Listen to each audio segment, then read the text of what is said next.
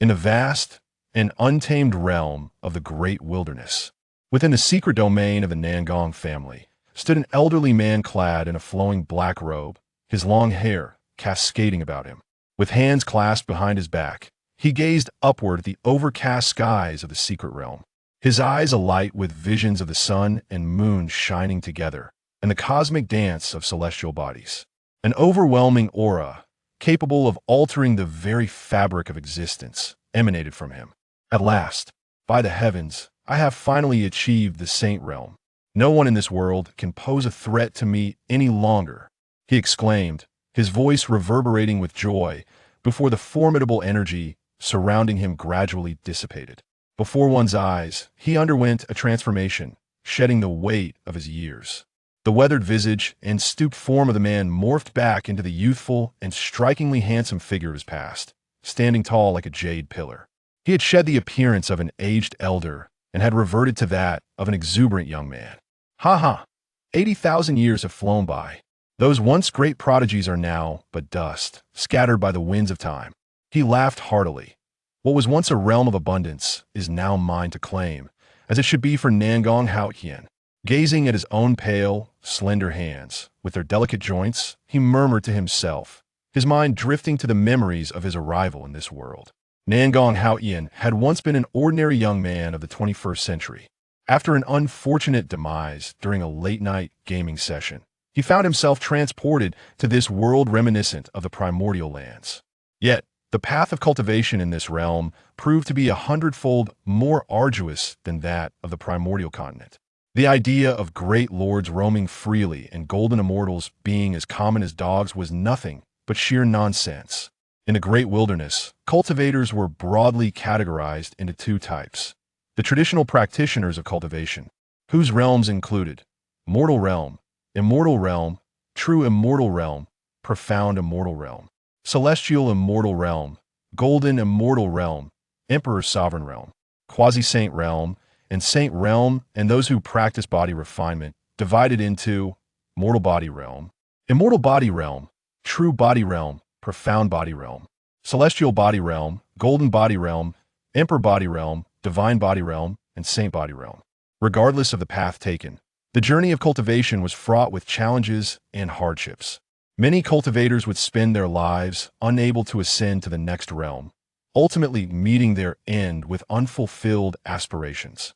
At one point, as the most gifted second son of the Nangong family, he was not lacking in resources. However, in such circumstances, Nangong Haotian understood the wisdom of biding his time and cultivating diligently without recklessness. He committed himself to the practice of the Sacred Heart Celestial Intent, a top-tier technique of the Nangong family, of which its origins were unknown and had never been mastered by anyone before him.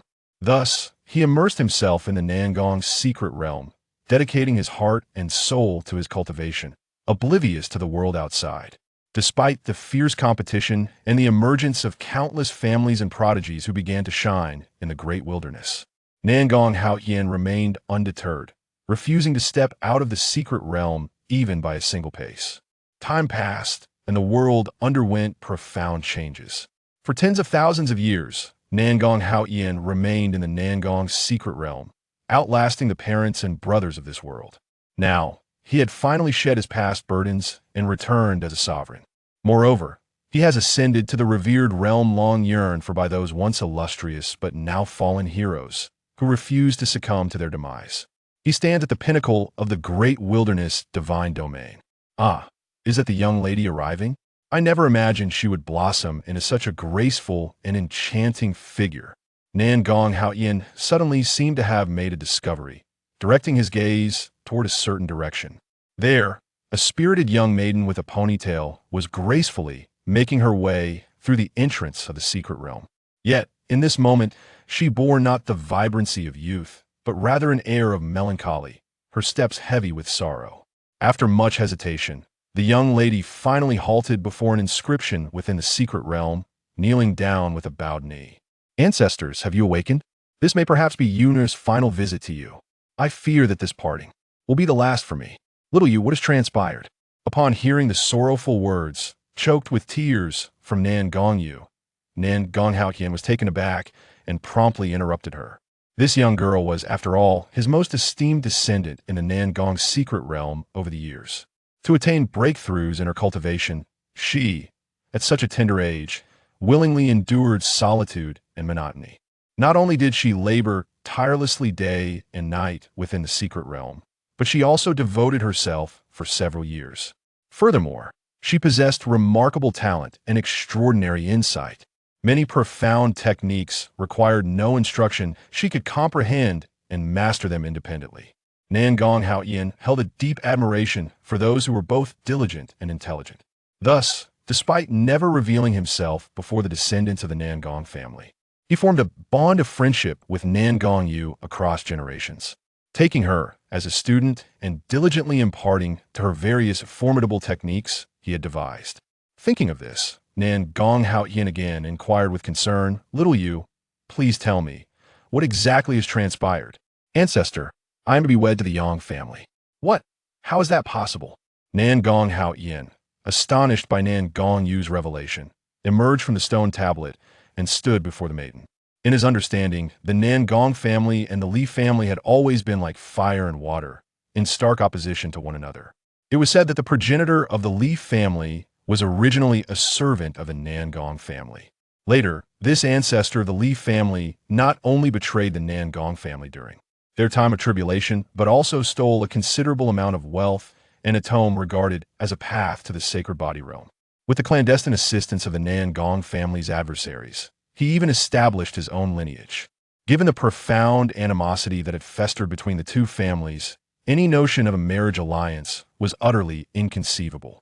Little do you know, Ancestor, 2 months ago, the last emperor-level figure of the Nangong family, Senior Nangong He, perished after a failed breakthrough to the Kwasis Saint realm. The Nangong family now lacks the deterrence to intimidate others and has already drawn the covetous gazes of numerous aristocratic families and celestial sects.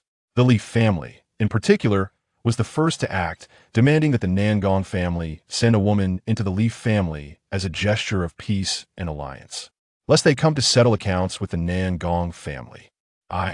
My parents perished long ago in the tide of demons. Thus, I proactively proposed to the clan leader to become the one for the marriage alliance. You, how foolish.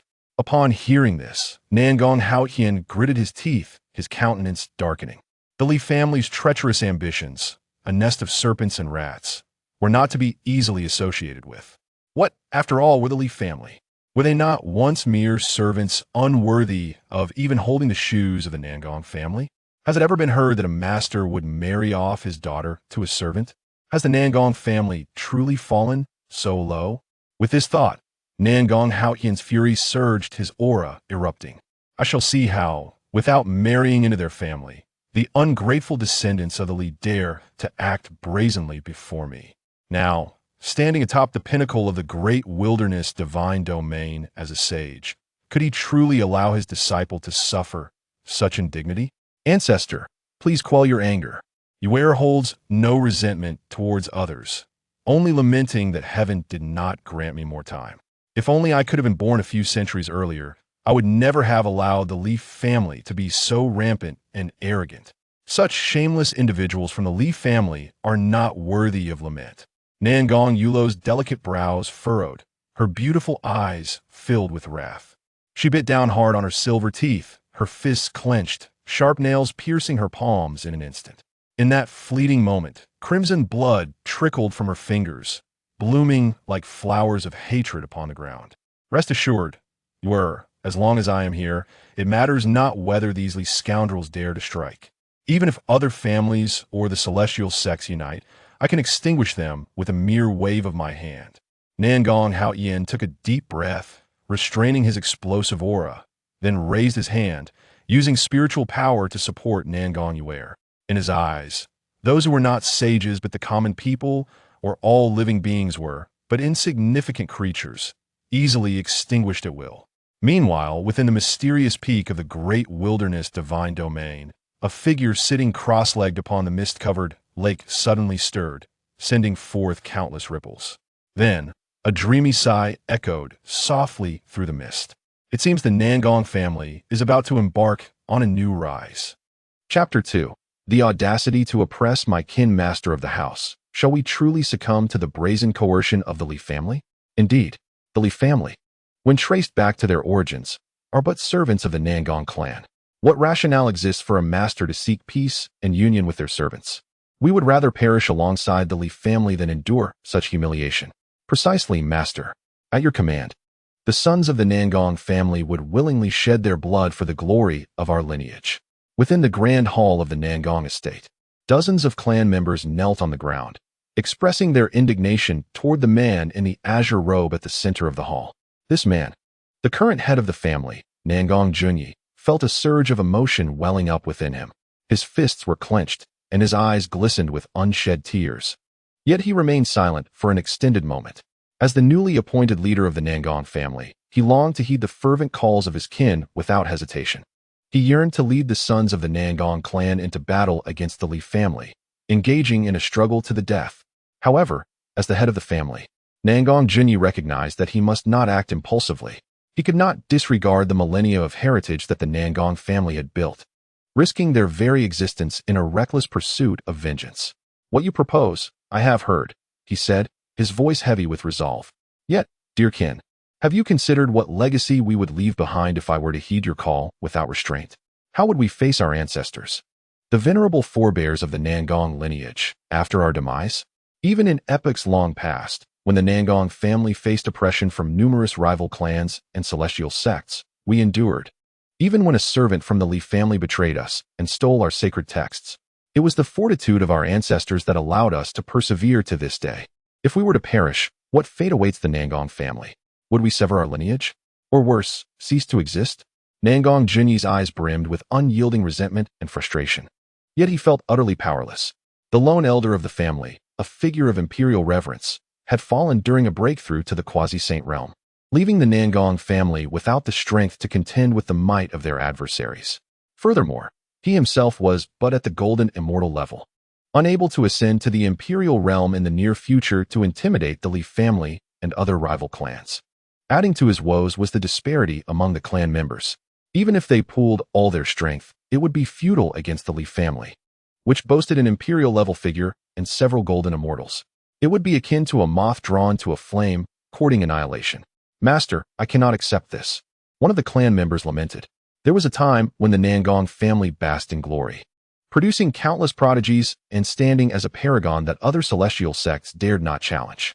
Even in our decline, we must not resort to offering our women in marriage to the Li family as a means of appeasement. Nangong Yu, that girl, possesses exceptional talent, and her parents sacrificed themselves for the Nangong family. How can we commit such an ungrateful act? Indeed, master, we all know what kind of person that scion of the Li family is. He practiced malevolent arts, using women as vessels to enhance his own cultivation. Should he wed Nangong Yu, the members of the Nangong family would surely be engulfed in sorrow and despair. Li Yulong, the scion of the Li family, had entered the foremost demonic sect of the Great Wilderness, embracing the path of the Dark Cultivator. It was rumored that he indulged in nightly revelries, even consorting with numerous women, while also practicing a sinister body refinement technique to break through to the golden body realm. None of the women under his dominion survived. I, a junior of the Nangong lineage, never anticipated your actions to be so hesitant and indecisive. Truly, you bring shame upon the Nangong family. As Nangong Junyi's countenance grew troubled and his resolve wavered, a deep and authoritative voice resonated within the grand hall of the Nangong family. The voice thundered like a celestial storm, both deafening and piercing, as if shattering the heavens and earth. Upon hearing the voice, many knelt, desperately covering their ears. "Who are you?" Nangong Junyi gasped, spitting blood in his haste to respectfully inquire. "May I ask which esteemed elder is speaking?" From the secret realm, Nangong Haoyin, casting a disdainful glance at the cowardly and self-serving Nangong Junyi, scoffed at the thought of sacrificing others for mere survival. The sons of the Nangong family had always fought valiantly between heaven and earth, never willing to endure humiliation. "You have greatly disappointed me." Nangong Junyi, pale and trembling, immediately prostrated himself, weeping bitterly. "Grand Ancestor, please forgive me. I had no other choice." "Grand Ancestor? Is there truly an ancient elder of the Nangong family still alive? Could it be that I am not dreaming? I have never heard the ancestors mention that there is still an elder of the Nangong family among us. Heaven bear witness." The Nangong family is finally saved. Grand Ancestor, please rescue our family. Upon realizing that the voice belonged to an ancient elder of their clan, the members of the Nangong family wept and pleaded for help from Nangong Haoyan. Witnessing their despair, he felt a mixture of emotions, ultimately sighing in resignation. While I can assist you in overcoming your immediate predicament, do you intend to rely on me to shield you from future storms? His intention was to step forward for the sake of the promising junior, Nangong Yu. Having long lost his kin, Nangong Haoyan felt no attachment to the descendants of the Nangong family, separated by tens of thousands of years. He had no desire to be bound as their dedicated protector or enforcer. Understanding the deeper meaning behind Nangong Haoyan's words, Nangong Junyi hastily bowed his head to the ground in multiple gestures of respect. Grand Ancestor, please teach me. Even if it leads me through mountains of blades or seas of fire, I am willing to try as long as there is a glimmer of hope. Very well. Come to the secret realm to seek me. I can devise a way for you to rapidly elevate your cultivation to the imperial venerable realm. Upon hearing this, Nangong Haoyan regarded Nangong Junyi with newfound respect, surprised by his sense of responsibility. As soon as he finished speaking, a thunderous roar echoed, and the surroundings suddenly grew ominously dark. As they finally regained their senses and rushed out of the grand hall, they discovered that they were on the rear mountain, where the secret realm of the Nangong family was engulfed in tumultuous winds and interwoven lightning. Before they could express their astonishment, several stone tablets soared from the mouth of the secret realm, landing on the training grounds before them. Each tablet radiated an unparalleled might, rendering it impossible to gaze directly upon them.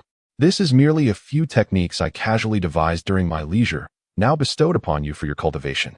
Nangong Haoyan's voice was nonchalant, as if he were offering something trivial. Clearly, these techniques, capable of elevating one to the emperor's realm, a rare and coveted achievement, had long ceased to pique his interest. In fact, had he desired, he could effortlessly devise dozens of methods leading to the emperor's realm. Which ignoble wretch dares to pry into my secret realm? Suddenly, Nangong Haoyan's eyes sparkled with intensity. His voice boomed like thunder, resonating throughout the heavens and earth. The onlookers covered their ears and looked up, witnessing dozens of bizarre and grotesque spiritual wills manifesting outside the secret realm. In the blink of an eye, they were reduced to ashes before their very eyes. However, amidst these dissipating wills, one small, translucent entity resembling a worm not only survived, but stealthily burrowed deeper into the secret realm, truly oblivious to danger. A fitting descendant of the rebellious clan, originally intending to disperse the spiritual wills of the great families and sects as a form of punishment. Nangong Haoyan's gaze turned to the sneaky worm-like will, revealing a sinister smile. Simultaneously, the prominent figures of various families and sects trembled violently, their faces ashen. In unison, they spat blood, clearly having been obliterated before they could retract their probing wills into the Nangong family's secret realm. Notably, within the Li family's rear hall, an elder with a sinister and malevolent appearance was beset by intense mental anguish. He let out a heart-wrenching cry, collapsing to the ground in convulsions. "Ancestor, are you all right?" Beside him, a short, sinister-looking youth rushed forward to support him. "I am unscathed, merely taken aback by the formidable nature of the Nangong family's secret realm." The elder inhaled deeply, swiftly channeling spiritual energy to soothe his distressed mind. After a moment, having regained his composure, he wearily turned to the youth. "Yulong, how goes the preparation for the marriage alliance with the Nangong family?" "Rest assured, Ancestor, this matter is foolproof. The Nangong family's sole peak expert has failed in his breakthrough and has thus perished. They are nothing more than a paper tiger, easily dispatched." Li Yulong spoke with pride, dismissing the weakened Nangong family. Hearing this, the Li family elder nodded, a manic joy gleaming in his dark eyes. "Excellent. The desires of our ancestors are finally fulfilled. Soon, the Nangong family and their secret realm will be within our grasp. As long as I absorb the millennia of heritage from the Nangong family, who in the vast wilderness realm could possibly contend with the Li family?" Li Yulong was particularly elated, licking his lips, resembling a famished ghost driven by desire. "It is said that the women of the Nangong clan are quite exceptional, should they all serve as my cauldrons. I assure you I could undoubtedly attain the golden body realm, and perhaps even strive for the imperial body realm." The ancestral figures of the Li family exchanged knowing glances, both resolute in their determination to secure the Nangong lineage. In the secret realm of the Nangong family, Nangong Junyi knelt before Nangong Haoyan, bowing repeatedly in reverence. Nangong Haotian extended his hand, using spiritual power to elevate him, his expression serene. Young one, are you truly prepared? Know this. While I can elevate your realm to that of the imperial sovereign, should you waver even slightly during this process, you may suffer a severe decline in cultivation. Or worse, lose your soul entirely. Your potential is the finest I have witnessed in millennia, second only to that of you, girl. Given time for dedicated cultivation, you may very well attain the quasi-saint realm. After scanning Nangong Junyi with his spiritual energy, a glimmer of light flickered in Nangong Haotian's eyes. To his surprise, this new family head possessed remarkable talents. If nurtured diligently, in due time, he could indeed produce another quasi-saint for the Nangong family. Nangong Junyi straightened up, gazing at Nangong Haotian, his voice resolute. As the head of the Nangong family, I am duty-bound to carve out a realm for our lineage. This level of talent is trivial compared to the calamities we are about to face. Excellent. I hope you remain true to your purpose. Nangong Haotian nodded, conjuring a translucent, exquisite fruit with a wave of his hand. This is the fruit of the imperial sovereigness path, a realization I attained during my cultivation, now rendered useless to me. Upon consuming it, you can instantly ascend from the golden immortal realm to the imperial sovereign realm. However, during this process, the power contained within the fruit will shatter your bones 100,000 times. Should you falter even once, all will be for naught. Nangong Junyi expressed his gratitude for the ancestral gift, his resolve unwavering, as he bowed deeply before Nangong Haotian. Nangong Haotian shook his head, contemplating the imperial sovereign fruit in his hand, his thoughts swirling. Since practicing the sacred heart of heavenly intent technique, he had increasingly recognized the extraordinary nature of this method. The fruit he held was a manifestation of his mastery and understanding of a specific principle. Though it could elevate another's cultivation, the force of the principle would undoubtedly be a harsh trial. With this in mind, Nangong Haotian placed the fruit into Nangong Junyi's hands. Gratefully, Nangong Junyi cast a glance of appreciation at Nangong Haotian and promptly consumed the fruit.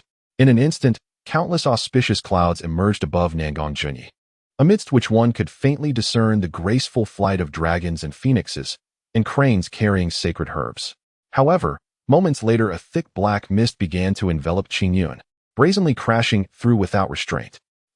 With a piercing scream, Nangong Junyi collapsed to the ground, his eyes tightly shut, his entire body trembling violently. Has it already begun? Young one, may you endure this trial. Hearing this, Nangong Haotian turned his gaze towards Nangong Junyi's sea of consciousness. There, countless thunderous serpents coiled menacingly, mercilessly tearing the essence of Nangong Junyi into shreds. What is this? Our Li family has arrived, and this is the attitude you, the Nangong family, display? Indeed, our young master condescends to unite with your family. You ought to feel grateful. Members of the Nangong family, do not be so ungrateful. Quickly summon Nangong Yu. Be swift, for my brothers have many matters to attend to, and we have no time to waste. Outside the Nangong residence, a group of short, coarse-looking men approached, carrying a small azure sedan chair, their faces twisted with impatience as they regarded the guard, Nangong Feng. They were the entourage dispatched by Li Yulong to escort Nangong Yu for the wedding. Is this truly how you conduct a wedding? Do you believe that the entire Nangong family has perished? The guard, Nangong Feng, seethed with rage, glaring fiercely at the insolent scions of the Li family. He had not anticipated such behavior from them. A promised union, yet only a handful of individuals were sent to claim the bride. There were no betrothal gifts, no grand procession, and not even the dignity befitting such an occasion.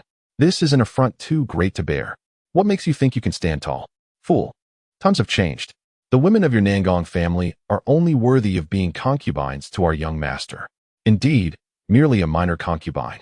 Do not harbor illusions that the Li family will treat you with respect. Ha ha ha. The Nangong family is but a sickly tiger without its claws. The Li family members mocked, their laughter dripping with derision. They believed the current Nangong family was incapable of stirring any significant turmoil, reduced to a mere pawn within the grasp of the Li family. Impudent wretch. How dare you? Chapter 4. An unforgivable grudge. With a thunderous roar, the entire Nangong family exuded an unmatched authority. The members of the Nangong family, astonished yet elated, hastily knelt in reverence. We welcome the family head. The countenance of the Li family scions shifted, disbelief washing over them. Such formidable power they had only felt in the presence of their own ancestral patriarch. The patriarch of the Li family had reached the realm of the emperor and thus possessed such overwhelming strength. How could a family like the Nangong with merely golden immortal strength, achieve the emperor's realm so swiftly? Cease this empty bravado. The Nangong family is akin to a grasshopper in the autumn. There is no need for such desperate struggles. Indeed, do not think that this ruckus will intimidate us. The Nangong family is not to be trifled with by the likes of you. Are you attempting to backtrack on your promises? Remember, only our Li family is willing to overlook past grievances and unite with you. The consequences that follow are, I believe, quite clear to you. The Li family, aware that the Nangong family now has but a few cats to its name, shows no fear whatsoever. Each face bears an expression of derision and disdain, manifesting their dissatisfaction with the Nangong family's pretentiousness in front of them. Since you seem to court death, I shall not hold back. As the words of the Li scion echoed, a commanding voice resounded again. Immediately, a colossal shadowy hand descended from the heavens, bearing down upon the members of the Li family. The imperial sovereign realm? Impossible. The moment the enormous hand began its descent, all the powerful cultivators within the vast expanse of the great wilderness sensed the stirrings from the Nangong family. They were utterly astonished, unable to fathom how, after the recent demise of an imperial sovereign, another had emerged from the Nangong family. Recalling their prior attempts to probe the Nangong family's secret realm with divine consciousness, which had been severed by an unknown force, they became increasingly convinced that there lay extraordinary treasures within the Nangong family's domain. Otherwise, how could a lineage endure for over 10,000 years, remaining unyielding? With this thought, none wished to take the lead. The assembled cultivators discreetly shifted their gaze towards the Li family. Young ones, you possess great audacity. The elder of the Li family also sensed the movements from the Nangong family. It was evident that the Li family's intentions towards the Nangong family had become transparent. No matter what, he could not allow this scheme to come to naught. In the instant the massive hand bore down, a vast black mist-like shield materialized above the heads of the Li family, encapsulating them securely within. Is this the attitude with which your Li family seeks to forge a union? Nangong Junyi, suspended in midair, cast a cold gaze towards the Li family. His imposing presence instilled fear in all present. Upon hearing this, the elder of the Li family glanced at the few young scions sent to propose marriage, grinding his teeth in silent fury. Li Yulong had shown remarkable audacity, neglecting even the fa of courtesy, dispatching such unworthy representatives to court an alliance. What audacious wretches dare to impersonate members of the Li family?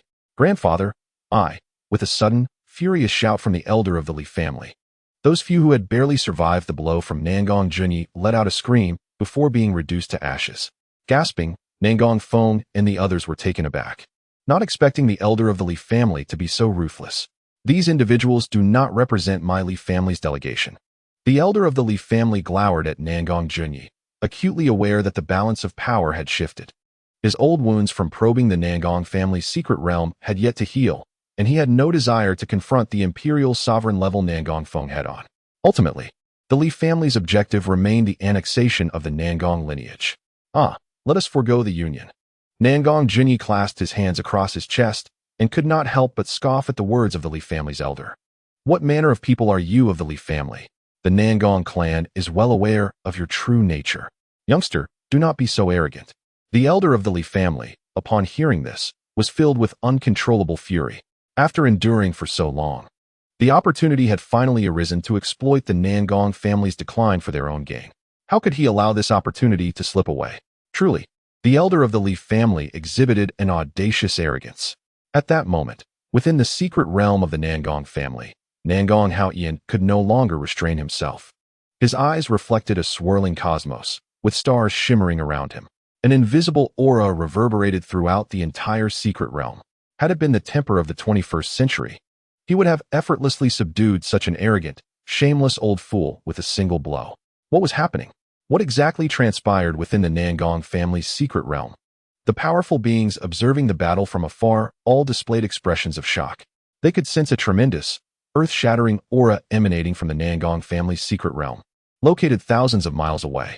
This overwhelming presence was even difficult for them, beings of the Emperor's realm, to withstand, instilling within them a sense of trepidation.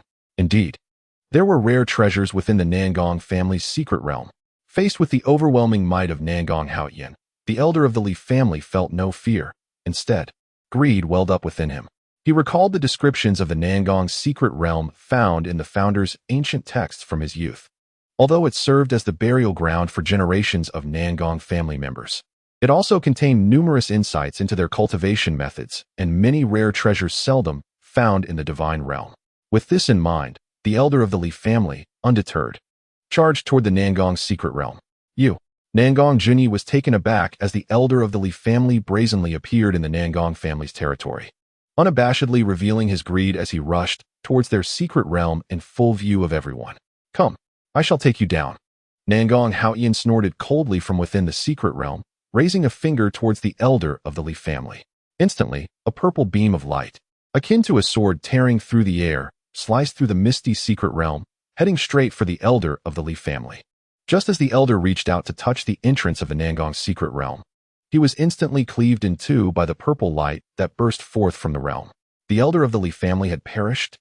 The powerful beings who had gathered to observe the battle were utterly astonished, particularly witnessing the purple light emerge from the secret realm and sever the elder of the Li family in an instant left them dumbfounded. As they felt the absence of the elder's aura, they could not help but swallow hard. It is known that any cultivator who reaches the Emperor's realm possesses means of survival and contingency plans during battles, making it nearly impossible for one to be so easily slain. Ancestor. In the esteemed residence of the Li family, Li Yulong gazed in horror as the ancestral jade talisman of the Li clan shattered before his eyes. His fury was palpable, mirrored by the grim countenance of the family patriarch, whose gaze was laced with murderous intent. The other members of the Li family, their teeth clenched in rage, longed for vengeance against the South Palace clan. They were acutely aware that their family's pinnacle combat power had been irretrievably lost in the clash with the South Palace. The demise of a formidable being of the Emperor's realm was a grievous blow. It had occurred so effortlessly that even the prepared soul reversion talisman could not be utilized. "Father, the blood of our ancestor, who fell at the hands of the South Palace, must be avenged." Li Yulong inhaled deeply, realizing that the tides had turned against the Li family. If they did not seize the opportunity to conquer the South Palace, they would surely face annihilation when their adversaries regained their composure. The patriarch of the Li family nodded solemnly, addressing the gathered clan members. "Prepare to set forth immediately and vanquish the South Palace clan to avenge our ancestor." "Yes, patriarch." The Li disciples responded in unison, before hastily departing the grand hall. With a sigh, the patriarch turned to the furious Li Yulong. "Will the Hishio sect intervene? My master has assured me that he will bring some disciples to assist us, but what? The Hishio sect demands half of the treasures from the South Palace's secret realm after we conquer it." Upon hearing this, Li Yulong's expression darkened, and the patriarch's forehead throbbed with tension, a flicker of anger igniting in his eyes. Had it not been for the unexpected fall of their ancestor and the South Palace patriarch's ascension to the Emperor's realm, he would never have entertained the thought of sharing such a lucrative prize. To restrain the Emperor-level South Palace, Jun-E, the Li family's sole ally was the Hishio sect. Despite its notorious reputation in the Great Wilderness divine domain, the sect boasted 3 formidable beings of the Emperor's realm and was rumored to have an ancestral figure at the quasi-saint level, a presence that other sects and clans would dare not provoke. After a moment of contemplation, the Li patriarch nodded, tacitly accepting the conditions set forth by the Hishio sect. Thus, the long-standing conflict between the two families, dormant for millennia, erupted at this very moment. The following day, outside the Tianshao city, where the South Palace clan resided, a throng of Li family members and disciples of the Hishio sect gathered menacingly at the city gates. "What? You believe a mere handful of your clan's mediocre fighters can deter us?" Li Yulong stepped forward, casting a scornful glance at the several hundred South Palace disciples standing at the gates. He was a formidable practitioner at the astral body realm, and he deemed the motley crew before him insufficient to inflict any harm. "Humph. The South Palace operates with honor, unlike your treacherous lot, who conspire like thieves in the night." South Palace Feng, leading the South Palace disciples, met their derision with unwavering righteousness. Casting a disdainful glance at the Li family and the Hishio sect, Li Yulong's expression darkened as he spoke with a snarl. "As death looms, one still speaks with bravado. I am eager to witness just how far the Nangong family can endure." With that, Li Yulong's figure flickered as he charged directly at Nangong Feng. Swiftly, Nangong Feng drew his sword to confront Li Yulong. However, within mere exchanges, he found himself at a disadvantage.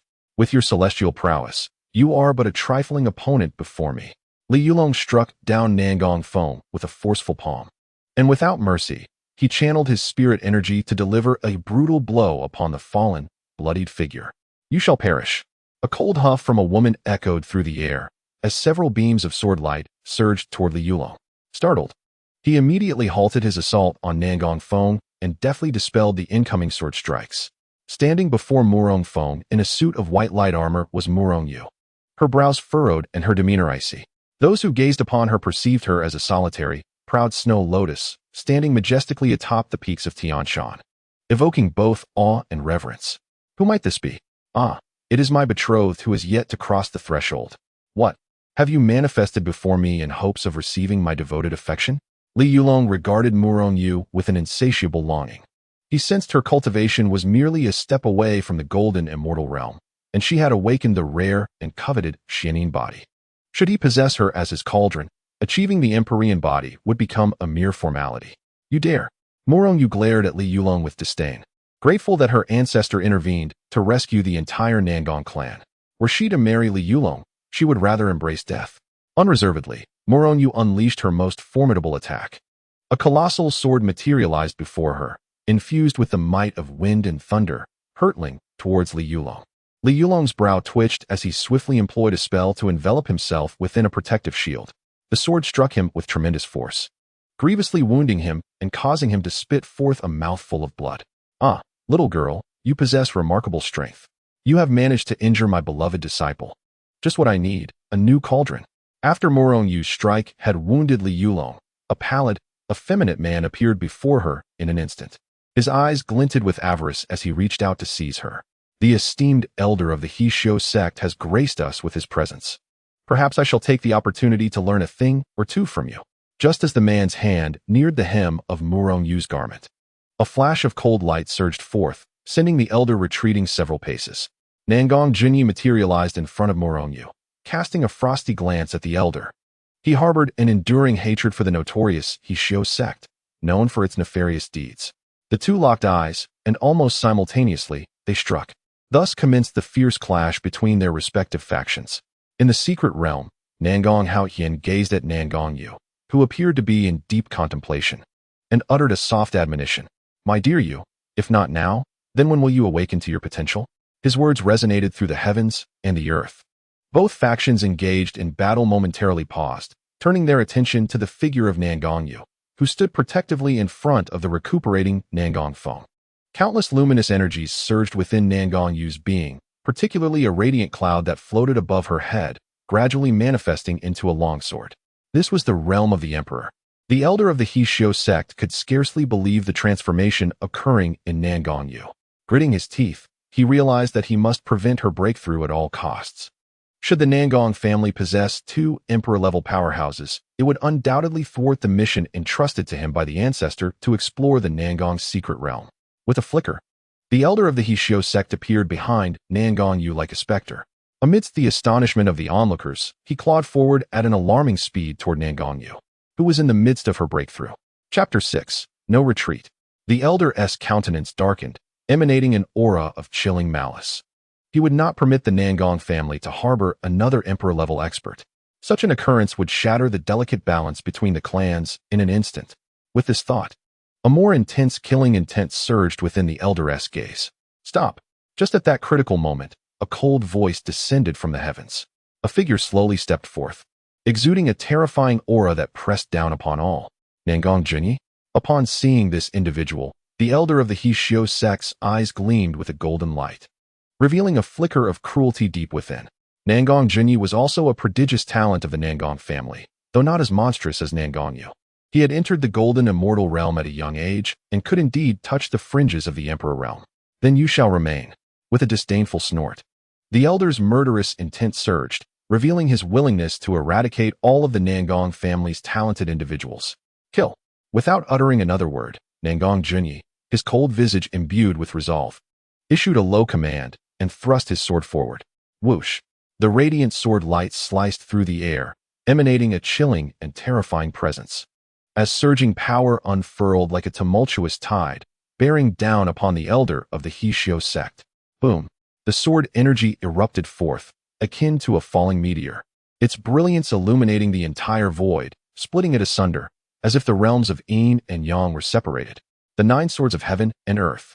This was Nangong Junyi's renowned skill, which had once allowed him to slay a celestial-level expert while still in the profound immortal realm, leaving countless cultivators in awe. And today, as the 9 swords of heaven and earth re-emerged, all awaited to witness the magnitude of power he would unleash. The elder of the Hishio sect remained unfazed, a peculiar smile curving his lips. As the formidable sword of the swallowing sky descended, the elder of the Hishio sect stood resolutely, one hand clasped behind his back while the other extended outward. With a decisive motion, he unleashed a colossal palm strike, a tempestuous wave of energy surging forth from within him, filling the cosmos with an overwhelming aura. In the next instant, an arm that seemed to eclipse the sun and moon stretched across the ages, tearing through the vast expanse of void and manifesting before the onlookers. Gasp! Witnessing this spectacle, all present inhaled sharply, their astonishment palpable. The Hishio sect, with a lineage spanning millennia, possessed a heritage rivaling that of eminent clans and sacred lands. Yet, they were astounded to see an elder wield such astonishing power that defied common understanding. Their hearts trembled in awe. Boom! In the following moment, 2 forces collided head-on, unleashing a cataclysmic reverberation that reverberated through the very fabric of space. The air quaked, rupturing to reveal an endless void, while mountains crumbled and the sun and moon appeared to reverse their course. Such terror emanated from a single strike. I come to your aid. At that moment, a voice, steeped in darkness, suddenly echoed. As the words fell, a whip of monumental length cut through the air, causing countless pockets of air to collapse and shatter. Boom! Nangong Junyi's expression shifted drastically as he summoned his formidable spiritual energy, conjuring a massive silver shield. Yet, when the whip descended, the shield shattered into fine dust, dissipating into the atmosphere. However, the force of the whip remained unabated, crashing down upon Nangong Junyi, leaving him bloodied and battered. With a cry of pain, he grimaced, his entire being trembling in anguish. Haha, it seems the younger generation of the Nangong clan possesses remarkable strength, another voice chimed in, echoing through the air.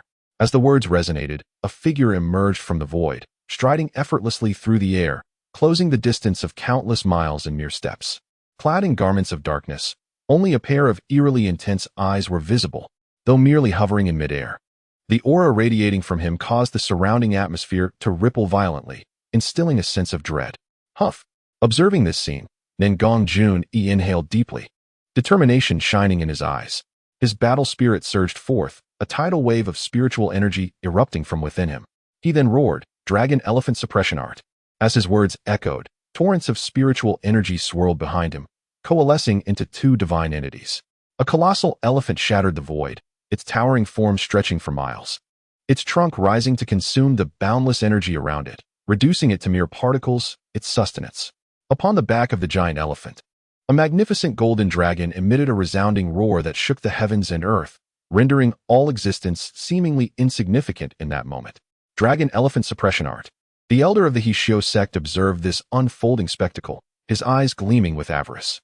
The dragon elephant suppression art was one of the sacred techniques of the Nangong family, said to have been forged in ancient times by an ancestor who refined 2 divine dragons and colossal elephants over epochs, ultimately crafting this astonishing technique. Elder Yuan let out a cold sneer, his avarice unabashed. Dark, swirling mists coalesced around him, intertwining into a formidable shadow of demonic might.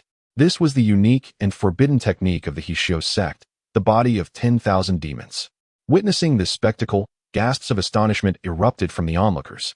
It was rumored that the Hishio sect required the sacrifice of 100,000 innocent boys and girls each year to cultivate the body of 10,000 demons, drawing upon their essence to forge a blood pool of unspeakable power within their secret domain. Such nefarious deeds were abhorred by society, and those who constructed such a pool were condemned to death. Yet, the leader of the Hishio sect was a formidable figure, a being of imperial might, whose foundations were not to be underestimated. Even a sacred land would regard them with trepidation. At that moment, their sole adversary was the Nangong family, who would never dare to unite against the Hishio sect. Observing the unfolding scene, Nangong Junyi's expression darkened, yet behind him stood Nangong Yu. Should he falter, she might succumb to madness, or worse, vanish entirely. Regardless of her being his junior, he felt an unwavering obligation to protect her. Furthermore, she was on the verge of breaking through to the imperial realm, and he could not allow the Hixio sect to disrupt the long-awaited resurgence of the Nangong family's glory. Hence, retreat was not an option. With a fierce roar, Nangong Junyi summoned the divine dragon and colossal elephant, two majestic beasts charging forth, shattering the void towards Elder Yuan of the Hixio sect. Defiant, Elder Yuan remained unperturbed, as the monstrous apparition behind him unleashed a chilling wail that rent the fabric of space itself. The pitch-black, demonic aura swirled through the expanse, darkening the heavens, rendering the sky a harbinger of doom. Die! With a thunderous clash, the divine dragon and the monstrous entity collided, erupting into a brilliant radiance amidst the obsidian void. Following that strike, the very fabric of reality trembled, obliterating all in its path. The weaker cultivators were instantly annihilated, resulting in countless casualties. Chapter 7. Nangong Haotian takes action. Boom. After the clash, a tempest of energy surged forth, sweeping towards Nangong Junyi, who was thrust back into the swirling dust. Bloodied and battered, yet his eyes burned with an indomitable fighting spirit. His pride remained unbroken. He would never retreat. Should you dare to harm my Nangong kin, you shall have to step over my corpse. Suppressing his pain, Nangong Junyi advanced, positioning himself before the other cultivators. His voice, icy as the winter's breath, resonated from his throat, his gaze fierce and unwavering like an eternal flame. Witnessing this, Elder Yuan's scalp prickled with dread. If the entire Nangong family possessed such tenacity, it would spell disaster. This young man must perish. Instantly, the murderous intent in Elder Yuan's eyes intensified, and with a mocking sneer, he declared, "If you wish for death, I shall gladly oblige." As his words fell, a torrent of spiritual energy surged above, coalescing into a massive black vortex. The black hole seemed capable of devouring all that exists. A thunderous roar resonated from the heavens above as the void shattered, and a terrifying aura swept through the entire space. The black hole expanded, ultimately resembling an unfathomable abyss, enveloping this world.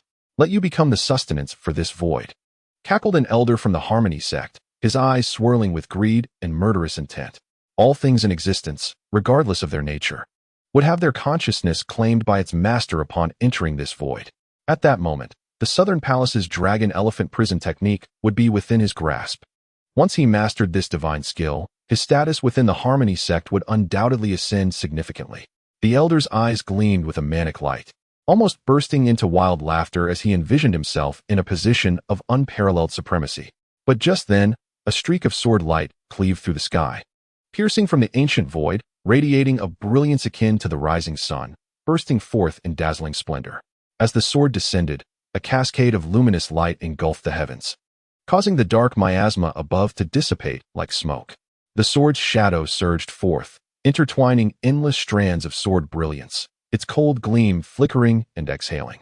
Crashing down to the earth, a torrent of power erupted, reverberating throughout the void, shattering the air within a vast expanse and transforming it into an infinite abyss. The black hole itself was reduced to mere dust, vanishing from existence. With the black hole's dissolution, the elder of the Harmony sect turned pale, a mouthful of reverse blood surging forth. His eyes were bloodshot, his chest heaving, and his cultivation realm became exceedingly unstable, as if on the verge of collapse. Such terror from a single sword strike. Those witnessing this scene beneath the celestial dome were filled with awe. The atmosphere of death loomed over them, silencing the once boisterous crowd, leaving their faces ashen and their bodies trembling. Who dares to harm the Southern Palace? Seeking death. In the next moment, a voice surged from all directions, resonating in their ears like thunder, reverberating in their hearts, refusing to dissipate. Subsequently, a young man strode through the air, each step radiant, enveloped in a power that astonished the mundane world. In his eyes, golden light intertwined, and wherever he passed, an aura of divinity blossomed, bringing forth life. Old ancestor of the Southern Palace. Upon seeing Nangong Haotian, the members of the Southern Palace were filled with elation. Nangong Junyi felt his tense spirit relax. As long as the ancestor was present, any foe would be nothing more than a fleeting shadow, easily vanquished. Furthermore, Nangong Yu was poised for a successful breakthrough in her cultivation. Today, the Southern Palace would surely rise anew among the celestial families. The members of the Hixio sect were engulfed by an overwhelming sense of pressure emanating from the young man before them, coupled with the terror of that previous sword strike. Fear spread insidiously through each heart, causing their bodies to tremble uncontrollably. "Who are you?" Even the esteemed elder of the Hixio sect, upon sensing Nangong Haoyan's profound and unfathomable aura, could not help but feel a surge of anxiety. Taking a deep breath, he forced himself to regain his composure. Me? Nangong Haoyan chuckled coldly, his frigid gaze sweeping over the crowd. The assembly, all possessing strength in the realm of immortality, suddenly felt an icy chill permeate the air. I am the ancestor of the Nangong clan, Nangong Haoyan. His voice resonated with a chilling clarity, each word striking like thunder.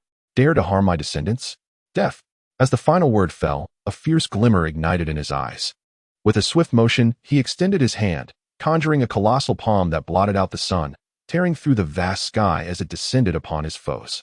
The terrifying pressure radiated outward. Even the emperors felt the ominous specter of death looming. The elder's countenance shifted dramatically. If he were to bear that hand's might, his demise was inevitable. Flee. In that fleeting moment, this singular thought consumed him. Resolving to escape, the elder unleashed a torrent of unparalleled strength, striving to flee the scene with utmost haste. Yet, Nangong Haoyan's derisive laughter echoed in the air, as if he regarded mere insects. His indifferent voice rang out, "Flee? Is that even possible?" As his words faded, the massive hand surged forth, shattering the air with its passage, creating ripples in the boundless void. Before the elder could fully comprehend, he was obliterated by the descending palm, reduced to dust, and annihilated in the atmosphere. Elder. The horrifying spectacle drove the remaining elders of Hixio sect into a frenzy, their eyes blazing with unquenchable hatred as they turned their gaze upon Nangong Haoyan. Their intent palpable. Nangong Haoyan's countenance remained as tranquil as still waters. A cold snort escaped his lips, instantly dispersing the murderous intent that had filled the air. The cultivators below turned pale, blood surging from their mouths, their expressions filled with terror. The Nangong clan dares to slay our esteemed elder. From this day forth, the Hixio sect shall be irreconcilable with the Nangong clan. One elder, still defiant, seethed with rage, a terrifying killing intent swirling in his eyes. His shouts becoming a cacophony that grated on Nangong Haoyan's ears. With a decisive wave of his hand, he unleashed a torrent of palm shadows that left no avenue for retreat. The elder was ultimately transformed into a cloud of blood mist, his consciousness stripped away and imprisoned by Nangong Haoyan. With a chilling gaze, Nangong Haoyan spoke, his voice akin to a celestial chant. Such a mere group of heretics deserves to be exterminated. I have not sought trouble with you. Yet, the diminutive Hixio sect dares to covet the Nangong clan? Since it has come to this, I shall allow you to witness how I obliterate the Hixio sect. As his words echoed, Nangong Haoyan brazenly made his move, lightly casting his palm forward amidst the horrified gazes of the remaining elders. A terrifying force surged forth, obliterating the members of the Hixio sect with a single strike from Nangong Haoyan, leaving no trace of life behind. Chapter 8. Compelling their submission below. The members of the Li family stood in stunned silence, their eyes reflecting sheer astonishment. Before this individual, they appeared as insignificant as mere ants, utterly powerless. With a thunderous roar, Nangong Haoyan's expression remained impassive as he unleashed a single palm strike, summoning a tempest of energy that swept across the landscape, creating extraordinary phenomena. In the wake of his hand, the members of the Li family were completely annihilated. At that moment, the encircling forces of the Li family and Hixio sect were entirely eradicated. Suddenly, a resounding voice echoed through the air. Brilliant rays of light erupted from Nangongyu, illuminating the entire realm like thunderous brilliance, showering the world with divine splendor. Celestial dragons soared through the sky, and an ethereal melody resonated, drifting through the void and reaching the ears of all present. As the divine sound faded, the members of the Nangong family appeared to be cleansed, with many experiencing a profound awakening, breaking through the barriers of their realms. A surge of formidable energy erupted within the Nangong clan. An emperor was born. An extraordinary phenomena emerged.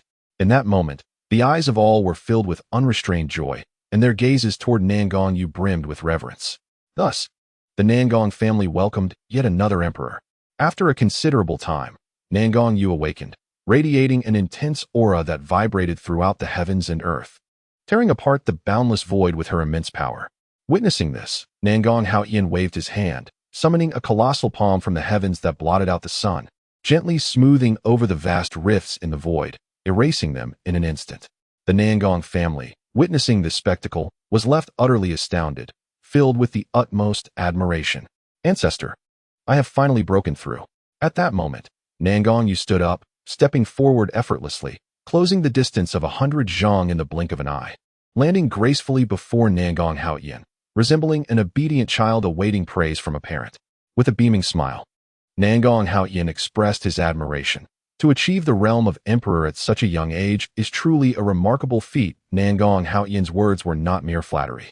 At her age, reaching the golden immortal realm was already an extraordinary talent. Yet she had ascended to the emperor level, standing shoulder to shoulder with the ancient prodigies of the sacred families, her potential unmistakable. She was indeed a once-in-a-lifetime genius.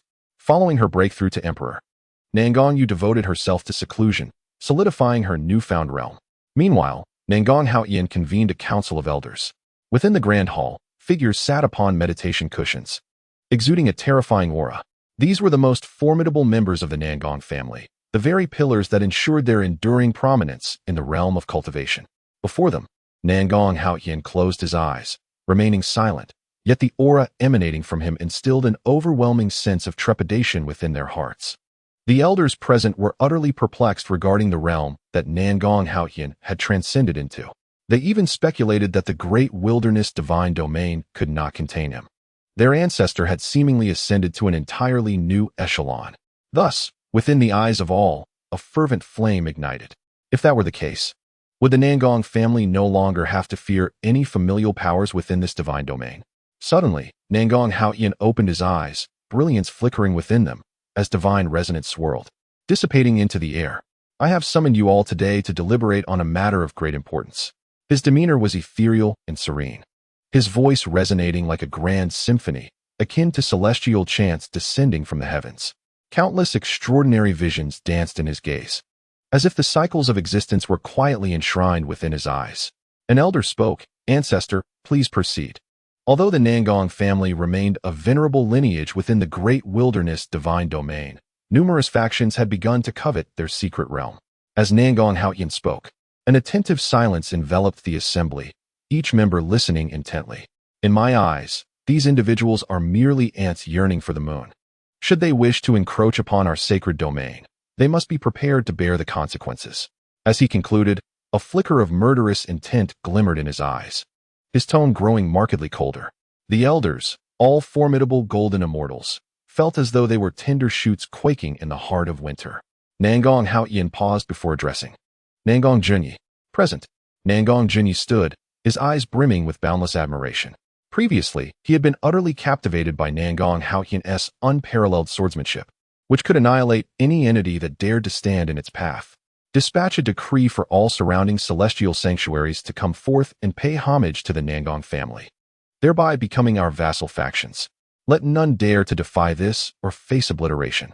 The final words resonated with an overwhelming intensity, sending shockwaves through the assembly, their expressions transforming to one of astonishment. They had not anticipated such audacity from Nangong Haoyan, commanding surrounding families to submit as vassals. Surely, dissent would arise among these factions. Understood. After a prolonged moment of astonishment, a glimmer of excitement flashed in Nangong Junyi's eyes as he accepted the command. As a martial enthusiast, he relished the prospect of battle. At that moment, Nangong Junyi recalled something. What of the Hishio sect? He inquired, his thoughts racing. Given the previous confrontation where Nangong Haoyan had decimated numerous cultivators of the Hishio sect, it was likely that a profound enmity had now been forged between the two powers. Upon hearing this, Nangong Haoyan's expression remained unperturbed, his gaze betraying no alteration. There is no need for concern. The Hishio sect is but a triviality. I can extinguish them with a mere wave of my hand. Prepare accordingly, for I shall personally eradicate the Hishio sect, so they comprehend that the Nangong family is not to be trifled with. Upon hearing Nangong Haoyan's words, the assembly erupted with fervor, rising in unison to respond, "Yes. If there is nothing else, you may take your leave," Nangong Haoyan said with a nod, his tone calm and composed. As his words resonated, the elders withdrew respectfully. Meanwhile, Nangong Junyi busied himself with preparing items for Nangong Haoyan's journey. Seated upon the meditation cushion, Nangong Haoyan exhibited an air of tranquility, yet his eyes shimmered with profound intensity, his aura as boundless as the vast ocean, his strength long exceeding the confines of the great wilderness divine domain. The mere sect of Hishio could be extinguished with a mere flick of his finger. However, The primary purpose of Nangong Haoyan's expedition was to establish authority, to assert the dignity of the Nangong family. Thus, his personal involvement in the eradication of the Hixio sect would serve as a stark warning to the various families within the divine domain, urging them to restrain their covetous ambitions. After a brief interlude, Nangong Junyi entered the grand hall, presenting an interspatial ring to the patriarch with a respectful demeanor, stating, "Patriarch, the items you requested have been prepared." As he spoke, a peculiar expression flickered in Nangong Junyi's eyes. Though entering the mundane realm would allow one to abstain from sustenance, at their level of existence, even an eternity without food would bear little consequence. Yet, the patriarch had instructed him to prepare cooking utensils. While divine pills and weapons were abundant within the Nangong family, procuring cooking tools had indeed proven to be a formidable challenge for Nangong Junyi. Chapter 9. Journey to Hixio sect. Nangong Haoyan utilized his divine sense to assess the contents of the interspatial ring. Satisfied, he donned the ring and remarked, "During my absence, focus diligently on your cultivation." "Yes," Nangong Junyi responded, bowing deeply with a respectful tone. By the time he lifted his head, Nangong Haoyan had already vanished from sight. The great wilderness divine domain is of immense magnitude, encompassing countless empires and an abundance of sacred sects. Even venerable families such as the Nangong are not in short supply. After millions of years of evolution, there remain regions within the great wilderness divine domain that have yet to be tread upon by any living creature. One day, a figure emerged within the desolate ridges, which were so vast that even an immortal would require months of flight to traverse. Nangong Haoyan ambled leisurely through the desolate expanse, akin to a leisurely tour, unperturbed by the formidable presence of ferocious beasts surrounding him. Should he hastily slay one, the beast would thereafter regard him as a formidable nemesis, fleeing at the mere sight of him. With his prowess, traversing from the Nangong family to the Hixio sect, despite the considerable distance, could be accomplished in the blink of an eye if he so desired. Yet, it was evident that Nangong Haoyan had no intention of doing so. After an indeterminate period of seclusion, he was determined to relish the beauty of the world around him. Otherwise, it would be far too dull. Roar. At that moment, within a certain stretch of the desolate ridges, a surge of overwhelming spiritual energy erupted, cascading forth like a tsunami, engulfing the surroundings. Countless ancient trees were toppled in an instant, while the local fauna and avifauna panicked, scattering in all directions. A piercing chill permeated the air, an ominous aura of impending danger enveloping the surroundings. Intrigued by this scene, Nangong Haoyan's lips curled into a subtle smile. With a swift step, he vanished into thin air. In another realm, a young maiden stood, her exquisite features graced with captivating eyes and pearly white teeth, her skin as flawless as uncut jade, radiating an ethereal glow. Clad in cerulean garments, her long tresses cascaded down to her waist, and in her hand, she wielded a slender azure sword.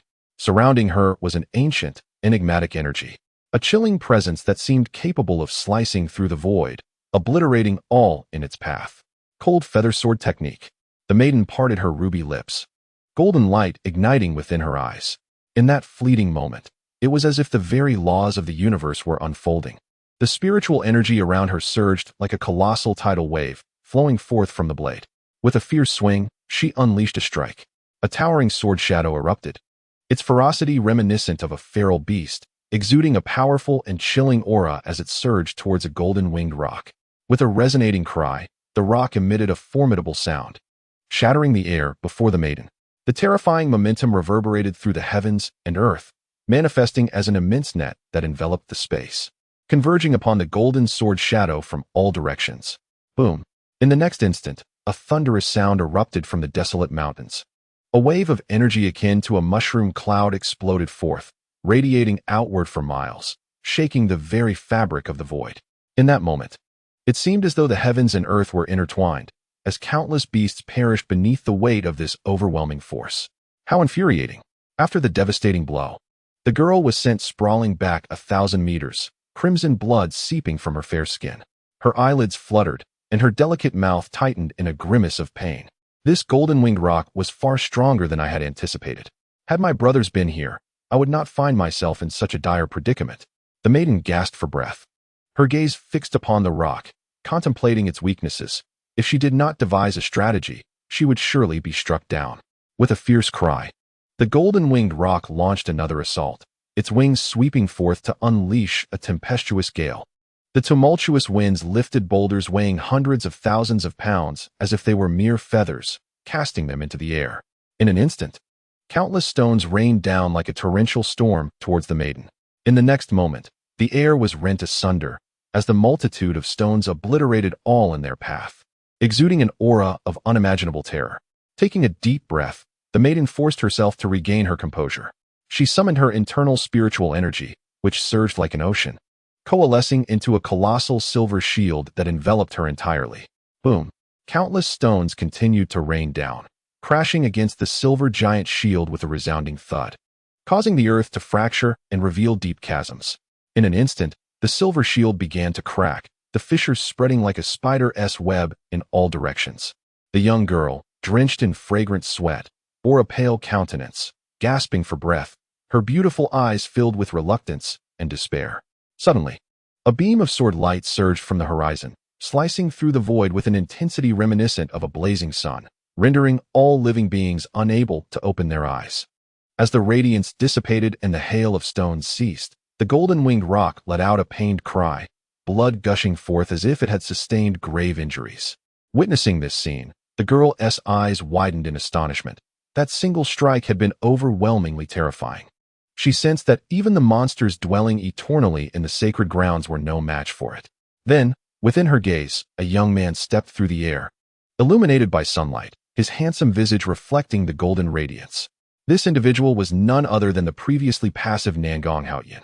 The golden-winged rock, a creature of ancient lineage, possessed an unparalleled strength, capable of slaying human cultivators of equal cultivation levels in an instant.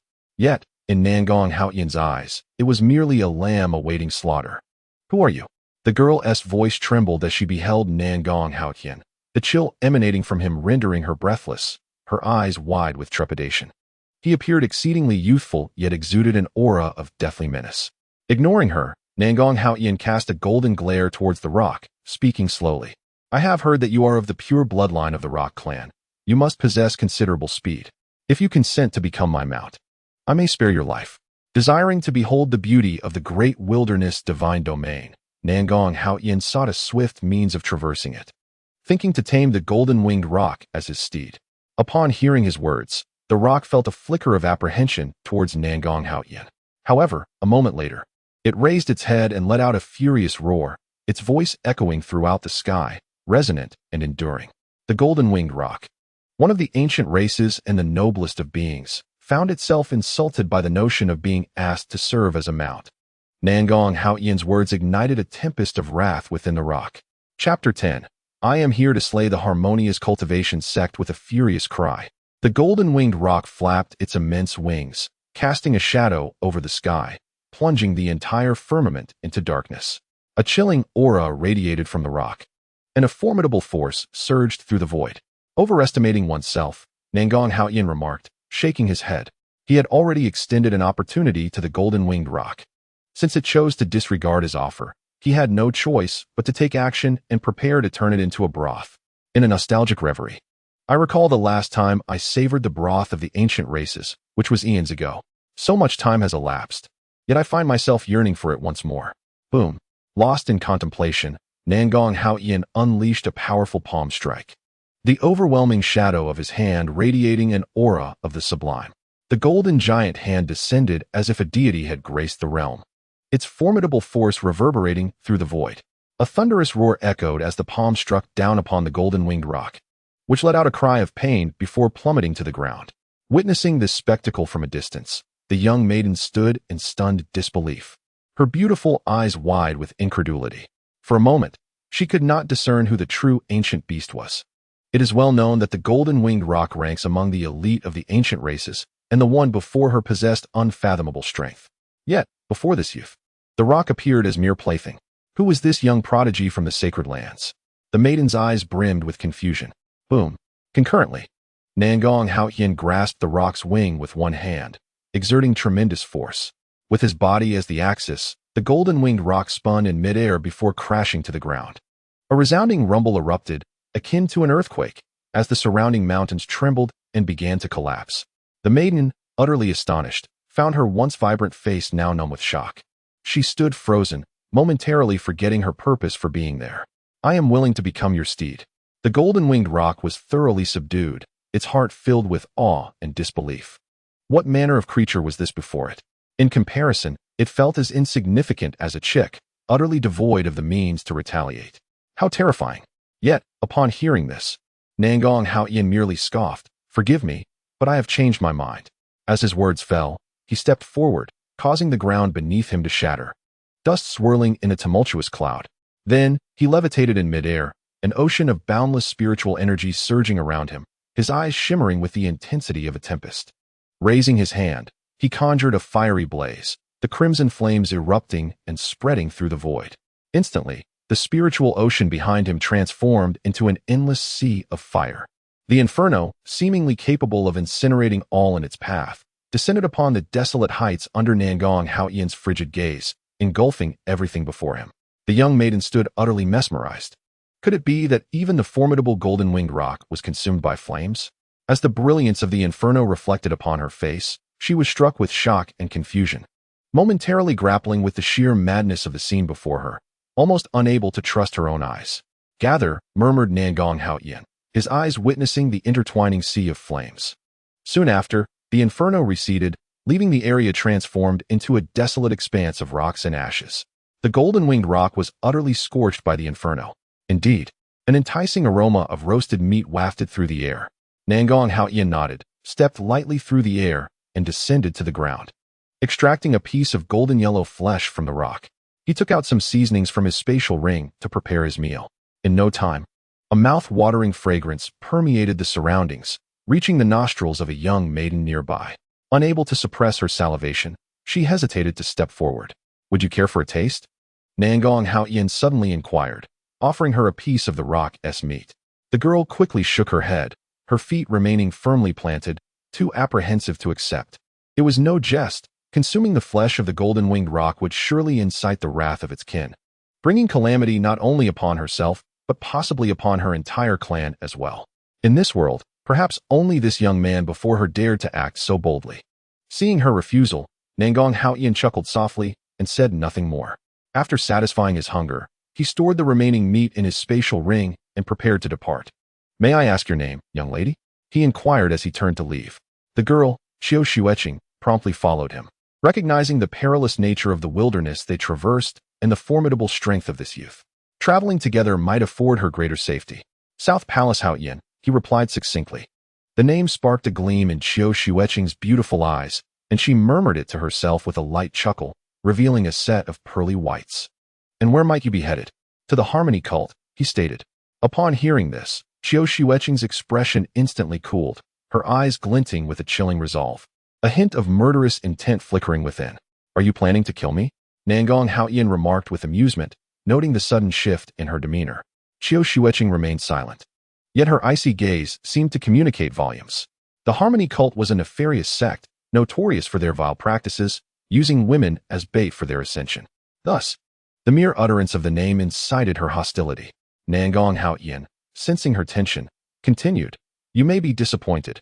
I am actually seeking trouble with the Harmony Cult. Recently, that wicked sect had troubled the Nangong family, and he intended to compel them to submit." Upon seeing the serious expression on his face, Xuanhuan could not help but burst into laughter, her bright eyes sparkling with mirth. "You? Take on the Harmony Cult?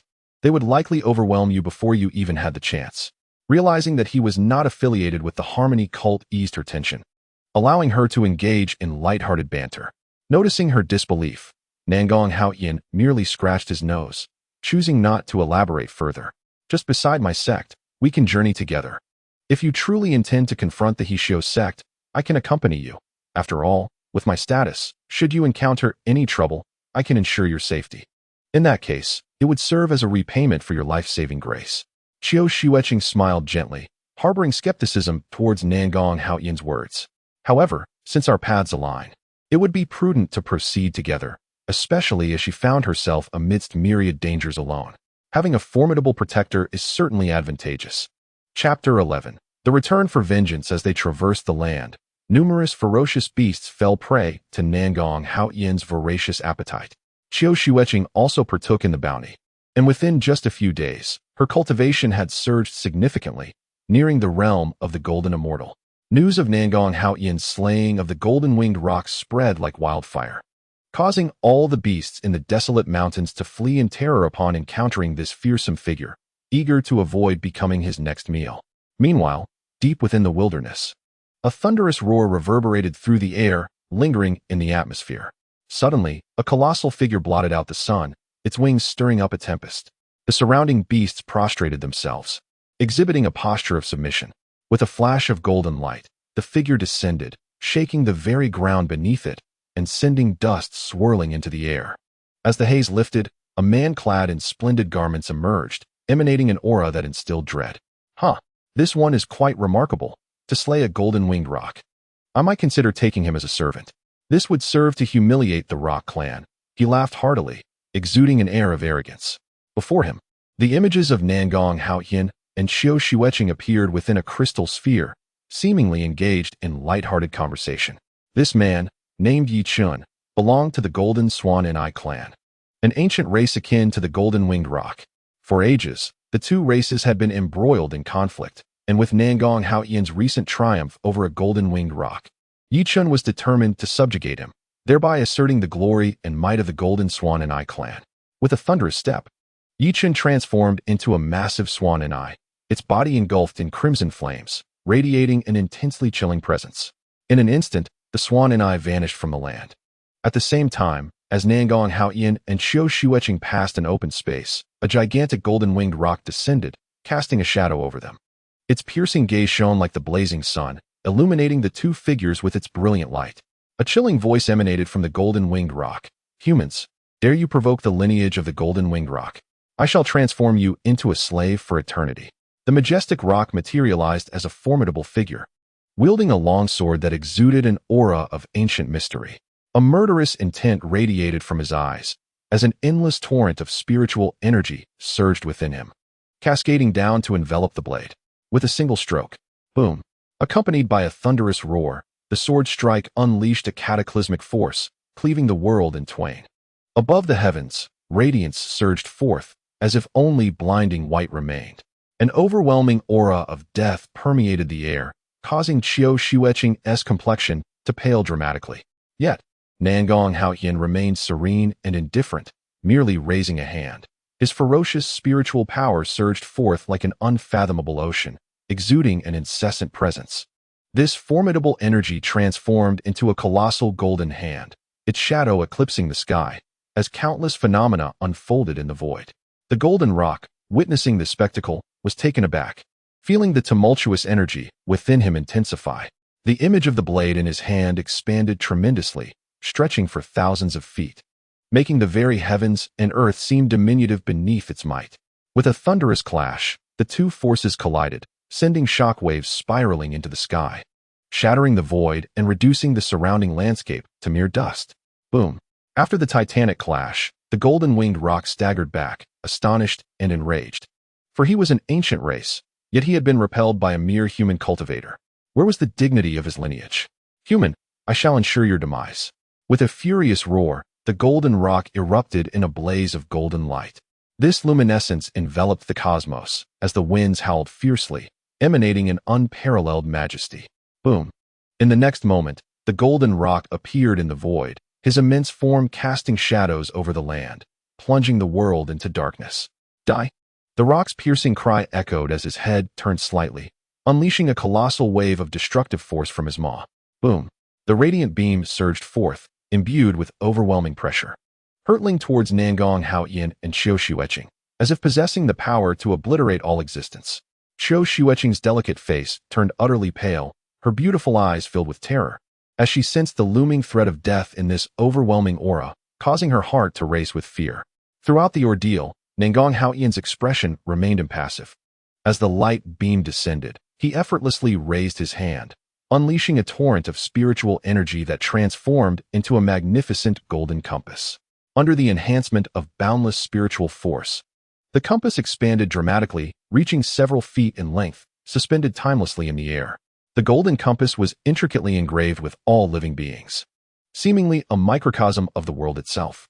The golden-winged roc sensed with astonishment that the compass was suffused with the essence of time. The Tao. This human has actually comprehended the Tao. In that moment, the golden-winged roc was overwhelmed, its worldview on the verge of collapse. The Tao, a most enigmatic existence within the vast wilderness of the divine realm, was something even the mightiest sovereigns could scarcely grasp in their lifetimes. Yet here stood this human cultivator, wielding the formidable power of the Tao. Could it be that he had surpassed the realm of the sovereign? No, impossible. If he had indeed transcended the sovereign level, he would have obliterated me with a single strike. Moreover, even among the sovereigns, those in the vast wilderness are few and far between, ancient beings who have long since retreated from the world.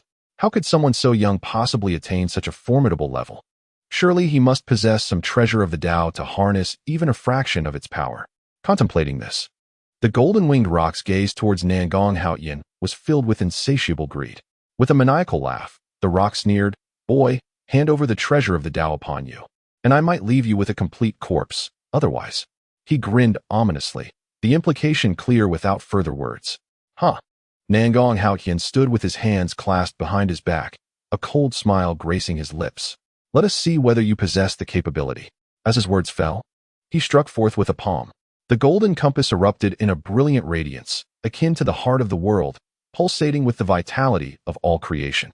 Chapter 12. The Sword of Heaven's Way. A thunderous sound echoed, a mushroom cloud rising in the void, causing the very world to tremble. Endless emptiness was annihilated. A radius of 10,000 miles reduced to dust.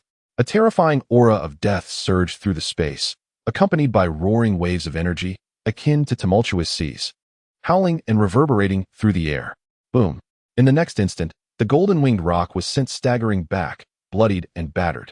A dreadful aura emanated from it, reminiscent of a volcano on the verge of eruption, shattering the air around it. Heh, voidless sky, how could you, a member of the ancient race, be so thoroughly humiliated by a mere human cultivator? At that moment, a mocking laughter resonated from above. As the words faded, a massive spatial rift appeared high in the sky, and a golden lion emerged before them. Radiating intense flames, it seemed to transform into an endless sea of fire, scorching the vast expanse of the void. Humph! Upon seeing this figure, the golden-winged roc coldly snorted, suppressing its pain as it spoke. "Yichun, what do you intend to do?" Voidless Sky cast a wary gaze upon the golden lion. Wounded as he was, the prospect of facing the golden sphinx could very well lead to his demise. Upon hearing this, Yichun erupted into a thunderous laughter, then transformed into human form. Traversing the void to stand before Su Wukong, his eyes glinting with derision. "I have come merely to witness the spectacle and to mock you," he proclaimed, "and perhaps to acquire yet another servant." With that, disregarding the fury radiating from Su Wukong, Yichun turned his gaze towards Nangong Haoyan, his voice laced with playful yet unwavering authority. "Human, having vanquished the golden-winged roc, you must possess considerable strength. I offer you a singular opportunity. Become my servant, and I shall bestow upon you unparalleled glory. What say you?" With a sweeping gesture and a resounding laugh, Yichun appeared to grant Nangong Haoyan supreme honor, his eyes brimming with contempt and mockery. A cold smirk escaped Nangong Haoyan's lips, his gaze betraying no sign of tumult. His voice, chilling as a thunderclap, rolled forth, Are you worthy?" With a swift motion, he unleashed a palm strike, the shadows of his hands seeming to rend the endless void, exuding a force capable of shattering the very heavens, morphing into a colossal golden elephant aimed at Yichun. In the vast expanse of the great wilderness divine realm, who besides Nangong Haoyan dared to proclaim invincibility? How laughable that a mere ancient race would display such arrogance. Seeing his refusal, Yichun's expression turned icy. With a shudder of his body, a tempestuous surge of spiritual energy enveloped him, and he countered with a palm strike of his own. The two forces collided with a resounding boom, unleashing a whirlwind of energy that reverberated across the expanse. Is it any wonder you could slay the golden-winged roc? You possess some measure of skill, yet before my golden sphinx clan, you remain woefully inadequate. Yichun observed Nangong Haoyan defend against his onslaught with a flicker of surprise in his eyes. However, he quickly regained his composure, a cold chuckle escaping his lips as he summoned forth two heavy hammers. "These hammers can shatter even the heavens. I offer you one last chance. Bow and become my servant, and I shall spare your life." His gaze shimmered with golden light, a tempest of thunderous energy roiling within. With a mighty shout, the sky darkened with ominous clouds, and thunder rumbled ominously. Enough! Nangong Haoyan's visage turned to ice as he coldly uttered these words. This golden sphinx was indeed a nuisance. Thus, he resolved to slay the beast and feast upon its flesh. With that, he relinquished all restraint, his right hand flipping to reveal a long sword. The Sword of Heavenly Tao. This was Nangong Haoyan's treasured blade, forged from the essence of the Heavenly Tao, painstakingly refined over millennia with countless divine artifacts, transcending the very notion of a divine weapon. As the sword was drawn, the air crackled with the resonance of the Heavenly Tao, and the very laws of the universe trembled in response. Countless extraordinary phenomena evolved within this realm, as if innumerable cycles were in perpetual motion. Upon witnessing this scene, the golden lion-like creature was left utterly astonished. The lineage of the Golden Lion clan possessed ancestral memories, and within its chaotic recollections, it beheld a figure clad in white, wielding a long sword, vanquishing all adversaries in existence. Could this individual be? Gazing at the man before him, Nangong Haoyan, a bold idea suddenly emerged in the Golden Lion's mind. Yet, it was but a fleeting thought.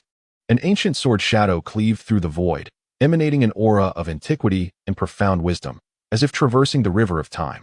Upon this sword shadow, the principles of the universe unfolded, life and death intertwined, and all things were in perpetual reincarnation. Boom. Ultimately, under the horrified gaze of Yi Chun, that sword shadow descended with unparalleled force, reducing the latter's form to mere dust that scattered asunder. Witnessing this spectacle from afar, the golden-winged roc was already dumbfounded. Was this a human cultivator? Was it not a manifestation of an ancient race? The void was rendered speechless, and he began to doubt who among them was the true ancient race. At this moment, a singular thought consumed him: to flee. He then frantically channeled his spiritual power, preparing to escape unnoticed by Nangong Haoyan. However, at that instant, Nangong Haoyan's icy voice pierced his ears. Halt! As the words fell, the figure of the void came to an abrupt stop, drenched in cold sweat. He felt an overwhelming power enveloping him, one capable of ending his life with a single strike. Should he dare to make a move, he would surely find no resting place for his remains. Become my steed, or face death. Nangong Haoyan spoke with a calm demeanor, yet his words detonated in the void's ears like thunder, reverberating within his very soul. I am willing. Without a hint of hesitation, the void knelt upon the ground, terror etched in his eyes. Observing this, Nangong Haoyan nodded in satisfaction. Should the golden-winged roc refuse, he would not hesitate to treat it as a meal. With a soft thud, Nangong Haoyan approached the lifeless form of the golden lion. The massive carcass lay sprawled upon the ground. Although deceased, the chilling aura surrounding it was not something an ordinary creature could approach. In the next moment, Nangong Haoyan conjured a flame from his palm, igniting the body of the golden lion entirely. Qiu Xueqing chuckled softly beside him, as if she already anticipated Nangong Haoyan's intentions. Before long, the golden lion had been transformed into succulent lion meat. Nangong Haoyan sprinkled condiments over it, and the lion meat became a delectable delicacy of the ancient race. He casually tore off a piece and offered it to the void, whose complexion turned pale as he hurriedly shook his head in refusal. What a jest! This is the flesh of the golden lion. Although the golden-winged roc clan and the golden Xuanhuan clan are irreconcilable foes, destined to clash, consuming the flesh of the golden Xuanhuan would herald an all-out war between these two ancient races. This is a price far beyond what he could bear. Yet, Qiu Xueqing seemed to have grown accustomed to such circumstances, effortlessly accepting the golden Xuanhuan meat handed to her by Nangong Haoyan. As she chewed and swallowed, an incredibly pure energy surged within her, erupting like a torrent of a mighty river, emanating a presence that instilled trepidation. Golden immortal realm. In the next moment, Qiu Xueqing's aura soared, her gaze sparkling with a celestial brilliance, as if she possessed the power to forge new worlds, her formidable presence resembling that of a divine being, commanding the entirety of existence. As she reigned in her aura, her delicate face radiated excitement and joy. Her enchanting eyes turned towards Nangong Haoyan, brimming with profound gratitude. It was clear that had it not been for him, she would still be ensnared at the celestial immortal realm, unaware of how many years it would take to break through to the golden immortal realm. Now, having absorbed the essence of an ancient race, she had not only ascended to the golden immortal, but also found her aura purer and more substantial. Vaguely, she sensed that her physique had unlocked a new realm of possibilities. Although she had only reached the first level of the Golden Immortal Realm, she was confident that she could stand undefeated even against those at the third level in the future. As Xuanhuan swiftly broke through to the Golden Immortal Realm, Nangong Haoyan chose not to interrupt her, instead standing guard until her aura stabilized before he spoke. Let us depart. Indeed, Xuanhuan nodded vigorously, her beautiful eyes glistening with vibrant light as she looked at Nangong Haoyan. He waved his hand towards the void, which immediately understood his intent, and a radiant light burst forth. When the brilliance faded, a golden-winged rock appeared before them. Nangong Haoyan stood with his hands clasped behind him and stepped confidently onto the rock's back, calmly stating, "To the Huxiu sect. Are you truly going to the Huxiu sect?" Xuanhuan's lovely eyes widened momentarily, wondering if he intended to force the Huxiu sect into submission. Yet, could this be possible with only Nangong Haoyan? Although his aura and energy left her utterly astounded, she had always perceived him as a prodigious son of a sacred place, one who harbored no worldly ambitions to overthrow the Huxiu sect. Indeed, Nangong Haoyan nodded, his gaze tranquil and unperturbed. "This journey may pose certain dangers for you. Perhaps it would be wise for us to part ways here." After all, Xuanhuan had only just broken into the Golden Immortal Realm, her strength still unsteady. Should they confront danger recklessly, Nangong Haoyan would have to divert his attention to safeguard her. Xuanhuan remained unaware of Nangong Haoyan's thoughts. After calming her mind, she confidently declared, "I am the saintess of the Arctic Sacred Land. Should I encounter peril, I can easily present the Arctic Sacred Order. They would undoubtedly think twice before harming me. Furthermore, I have just ascended to the Golden Immortal Realm and require a battle to solidify my cultivation. Besides, the Huxiu sect is universally condemned, thus I am determined to join this expedition. There is no need for concern. Moreover, it would be quite challenging for you alone to breach the Huxiu sect. My presence will certainly serve as a valuable ally." Upon hearing her words, the golden-winged rock chimed in, "And I shall assist as well." This was a crucial opportunity for Su Kong to express his stance. "Very well," Nangong Haoyan nodded in agreement. After concluding the discussion, he settled onto the ground, closing his eyes to meditate. As time passed slowly, the golden-winged rock, a creature of ancient lineage, exhibited a speed that rivaled that of the most powerful emperors. They traversed the vast desolation in mere days, soon arriving at the Huxiu sect. The rock alighted gracefully, transforming into a human form. The trio, 2 men and 1 woman, stood by the river valley, gazing upon the mountainside where the Huxiu sect was situated. The entire valley exuded a chilling and eerie aura, akin to the gates of hell. Even Xuanhuan, a formidable golden immortal, felt a shiver run down her spine. Within the valley, intricate formations were densely interwoven, each brimming with lethal power capable of slaying golden immortals. Deeper within the sect, several obscure presences connected with the heavens and the earth, as if the very essence of the Tao was unfolding. This terrifying aura instilled an inexplicable dread even in Su Kong. The Huxiu sect seemed to harbor an emperor-level presence about to descend. Fear flickered in Su Kong's eyes. Should a sect produce an emperor, it could ensure the prosperity of its lineage for millennia. Yet, if an emperor of the Tao were to emerge, it could grasp epics in its hands. An emperor of the Tao, as the name suggests, is one who masters the great principles. However, the mysteries of the Tao are not comprehensible to every emperor.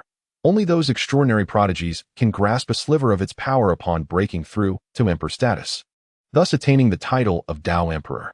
Although merely a fragment of Tao power, its explosive might surpasses even that of seasoned emperors. Yet, in Nangong Haoyan's eyes, the so-called Tao Emperor was nothing more than a larger ant, unworthy of mention. As he raised his foot, preparing to ascend the mountain and obliterate the Huxiu sect, a voice suddenly echoed in his mind. "Ancestor, the clans and sects within 100 miles of the Nangong family have not acquiesced to your demands." "Oh." Nangong Haoyan narrowed his eyes slightly, a smirk forming at the corners of his mouth. How intriguing. He had not anticipated such defiance from these clans and sections. Their refusal to submit to the Nangong family suggested they possessed some form of assurance. However, what they regarded as reliance was, in the eyes of Nangong Haoyan, merely the feeble strength of insignificant ants. To contend with him was akin to an ant shaking a tree. Given this, in the next moment, Nangong Haoyan exuded an aura of destruction, his gaze towards the Huxiu sect flickering with murderous intent. Since awakening from the secret realm, He vowed to lead the Nangong family to become an existence that all in the great wilderness divine domain could only gaze upon from afar. You return to the family first. I shall pay a personal visit upon my return. Nangong Haoyan communicated with Nangong Junyi through his divine sense.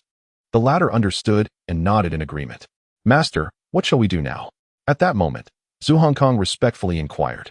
In response, Nangong Haoyan's gaze fell upon the valley above, and he calmly replied, Naturally, we shall stride forward. Chapter 14. Submit or perish. As his words fell, Nangong Haoyan stepped forth, landing before the Hixio sect. His indifferent gaze fell upon a nearby guard. Who are you? A guard, emanating a piercing aura that seemed capable of breaking the heavens, stepped forward and coldly questioned. True immortal realm? Nangong Haoyan let out a dismissive scoff. Such power was inferior even to that of an ant. Upon witnessing Nangong Haoyan's derision, the guard's expression darkened, his eyes swirling with killing intent as he coldly stated, State your name, and I may spare your life. Nangong Haoyan calmly replied, I am Nangong Haoyan. I have come to eradicate the Hixio sect. As his words echoed, a profound silence enveloped the surroundings. Then, the guard's face contorted with rage as he bellowed. You seek death. With that, the guard drew his sword, aiming to slay Nangong Haoyan. Yet, Nangong Haoyan moved swifter. He unleashed a palm strike, sending the guard flying. Along with the entrance of the Hixio sect, crashing into the sect's formation, which erupted with the power capable of annihilating golden, immortal realm cultivators. In an instant, the guard was reduced to mere dust, a muffled sound reverberating through the air, lingering for a long while. Enemy attack. Observing this scene, another guard was struck with shock. Channeling all his spiritual energy as he shouted, his voice resonating throughout the Hixio sect. With a resounding clang, the sect's bell tolled continuously, echoing above the entire valley. Boom. In the next moment, countless disciples of the Hixio sect emerged, a throng of figures gathering, their collective aura coalescing into a force potent enough to obliterate the heavens. However, Nangong Haoyan's expression remained unfazed.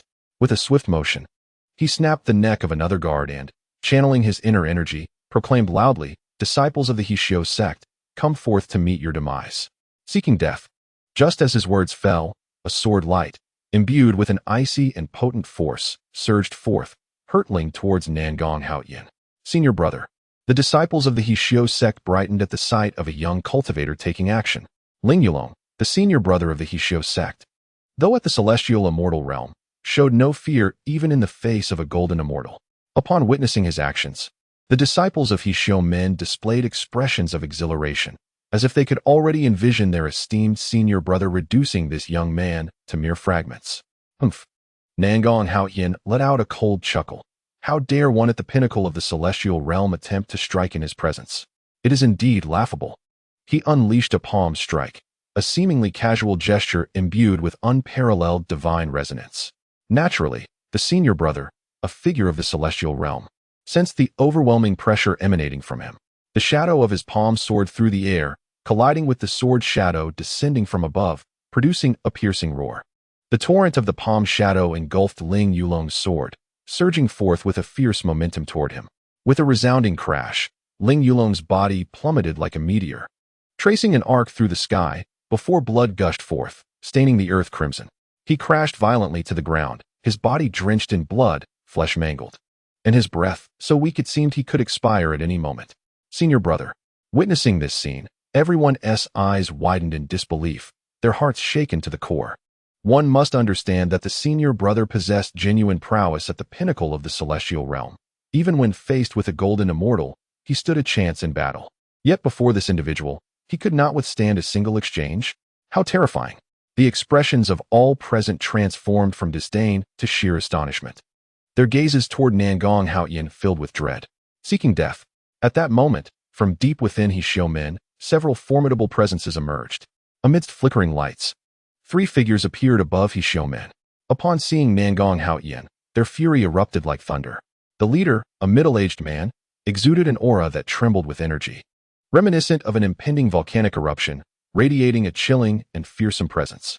A frigid voice emanated from his lips, laden with an inexorable intent to kill, thundering down, Nangong Haoyan. As he spoke, the sky above roiled with dark clouds, rumbling thunder echoing within the layers. You tread upon the path of heaven, yet refuse to walk it. Intruding upon hell without invitation. Not only did you slay my esteemed elder, but you also dare to provoke He Xiaomin here. It seems you are courting death."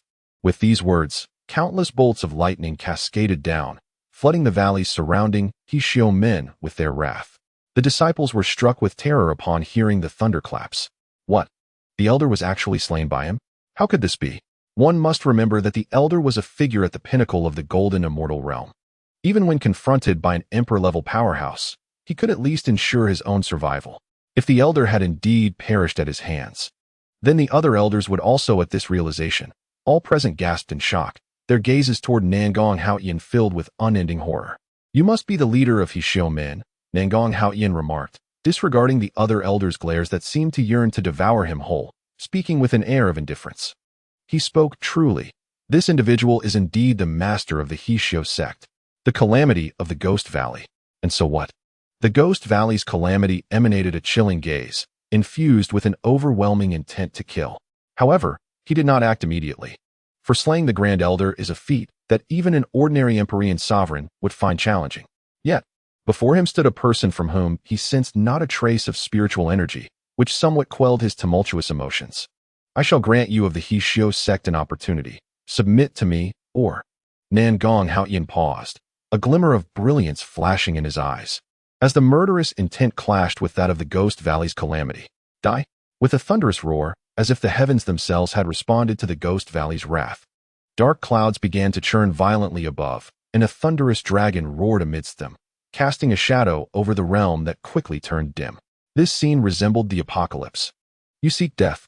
The Ghost Valley's calamity, filled with fury, bellowed, his form cloaked in turbulent dark energy, his crimson eyes flickering with a chilling intent to kill.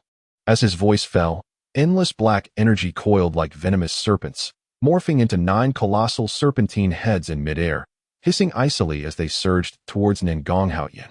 "I come." At that moment, a resounding voice echoed, and Su Wukong stepped forth, seemingly traversing space, arriving before Nangong Haoyan in an instant. The spiritual energy within him surged, manifesting as a silver giant shield, rising majestically, spanning several yards in length. The 9 serpent heads crashed down upon the shield's visage, causing ripples upon its surface. Countless tendrils of black energy enveloped the silver shield, rendering it pitch black in an instant. Su Wukong's complexion turned pale immediately. Chapter 15. You shall be executed. "Huh. You are not worthy." The Ghost Valley's calamity scoffed, contempt evident in his gaze. "Huh." Su Wukong responded with a cold laugh, a hint of disdain flickering in his eyes, before he suddenly roared, light enveloping him. The silhouette of the golden-winged rock appeared in the void, its immense form blocking out the sun, stirring the very air around it, causing the thunderclouds above to disperse. Could it be the ancient race, the golden-winged rock? The Ghost Valley's calamity narrowed his gaze, a glint of greed passing through his eyes.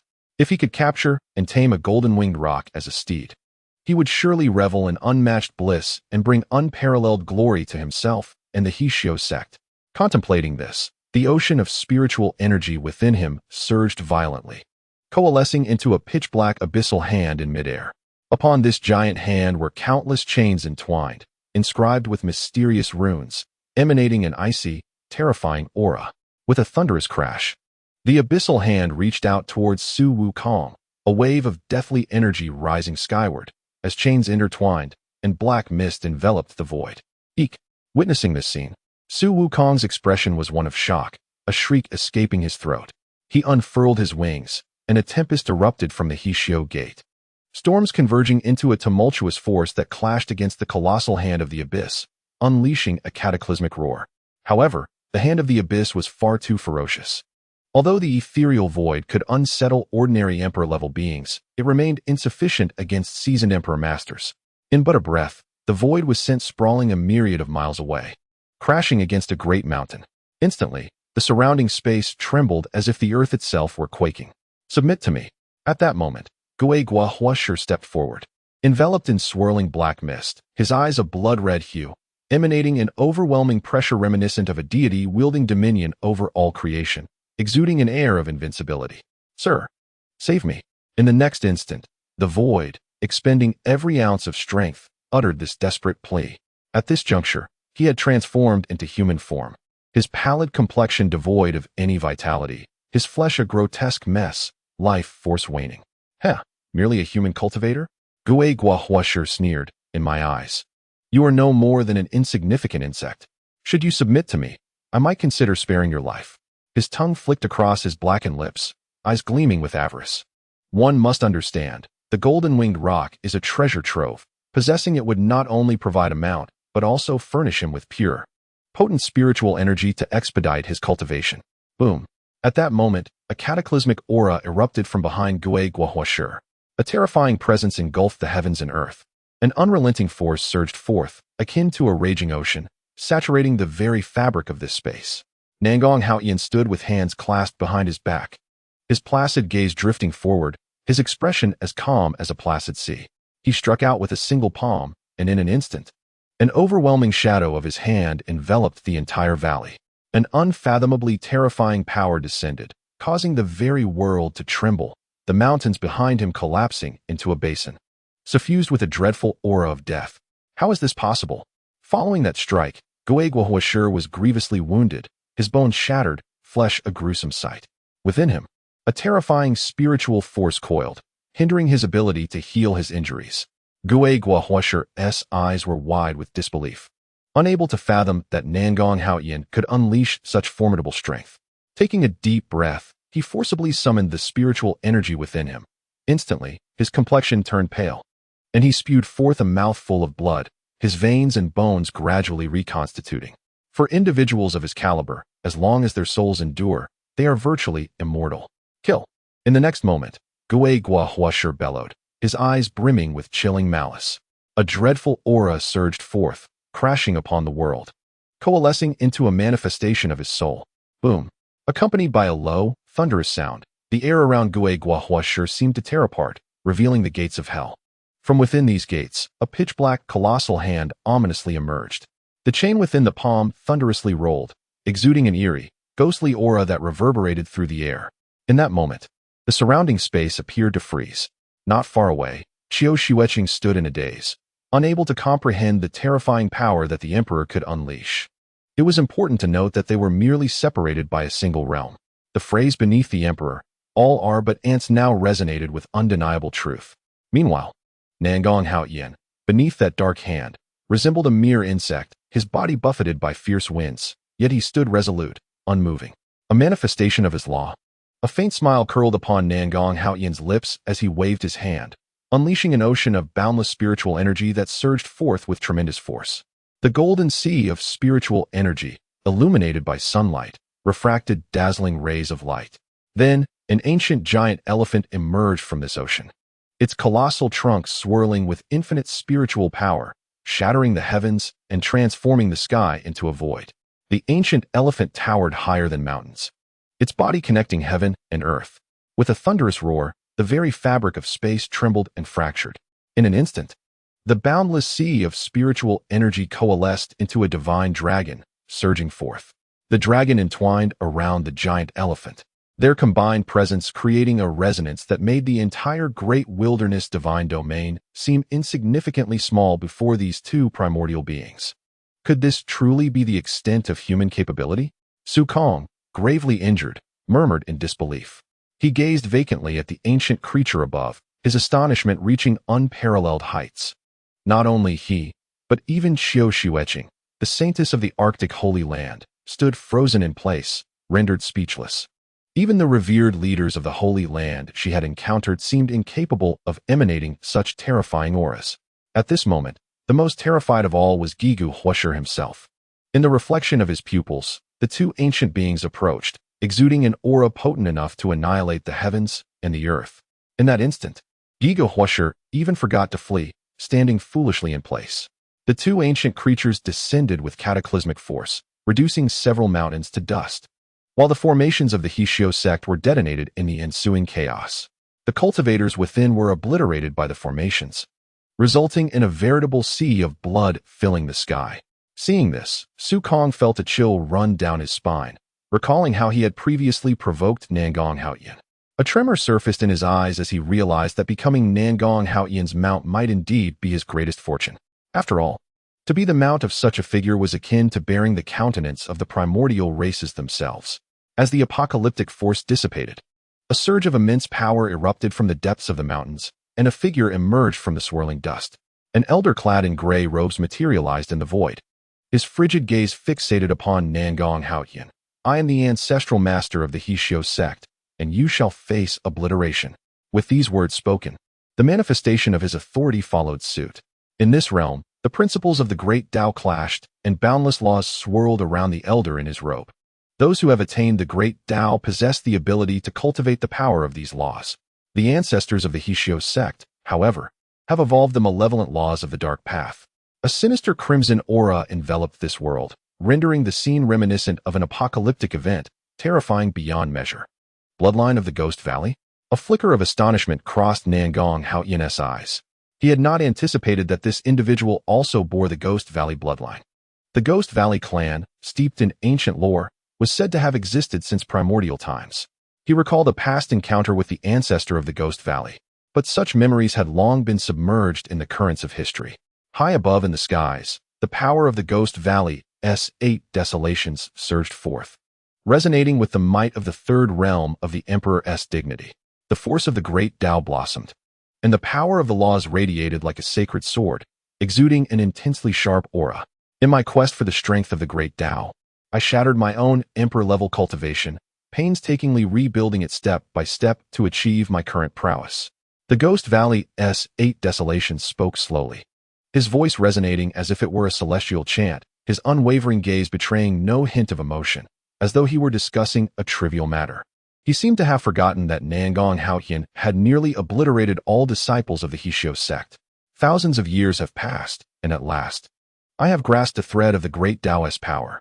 Yet, you dare to slay my disciples? If so, I shall unleash a massacre.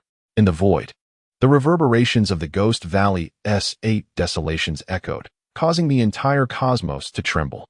Extraordinary phenomena erupted as countless spaces shattered, dissolving into an endless void. Death. The eyes of the Ghost Valley's 8 desolations were chillingly cold. With merely a single utterance, the very fabric of space seemed to thicken. The dark crimson aura surged throughout the world, coalescing into a colossal, ghastly visage that emanated an aura that struck terror into the hearts of all. The power of the great Tao. From a distance, Su Kong trembled upon witnessing this spectacle. He had thought Nangong Haotian's mastery of the great Tao was formidable enough, only to discover that this elder of the Hixio sect had attained the power of the great Tao. This was an emperor of the great Tao. Even with Nangong Haotian's extraordinary abilities, he was utterly unqualified to stand alongside an emperor of the great Tao. In that moment, Su Kong found his breath tightening. His gaze toward Nangong Haotian filled with anxiety. Beside him, Qiu Shueqing mirrored this concern, her exquisite features etched with worry. Boom! The ghastly visage surged forth, crashing toward Nangong Haotian. Wherever it passed, all things were annihilated, leaving a pervasive atmosphere of death. Yet, Nangong Haotian's expression remained utterly indifferent. In his eyes, an emperor of the great Tao was merely a larger insect. How dare one be so arrogant before him? Such folly would lead to their demise. With a cold smile, Nangong Haotian unleashed a powerful strike, his palm shadow soaring like a wandering dragon, as a golden ocean of spiritual energy coalesced into an immense palm shadow. The shadow resembled a golden Buddha descending to the mortal realm, accompanied by sacred chants, as blossoms of lotus flowers erupted in the air, dazzling in their brilliance. A thunderous roar echoed. In the next moment, two formidable forces collided head-on, producing a sound that shook the heavens and the earth. Beneath this cataclysmic clash, mountains crumbled, transforming into undulating hills and valleys, and the entire Hixio sect was instantaneously obliterated. The divine realm was enveloped in an aura of desolation, impenetrable even to innate realm powerhouses. You possess commendable strength. Above in the sky, Giga Bahuang's voice rumbled, his eyes glinting with a mixture of admiration and insatiable greed. The prowess exhibited by Nangong Haotian astonished him. Should he be able to mold him into a magic cauldron, perhaps his own power could be refined further. With this thought, Giga Bahuang's greed intensified. Observing the scene, Nangong Haotian remained composed, exuding an aura that could instill fear in the heavens and render the Tao powerless. You shall become my magic cauldron. Giga Bahuang cackled maniacally, unleashing a palm imbued with malevolence, which instantly filled the realm with a sinister energy. In the next instant, the entire world was transformed into a dark and chilling demonic hand. This palm was not merely vast, It rendered the entire universe insignificantly small. Beneath this demonic grasp, they felt as though they were but a leaf adrift on the ocean, scarcely more than ants. Nangong Haoyan's expression remained impassive, but suddenly, his gaze sharpened. A golden radiance intertwined within his eyes, imbued with a transcendent essence. The great path contended, and myriad phenomena unfolded, with the cycle of all things turning within. In that moment, Nangong Haoyan flipped his right hand, summoning the sword of the Tao into his grasp, its unparalleled might causing the previous demonic palm to tremble. Upon witnessing this, Gigu Bahuang was seized by terror, his scalp prickling as if confronted by something dreadful. This is the power of the Tao. It cannot be. In the void, Gigu Bahuang roared, disbelief flooding his eyes. The power of the Tao, a more mysterious existence than the laws of the Great Path, was incomprehensible even to the Emperor realm, let alone the saints.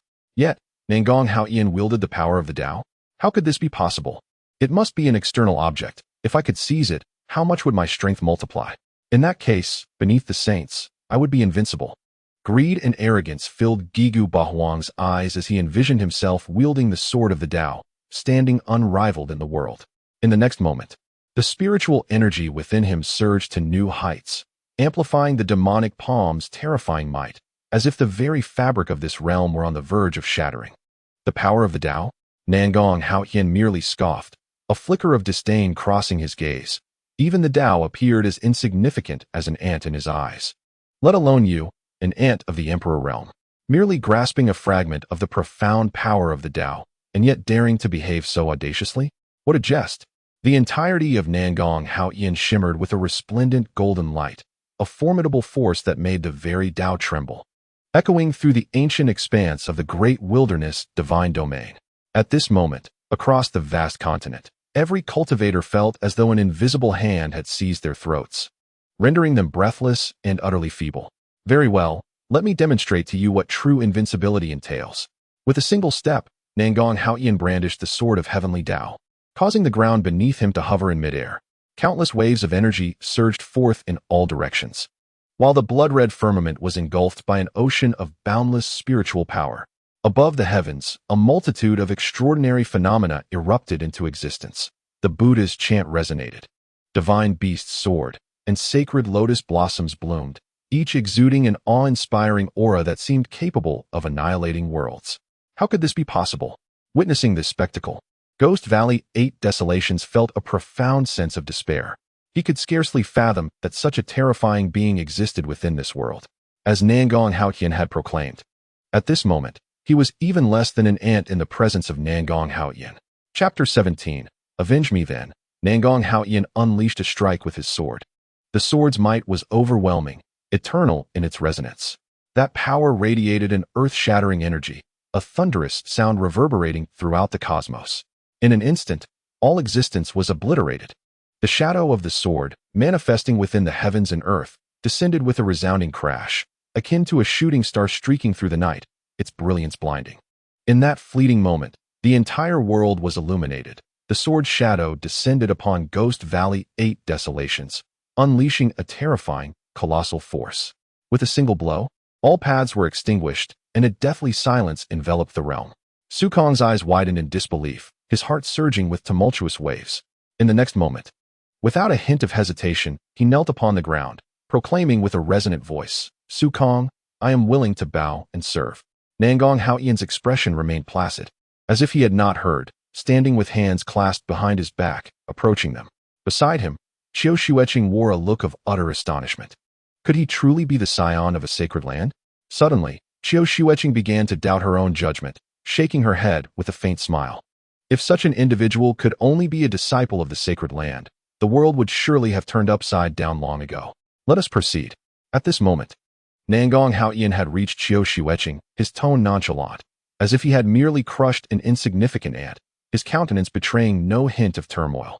Indeed, Qiu Xueqing nodded, still struggling to comprehend the reality before her. Just then, a tremor rippled through the cosmos. Nangong Haoyan furrowed his brow slightly. Speaking with indifference, "Do you wish to perish or to live?" As his words hung in the air, the spirit of Ghost Valley's calamity materialized. He had just witnessed with his own eyes how Nangong Haoyan annihilated the entire alliance of cultivators, and now he knelt in midair, his voice trembling as he declared, I too am willing to submit, to be a slave for eternity. For eternity. As the words fell, an invisible mark descended from the void, embedding itself within his soul. From this moment onward, should he commit any act of betrayal against Nangong Haoyin, he would be struck by divine retribution, enduring a fate worse than death. Upon hearing this, Nangong Haoyin maintained a serene demeanor. With a wave of his right hand, a profound vitality enveloped his palm, merging with the soul of Gui Guahuashi. A brilliant radiance erupted, and as the luminous mist dissipated, Gui Guahuashi's form emerged before the onlookers. To his astonishment, he realized he had now touched the threshold of the fourth realm of the emperor's respect, believing that within a century, he would step into that exalted level. Do you wish to return? Nangong Haoyin's gaze fell upon Qiu Xueqing as he spoke gently. At his words, Qiu Xueqing's enchanting eyes shimmered with vibrant colors as she softly replied, I have just informed my master via a sound transmission that I will continue my training in the great wilderness divine domain. If you do not mind, I shall not go back. As she spoke, Qiu Xueqing nervously fixed her gaze on Nangong Haoyin, fearing he might refuse her. Nangong Haoyin nodded, offering no objection. Qiu Xueqing's beautiful eyes sparkled with excitement, her heart blossoming with joy. After subduing Gui Guahuashi, the void transformed into a golden-winged roc, carrying them towards the Nangong family. Since those clans and sects refused to submit, Nangong Haoyin was more than willing to take matters into his own hands. Upon his return, the Nangong family would henceforth be known as the Nangong Holy Land. Meanwhile, in the western region, at the Nangong family estate, various clans surrounded the Nangong family, sealing off all avenues of escape.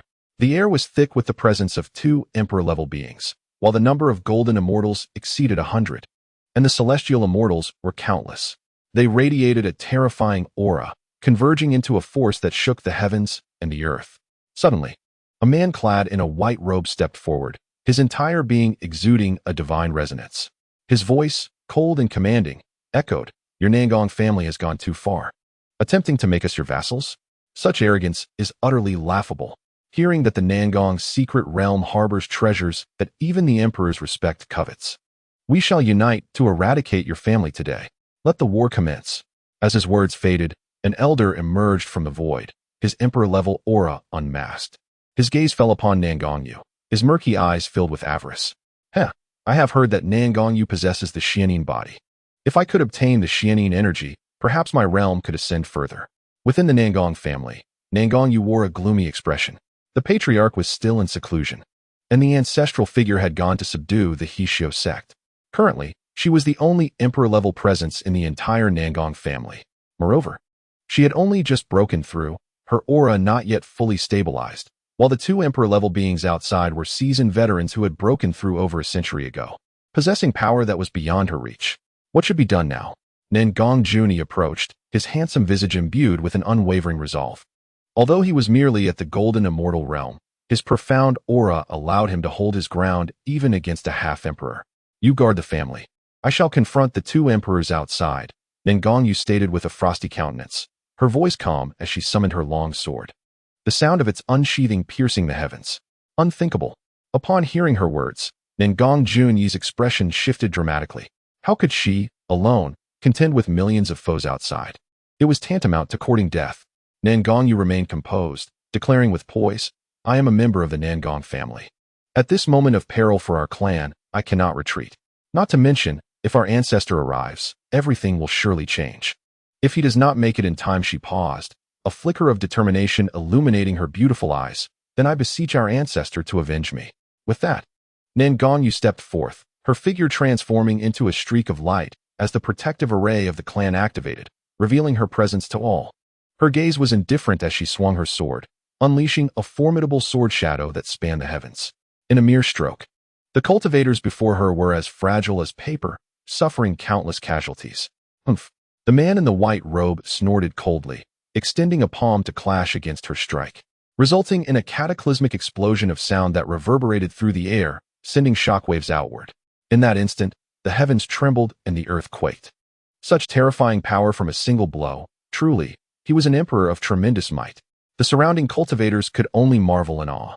Though you have stepped into the realm of the emperor, your strength is still insufficient to match mine. The man in white sneered, his eyes filled with scorn. If it were the ancient beings of the Nangong clan, he might harbor some trepidation, but a mere girl? She could be extinguished with a snap of his fingers. Humph, whether I am your match or not will be revealed in battle, Nangong Yu retorted, her face serene, her eyes swirling with murderous intent. As her words fell, her dark power surged, intertwining with her spiritual energy, enveloping the sword's blade. Then, she thrust forward. Chapter 18. In grave peril, the ferocious radiance of the sword blossomed in the air, its chilling force seemingly capable of cleaving the moon from the sky. In the next moment, the glimmering sword shadow soared towards the man in white. Humph, mere parlor tricks. The man scoffed, a hint of disdain crossing his features. He then unleashed a palm strike, and the two forces collided head-on, erupting in a cacophony reminiscent of clashing metal, the sound deafening as shockwaves spread outward. The turbulent gusts resembled a mighty ocean, the spiritual energy surging forth, causing Nangong Yu to be thrust back thousands of feet. Her delicate face paled slightly, her breath quickening, her eyes gleaming with a chilling resolve. In the next moment, she inhaled deeply, the sea of spiritual energy within her churning violently. Her power radiating with overwhelming ferocity, a tempest of might. The shadow of an immense sword, stretching for 100 zhong, lingered timelessly in the void. Imbued with an icy power of profound darkness, reminiscent of being ensnared in the frigid expanse of the Arctic, piercing and chilling to the bone. 3,000 sword shadows. With a low incantation, Nangong Yu brandished her longsword, converting boundless spiritual energy into countless golden blades. The myriad sword shadows coalesced in the sky, enveloping the multitude below, emanating a chilling aura that instilled dread and trepidation.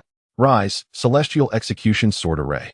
Nangong Yu commanded again, plunging her long sword into the earth before sweeping it fiercely, unleashing a sword formation that spanned several miles.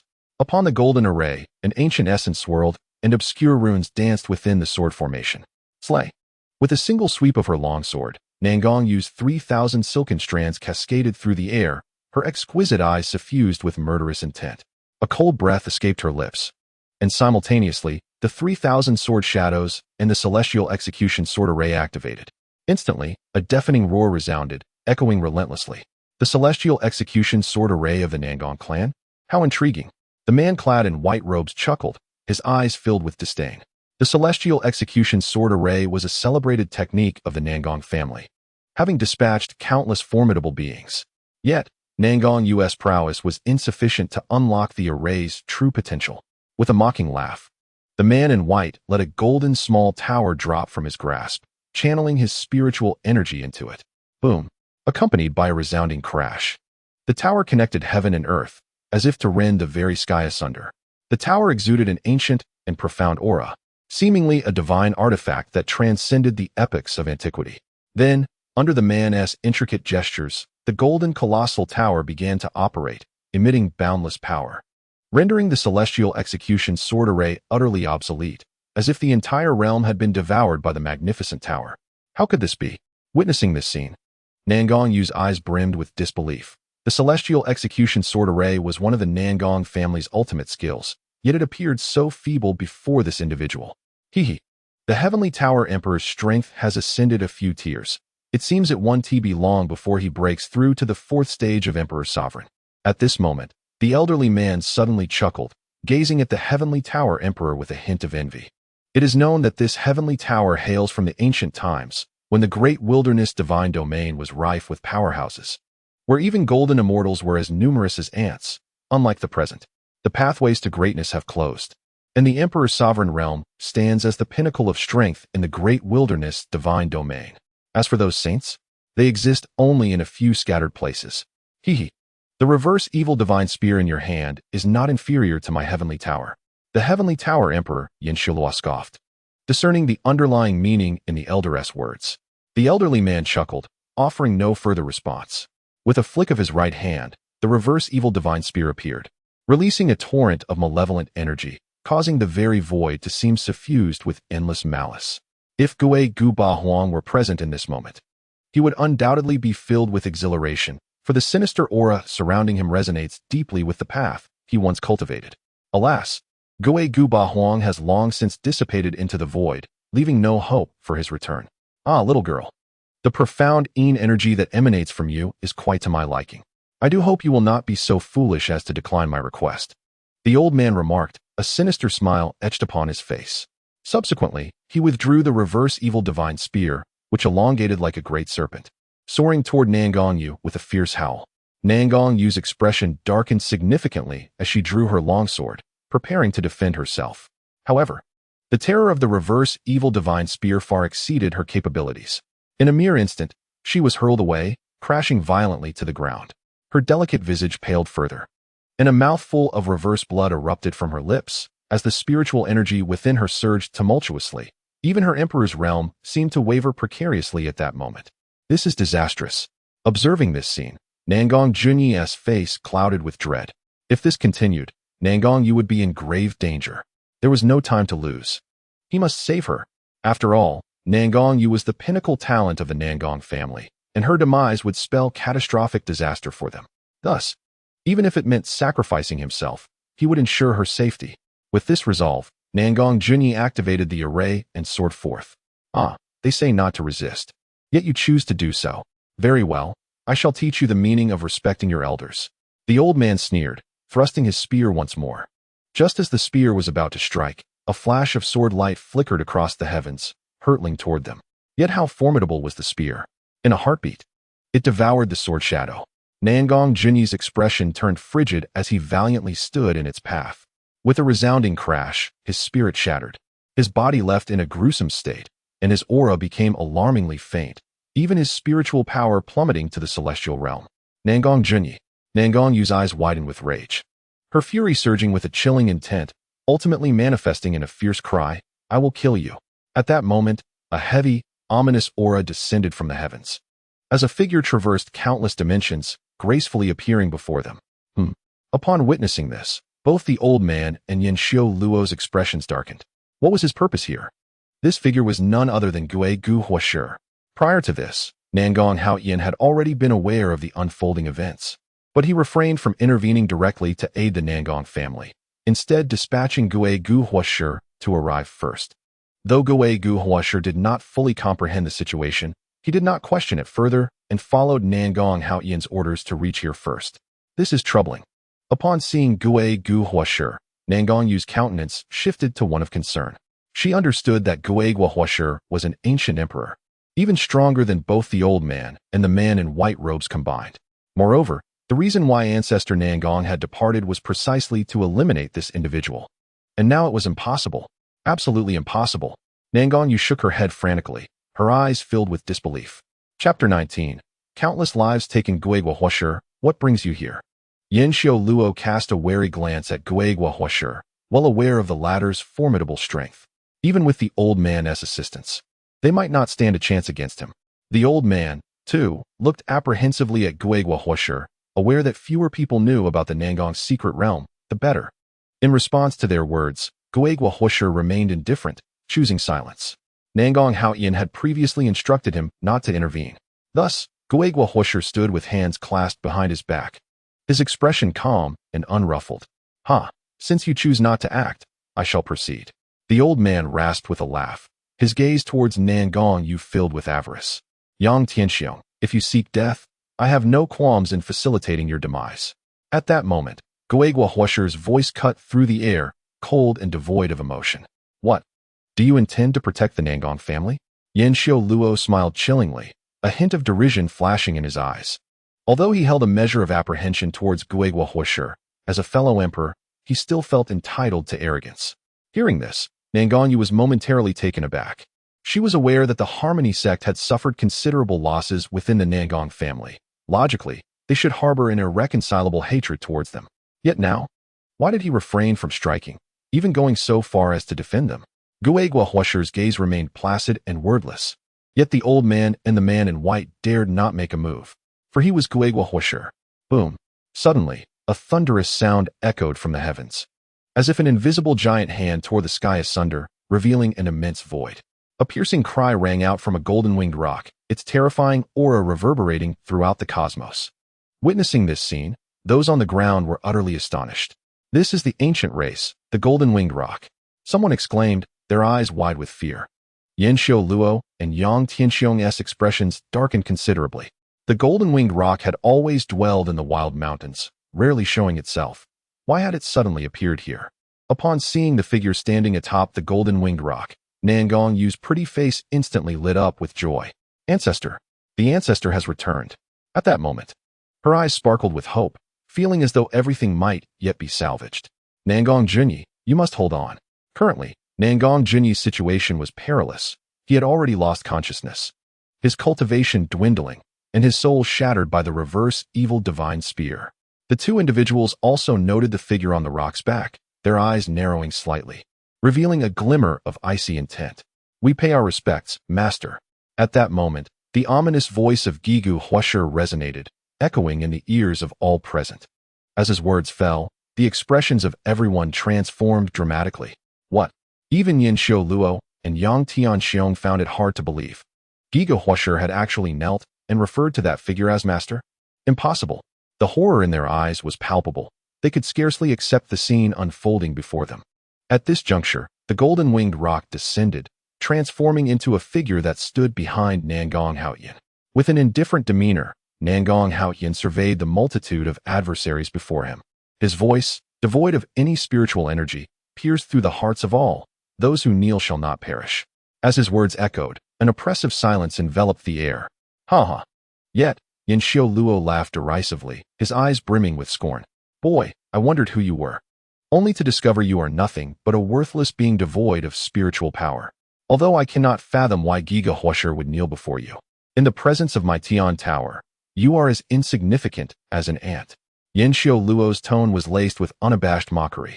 Upon hearing this, Giga Huasher cast a sympathetic glance at him. How foolish to be so arrogant before the master. He had witnessed the might of Nangong Haoyan.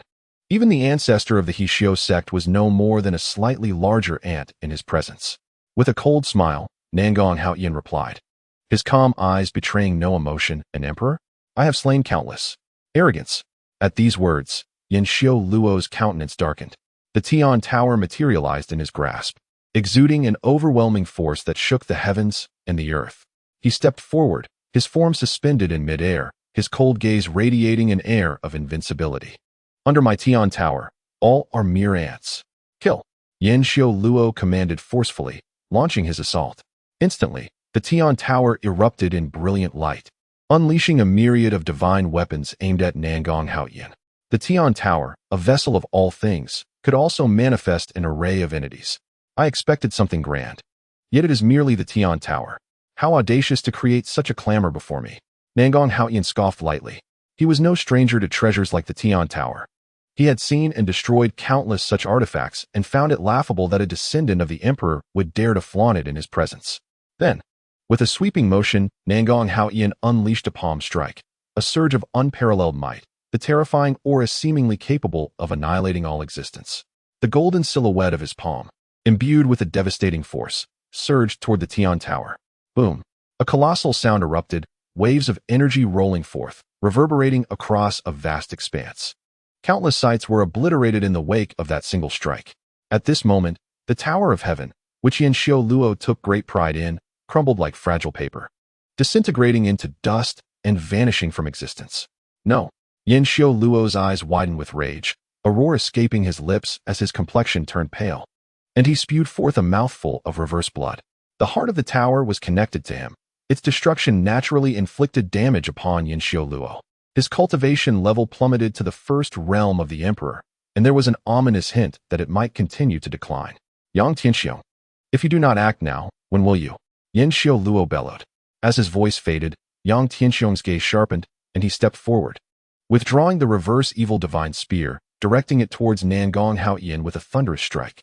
This blow, infused with profound spiritual intent, would cause even the mightiest emperor to suffer greatly, depleting their spiritual energy. Yet, to Nangong Haoyan, it appeared merely as a tickle. Upon impact, it produced a resounding boom but left no harm in its wake, not even a tear in his clothing. Hiss! Witnessing this scene, Yin Xiu Luo gasped, his heart seizing with trepidation. He could hardly fathom that Nangong Haoyan could be so defiant against such a formidable weapon, the reverse evil divine spear, and emerge unscathed. Chapter 20. The Holy Land of Nangong, the reverse evil divine spear? Quite impressive indeed. Nangong Haoyan chuckled lightly, extending a hand. The spear immediately began to thrash uncontrollably before slipping from Yang Tianxiong's grasp. "It is yours now." With that, Nangong Haoyan tossed the spear casually, as if discarding refuse, towards Gigu Huashi. The latter, upon seeing this, hastily dropped to the ground, expressing profound gratitude. "Thank you, sir." Yang Tianxiong was consumed with rage, his face contorting into a terrifying visage, radiating an aura that sent shivers down the spine. This spear had cost him tremendous effort to acquire in a secret realm, and now it had been so effortlessly seized by this young man. More shocking was the fact that his blood, which had dripped onto the spear, was instantly cleansed by Nangong Haoyan. How could such a young lad possess such extraordinary capabilities? Yang Tianxiong was evidently in disbelief. Taking a deep breath, he forced himself to regain composure, an overwhelming murderous intent flickering in his eyes. Though he had lost the spear, he remained a formidable emperor. Yang Tianxiong unleashed a powerful palm strike, capable of shattering the heavens. Golden shadows of his hands surged towards Nangong Haoyan. An ant shaking a tree. Nangong Haoyan spoke coldly, and as his words fell, he countered with a seemingly effortless palm strike, yet one that contained boundless strength. The tumultuous shadow of his hand surged forth like a raging river, colliding with Yang Tianxiong's golden palm shadow, resulting in a cataclysmic explosion that reverberated throughout the space. The shockwave surged, crashing against the heavens above. The power unleashed by Nangong Haoyan was beyond what a mere emperor could withstand. With a single strike, he sent Yang Tianxiong flying. Yang crashed violently to the ground, spewing a mouthful of reverse blood, his face turning an ashen hue. His internal energy surged chaotically, leaving him battered and bloodied. Standing with his hands clasped behind his back, Nangong Haoyan's gaze was icy, imbued with an aura of relentless slaughter, as he slowly declared, "Let me show you once more the might of the heaven-slaying sword formation." As his words faded, he waved his right hand, conjuring a golden stream of spiritual energy.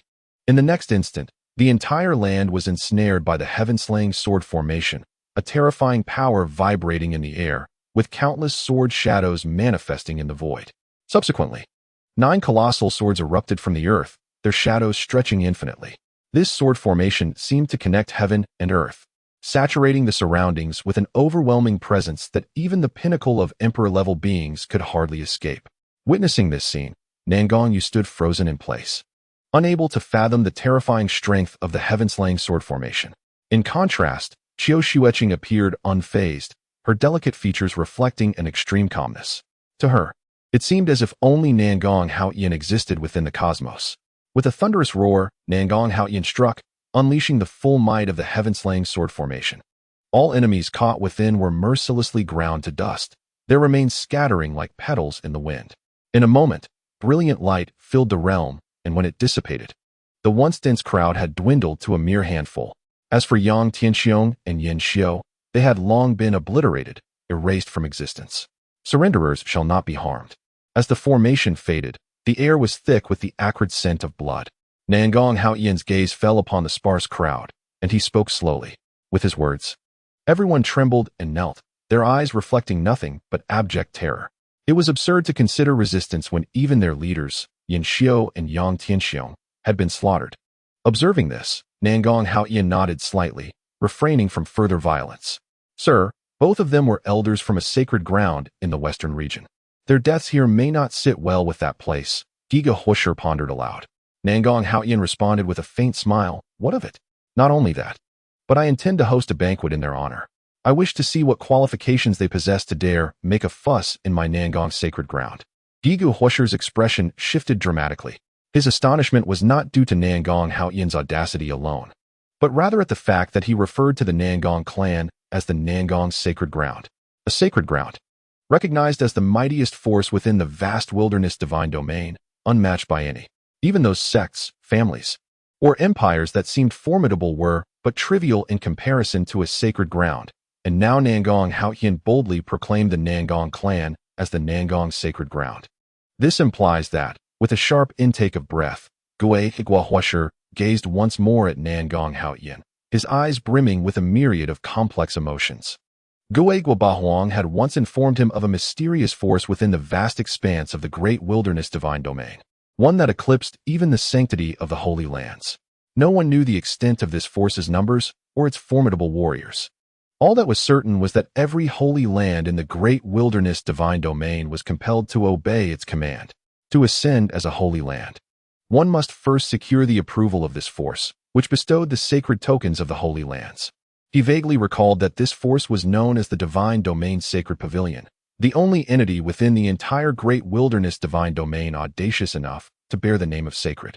Unbeknownst to Nangong Haoyan, who remained oblivious to Gue Guahuasher's contemplations, he merely urged him to oversee the surrendered cultivators while he approached Nangong Yu, offering her a pill. Upon consuming it, Nangong Yu entered a meditative state, prompting the members of the Nangong clan to leap down and assist her in regaining her strength. Nangong Haoyan then took Nangong Junyi away into the secret realm of the Nangong family. At that moment, Nangong Junyi's aura was alarmingly frail, his cultivation having plummeted to the realm of mortals. If this continued, he would vanish within half an hour. With a flick of his right hand, a surge of spiritual energy erupted from within, coalescing into a vibrant sphere of life force. With a mere gesture, he directed the sphere into Nangong Junyi's body, where it instantly transformed into a vast reservoir of spiritual energy, permeating his limbs and bones. Gradually, his aura stabilized, and his cultivation began to recover. It was believed that he would soon regain his peak state. Having accomplished this, Nangong Haoyan departed from the secret realm. At that moment, Qiu Xueqing approached. Her gaze fixed on Nangong Haoyan as she softly inquired, "What do you mean by the Nangong sacred land?" Noticing the tension etched across Qiu Xueqing's face, Nangong Haoyan felt a twinge of curiosity but refrained from expressing it, explaining, "From today onward, this will be the Nangong sacred land." Upon hearing this, Qiu Xueqing's expression shifted dramatically, and she suddenly exclaimed, "Absolutely not." Chapter 21. Considered a common enemy, Qiu Xueqing's exquisite visage was marked by grave concern, her furrowed brow seemingly concealing a profound secret. Nangong Haoyan raised an eyebrow slightly, despite having cultivated for tens of thousands of years. He had spent most of that time within the Nangong secret realm, largely detached from worldly affairs, and thus was unaware of Qiu Xueqing's implications. She spoke slowly. The great wilderness divine domain encompasses an unfathomable expanse, with sects and families proliferating amidst the shifting tides of empires. The Holy Lands stand above these factions, each possessing an unfathomable depth of heritage that these forces cannot comprehend. For instance, our northern polar sacred land, despite its prominence in the northern domain, boasts numerous emperor-level powers. Moreover, it is rumored that above the Holy Lands exists an extraordinarily terrifying force known as the Divine Domain Sacred Pavilion. In the vast expanse of the great wasteland divine realm, the nature of the divine sanctuary remains an enigma to all. Some speculate that it is a coalition of the foremost powers from various sacred lands, while others assert that they hail from extrinsic forces. However, one truth prevails. To ascend to the status of a sacred land, one must acquire the consent of the divine sanctuary, otherwise, they shall be deemed a public enemy. With each utterance from Qiu Xueqing, her countenance grew increasingly grave, culminating in a face adorned with concern. In these tumultuous times, the Nangong family's brazen conduct, compounded by their prior slayings of several esteemed emperors and their intricate ties to other sacred lands, raises alarms. Should Nangong Haoyan boldly declare the Nangong family a sacred land moving forward, they would undoubtedly face vehement opposition from the other sacred realms, rendering the Nangong family a target of collective ire. Upon hearing Qiu Xueqing's words, Nangong Haoyan merely chuckled softly, his hands clasped behind his back, and his gaze remained unperturbed. The divine sanctuary? Does Nangong Haoyan require the approval of any entity, including the divine sanctuary, to carry out his will? Such a notion is utterly ludicrous. If he so desired, could he not simply erase the divine sanctuary from existence? In the entirety of the great wasteland divine realm, who would dare to claim invincibility before Nangong Haoyan? Observing his nonchalance, Qiu Xueqing sighed, recognizing that despite their brief acquaintance, he was an exceedingly proud individual. Once he made a decision, no one could sway him. Moreover, for reasons unbeknownst to her, she felt an inexplicable conviction that this man possessed the potential to upend the very dynamics of the great wasteland divine realm. Realizing this, she shook her head in bemusement, chastising herself for her audacity. Far from the divine sanctuary, even the true sacred lands are formidable entities, teeming with profound power. In comparison, the Nangong family is but a mere ant. How could one individual, Nangong Haoyan, hope to instigate such upheaval? Subsequently, after bidding farewell to Qiu Xueqing, Nangong Haoyan proceeded towards the family council hall. At this moment, the family elders stood respectfully to the side, awaiting the arrival of their ancestor. In their eyes, Nangong Haoyan appeared as a deity. As long as he stood firm, the Nangong family would not falter. Shortly thereafter, Nangong Haoyan's figure graced the assembly. We pay homage to our ancestor. Upon sighting him, the elders collectively voiced their reverence, their gazes filled with admiration. Nangong Haoyan nodded, surveying the assembly before speaking with composure. Nangong Junyi is still in recovery. Thus, I shall temporarily assume the role of patriarch. Do any of you harbor doubts? With his words, no head shook in dissent. Satisfied, Nangong Haoyan continued. In that case, I shall share my thoughts, and I welcome discourse on the matter. Millennia ago, the Nangong family was a formidable presence, renowned throughout the western regions. Yet, time has wrought change, and our family's influence has waned. With but 2 remaining at the emperor level. Upon hearing this, the elders displayed expressions of helplessness and remorse. As South Palace Haoyan stated, the South Palace family once boasted dozens of emperor-level masters, reigning supreme in the western regions. Even during the eruption of the Emperor War, many families sought to avoid confrontation with the South Palace family. However, had it not been for the timely emergence of South Palace Haoyan, the South Palace family might have met its demise by now. Surveying the surroundings, South Palace Haoyan's calm gaze swept over the elders, and he spoke with an air of indifference. As long as I am here, the South Palace family shall remain unyielding. Furthermore, he declared, from this moment forth, the South Palace family shall ascend to the status of a sacred land. His words struck like a thunderclap, reverberating in the ears of those present, stirring their spirits. The notion of a sacred land. Upon hearing this declaration, the crowd found their breaths quickening, their eyes alight with fervor. They were acutely aware of what it meant to become a sacred land. Such a status would allow the South Palace family's influence to expand significantly, leading to an inevitable strengthening of their foundation. Though the South Palace family currently possessed only 2 emperor-level powers, they had their ancestors to bolster them, capable of vanquishing even other emperors if necessary. Observing the rekindled resolve in the eyes of the assembly, South Palace Haoyan nodded in satisfaction.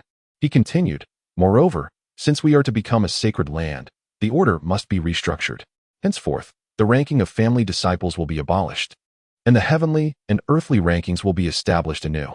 The heavenly ranking will allow challenges from those in the golden immortal realm, while the earthly ranking will be open to those in the celestial immortal realm. The position of Holy Maiden will be taken over by South Palace U, while the role of Holy Son remains vacant. The challenges for the heavenly and earthly rankings will take place 3 days hence. Do any of you have objections? Upon hearing this, the eyes of the crowd gleamed with excitement, and not a single voice rose in dissent. South Palace Haoyan nodded and added, in that case, prepare for the forthcoming matters. As for the news of the South Palace Sacred Land, we shall wait for South Palace Junyi to fully recover before he makes the announcement. At that time, we shall host a grand feast and declare a general amnesty. A glint sparkled in South Palace Haoyan's eyes. The Divine Realm's Sacred Pavilion? Huh. He was eager to witness just how formidable this legendary institution truly was. If they were wise, he would let them be. However, if they proved to be obstinate, he would not hesitate to turn the divine wilderness upside down. Should no one maintain control over the divine realm, South Palace Haoyan would take matters into his own hands. Indeed, the assembly echoed in unison before retreating. I hope you do not disappoint me. Once they had departed, South Palace Haoyan rose and sighed softly. Since learning of the divine realm's sacred pavilion, he yearned to comprehend one more matter, the true extent of his own power. As it stood, the emperor realm felt akin to mere ants. Even those emperors who grasped the great Tao were but slightly larger ants in the grand scheme of things. Since the sacred pavilion of the divine domain possesses the resources of the entire vast wilderness, its profound heritage must be extraordinarily formidable. Chapter 22. Emergence of Talents. 3 days passed in the blink of an eye. One morning, the disciples of the Nangong family stood gathered in the square. After 3 days of recuperation, Nangong Junyi had fully restored his cultivation. The vitality bestowed by Nangong Haoyan was akin to a sacred spring, cleansing his entire spiritual meridian and rendering his spiritual power even purer, with a significantly more powerful and stable aura. Nangong Junyi spoke aloud, his voice resonating among the disciples below, proclaiming the matters regarding the challenges for the heavenly and earthly rankings. The disciples below were brimming with excitement, their eyes ablaze with indomitable fighting spirit. After a considerable time, once Nangong Junyi concluded, he turned to Nangong Haotian and respectfully inquired, "Ancestor, shall we commence now?" "Indeed." Nangong Haotian nodded, then waved his hand. The figure of Gigu Huasher stepped forward, understanding the cue, and announced in a booming voice, "The first match of the earthly ranking is between Nangong Sunsheng and Nangong Yu." With that, Giga Huasher stepped aside, gesturing as a formation coalesced and settled upon the arena. "This sister, given your cultivation at the 5th level of the celestial realm, it would be wise to concede," remarked a handsome young man with a gentle smile. Exuding a refreshing aura, he was the first to ascend the arena. Spare me your words." Nangong Yu retorted coldly, her azure dress billowing as she leaped onto the arena, attracting considerable attention and cheers. Giga Huasher solemnly declared, "The match begins. Then, I shall not hold back." Nangong Sunsheng chuckled. As his words fell, a glint of brilliance sparked in his eyes, and with a flourish of his right hand, a curved blade materialized. He swung the blade, and a surge of potent spiritual power rippled along its edge. Boom! The blade's shadow descended with a chilling radiance, akin to the glow of a clear moon, hurtling towards Nangong Yu. Unfazed, she gracefully turned her delicate hand, producing a long azure sword. With a slight quiver of her form, the sword emitted a melodious chime. Clang! Their weapons clashed, unleashing a resonant thunder akin to the clash of metal, sending powerful shockwaves across the arena. Had it not been for the reinforcement of the formation, that single impact would surely have shattered the arena beneath their feet. With a crash, both combatants were sent reeling backward. Nangong Yu's breath quickened. She inhaled deeply, her right hand trembling slightly, her grip on the long sword beginning to falter. As Nangong Sunsheng stood at the pinnacle of the 6th level of the celestial realm, just one step away from the 7th, Nangong Yu knew she was no match for him in terms of cultivation. "Concede." Nangong Sunsheng shook his head, a look of resignation on his face. The outcome is far from certain." Nangong Yu licked her lips, a glimmer of brilliance flashing in her eyes. Taking a deep breath, she summoned the spiritual energy within her. That energy surged forth like a tsunami, gushing from the blade of her sword. "How dull," Nangong Sunsheng remarked, shaking his head. "In that case, do not blame me for my lack of mercy." Sky-severing technique. As his words fell, a transformation occurred in Nangong Sunsheng's gaze. His formidable aura seemed to blend seamlessly with the heavens and earth, radiating a terrifying presence that resonated in the air. The blade in his hand gleamed with an unparalleled sharpness, as if the very sky was being torn asunder in that moment. Boom! The two forces collided head-on, unleashing a deafening sound, while waves of energy cascaded outward. Onlookers were left in awe at the spectacle. Both Nangong Yu and Nangong Sunsheng were prodigies of the Nangong family, and their duel promised an exhilarating clash. This sky-severing technique seems somewhat familiar. From a distance, Su Kong observed Nangong Sunsheng executing the move, surprise flickering in his eyes. He felt an uncanny sense of déjà vu regarding this technique, yet could not recall its origin. Hearing this, Nangong Haotian secretly smiled, choosing not to elaborate. The sky-severing technique was undoubtedly familiar to the golden-winged Great Peng clan. Thousands of years prior, he had wielded this very move to vanquish numerous ancient races. Subsequently, it was inscribed on a stone wall within the Nangong secret realm for the descendants of the Nangong family to cultivate. Meanwhile, on the competition platform, Nangong Yu was jolted by the force. Steadying her mind, her beautiful eyes underwent a transformation. Her dark irises suddenly turned an exquisite blue, suffused with an aura of profound mystery. Boom! A terrifying power surged forth from Nangong Yu's eyes, rolling like an unstoppable river. Even separated by the formation, the other Nangong disciples felt a prickling sensation on their scalps. 7-colored divine eyes. Seeing this spectacle, Nangong Haotian murmured softly, astonishment flashing in his gaze, followed by a smile gracing his lips. He had not anticipated such extraordinary talent among the younger generation of the Nangong family. With the likes of Nangong Yu, who possessed the mystic-ine body, and Nangong Sunsheng, who could comprehend the sky-severing technique, and now Nangong Yu, who commanded the power of these three would be hailed as holy sons and daughters anywhere else. It was remarkable that the Nangong family had produced 3 such individuals. As the path of greatness unfolded, and the heavens vied for supremacy, Nangong Haotian mused to himself, his eyes gleaming with intensity, though his expression soon returned to tranquility. Boom! At that moment, the powerful force from Nangong Yu surged forth, causing Nangong's son Sheng's expression to shift dramatically, filled with horror. He hastily drew his blade to defend. But the might was overwhelming, utterly uncontainable. Nangong's son Sheng's body was propelled like a kite severed from its string, hurtling through the air before crashing heavily to the ground.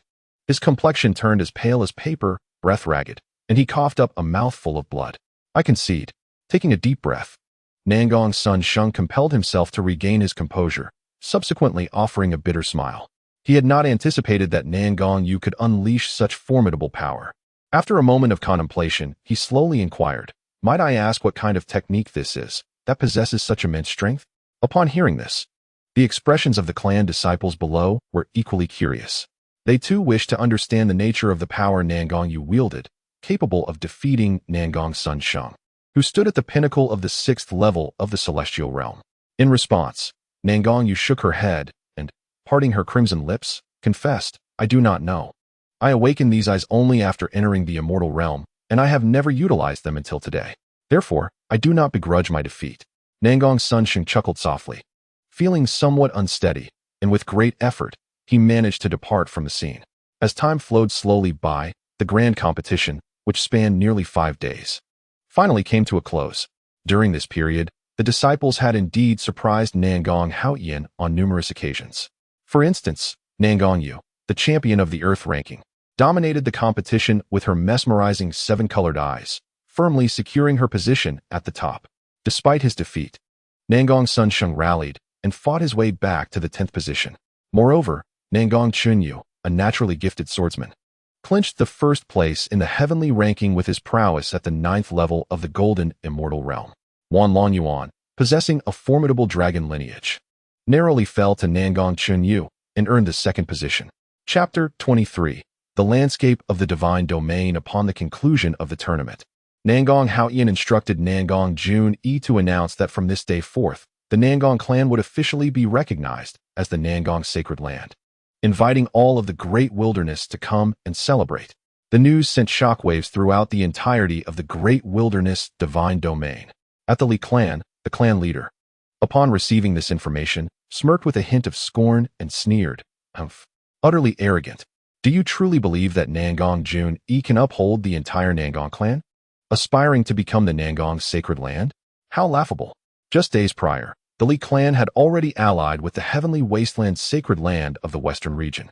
They felt no fear towards the Nangong clan, and the declaration of submission to the Nangong clan was dismissed with disdain. After this alliance, the Li clan's status in the Western region had risen dramatically.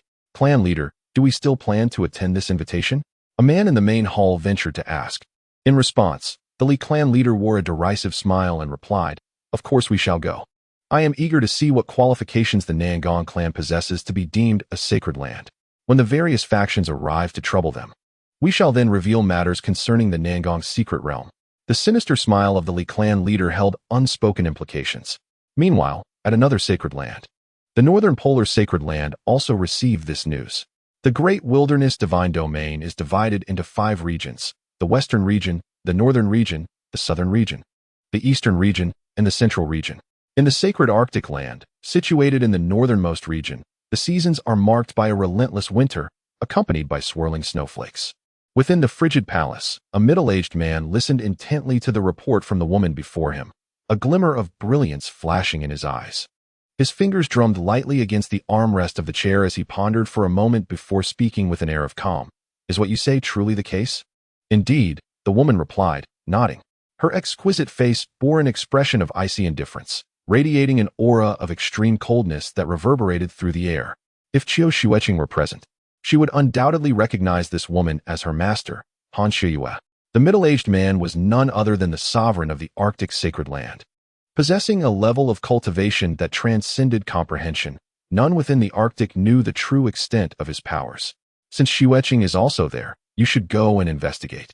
However, remember, should those individuals appear, do not engage them in hostility." The sovereign of the Arctic Sacred Land spoke slowly. "Understood," Han Shiyue replied, nodding before vanishing within the frigid palace. Sighing, the sovereign suddenly expressed a sense of resignation. It seemed that the Great Wilderness Divine Domain was on the brink of a turbulent storm. It is essential to note that establishing a sacred land without the consent of the divine domain's sacred pavilion was a blatant challenge to their authority. Furthermore, the sacred pavilion might seize this opportunity to initiate a thorough cleansing of the great wilderness divine domain, ensuring their absolute dominion. Simultaneously, similar scenes unfolded across the great wilderness divine domain, akin to those at the Arctic sacred land and the Li family. Although the surface of the great wilderness divine domain appeared tranquil, the undercurrents of unrest were steadily brewing, perhaps destined to erupt on a fateful day. This entire situation held little interest for Nangong Haoyan, sitting within the Nangong's sacred land. In his eyes, not even the divine domain's sacred pavilion, nor the combined might of the great wilderness divine domain, posed a threat to him. Ancestor. At that moment, a figure appeared before Nangong Haoyan. Nangong, you spoke respectfully. Having witnessed the might of Nangong Haoyan and holding him in the highest regard. Previously, she had only observed him from afar, but now, standing so close. Her heart raced uncontrollably. Do you know the origin of your unique eyes? Nangong Haoyan inquired, nodding slightly. In response, Nangong Yu shook her head. It was indeed peculiar.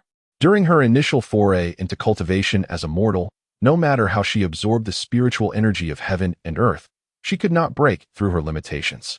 Only later, through a fortuitous encounter, did she transcend her boundaries and gradually grow stronger. It was only after reaching the celestial realm that she acquired her extraordinary eyes. 7-colored divine eyes. Nangong Haoyan uttered, his gaze shimmering with intensity.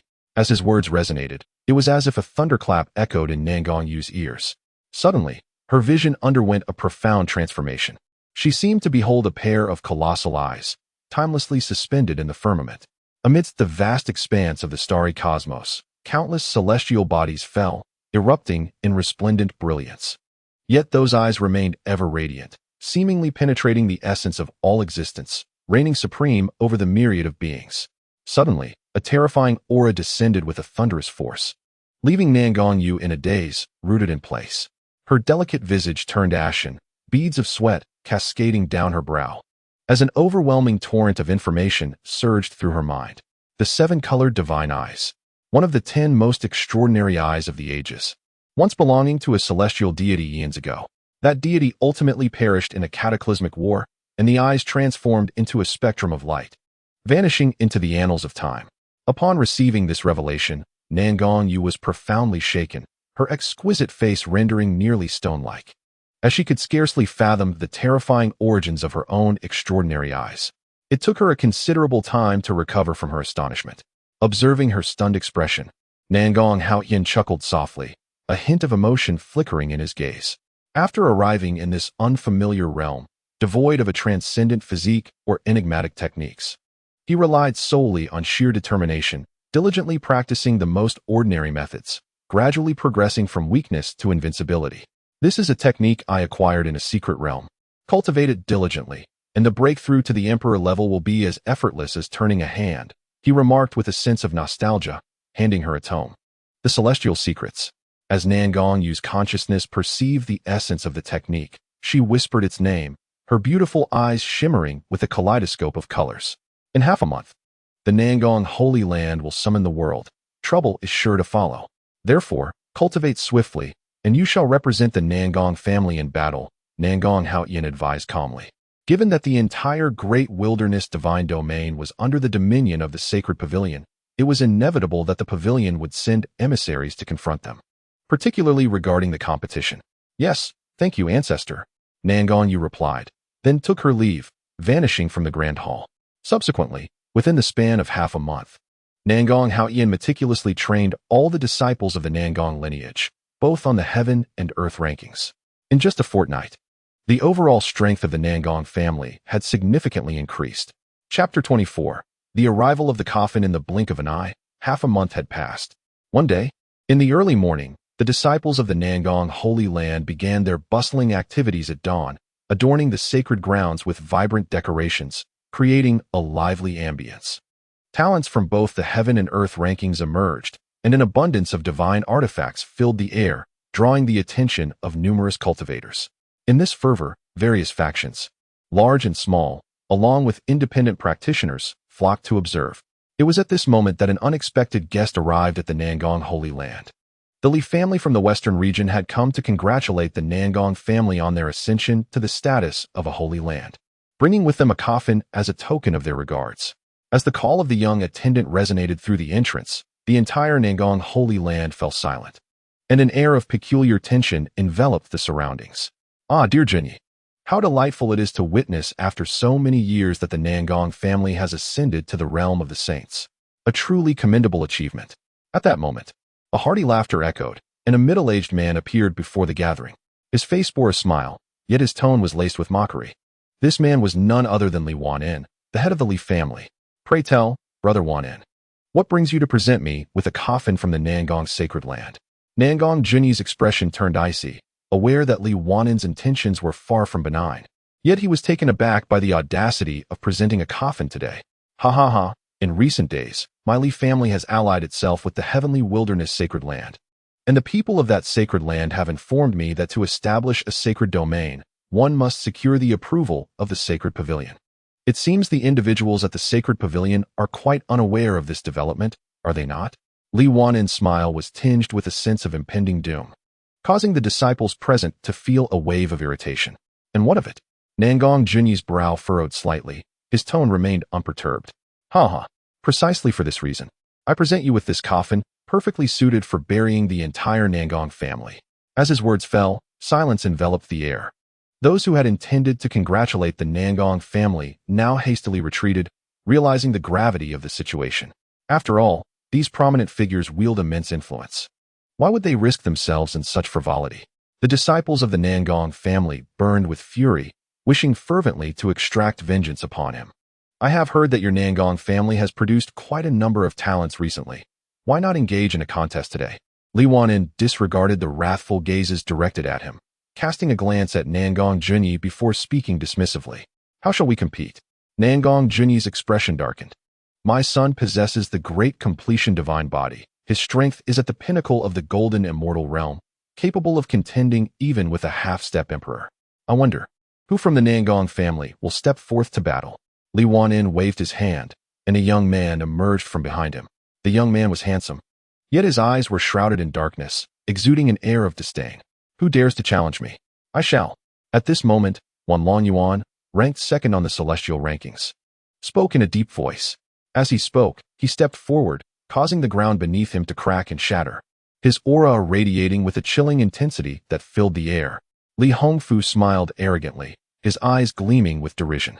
Merely an 8th-level golden immortal? You are no match for me. Where is Nangong Yu? In my view, she alone is worthy to be my opponent. Huh. Why must the saintess personally intervene to deal with you? Xuanhuan Laozu scoffed, channeling his draconic lineage and unleashing a resounding roar that echoed with fervor. The saintess? What a splendid notion. To be the woman of Li Hongfu, the saintess would be perfect. Li Hongfu laughed uncontrollably. In the past, when the Li family was merely a vassal of the Nangong family, he had long harbored affection for Nangong Yu. Now, as the Nangong family wanes and the Li family flourishes, Li Hongfu naturally views Nangong Yu as his destined prize. Such arrogance. The countenance of Xuanhuan Laozu shifted dramatically, as the dragon vein within him surged with an overwhelming torrent of spiritual energy. He unleashed a powerful punch, accompanied by a resonant dragon's roar, manifesting a shadow of his fist that soared through the air, entwined with a spectral dragon, hurtling towards Li Hongfu. Upon witnessing this spectacle, Li Hongfu let out a cold chuckle, then extended his palm, conjuring a towering shadow that resembled a constellation, enveloping the surroundings instantaneously. The two forces collided head-on, erupting with a thunderous sound that reverberated through the atmosphere, unleashing a cataclysmic energy that rippled and shattered the very fabric of space. Is this all you have?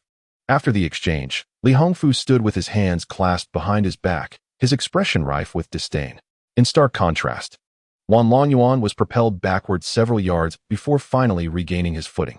His complexion paled as he gasped for air, blood surging within him, forcing himself to swallow a mouthful of reverse blood.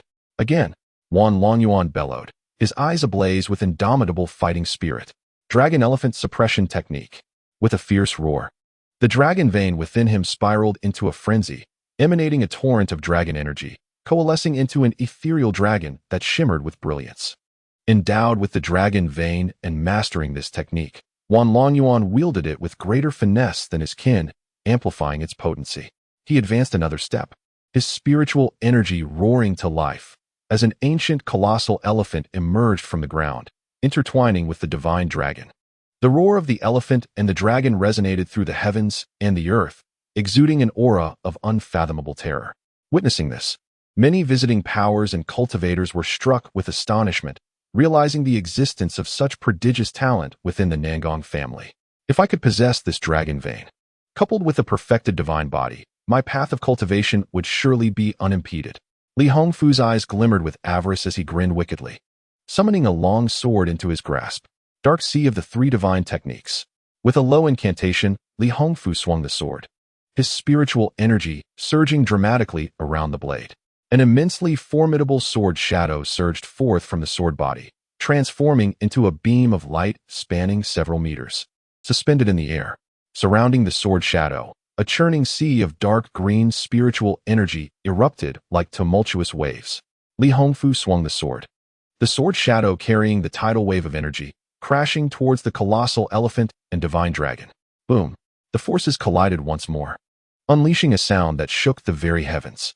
A terrifying aura surged forth, collapsing the surrounding air and revealing a pitch-black void, exuding a chilling presence. At that moment, Li Wanyin waved his hand, conjuring a massive formation that enveloped both Li Hongfu and Wan Longyuan within its confines. Nangong Junyi's expression changed, intent on intervening, but suddenly, the voice of Nangong Haoyan resonated in his mind, prompting him to halt. Brother Junyi, do not be anxious. I merely fear they may damage the sanctity of the Nangong Holy Land. Li Wanyin spoke with a smile, deliberately emphasizing the word sacred land. The sarcasm in his tone unmistakable. Chapter 25, The Secret Art of Nangong. Meanwhile, within the formation, countless forces intertwined and surged throughout the space. An unparalleled aura blossoming at that moment, radiant glimmers rising like ascending mushroom clouds. Even with the formation's enhancement, the ground trembled slightly. With a single strike, a torrent of spiritual energy obscured the figures of Li Hongfu and Wan Longyuan. After a considerable time, their forms gradually emerged. Li Hongfu burst forth, gasping for breath, his eyes glinting with a chilling light. The spiritual energy within him surged violently, akin to a boundless ocean, reverberating in the void. In the distance, Wan Longyuan was enveloped in spiritual energy, a golden dragon coiling around his body, exuding an aura of utmost majesty as if a divine beast were protecting its master. Boom! Then, the two forces collided once more, the earth-shattering sound tearing through the surrounding air, dissipating into the vast emptiness, while the spiritual energy resembled countless stars, each thread containing boundless power. It seems your disciples from the Nangong sacred land are not as impressive as one might think, Li Wanyin remarked coldly, as if envisioning his son slaying Wan Longyuan with a single sword strike. Nangong Junyi furrowed his brow deeply. Nangong Yu was still in seclusion, and among the younger generation. Only the saintess could possibly subdue Li Hongfu. However, at that moment, an unexpected scene unfolded. The wicked grin on Li Hongfu's face suddenly froze, replaced by an expression of disbelief. Wan Longyuan abruptly unleashed a palm strike, a golden dragon surging forth from the shadow of his hand, its roar echoing as it hurtled toward Li Hongfu. The latter was taken aback, attempting to draw his sword in defense, but it was evidently too late. A terrifying force struck Li Hongfu's chest, cascading down with dreadful might, his body plummeting to the ground like a meteor, stirring up a cloud of dust. Wan Longyuan's eyes brimmed with murderous intent. Seeing Li Hongfu fall, he did not relent, flipping his right hand to reveal a long sword, thrusting it toward Li Hongfu. How dare you? Witnessing this scene, Li Wanyin's expression shifted dramatically as he bellowed in rage, taking to the air. His imperial-level strength radiated forth, and with a single palm strike, myriad phenomena erupted in the void, golden light shimmering and vanishing as it surged forward. Wan Longyuan remained undeterred, the dragon veins within him thrumming with vigor, a resounding dragon's roar reverberating through heaven and earth as a golden divine dragon materialized above him. Suddenly, a palm descended, shattering the divine dragon instantaneously. Wan Longyuan's complexion paled, the overwhelming shockwave propelling him away. His breath faltered, and he spat out a mouthful of blood. Seeking death, Nangong Junyi let out a cold snort, brandishing his sword as he stepped forward. Whoever dares to harm a disciple of the Nangong sacred land, even if it is the head of the Li family, I shall take your life today. As his words echoed, he swung his sword, and the blade's shadow resembled a radiant moon, timeless and eternal in the void, its icy aura intertwining and tearing through the sky as it surged towards Li Wanin with lethal intent. From a distance, Han Qiuyue observed with keen interest as Nangong Junyi unleashed this technique, her beautiful eyes sparkling with curiosity. Li Wanin's gaze was filled with disdain. As the sword shadow approached, he suddenly shouted, 10,000 Buddhas descend. With that proclamation, a torrent of energy surged forth from within him, and the ocean of spiritual power erupted. Countless golden-hued Moreau Buddhas materialized, chanting scriptures that resonated through the air.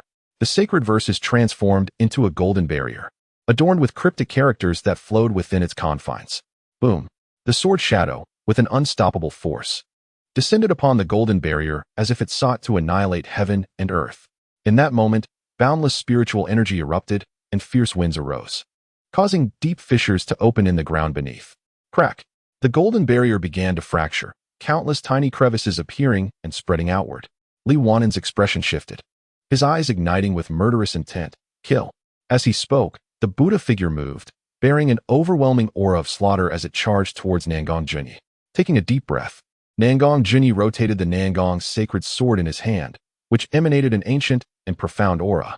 The Nangong sacred sword, passed down through generations of the Nangong family, contained unimaginable power. Even the mightiest of emperors would tread carefully in its presence. Nangong's secret art, divine punishment of the sacred sword, suspended in midair. Nangong Junyi's cold gaze was filled with boundless killing intent. He shouted, and the spiritual energy within him surged like an ocean, spreading across the firmament. At this moment, the entire sky was nourished by an infinite sea of spiritual power, bathing the world in a resplendent golden glow. Subsequently, countless bolts of lightning, transformed from sword shadows, coalesced within the ocean of spiritual energy. The roaring sword shadow thunder resembled a primordial beast, capable of rending the very fabric of existence. Countless forces intertwined and entangled, fracturing the entire space, as the vast heavens transformed into an endless void. Boom! At that moment, a celestial sword coalesced, a colossal sword shadow rising with an overwhelming presence. As if sacred chants echoed forth, and flowers from the other shore bloomed in the sky, the golden ocean serving as sustenance for the sword shadow.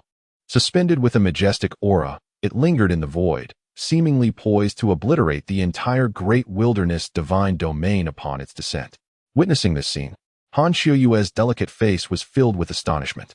She found it hard to fathom that such a terrifying secret art existed within a mere small family like the Nangong.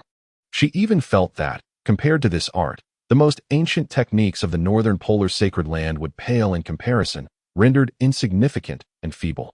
What manner of existence is the Nangong family? At this moment, Han Qiuyue's eyes brimmed with astonishment and inquiry. With a resounding boom, Nangong Junyi unleashed a sword strike directed at Li Wanin. The immense shadow of the sword, imbued with a force capable of obliterating all, rendered everything in its path utterly annihilated. Beneath the shadow of the sword, the myriad Buddha statues scattered across the sky appeared as mere illusions, easily toppled by a single hand.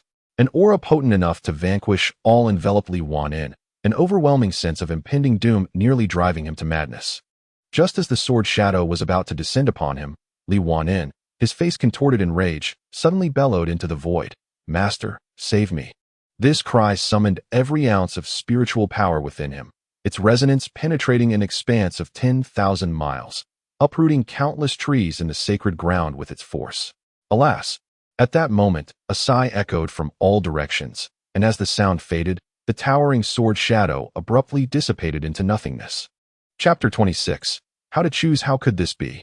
Witnessing this scene, Nangong Junyi gasped in shock, his countenance shifting dramatically, disbelief flooding his eyes. It must be noted that the Nangong secret arts are renowned for their unparalleled dominance within the family. In the same realm, they are deemed invincible. Yet, reduced to dust by a mere sigh? The thought sent a chill coursing through him, his entire being trembling involuntarily. In the distance, Han Qiuyue furrowed her delicate brows slightly. Within that sigh, she detected the essence of a great power, surmising that the hidden emperor was indeed a being of extraordinary might. Contemplating whether to intervene, she hesitated, realizing the saintess was still present. Should the concealed emperor unleash a rampage, it would prove difficult for her to locate the saintess thereafter. At that moment, a rift of immense proportions appeared in the heavens above. Then, a figure emerged, reminiscent of a divine ruler standing majestically, enveloped in crimson radiance. The gaze of this individual shimmered with a profound essence, suggesting that in his eyes, a single breath encapsulated the cycle of all existence. Indeed, it was the pathway of space. Han Shiyue was taken aback. The Emperor of the Great Path was already a rarity, and those who cultivated the path of space were even more scarce, akin to a phoenix amongst hens. It was unexpected that the Li family's benefactor would possess such an adept of the space pathway. It seemed that danger loomed over the Nangong's sacred ground. At this juncture, Han Shiyue resolved against intervening. The emergence of a space pathway emperor likely signified a matter far beyond the simple affairs of the Li family. This emperor was possibly acting on behalf of others. Should she take action, she would inevitably be viewed as an enemy by the various sacred grounds, thereby endangering the entire northern polar sacred ground due to her actions. Who are you? As the terrifying aura of the newcomer enveloped him, Nangong Junyi took a deep breath, forcing himself to regain composure. Who I am is of little consequence. Above the void, that figure slowly spoke, and with the resonance of his voice, countless extraordinary phenomena erupted behind him. I have come to declare that the South Palace sacred land cannot exist. At this juncture, the tone of that figure shifted abruptly, imbued with a chilling, murderous intent as he unleashed a formidable palm strike. In that moment, it seemed as though the very fabric of the void began to tremble. A colossal shadow of the hand overshadowed the heavens, casting the world into darkness. Boom! A deafening roar reverberated, carrying an annihilating force that surged towards the entire South Palace sacred land, intent on obliterating it in a single strike. South Palace secret technique, holy sword of divine punishment. South Palace Junyi's countenance darkened, his eyes brimming with murderous intent. Although this enigmatic figure's power far surpassed his own, as the head of the South Palace, he was resolute in standing with his family in life or death. With fervor, South Palace Junyi summoned the South Palace Holy Sword, and a tempest of spiritual energy surged forth, emanating waves of terrifying aura. A massive sword shadow erupted from the earth, golden sword waves resonating through the air, as though a giant sought to withstand the cataclysmic force descending upon them. Boom! The two forces collided head-on, the palm shadow sweeping aside all in its path. And in the blink of an eye, the sword shadow was utterly annihilated. South Palace Junyi's expression shifted dramatically. He roared and ascended, his vital energy igniting as he summoned all his spiritual power to launch a fist. Cycle of the sun and moon. Between his fists, the sun and moon appeared, their brilliance illuminating the heavens as the light of the sun and the essence of the moon bloomed forth in that moment. Accompanied by South Palace Junyi's strike, that force surged with the might of the heavens, crashing down. Formation, arise. South Palace Junyi called out again. The formations of the South Palace radiated a world-destroying aura, their brilliant light illuminating the firmament. The Heaven-Slaying Sword Formation, the 72 Heavenly Slaughter Formation, the Dragon Elephant Suppressing Prison Formation, and countless other formations hidden within the South Palace awakened in unison. A torrent of dreadful power amalgamated, the aura emanating from it causing the figure above the firmament to reveal a hint of astonishment. Yet, in an instant, the figure's expression returned to normal, and he unleashed another palm shadow that surged through the void. South Palace Junyi, undeterred, summoned countless forces to converge, striking against the palm shadow, but in mere moments, the palm shadow shattered. In the next instant, South Palace Junyi's aura began to waver, his spiritual energy nearly depleted. His eyes stained crimson as waves of reverse blood gushed forth. Yet, his countenance remained resolutely steadfast. He and the South Palace sacred land would surely share the same fate. Clutching this conviction, South Palace Junyi let out a furious roar, akin to a madman, charging towards the enigmatic figure. However, to the mysterious man, he was but an ant. A cold laugh escaped his lips. In his eyes, South Palace Junyi's actions were no different from a mere insect attempting to shake a tree. To harm him? Such thoughts were sheer folly. Subsequently, with a wave of his right hand, a void appeared, into which countless arrays of power were drawn. He then gently brushed his hand, causing the emptiness to vanish and the boundless array of power to be utterly obliterated. Witnessing this, Nangong Junyi felt an overwhelming despair rise within him. He had intended to confront the individual with a resolve to perish, hoping to inflict injury upon him, yet he found himself incapable of even approaching. The enigmatic figure struck again, delivering a fierce palm strike upon Nangong Junyi. The latter felt a sharp pain, akin to a shooting star plummeting to the earth, creating a massive crater upon impact. dust swirling chaotically around. "How utterly dull," remarked the mysterious man with a tone of disdain. As if he had merely crushed an insignificant insect, his expression devoid of any warmth. He gazed down upon the crowd, akin to locusts, and coldly uttered, "All shall perish." As his voice echoed, he unleashed another palm strike, a formidable force that filled the heavens and the earth. Should this strike land, none would escape unscathed. The crowd, like startled birds, instantly scattered in all directions. At that moment, a foreign voice suddenly resonated in Han Shui's mind. "Intervene, and I shall reveal to you the secret of the holy moon-cold body." The voice reverberated like thunder in her thoughts, causing her delicate features to shift and her gaze to tremble. Who was the owner of this voice? How did he know of her possession of the holy moon-cold body? Moreover, his tone suggested he understood it better than she did. Yet, if she intervened, she would be pitted against those individuals and the entire great wilderness divine domain. Was it worth the risk? Meanwhile, the shadow of the mysterious man's palm descended, eliciting anguished cries from the crowd below. Han Shui bit down on her crimson lip, steeling her resolve as a cerulean longsword materialized in her grasp. The azure sword shadow surged forth, colliding with the palm shadow. The two forces intersected, unleashing a power that astonished the world, as a formidable aura expanded into the boundless void. Chapter 27. A snap of the fingers can annihilate after the clash. A light exclamation escaped the mysterious man's lips from within the void. His gaze fell upon Han Shuiyue, and in an instant, he appeared before the crowd with a light laugh, saying, "I did not expect the Empress Shuiyue to resort to an ambush. However, your decision to act now is hardly a rational one." Recognizing Han Shuiyue's aura, a smirk of mockery crossed his face. As she was the renowned Empress of the North Polar Sacred Land, she undoubtedly understood the existence of the sacred pavilion of the divine domain. Should she choose to act now, it would signify the North Polar Sacred Land's intent to oppose the entirety of the great wilderness divine domain. Han Shuiyue's exquisite countenance shifted slightly before regaining composure, a cold glimmer flashing in her beautiful eyes. "My actions require no commentary from you. If you depart now, I shall spare you. Otherwise," her words were abruptly interrupted by the mysterious man's booming laughter. His mocking laughter was unrestrained, echoing in the ears of the crowd. "This statement should be directed at you, should it not? I, the supreme sovereign of freedom, shall not be hindered in my quest to slay whom I desire." As he spoke, the tone of the supreme sovereign suddenly turned frigid, a murderous intent swirling in his gaze. He then unleashed a palm strike, the shadow of his hand descending with an overwhelming force akin to a cascading river of stars. "Let us hope you remain true to your word," murmured Han Shuiyue, her voice barely a whisper as she felt the chilling aura emanating from the supreme sovereign. If that voice she had just heard had deceived her, she would not hesitate to unleash a massacre upon the Nangguang sacred land. At that moment, the palm shadow surged towards her from all directions. Flash! Han Shuiyue's crimson lips parted as she uttered a low command, her azure longsword slicing through the air, producing a cascading torrent of sword shadows that collided with the incoming palm strike.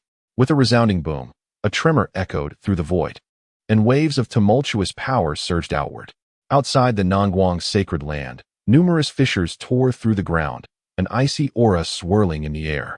Even amidst countless formations bolstering their defenses, the surroundings began to tremble precariously. It had long been rumored that a prodigious saintess had emerged from the North Polar sacred land, her master possessing unfathomable strength and an unparalleled physique. I once thought such claims exaggerated, but witnessing it firsthand today, I now believe it to be true. The supreme sovereign of freedom stepped forward, hovering in midair, a hint of admiration lacing his tone. "Humph," Han Shuiyue scoffed coldly, her expression frosty, choosing to disregard him. The supreme sovereign, unfazed, shook his head with a touch of exasperation. "Alas, had you cultivated for another century, with your talent, I would undoubtedly be no match for you." However, he paused, a proud gleam in his eyes. "Now, you cannot defeat me." As his words fell, the supreme sovereign extended a hand, conjuring golden formations that materialized from the ground, swirling in the air.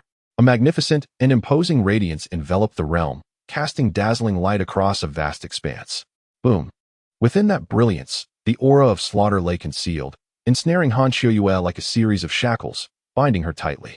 I am eager to discover what this legendary unparalleled physique truly entails, enabling you to ascend from the mortal realm to the level of sovereign in a mere century. The supreme sovereign licked his parched lips, a mix of trepidation and envy stirring within him.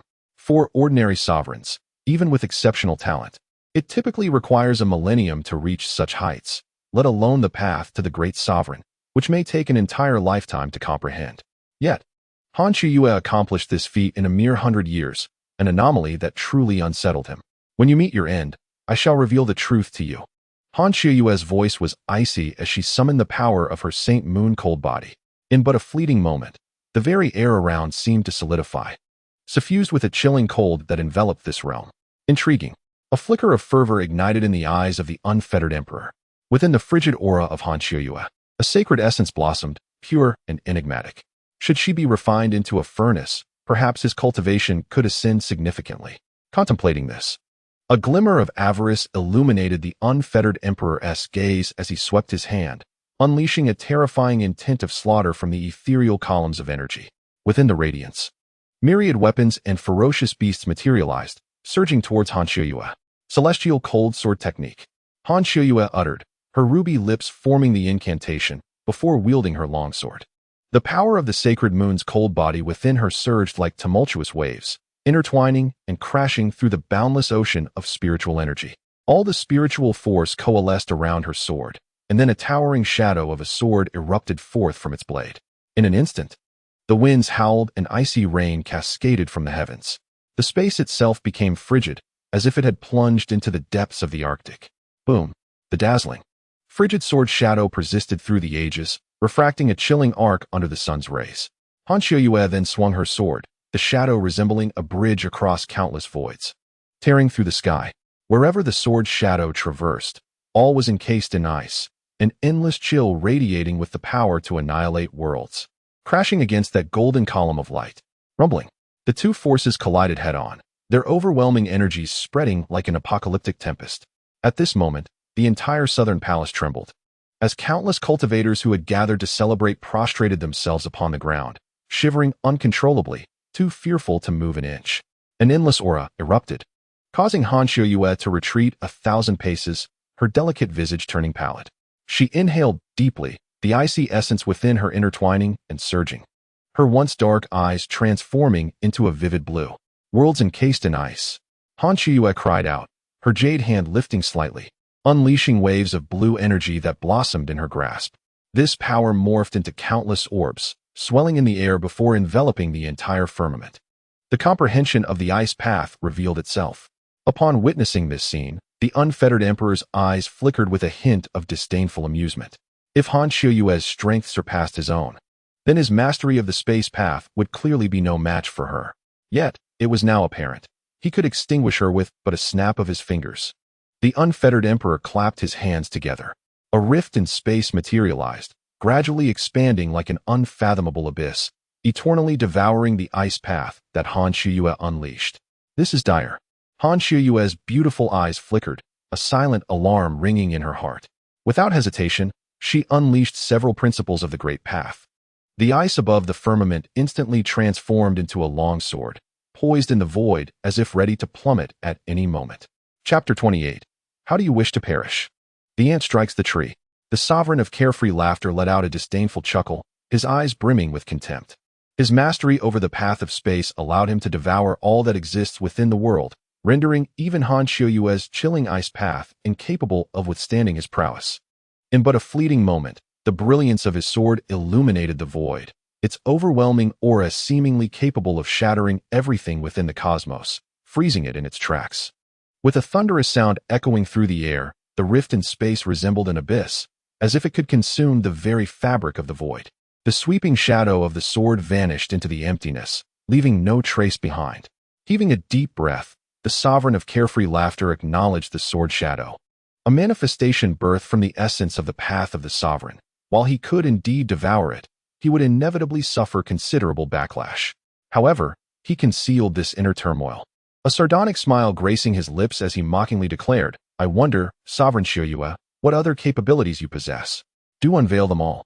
Regardless of the realm or the might of the path, he surpassed Han Shiyue, representing the entirety of the great wilderness divine domain, unafraid of her or the forces that stood behind her. Upon hearing his words, Han Shiyue's enchanting eyes flickered with a shadowy gleam. If she were to strike again, the outcome was uncertain even to her. Since Sovereign Xuanhuan chooses not to intervene, I implore you to stand aside. Perhaps I shall forget the events that have transpired." Observing Han Xuanhuan's silence, the sovereign of carefree laughter chuckled, his tone laced with derision. Boom! With a resounding crash, the countenance of the sovereign of carefree laughter shifted dramatically. Instantly, an immense surge of spiritual power emanated from him, transforming into a long spear, its tip ignited with searing flames. In an instant, a raging sea of fire engulfed the heavens, scorching the void for miles around. "Kill!" His eyes ablaze with murderous intent, he bellowed as the spear, engulfed in the tempest of flames, descended upon the South Palace Holy Land. Han Xuanhuan's expression tightened. She was aware that Xiu Xueqing bore the heart of the Arctic, rendering her impervious even to the path of the sovereign. Yet, gazing upon the cultivators below, her emotions became a tumultuous blend of complexity and helplessness. It was imperative to remember that the entire great wilderness divine domain was under the dominion of the sacred hall of the divine domain. No one dared defy the hall's decrees. At that moment, a chilling snicker reverberated from all directions. As the words resonated, a sword shadow shot forth from the depths of the South Palace's secret realm. This strike appeared to transcend time itself, spanning eons, and in the blink of an eye, the sword's shadow landed upon the boundless flames, unleashing a power that could astonish the heavens. In that instant, the long spear shattered completely, reduced to dust that wafted through the void. The might of the sword surged forth, howling as it bore down upon the sovereign of carefree laughter. His expression shifted abruptly, and he hastily clapped his hands to conjure a layer of spatial shield, intricate symbols swirling around it, radiating a mysterious and ancient aura. Boom! Yet, in the blink of an eye, the shield was obliterated, as the sword shadow descended with the ferocity of a thunderbolt, crashing down upon the sovereign of carefree laughter. In a moment of life and death, the sovereign of freedom once again opened a void, engulfing the shadow of the sword within. Nevertheless, the ferocious sword energy still inflicted significant damage upon the sovereign of freedom. His complexion instantly turned pale as snow, his eyes filled with terror. Suddenly, a surge of reverse blood flowed up within him, causing his countenance to change dramatically. He hastily summoned his spiritual power to halt it, lest the blood burst forth uncontrollably. A tempest of turmoil surged within the sovereign of freedom's heart. As a master of the great Tao, how could he, the exalted one, be tormented so miserably by a mere shadow of a sword? It was utterly incomprehensible. Amidst his astonishment, a flicker of anger crossed his face. Meanwhile, Han Xuanhuan was equally astonished. As another master of the great Tao, she understood the might of such a being. It was no easy feat to even graze an opponent, let alone inflict harm. Yet this shadow of a sword had accomplished that in the blink of an eye. What kind of mysteries lurked within this so-called Southern Palace sacred land? Curiosity filled Han Xuanhuan's eyes. How could a mere master of the great Tao dare to act so audaciously in the Southern Palace sacred land? In the next moment, a cold voice resonated once more, its indifferent tone echoing like a celestial hymn, traversing the void and surging forth from all directions. Who? The sovereign of freedom, adept at the spatial Tao, could perceive every movement within this world, yet at this moment, he found himself unable to discern the source of the voice. An inexplicable tension began to creep into his heart. To aspire to become a sacred land was not a matter for insignificant beings like these to dictate. What kind of hero hides in the shadows? Contemplating the divine domain's sacred pavilion, the sovereign of freedom steadied his mind and spoke coldly. What can a mere divine domain's sacred pavilion do? Not to mention the lord of the wilderness divine domain. Even the heavenly Tao would appear as an ant before me. What are you? The voice resounded again, and as the words fell, the heavens trembled, the sun and moon reversed, dark clouds gathered in the void, and thunder rumbled, suddenly unleashing a torrential downpour as if the heavens themselves feared what was to come. Witnessing this scene, all present trembled in awe. Who was this individual? Han Xuanhuan whispered softly, suppressing her shock, her eyes filled with confusion. At that moment, amidst the heavens and earth, a brilliant light flickered, dispersing the dark clouds and allowing sunlight to pour forth. Then, a young man stepped forth from the void, each stride blooming with lotus flowers. Countless blossoms of the other shore unfurling behind him, radiating an overwhelming aura of sanctity. You, how do you wish to die? Nangong Haoyan appeared before the crowd, his plain gaze fixed on the sovereign of freedom, his tone neither heavy nor light, resembling a death sentence, with an expression of extreme indifference. The sovereign of freedom was profoundly shaken by this presence. However, Upon hearing Nangong Haoyan's words, his expression darkened sharply, anger swirling in his eyes as he bellowed. Spatial execution array. As the voice faded, countless formations coalesced from the void above. This technique, a proud masterpiece of the carefree emperor, utilized the principles of spatial doctrine to conceal its deadly power within the fabric of space, thereby unleashing its full potential. Even Han Xueyue, standing nearby, sensed the formidable threat emanating from it. Her delicate visage shifted slightly. Had she been confronted with this spatial slaughter array, she would surely seek to evade its sharp edge. Yet, how would the person who had just appeared confront it? In that fleeting moment of distraction, Nangong Haoyan made his move. He casually raised his palm, and in the next instant, it felt as though the very heavens trembled in response, coalescing into a single mighty strike directed at the spatial sand array. How absurd! The carefree emperor wore a mocking smile. He had mastered the spatial doctrine, yet this individual dared to rival him in his own domain. Chapter 29. The Fall of Carefree. Utterly foolish. However, in an instant, the mockery on his face froze, replaced by disbelief. How could this be possible? He could scarcely fathom that Nangong Haoyan had effortlessly unraveled his spatial killing array with a mere gesture. The imposing silhouette of his palm surged forth, unrelenting, toward the carefree emperor. The emperor's countenance shifted dramatically. With no time for contemplation, he summoned all his spiritual energy and the power of the spatial doctrine, transforming it into an abyssal void just in time to deflect the palm's assault. After the clash, he gasped for breath, his eyes filled with shock and fear.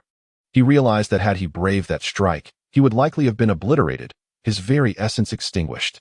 Alarmed, the carefree emperor pondered the identity of this enigmatic figure. He sensed no fluctuations of spiritual energy from him, yet the emanating power was enough to instill dread even in a being of his stature. The power of the doctrine? In the void above, Nangong Haoyan cast a fleeting glance, disappointment evident in his eyes as he shook his head and remarked, "Too weak."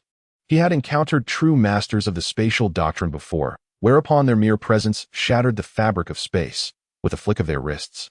Mere emperors were reduced to naught. In contrast, this carefree emperor barely qualified as a child in comparison, and Nangong Haoyan felt no desire to engage. Very well. Today I shall demonstrate what the spatial doctrine truly is. He spoke with an air of calm detachment. Having cultivated for millennia, he had grasped an immeasurable array of doctrinal powers.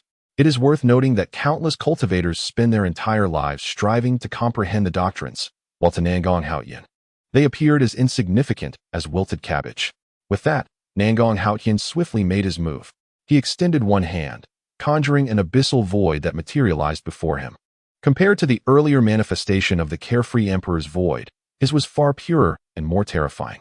Even the entire great wilderness divine domain seemed inconsequential in the presence of this abyssal void. Impossible. This cannot be. Upon witnessing this scene, the Supreme Emperor of Freedom was nearly driven to madness, shaking his head in disbelief. He was certain that the person before him could not possibly possess the strength of an emperor. How had he comprehended the profound truths of the Tao? Unless his power had transcended that of the Tao Emperor. At this thought, the Supreme Emperor's pupils contracted, and his gaze towards Nangong Haoyan was filled with profound dread. He had believed that his own strength as a Tao Emperor was sufficient to reign supreme over the world. Yet, unexpectedly, there were realms beyond realms and beings beyond beings. The latter's power was unfathomably more terrifying than his own. Flee. At this moment, that singular thought consumed his mind.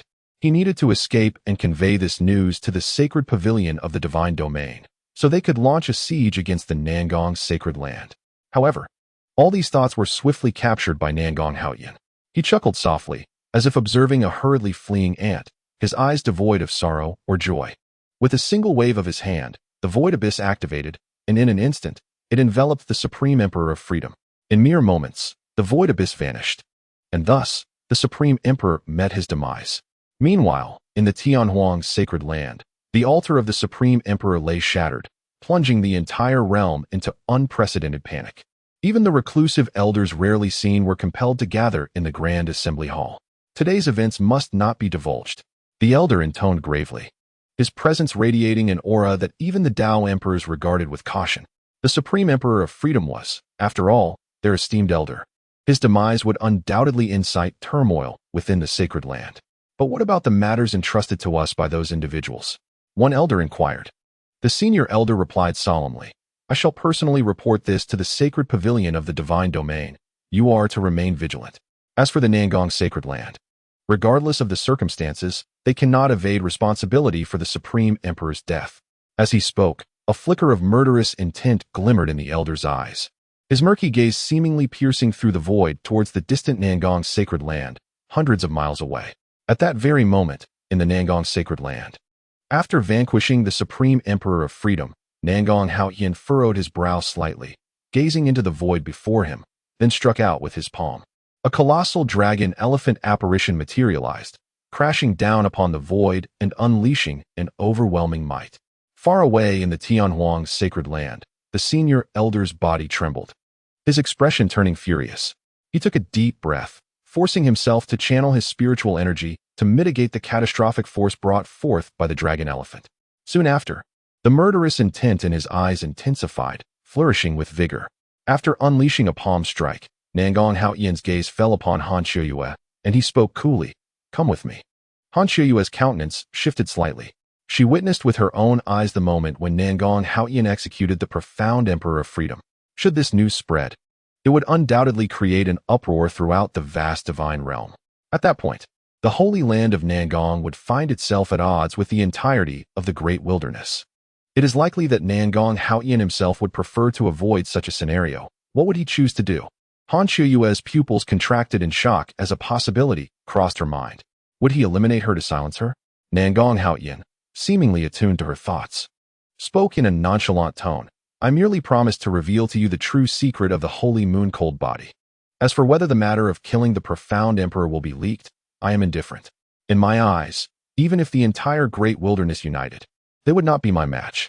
Upon hearing this, Han Shiyue exhaled deeply, a flicker of confusion dancing in her beautiful eyes. How did he know she possessed the holy moon-cold body? Moreover, his piercing gaze seemed to strip away her defenses, leaving her feeling exposed and quite displeased. Clinging to such suspicions, Han Shiyue followed Nangong Haoyan into the Nangong secret realm. Upon entering, they encountered Xuanhuan, who was still immersed in her training. The Nangong secret realm was shielded by formations that isolated it from the outside world, so Xuanhuan was unaware of the events that had just transpired. Upon seeing her master, Xuanhuan was taken aback, but quickly understood. After all, the Nangong family's ascension to a holy land would undoubtedly stir significant waves, making the arrival of the North Pole Holy Land quite understandable. "Master," Xuanhuan said obediently.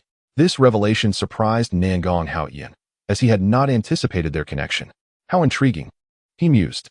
Han Shiyue nodded, her gaze filled with astonishment as she observed Xuanhuan. In just half a month, the Saintess's strength had remarkably reached the threshold of the half-step Emperor realm, with faint signs of impending breakthrough. Moreover, the aura she exuded felt as if the power of the great Tao was intertwined within her, robust and formidable. It seemed that in the future, she too would become a master of the great Tao. Yet, it remained to be seen what insights this disciple, who was also the Saintess of the North Pole Holy Land, would glean from the great Tao. The library holds numerous texts on the cultivation of the great Tao.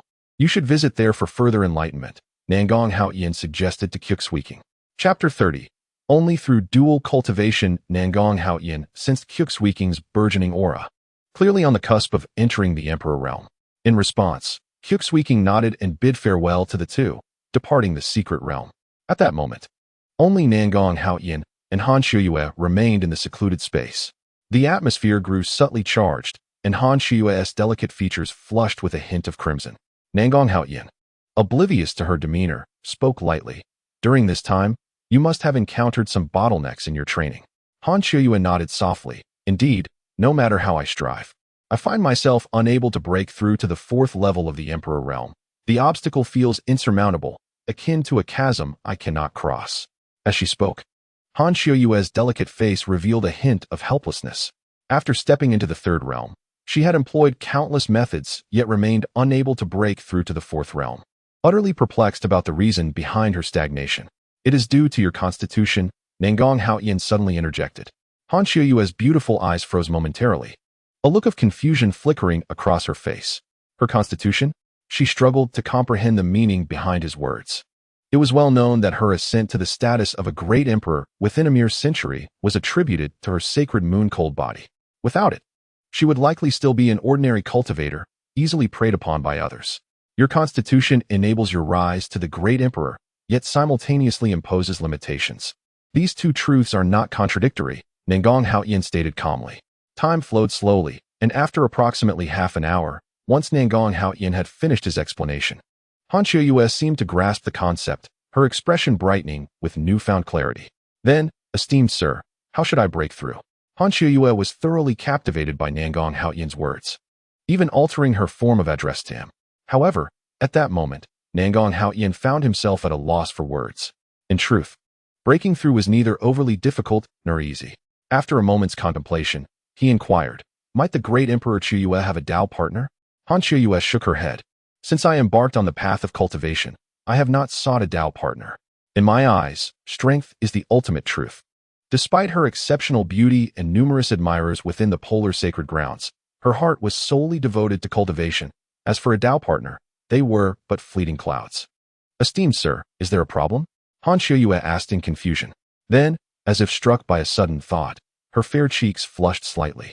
You cannot possibly be suggesting that I become your Dao partner? The notion made her increasingly bashful. Yet, it was evident that she misinterpreted his intentions. Nangong Haoyan's question stemmed from the understanding that to break through the restrictions of the sacred moon-cold body, only dual cultivation could achieve such a feat. By converging yang energy into the Dantian, one could transcend limitations and enter the fourth realm. With this clarification, the atmosphere in the secret realm grew increasingly nuanced. Even Nangong Haoyan felt a flush of warmth on his cheeks. Despite his millennium of cultivation, he had maintained a certain naivety, having devoted himself solely to training within the secret realm, neglecting the more personal aspects of life. Now, discussing such matters, even the invincible Nangong Haoyan found himself somewhat embarrassed. Is there truly only this method? After a long silence, Han Qiuyue bit her crimson lip, her eyes filled with conflict. Indeed, Nangong Haoyan nodded. In truth, there was a second method. He could channel his spiritual energy into her. If sufficient energy were provided, she could break through the restrictions. However, they were merely acquaintances, and Nangong Haoyan would not extend such fervent assistance. Moreover, he had only intended to present her with one possible approach. The specific outcome ultimately depends on her own fate. Upon hearing Nangong Haoyan's words, Han Qiuyue's eyes were filled with inner turmoil and conflict. After a long moment, she took a deep breath and resolved to break through to the fourth level. As this thought crossed her mind, Han Qiuyue's charming face flushed crimson, resembling a perfectly ripened red apple, as she softly murmured, I implore you to be gentle, sir. By the end of her statement, her voice had dwindled to a whisper. Too shy to continue, Nangong Haoyan, upon hearing her, paused momentarily and could not help but chuckle. You misunderstand. I merely intended to share the method to transcend your limitations, not to engage in such matters with you. After his words, Han Qiuyue's face turned a shade of deep embarrassment and shyness, her delicate fists tightly clenching her garment, wishing desperately to vanish into the wall. The awkwardness was palpable.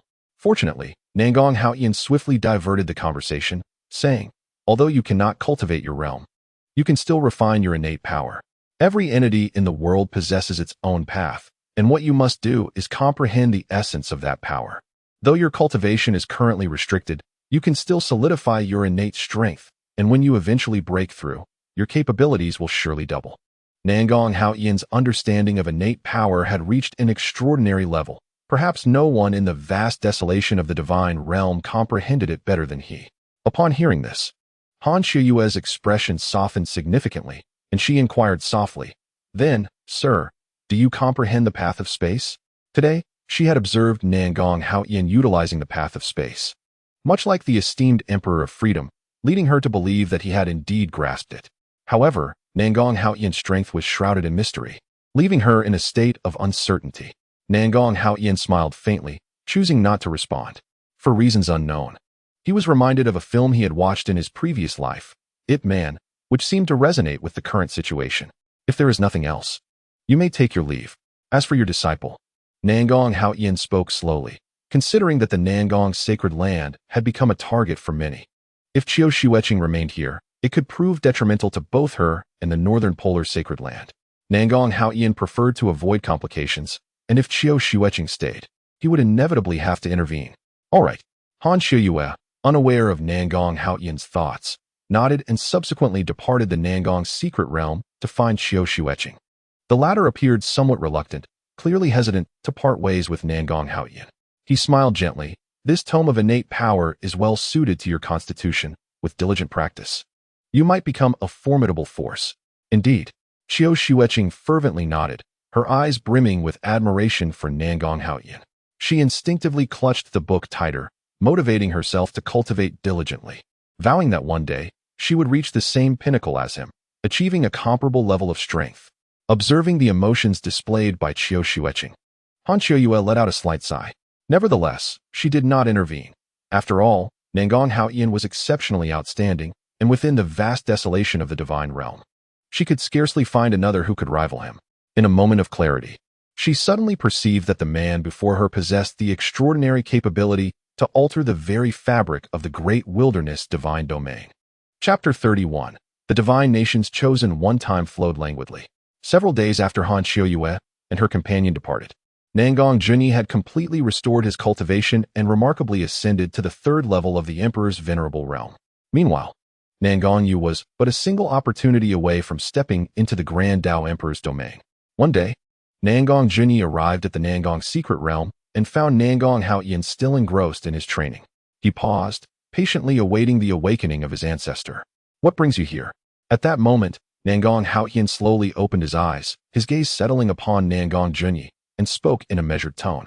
Nangong Junyi replied with utmost respect, "Esteemed ancestor, 200 years ago, when the Grand Elder journeyed across the seas, he aided the chosen one of the Tianyin divine nation and shared a pleasant conversation with its sovereign. The Grand Elder even extended an invitation for the divine nation's chosen one to come to the Nangong clan to cultivate the dragon elephant suppression technique." Before he could finish, Nangong Haoyan's eyes flickered with understanding. "When is the chosen one expected to arrive?" Nangong Junyi pondered for a moment, recalling that the Tianyin divine nation was also situated in the western region. He replied, "If we utilize the teleportation array, it should take no more than 3 days." Upon hearing this, Nangong Haoyan closed his eyes once more, exhaling a breath that reverberated through the heavens and earth, resonating like thunder. "If the chosen one arrives, leave it to Giga Huasher." During this period, Giga Huasher had been diligently cultivating and had faintly touched upon the essence of the Grand Dao. It was believed that soon, the Nangong Holy Land would welcome another Grand Dao Emperor. "Understood." Nangong Junyi responded respectfully before withdrawing. As he walked along the Grand Path, Nangong Junyi's spirit soared. For centuries, the entire Nangong clan had relied solely on the Grand Elder's support, who had vanished 50 years prior. At that time, the Nangong clan had fallen into utter despair, where any misstep could lead to irreparable consequences. Yet now, the Nangong Holy Land boasted 3 Emperor Venerables, alongside an ancient race that could rival them. Additionally, there were countless golden immortals, and the number of those beneath the golden immortal realm was beyond reckoning. All of this stemmed from the guidance of the ancestor. At this moment, Nangong Junyi gazed slowly at the Nangong secret realm, his eyes filled with admiration and reverence. Meanwhile, in the Tianyin divine nation, within the Grand Palace, a middle-aged man sat upon a dragon throne, surrounded by dazzling flames of celestial fire, fierce and terrifying. His majestic visage spoke with authority. "During this journey to the Nangong Holy Land, my son must approach others with humility and must not act impulsively. The Nangong Holy Land is teeming with exceptional talents, particularly the Nangong Saintess, who, I have heard, has already reached the Emperor Venerable level. You must exercise utmost caution." A middle-aged man, adorned with a phoenix crown and resplendent in a dragon robe, was surrounded by intricate formations of lethal intent. As he spoke, a flicker of thunder seemed to flash within his gaze, a natural phenomenon that marked him as the Emperor's sovereign. "Child, heed my command." Below him stood a young man, draped in a serpent-patterned garment, though his tone was humbly submissive. An air of arrogance in his demeanor caused the monarch of the Tianyin divine nation to shake his head in lament. "This child of mine possesses many virtues, yet his overwhelming pride leads him to regard even the court officials with disdain. While he may flourish within the Tianyin divine nation, I fear he may stir trouble upon his arrival at the Nangguang sacred land." Reflecting on this, the monarch's gaze fell upon the old crone beside him, which, "I must trouble you to look after Tianxi this time. Rest assured, my lord, I shall not fail in my duty." The witch, with a rather unsettling appearance and a voice as sharp as a blade, possessed eyes shrouded in shadow. Upon leaving the palace, The divine son Yin Tianxi instantaneously adopted a different expression, his eyes brimming with haughtiness. What is this Nangguang sacred land but a mere speck of land? How dare they call it sacred? Truly laughable. His words dripped with disdain for the Nangguang sacred land. The witch spoke softly, "Divine son, you must not speak lightly. The grand elder of the Nangguang sacred land has rendered great service to the Tianyin divine nation. Not to mention, he has once bestowed upon you the immaculate divine body.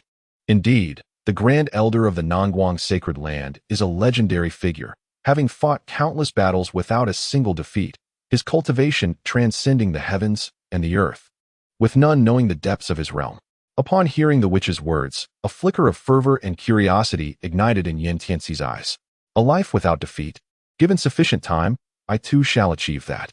With an expression of pride, Yin Tianxi then turned his gaze towards the witch, inquiring curiously, "Witch, what is your level of cultivation?" In his memory, this witch had always been by his father's side, though she held no official position. Every minister and general in the court treated her with utmost respect, and even his father had never scolded her. He had always been intrigued by her identity. The witch chuckled lightly, teasingly replying, "I am but a mere sweeper. Without the Lord, I would have long ceased to exist."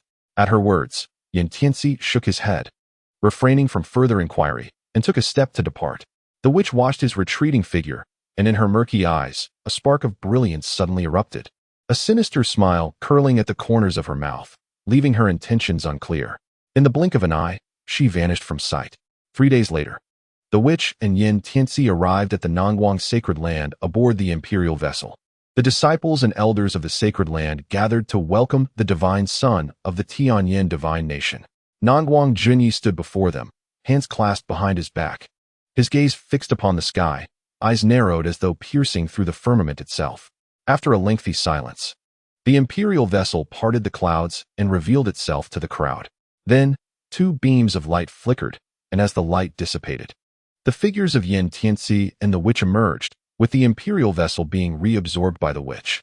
The arrival of the 2 esteemed guests was met with considerable fanfare from the members of the Nangguang family.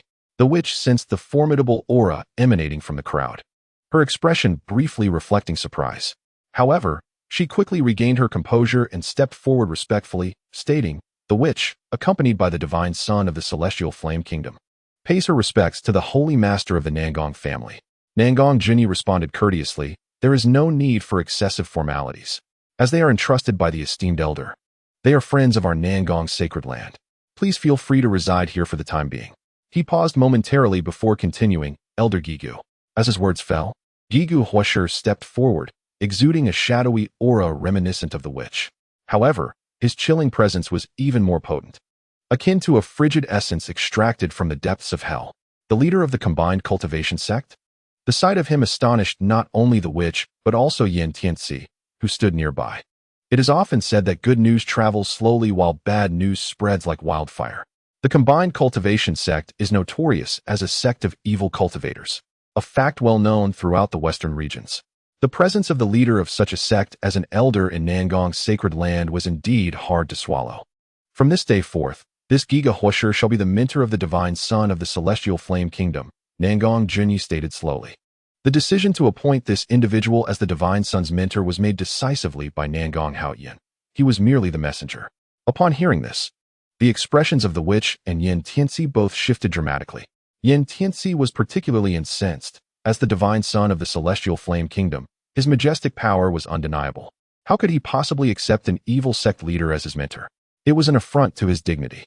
"He is unworthy of being my mentor," Yin Tianxi declared mercilessly, his eyes ablaze with fury. As the divine son, he could not tolerate such disrespect and humiliation. The witch, standing by, chose not to intervene, her silence speaking volumes. "Oh," Nangguang Junyi responded, a glimmer of brilliance in his eyes. "Elder Gigu possesses the cultivation of the 3rd realm of the emperor and shows signs of comprehending the power of the Tao. His strength is unparalleled. Is that not sufficient to qualify him as your mentor?" At this remark, Yin Tianxi's expression shifted slightly in surprise. The Tao Emperor. If he were merely of the Emperor's realm, Yin Tianxi would not regard him highly. It is known that in the entire Celestial Flame Kingdom, there are only 3 formidable Emperor-level beings. Yet, aside from the elusive Supreme Monarch of the Kingdom, there were none other. However, Giga Huasher was still the leader of an evil sect. As the proud divine son, how could he allow himself to be so tarnished? Yin Tianzi gritted his teeth and insisted, he is unworthy. Upon hearing this, Nangong Junyi's expression turned cold as he waved his sleeve dismissively, saying, in that case, I must trouble the witch to escort the divine son back, for our Nangong sacred land is too humble to accommodate such a grand figure. The witch, aware that Nangong Junyi was infuriated, stepped forward and bowed respectfully, saying, Your Holiness, please do not be angered. My divine son meant no mockery. He has simply grown accustomed to the royal palace's service, leading to a somewhat arrogant demeanor. I humbly ask for your understanding. After speaking, her gaze fell upon Giga Huasher, and her words were filled with praise, acknowledging the elder's unfathomable cultivation, stating that even the most venerable of emperors would not match his prowess. The divine nation entrusted the divine son to the elder, which brought great reassurance. Her remarks softened the previously frigid atmosphere. Nangong Junyi's expression eased considerably, his gaze retaining a hint of coldness as he spoke in a gentle tone. If that is the case, I shall trouble Elder Gigu. It is of no consequence.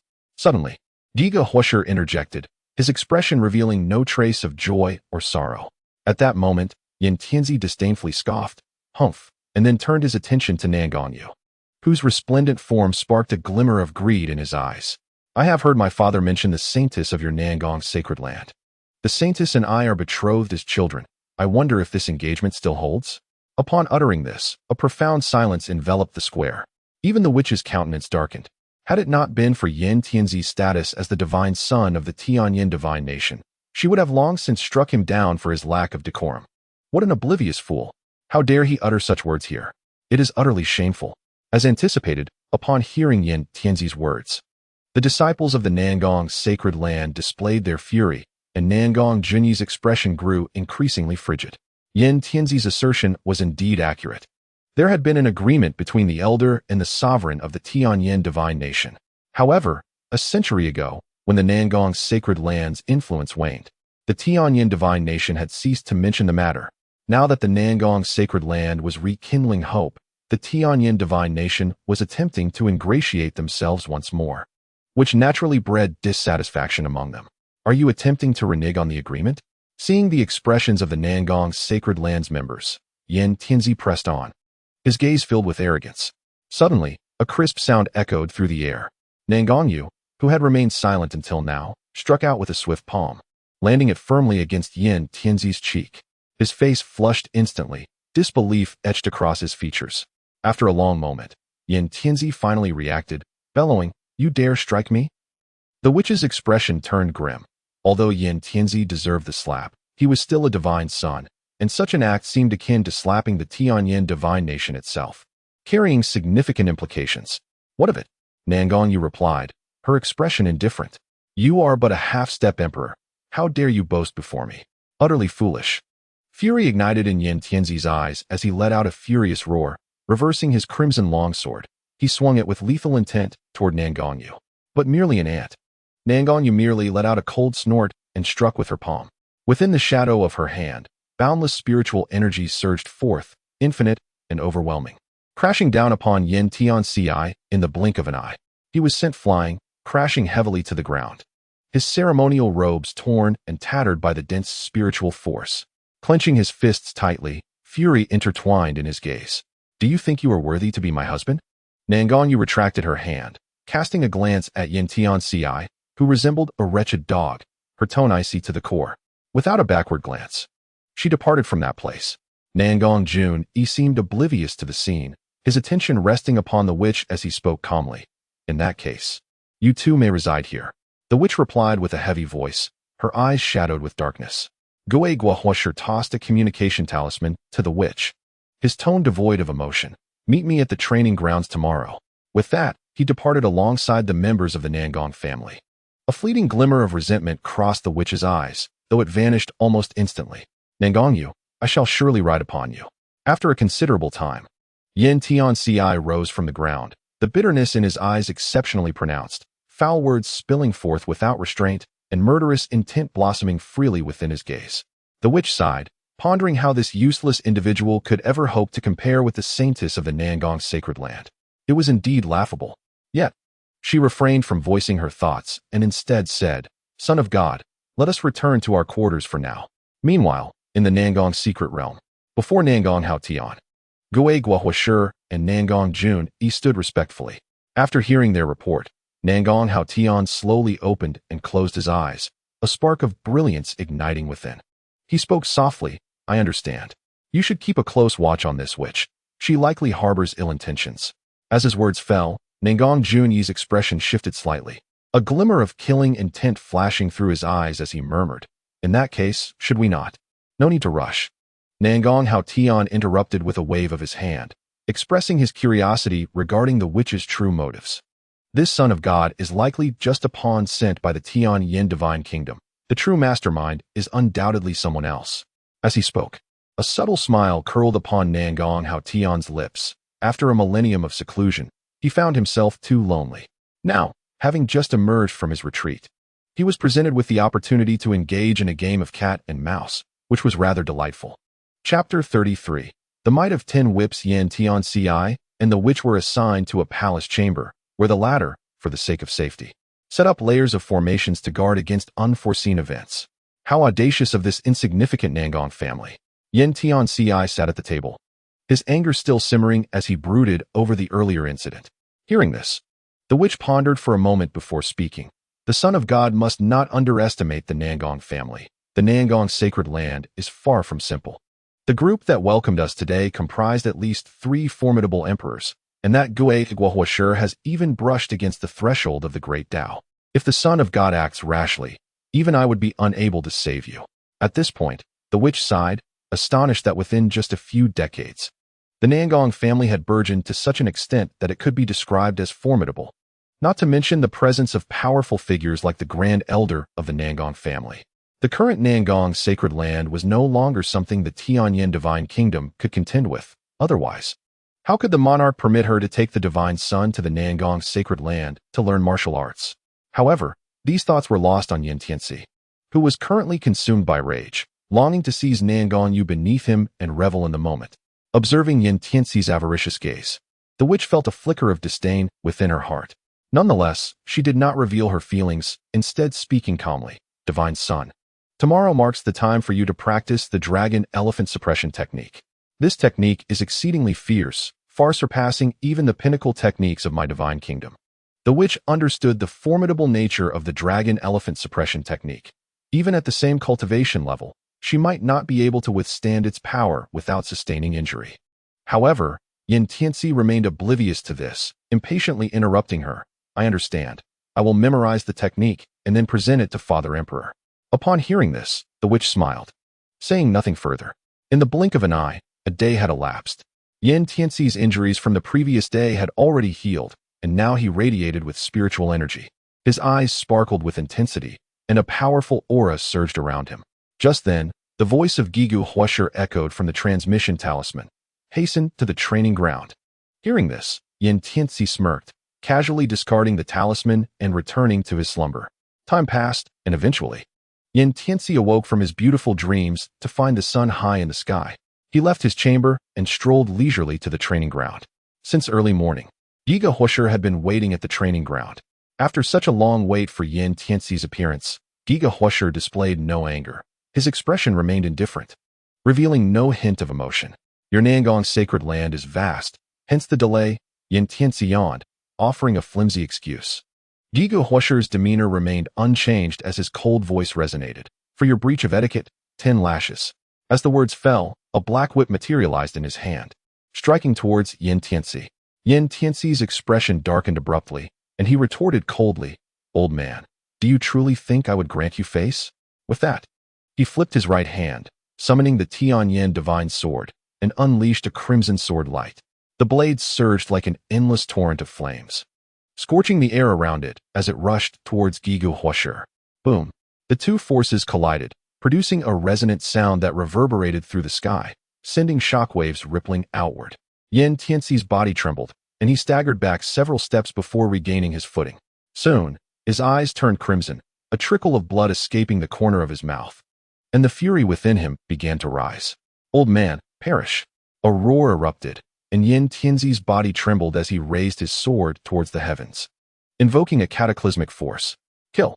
With that command, the spiritual energy within him surged forth, transforming into a vortex of power that encircled the divine flame sword.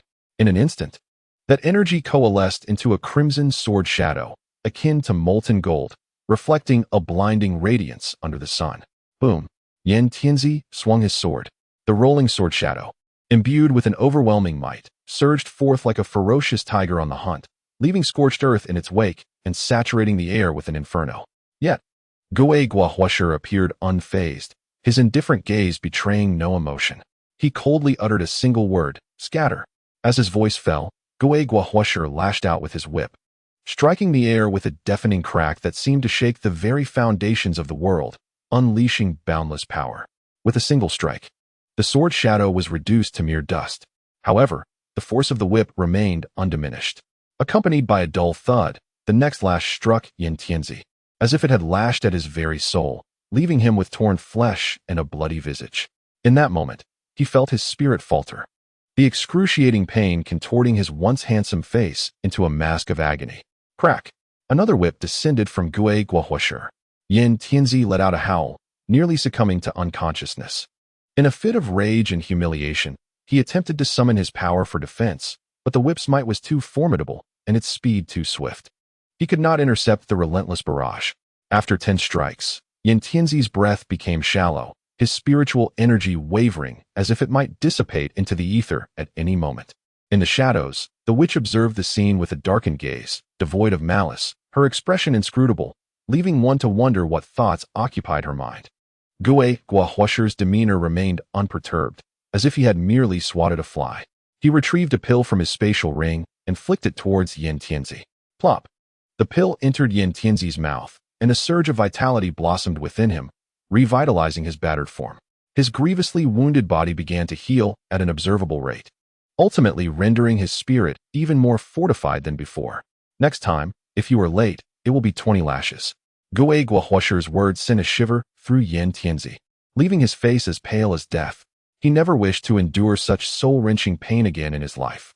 Contemplating this, Yan Tianzi fell silent, sparing Gui Guahuasher further trouble. However, unbeknownst to him, during this quiet period, his thoughts were consumed with plans for revenge against the Nangong Holy Land, rather than gratitude towards Gui Guahuasher for strengthening his spirit.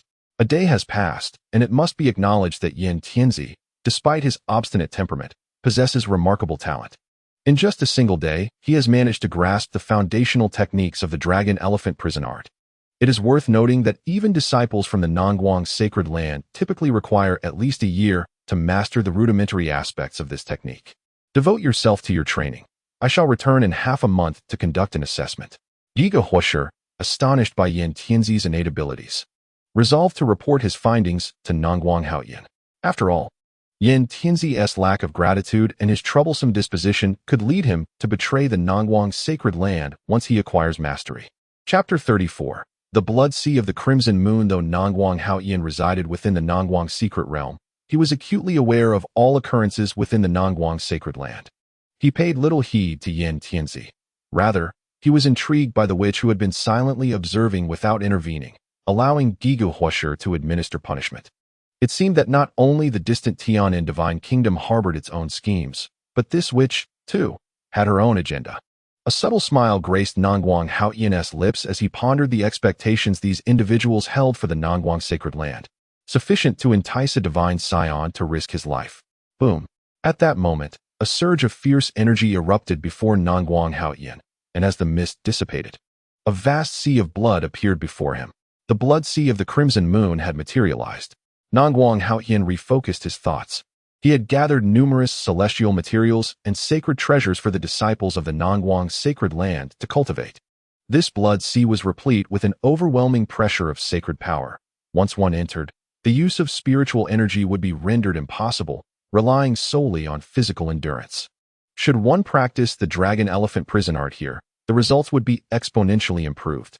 With this in mind, Nangguang Haoyan used his divine sense to inform Nangguang Junyi to assemble the golden immortal disciples at the entrance of the Nangguang secret realm. In a short while, Nangguang Junyi arrived with the golden immortal disciples, including the proudly arrogant Yan Tianzi. Although Yan Tianzi could not match Nangguang Yu, who was of imperial status. He found dealing with these golden immortal disciples to be a trivial matter. Meanwhile, the witch had also arrived, surveying her surroundings.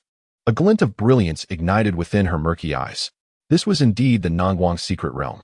It was rumored to harbor opportunities so exhilarating that even an imperial being would be thrilled.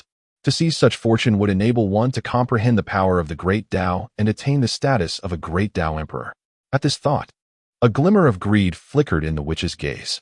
Suddenly, a streak of light shot forth from the secret realm, and Nangguang Haoyan appeared before everyone. "Greetings, ancestor."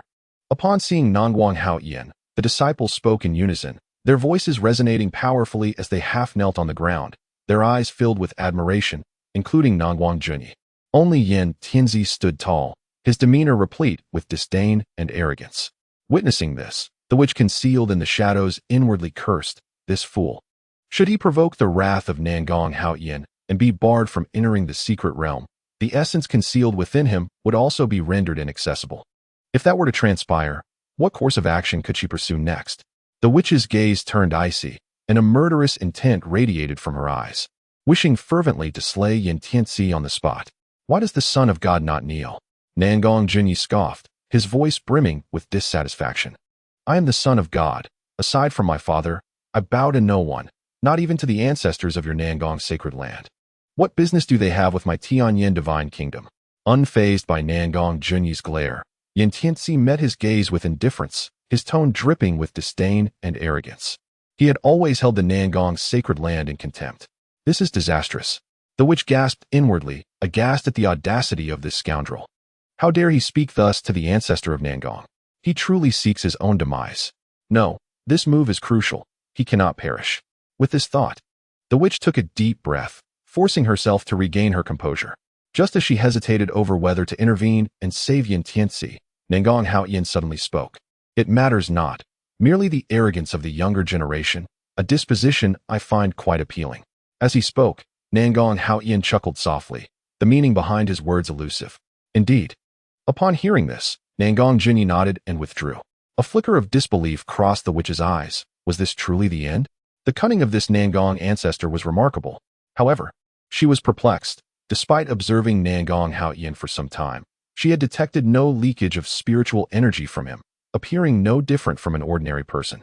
At that moment, Nangguang Haoyan surveyed the crowd and slowly continued. "In recent days, I have forged for you a blood sea of the red moon, within which you shall be unable to wield any spiritual power and must rely solely on your physical form to endure its might. Training in the dragon-elephant suppression technique to hone your physique to perfection." At this, everyone listened intently, fearful of missing a single word, save for Yin Tianzi, who remained utterly unconcerned. What blood sea of the red moon? He had never heard of such a thing within the imperial palace. There existed gravity chambers 100-fold more effective than this wretched place. Once Nangguang Haoyan concluded, he waved his right hand, and the Nangguang secret realm opened and closed. At this moment, even the witch felt an overwhelming excitement, silently murmuring to herself. With a flash of light, the crowd vanished from the entrance of the secret realm. When they regained their bearings, they found themselves in a cavernous space, resembling a basin, with towering mountains above and treasures scattered throughout. Before them surged a blood sea of the red moon, its waves tumultuous, exuding a terrifying and ominous might that sent chills down their spines. "Ancestor, is this truly the blood sea of the red moon?" asked Xuanhuan in a low voice. He had undergone considerable training under Nangguang Haoyan during this time. Now, he could unleash the full potential of the dragon veins within him, having long surpassed the pinnacle of the golden immortal stage. Just one step away from entering the realm of the emperor. Indeed, Nangguang Haoyan nodded slightly, his gaze resting upon Xuanhuan and Nangguang Chenyu, and spoke. "Both of you stand at the pinnacle of the golden immortal realm. One possesses a dragon vein, while the other embodies the innate sword body. Should you manage to transcend to the realm of emperor today, our Nangguang sacred land shall grow even more formidable." "We understand," they responded in unison, their eyes alight with fervor. Xuanhuan then turned to Nangguang Chenyu, his spirit aflame with determination. "Brother Chenyu, I was bested by you in the recent grand competition. How about we wager who can achieve a breakthrough first today?" "That sounds splendid," Nangguang Chenyu replied. Exuding an air of scholarly elegance despite being at the apex of the golden immortal realm, and possessing an innate sword body that rendered his combat prowess unparalleled. During the Celestial Rankings battle, he had defeated Xuanhuan in merely 10 exchanges. Mere braggarts, scoffed Yin Tianzi, dismissing Nangong Haoyan's assertions. It was widely known that dragon veins and innate sword bodies were exceedingly rare throughout the vast wilderness of the divine domain. How could such exceptional individuals possibly arise from the modest Nangong family? Impossible. With a hearty laugh, Yin Tianzi stepped forward, plunging into the crimson moon blood sea. In an instant, an immense power surged over him, and the terrifying pressure made his expression shift dramatically, leaving him unable to sense even a modicum of spiritual energy. The excruciating agony contorted his features, and he let out a thunderous roar, delightful. At his words, a collective gasp echoed through the crowd. Xuanhuan, with his dragon vein and formidable martial physique, suffered immensely before the crimson moon blood sea. Just then, Nangong Xinyu also stepped into the blood sea. Feeling the overwhelming pressure it exerted, though gritting his teeth, he remained silent.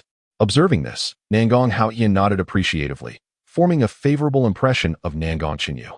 Subsequently, more disciples of the Nangong family began to leap into the crimson moon blood sea for their training.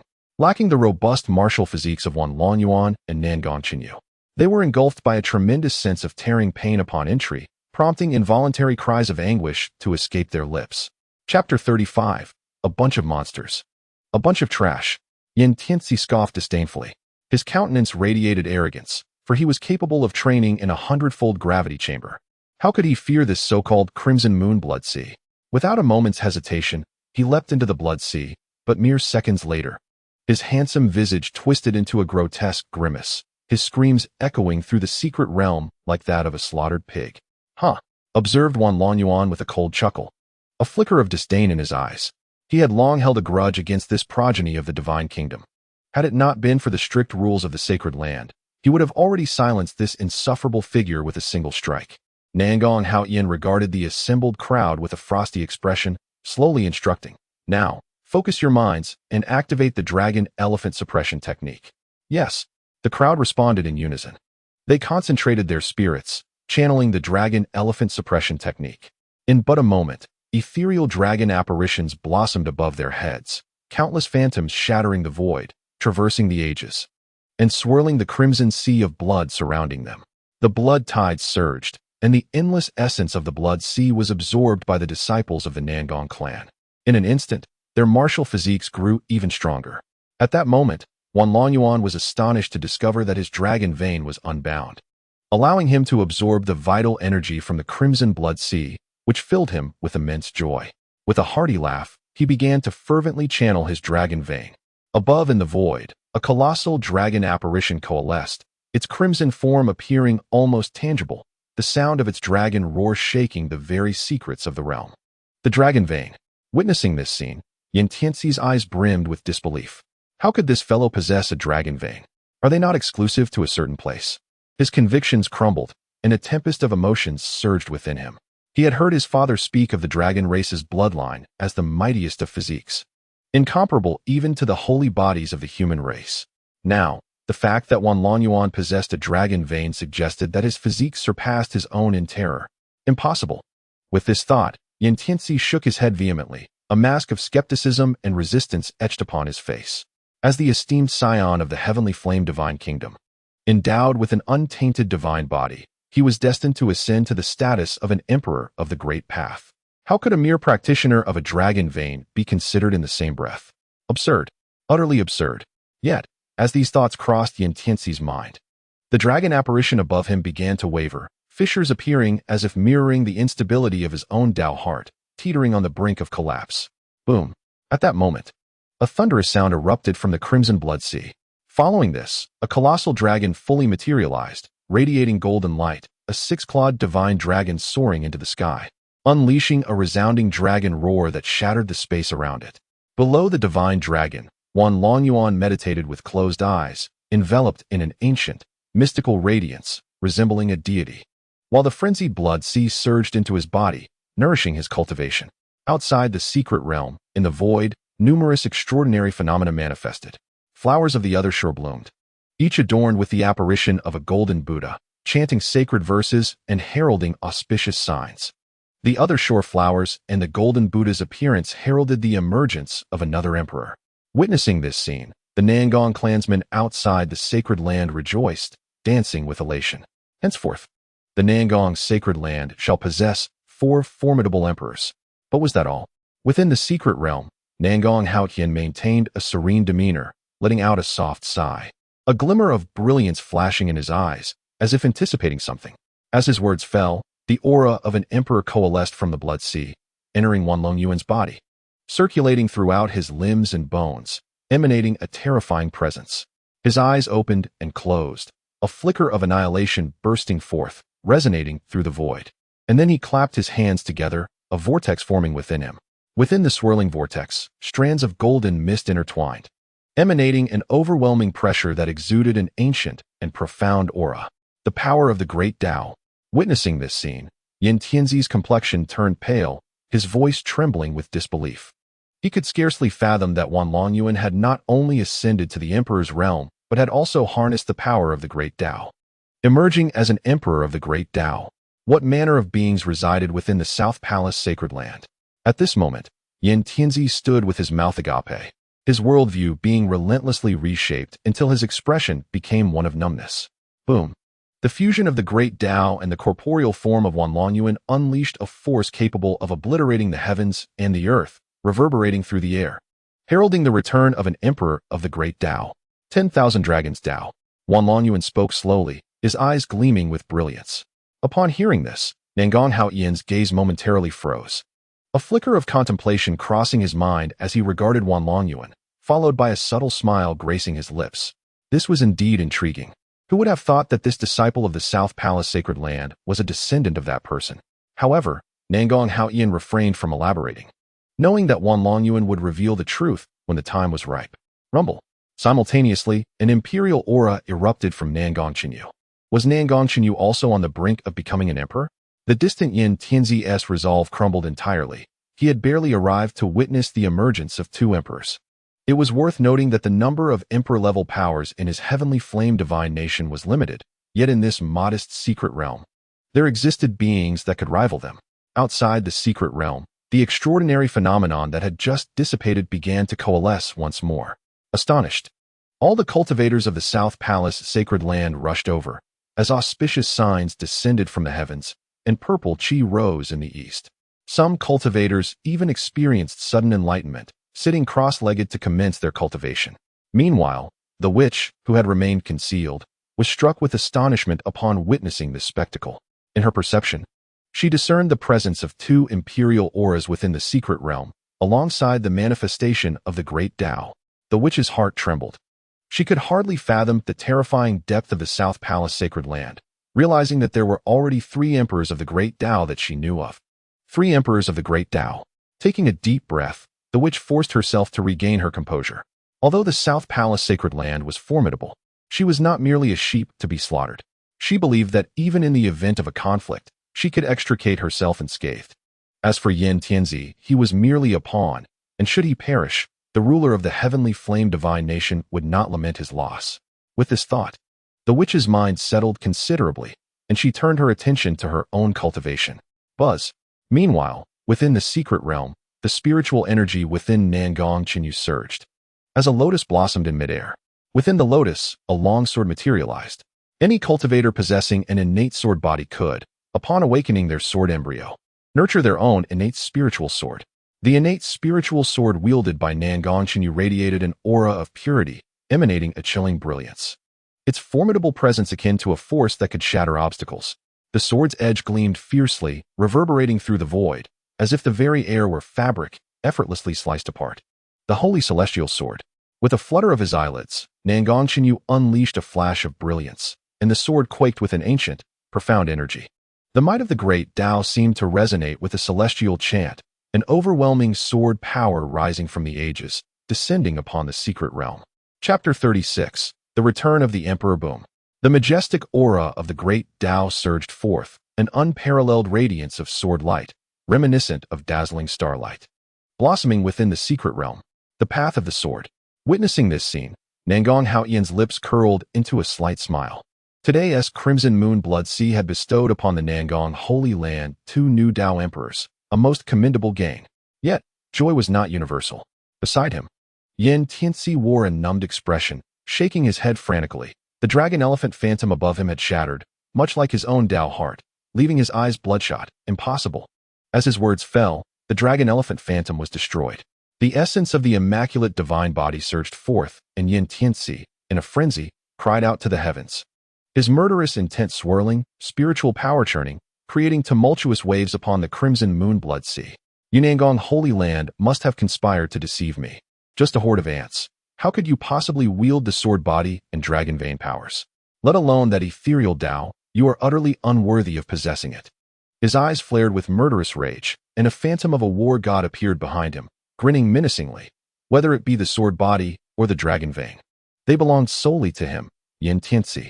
Seeing this turn of events, the witch outside the secret realm darkened her expression, realizing the gravity of the situation. She had not anticipated that her aura would rebound upon Yin Tianxi, shattering his Tao heart and plunging him into madness. Before entering the secret realm, the witch had secretly infused a cold, energy into Yin Tianxi, intending to use it to glean insights within the realm. However, she had not foreseen Yin Tianxi's unstable mind, ultimately leading to her aura rebounding against him. Now, she could only hope that the madness would double his combat prowess, enabling him to withstand the young Tao Emperor. With a step forward, Xuanhuan Laozu's eyes brimmed with icy intent. Humph. I have long held disdain for you, and today, having just ascended to the Tao Emperor realm, I shall use you, this mere ant, to test my strength. As he spoke, a shadow of his palm trembled in the void, a dragon silhouette unfurling as Xuanhuan Laozu struck towards Yin Tianxi with a mighty blow. The great sun heavenly flame palm. In response, madness gleamed in Yin Tianxi's eyes, showing no fear towards Xuanhuan Laozu. Accompanied by the war god phantom behind him, he also unleashed a stunning palm strike. An endless inferno surged upon his palm, rolling and seething, incinerating all in its vicinity as it collided head-on with Xuanhuan Laozu's strike. Boom! The clash of their powers erupted with a deafening roar, shockwaves rippling through the surroundings. Yin Tianxi was sent flying backward, crashing to the ground, his body a mangled mess. His complexion pale, yet his eyes burned with an insatiable murderous intent.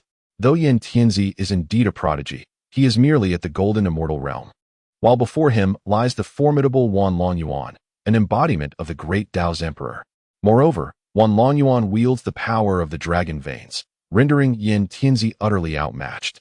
After a prolonged moment, Yin Tianxi rose from the rubble, his garments tattered and his form barely recognizable. Yet, he unleashed another ferocious roar, his eyes gleaming with the ferocity of a wild beast. He swiftly retrieved a pitch-black elixir from his spatial ring and swallowed it whole.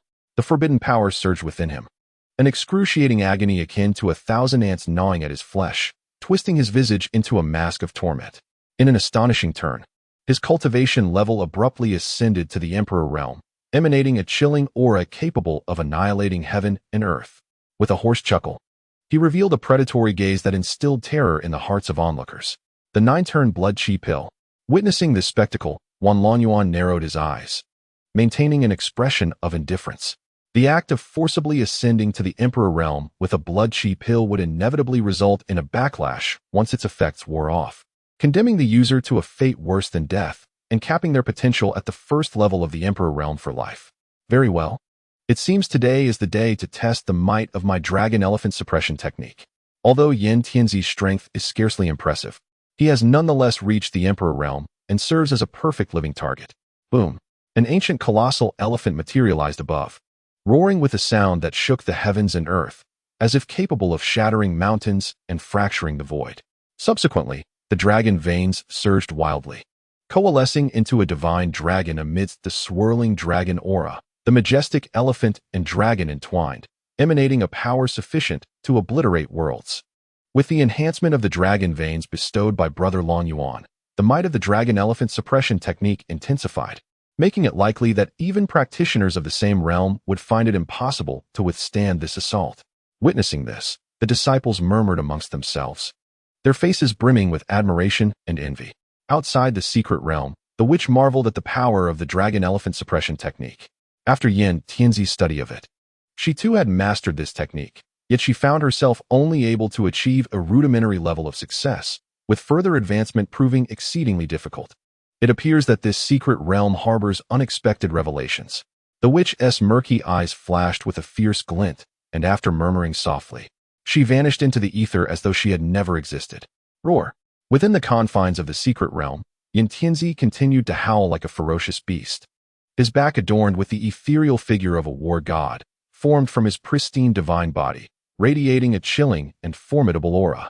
In his hand, the Yin Tian divine sword manifested, and with a sudden, forceful swing, a streak of divine energy coursed along the blade, intertwining with an endless ocean of spiritual power, transforming into a shadow of the sword itself.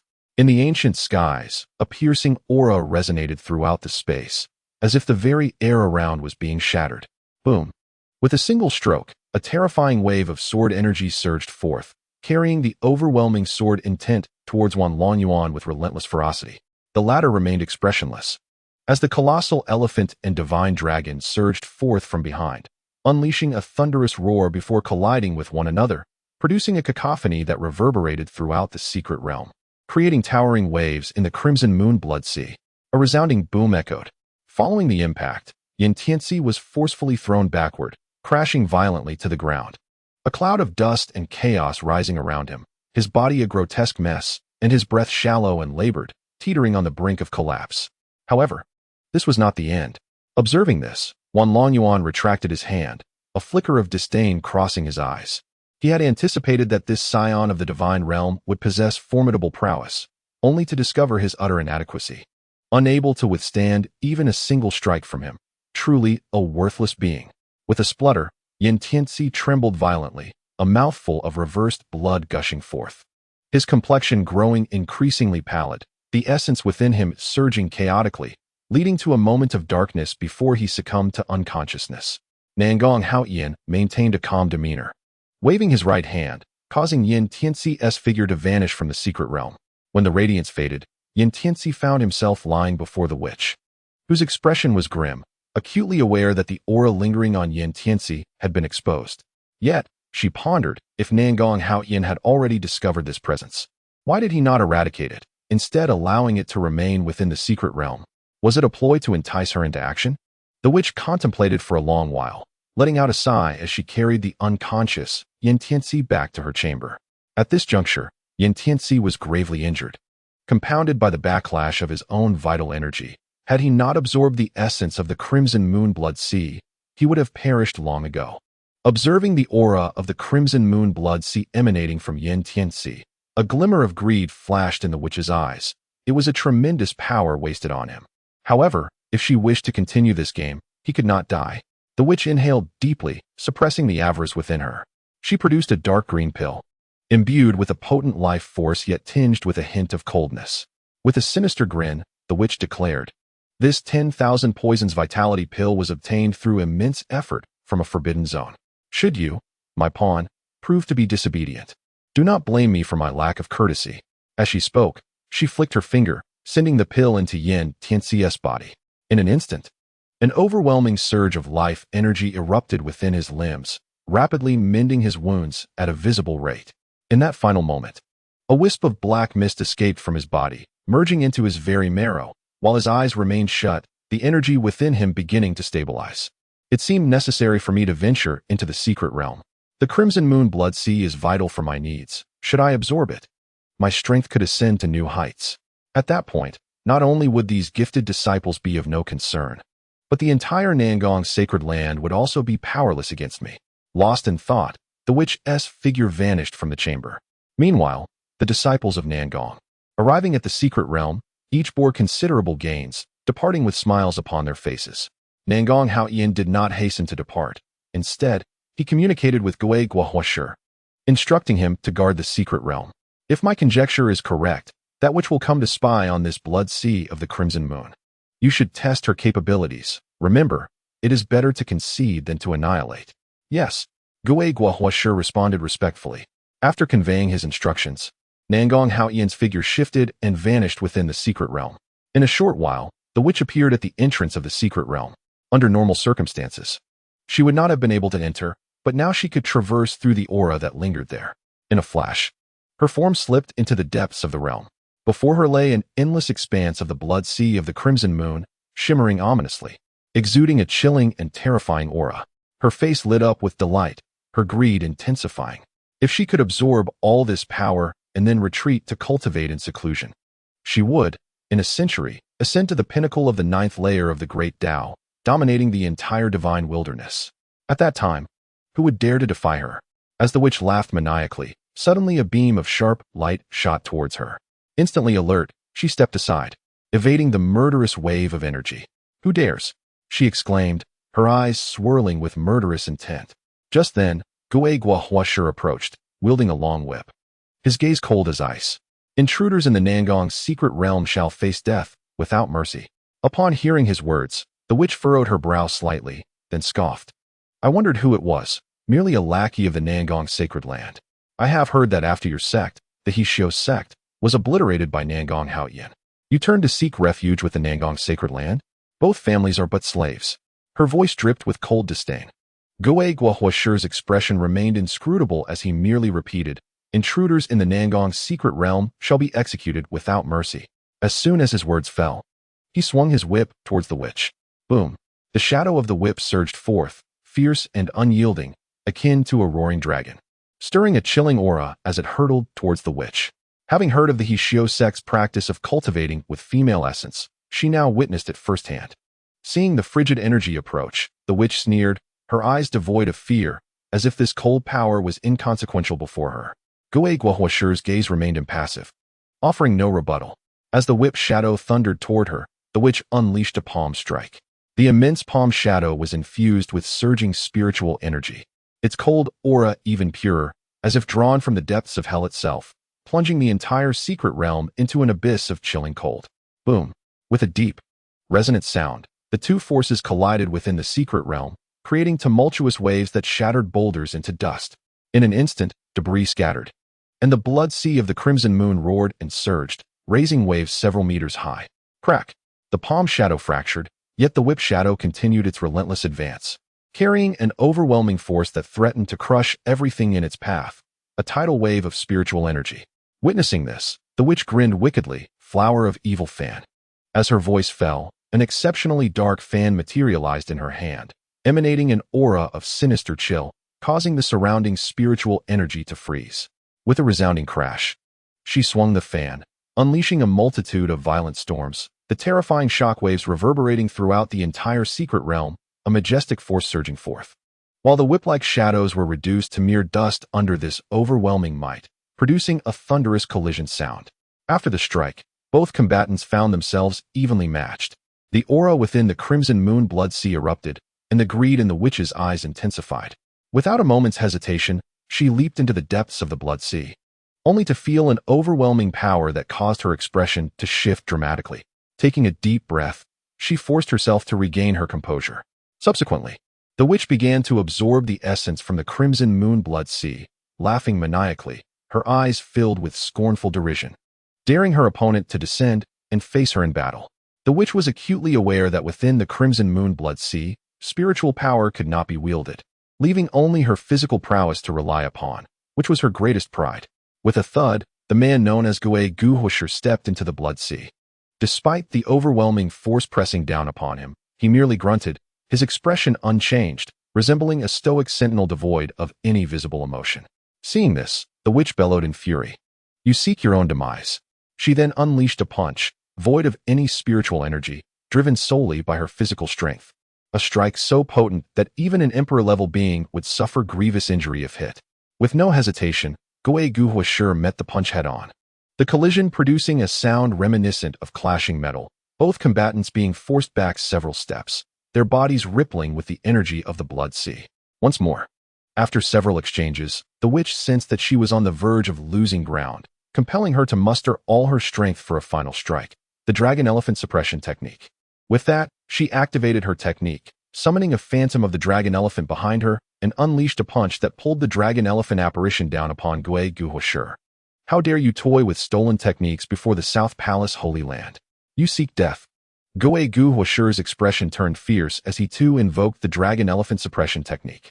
The two divine beasts simultaneously appeared within the secret realm, their clash unleashing an unparalleled force, radiating an aura that instilled profound terror, the atmosphere trembling in response.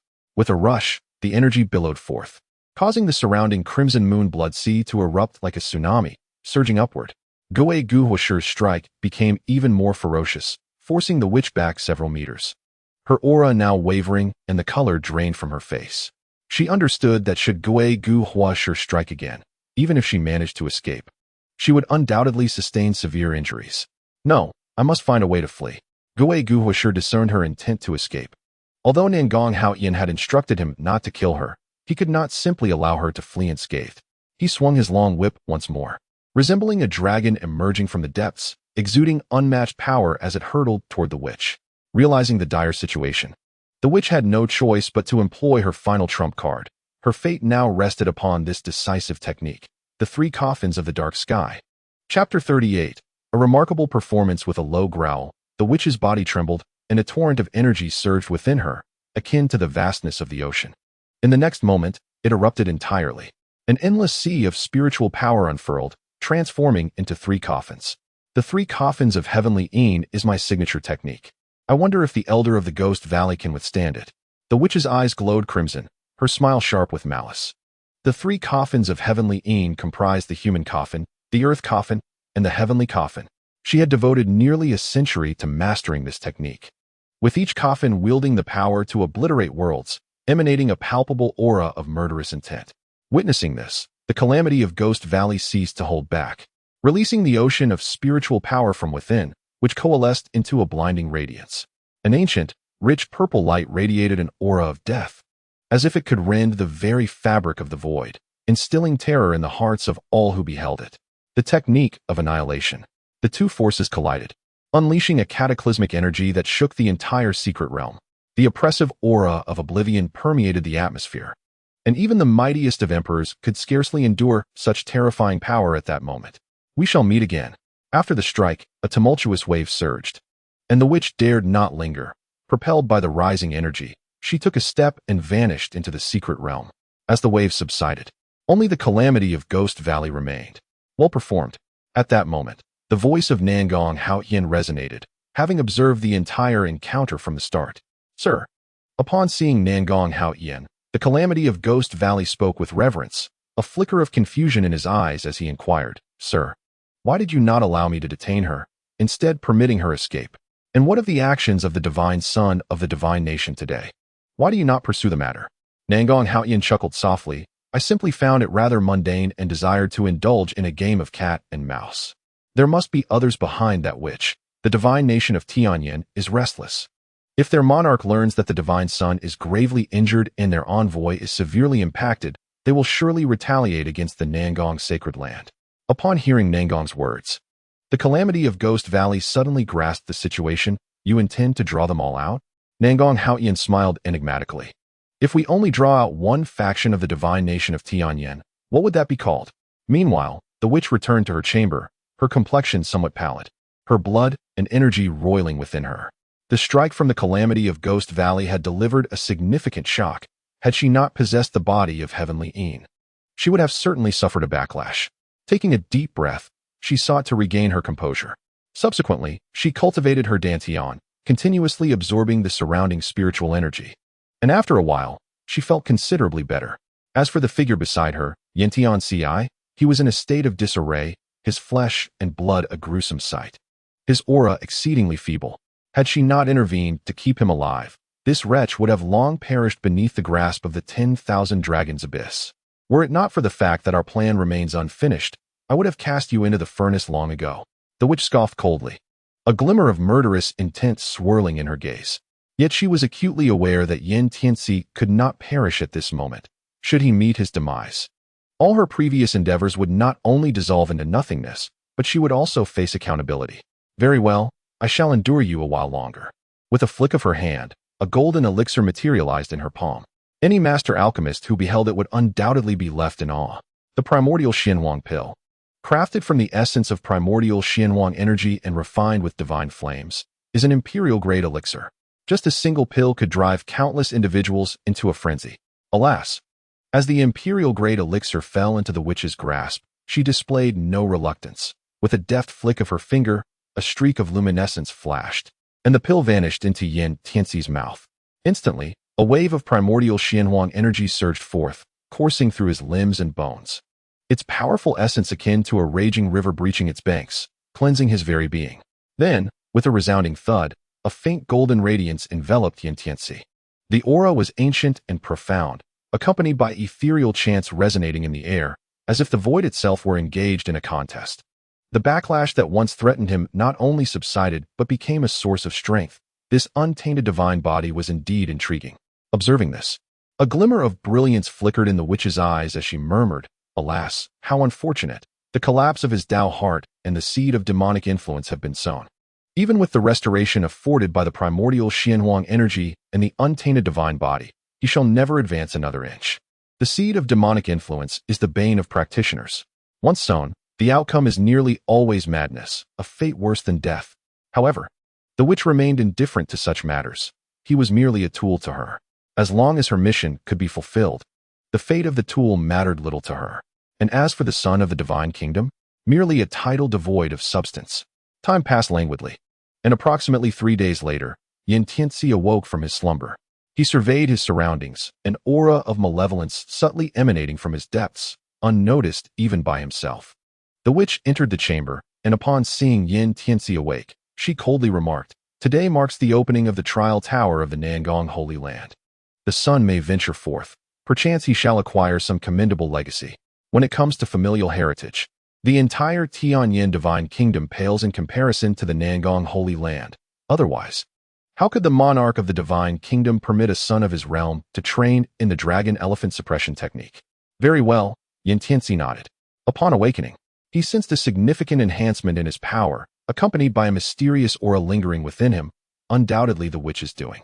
As he felt this enigmatic energy, a surge of murderous intent surged forth. He vowed silently to dismember the Wanshijian. "Wanshijian, await your reckoning." At that moment, the witch called out to Yin Tianxi, handing him another elixir while whispering something into his ear. Upon hearing her words, Yin Tianxi's expression shifted in surprise as he focused on the pill in his hand. After considerable contemplation, he seemed to resolve himself and accepted the elixir before departing the chamber. The trial tower was a divine artifact acquired by Nangong Haoyan thousands of years prior. Once, there was a time when he traversed the seas, amassing a plethora of rare treasures, which he subsequently stored within this divine tower, establishing countless formations and naming it the trial tower. This edifice was specifically designed for the disciples of the Nangong sacred land to cultivate their skills. The trial tower stood majestically in a desolate area of the Nangong sacred land, rising high into the clouds as if it connected heaven and earth, emanating an ancient and weathered aura, as though it had traversed the void from antiquity to settle here. Suddenly, a void was torn open in the air, and the figure of Nangong Haoyan emerged before the crowd. He surveyed his surroundings and spoke calmly, stating that the trial tower was divided into 9 levels, with rewards granted upon the successful breakthrough of each tier. Should one reach the 9th level, they would undergo the baptism of the Great Tao. The mere mention of this phrase ignited fervent excitement in the eyes of all the disciples of the Nangong sacred land. Those who had experienced the baptism of the Great Tao could plant a mark of the Great Tao within themselves, which would blossom into the essence of the Great Tao upon their breakthrough to the Emperor realm, transforming them into a Great Tao Emperor. And for those who were already emperors, they would directly ascend to the status of a Great Tao Emperor. However, how arduous was the baptism of the Great Tao? Even in the vast wilderness of the divine domain, such events had occurred only a handful of times. Yet here was a mere trial tower, which promised the opportunity for such an experience upon reaching the 9th level. How terrifying was that? Chapter 39, The Trial Tower begins. At Nangong Haoyan's command, Nangong Yu, Nangong Chenyu, Wanlong Yuan, and others transformed into streaks of light, swiftly vanishing into the trial tower. Although Yin Tianxi was skeptical of the Great Tao baptism proclaimed by Nangong Haoyan, he could not afford to miss out on the potential benefits. Consequently, he too stepped forward and entered the trial tower. Boom. Upon entering the trial tower, Nangong Yu found herself enveloped in an expanse of nothingness, indicating that this was an independent space, likely transporting each individual to a different realm. She flipped her right hand, summoning the purple smoke sword, which resonated with a melodious chime that echoed through the cosmos. At that moment, The entire void trembled as if the heavens were collapsing and the earth was splitting apart. A tumultuous energy swirling around, and a blinding light pierced through, prompting Nangongyu to close her eyes. When she opened them again, the sight before her was nothing short of astounding. An endless sea of flames engulfed the entirety of the space, scorching the heavens and boiling the seas. And although she had attained the great Tao Emperor status, she still felt the perilous nature of the flames. The sea of flames, capable of incinerating all, held the profound essence of the great Tao, and those who could comprehend its significance would master the celestial flame of annihilation. Just then, an ancient voice whispered in Nangongyu's ear. As the words faded, the scene before her transformed once more. A Qilin emerged, its ancient form towering amidst the sea of flames, surrounded by endless fire, letting out a resounding roar that shook the very heavens, causing the entire void to tremble in response. Upon witnessing this scene, Nangongyu was taken aback, her emotions lingering in turmoil for an extended period. Gazing at the towering Qilin, she whispered softly, "What manner of existence is the ancestor?" The higher her cultivation, the more she perceived the ancestor's formidable nature. Nangongyu pondered that the magnificent display before her must surely be the work of the ancestor. With this thought, she involuntarily took a deep breath, compelling herself to regain her composure. If this was indeed the ancestor's design, it was undoubtedly intended to nurture the descendants of the Nangong family into towering trees. This opportunity must not be squandered. "Come forth," Nangongyu declared with conviction, as her purple smoke sword emitted a clear and resonant cry, brimming with unyielding battle intent. Despite its diminutive form, it concealed immense power, and a glimmer of brilliance flickered in her eyes, akin to a sword emerging into the world, its sharpness laid bare.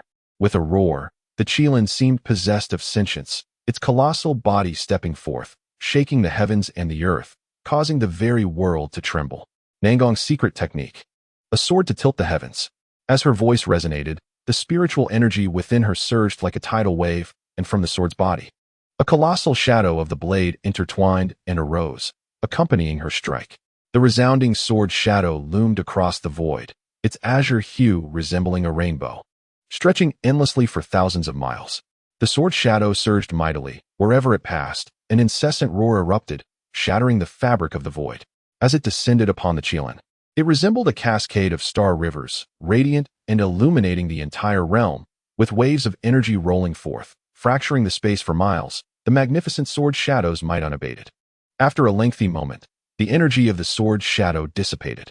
Yet, the Qilin remained steadfast above, its unparalleled pressure descending, causing all things to collapse, engulfed in an inferno. Nangongyu's expression shifted dramatically as she raised her voice to the heavens. Heavenly punishment of the sacred sword. The Nangong's secret technique comprises a total of 9 forms. This was the second form she unleashed, an endless ocean of spiritual energy surging forth again, transforming into a sword shadow that loomed in the void, exuding supreme presence. This strike was far more terrifying than the previous one. The power of the great Tao enveloped her, emanating from the sword shadow, shimmering with golden light, akin to a radiant star. Boom! An aura potent enough to annihilate worlds crashed down upon the Qilin, the immense force radiating outward. In the next moment, the entire void trembled. As the sea of flames receded, the Qilin let out a roar, gradually fading from existence. Once the Qilin vanished entirely, the boundless void reappeared before Nangongyu. Dong! A chime resonated as if traversing from antiquity, echoing in Nangongyu's ears, reverberating within her very soul. First layer passed. The profound voice from before resounded once again, reaching her ears. Subsequently, a scorching aura materialized before her. Heavenly flame of annihilation. Witnessing this spectacle, she swallowed hard, striving to steady her spirit. In the next moment, before Nangongyu could react, the heavenly annihilation divine flame, as if endowed with sentience, surged into her body, unleashing a searing warmth that enveloped her being. Yet at that very instant, another force within her also began to stir, the essence of the profound Yin. As a bearer of the profound Yin physique, Nangongyu was the epitome of ultimate darkness, while the heavenly annihilation divine flame represented the pinnacle of extreme yang. The clash of these two opposing forces within her would inevitably result in a backlash from both.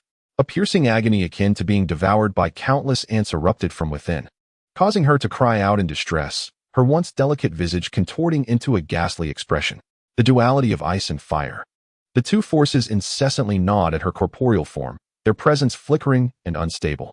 Outside the tower, Nangong Haoyan furrowed his brow slightly, casting his gaze towards the Trial Divine Tower, muttering to himself, "It seems I have overlooked something." With that, his figure vanished from sight. When he re-emerged, he was already inside the tower. "Steady your mind," he instructed calmly. "Yes, ancestor." Fortunately, with Nangong Haoyan's timely reminder, Nangong Yu managed to momentarily regain her composure. With a flourish of his right hand, a stone appeared within his grasp. If a powerful being from a sacred realm were present, they would undoubtedly be struck dumb with astonishment, for this seemingly unremarkable stone was, in fact, the seven-colored divine stone. Legend has it that this sacred artifact was left behind by a deity who mended the heavens. If one could fathom its mysteries, they could attain longevity akin to that of the heavens themselves. Nangong Haoyan's gaze darkened as he struck the stone several times with his palm, each impact resonating with a powerful energy. The stone then hovered in mid-air, emanating a kaleidoscope of colors and an endless sacred force that illuminated the entire void. With a muffled thud, the seven-colored divine stone was absorbed into Nangong Yu's body. This force possessed an enigmatic potency that quelled the tumultuous yin and yang energies, allowing them to coexist harmoniously within her martial physique. Boom! In the next instant, a resounding roar echoed as boundless spiritual power surged into her being. "Second layer of the Emperor's realm," Nangong Haoyan remarked with unhurried assurance. Typically, an emperor of the great Tao could contend across several levels. And given Nangong Yu's current cultivation and prowess, he surmised that even a late-stage ordinary emperor would likely not be her match. Only those with divine physiques or late-stage great Tao emperors could stand on equal footing with her. After all, the enhancement granted by the heavenly annihilation divine flame and the seven-colored divine stone was nothing to be dismissed lightly. As the brilliance faded, Nangong Yu fully ascended to the second layer of the Emperor's realm, her entire being resonating with power, as if a single punch could shatter the void itself. Looking up, she realized that Nangong Haoyan had long since vanished. Time passed, and several hours slipped by. The majority of disciples from the Nangong sacred land struggled to breach the first layer, while the most talented among them barely managed to enter the second layer before being eliminated. As the foremost figures of the Earth ranking, Nangong Yu and Nangong Sunshing persevered to the third level. Upon their exit, they were enveloped in an aura of formidable power. Both exhibited faint signs of a breakthrough to the golden, immortal realm, and it was only a matter of time before they could contend for a position on the heavenly ranking. Chapter 40. The Seven-Colored Divine Stone. At this moment, the Trial Divine Tower still radiated with brilliance. Suddenly, a beam of light erupted from the tower. The fourth level. Witnessing this scene, someone exclaimed in astonishment, their eyes wide with shock. As the words fell, all eyes turned towards the source of the sound. Within the Trial Divine Tower, a light burst forth from the fourth level, reverberating in the air, and moments later, a celestial chant seemed to resonate, waves of energy surging forth. Uncertain of who had stepped into the fourth level, Nangong Sunshing could not help but sigh in admiration, his eyes filled with envy. He had undoubtedly gained considerable benefits within the Trial Divine Tower. Should he thoroughly refine these, he believed that within a month, he could ascend the heavenly ranking. Beside him, Nangong Yu mirrored his sentiments, her beautiful eyes sparkling with vibrant hues. To reach the fourth level of the Divine Tower must surely be the work of a saintess. Outside the Trial Divine Tower, a multitude engaged in fervent discussion. Perhaps it was Nangong Chenyu, for he possessed the innate sword body, an existence of boundless talent. It was equally plausible that it could be Xuanhuan Laozu, who bore the legacy of the dragon vein, an ancient lineage whose talent made even Nangong Chenyu and Nangong Yu wary of his brilliance. The chatter outside grew increasingly boisterous. Despite the debate, there was an underlying joy, for regardless of who the prodigy of the Nangong family was, their future held immense potential for enlightenment. Could it be that divine son from the divine kingdom? Upon this utterance, an immediate silence fell around. The crowd's expressions grew solemn, reluctant to contemplate this possibility. Meanwhile, within the Trial Divine Tower, Yin Tianzi, utilizing his pure divine body and innate Xuanhuan Qi, had successfully breached the fourth level. Within the boundless void, a tempest of thunder roared, echoing within his very soul. The fourth level, what rewards could await him here? A glimmer of greed flickered in Yin Tianzi's eyes. In the first level, he had acquired the complete innate Xuanhuan Qi, fully restoring the backlash of his martial physique, rendering his body even more refined and profound, elevating his realm to the second tier. In the second and third levels, he had obtained a pocket dimension and a mysterious technique, either of which could shake the entire great wilderness divine domain. With these thoughts, His anticipation for the fourth level intensified, wondering what rewards might lie in store. Suddenly, from the heavens, an ocean of boundless thunder coalesced into a colossal thunder dragon. Its eyes crackling with lightning, as it unleashed a cacophony of roaring thunder. A dragon's roar reverberated through the void. The thunder dragon loomed majestically, obscuring the sky and casting shadows upon the earth as it surged towards Yan Tianzi, wreaking havoc in its wake. The dragon elephant suppression technique. Unfazed, Yan Tianzi harnessed the power of the dragon elephant suppression technique, unleashing an ocean of spiritual energy that surged like a tempest within him. A spectral dragon elephant emerged behind him, coiling gracefully in the air as the two divine beasts entwined, roaring in unison as they charged towards the thunder dragon. Having undergone the baptism of the divine tower, Yan Tianzi's understanding of the dragon elephant suppression technique had deepened significantly. With merely a single strike, he could unleash a force rivaling that of a late-stage emperor. Boom! The clash of two formidable powers resonated with an earth-shattering roar, sending waves of overwhelming energy rippling outward, saturating the entire void with boundless spiritual force. Thunder rumbled and the ocean surged, resembling a cataclysmic end of days. Boom! Yet, the sheer ferocity of the impact hurled Yan Tianzi backward for thousands of feet, barely allowing him to regain his footing. His attire lay in tatters, bloodied and his visage pale as a ghost. Taking a deep breath, the avarice in his eyes remained undiminished as he let out a sinister laugh. Heavenly flame divine sword. As the words fell from his lips, a long sword materialized in his grasp, enveloped in a seething aura of heat, akin to a volcanic eruption, its flames intertwining and resonating in the void. With a powerful incantation, he declared, "Heaven and Earth triumvirate, Heaven/Earth's annihilation." A torrent of spiritual energy coalesced atop the fiery sea, transforming into a sword silhouette that hung suspended in the air. The searing flames incinerated all in their path, their might so astounding that the very fabric of the void seemed scorched. Boom! With a sweeping motion, the colossal sword silhouette plunged downward, akin to a cascade of stars, radiating a resplendent dawn of light. Its brilliance enveloped the surroundings, obliterating the air itself, cleaving the entire space as if it were being torn asunder. Whoosh! The magnificent sword light surged forth, intertwining with an endless array of luminous brilliance, saturating the heavens, rendering the entire world a mere reflection of dazzling light. Boom! A thunderous roar echoed as the thunder dragon unleashed a furious bellow, the tempestuous sea of thunder above roiling ominously. Morphing into a colossal shadow of a hand that blotted out the sun, that shadow advanced with an overwhelming force, leaving destruction in its wake. Upon colliding with the sword's silhouette, the hand's might was insurmountable. In the blink of an eye, the sword silhouette was reduced to dust, dissipating into the infinite void. No. In Yan Tianzi's eyes, the hand shadow grew ever larger, and he gasped in horror. Boom! As the shadow descended, he instinctively shut his eyes. And when he opened them again, he found himself outside the Trial Divine Tower. Is that the son of the Divine Kingdom? Someone exclaimed, pointing at Yan Tianzi in astonishment. Simultaneously, the brilliance of the fourth layer of the Divine Tower dimmed, confirming to the onlookers that this was indeed the son of the Divine Kingdom. They had not anticipated that this individual possessed such terrifying talent. Although Yan Tianzi failed to pass the challenge, the disciples of the Nangong sacred land did not mock him. Instead, they displayed a rare expression of admiration. While they disdained the arrogance of this son of the divine realm, they could not help but envy and appreciate his remarkable talent and strength. Upon overhearing the discussions among the disciples, Yan Tianzi's restless emotions calmed significantly. He then raised his head to gaze at the divine tower, his demeanor still imbued with pride. "I had thought you were formidable, yet it seems you have not surpassed my achievements." Yan Tianzi unabashedly laughed, his mocking words echoing in the ears of the Nangong disciples. Upon hearing this, their expressions shifted, and those filled with rage were on the verge of confronting him, only to be restrained. "What do you mean by that? Am I mistaken?" Yan Tianzi cast a scornful glance at them, his face adorned with derision. "If you truly possess any skill, then strive to reach the 5th level, or defeat me." He continued to provoke. The highest strength among this group of minor characters barely reached the golden immortal realm, while he himself was at the 2nd level of the Emperor's realm, enhanced by the celestial aura of the Tianguang Huanqi.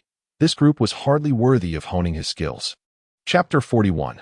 The talent of the Son of Heaven. Though the disciples of Nangong's sacred land were furious, they refrained from wasting their breath on him, patiently awaiting the proceedings. As time flowed slowly, approximately a quarter of an hour later, the fourth level of the trial tower suddenly burst forth with radiance. The fourth level. A disciple of our Nangong sacred land has entered the fourth level. This time, it must be Nangongyu. The saintess must strive diligently and deliver a resounding blow to this son of the divine realm. Voices converged, and Yin Tianzi furrowed his brow, opening his eyes. Upon witnessing the brilliance emanating from the fourth level, his expression darkened considerably. To himself, he thought, what of entering the fourth level? I do not believe you can conquer the thunder dragon of the fourth level. Yin Tianzi's countenance was grim, doubting Nangongyu's qualifications to challenge the fourth level. Suddenly, another wave of light erupted from the trial tower's fourth level. Someone else has entered the fourth level. Seeing this, Yin Tianzi began to lose his composure. If only one person had entered the fourth level, he could have accepted it, but now, Yin Tianzi's expression turned frigid, his fists clenched tightly. A murderous intent swirling in his eyes. Boom. Soon after, the light from the fourth level shone once more, lasting for a considerable duration before it ceased. Ha. So many have entered the fourth level. It seems our Nangong sacred land will soon produce countless divine dragons. At that moment, one of the disciples of Nangong's sacred land laughed heartily, his expression filled with elation, as if he himself had entered the fourth level. I wonder how much pain that son of the divine realm is feeling. Someone remarked, casting a mocking glance at Yin Tianzi. Yin Tianzi snorted coldly. What of entering the fourth level? That thunder divine kingdom is not something you ants can contend with. Yet, as soon as the words left his mouth, his expression froze. Before him, the light of the fifth level blossomed, radiating brilliantly in the eyes of the onlookers. On a sweltering day, Yin Tianzi's expression shifted dramatically. His eyes filled with disbelief as he shook his head vehemently, proclaiming, impossible. How could they have defeated the thunder dragon? This cannot be. Observing the almost frenzied Yin Tianzi, the disciples of Nangong's sacred land were filled with unparalleled delight. At that moment, the fifth layer of light erupted once more, signaling that another had stepped into the fifth tier. Witnessing this scene, the entire Nangong's sacred land erupted in excitement. Though they were unaware of the rewards that lay within these layers, the benefits from the first two layers had already been substantial. If someone were to reach the ninth layer and undergo the baptism of the great Tao, the rewards would be even more extraordinary. I refused to believe it. While some rejoiced, others despaired. The more jubilant the disciples of Nangong's sacred land became, the more frantic Yin Tianzi grew, his eyes bloodshot and his face contorted with rage. The sight of this only heightened the joy among Nangong's disciples. For days, Yin Tianzi had been insufferably proud, looking down upon them. And the Holy Master had decreed that they must show him respect, leaving them no choice but to endure. Now, this was the backlash that Yin Tianzi rightfully deserved. Divine Son of the Tianyin Kingdom, do you dare to question whether our geniuses from Nangong's sacred land can ascend to the sixth layer? One disciple of Nangong's sacred land, a smile playing on his lips, inquired with a hint of mischief. Poof! Upon hearing this, Yin Tianzi's heart trembled slightly, his complexion turning pale as he spat out a mouthful of blood. The disciples of Nangong's sacred land found even greater amusement in Yin Tianzi's instability. Some even exclaimed, "Keep going, your output is far too little. A mere Tianyin kingdom, just a small pond, daring to be arrogant in our Nangong sacred land? Truly laughable." As taunts echoed around him, Yin Tianzi felt a wave of dizziness wash over him. It was as if cracks had formed in his heart's resolve. The cacophony in his ears roared, and it took some time for him to regain his composure. Meanwhile, Nangong Haoyin observed everything from a distance, yet he refrained from intervening. In his eyes, Yin Tianzi was merely digging his own grave. Having reaped the benefits, he ought to learn humility instead of flaunting his arrogance, and if not him, who else would they strike down? Ultimately, he was just a pawn for those behind the scenes. As Nangong Haoyin contemplated this, the witch lurking in the shadows watched with a visage of deep discontent. This useless fool. The witch seethed with anger, her greed intensifying. Although she was unaware of the divine treasures Yin Tianzi had acquired within the trial tower, the aura of his breakthrough to the second realm suggested he had grasped some fortuitous opportunity.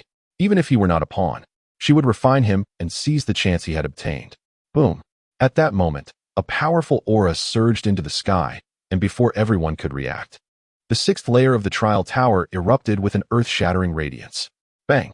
In the next instant, golden clouds appeared above, and a voice resonated like the tolling of a great bell, reverberating through the hearts of all present, as celestial melodies sang down, heralding auspicious tidings. Buzz. Subsequently, A pure aura enveloped the surroundings, and the onlookers felt as though they had transcended their limits. The barriers of their realm shattered, with some practitioners immediately sitting cross-legged to break through. Even the witch hidden in the shadows sensed this pure essence swirling within her, filling every sinew and bone. She had broken through.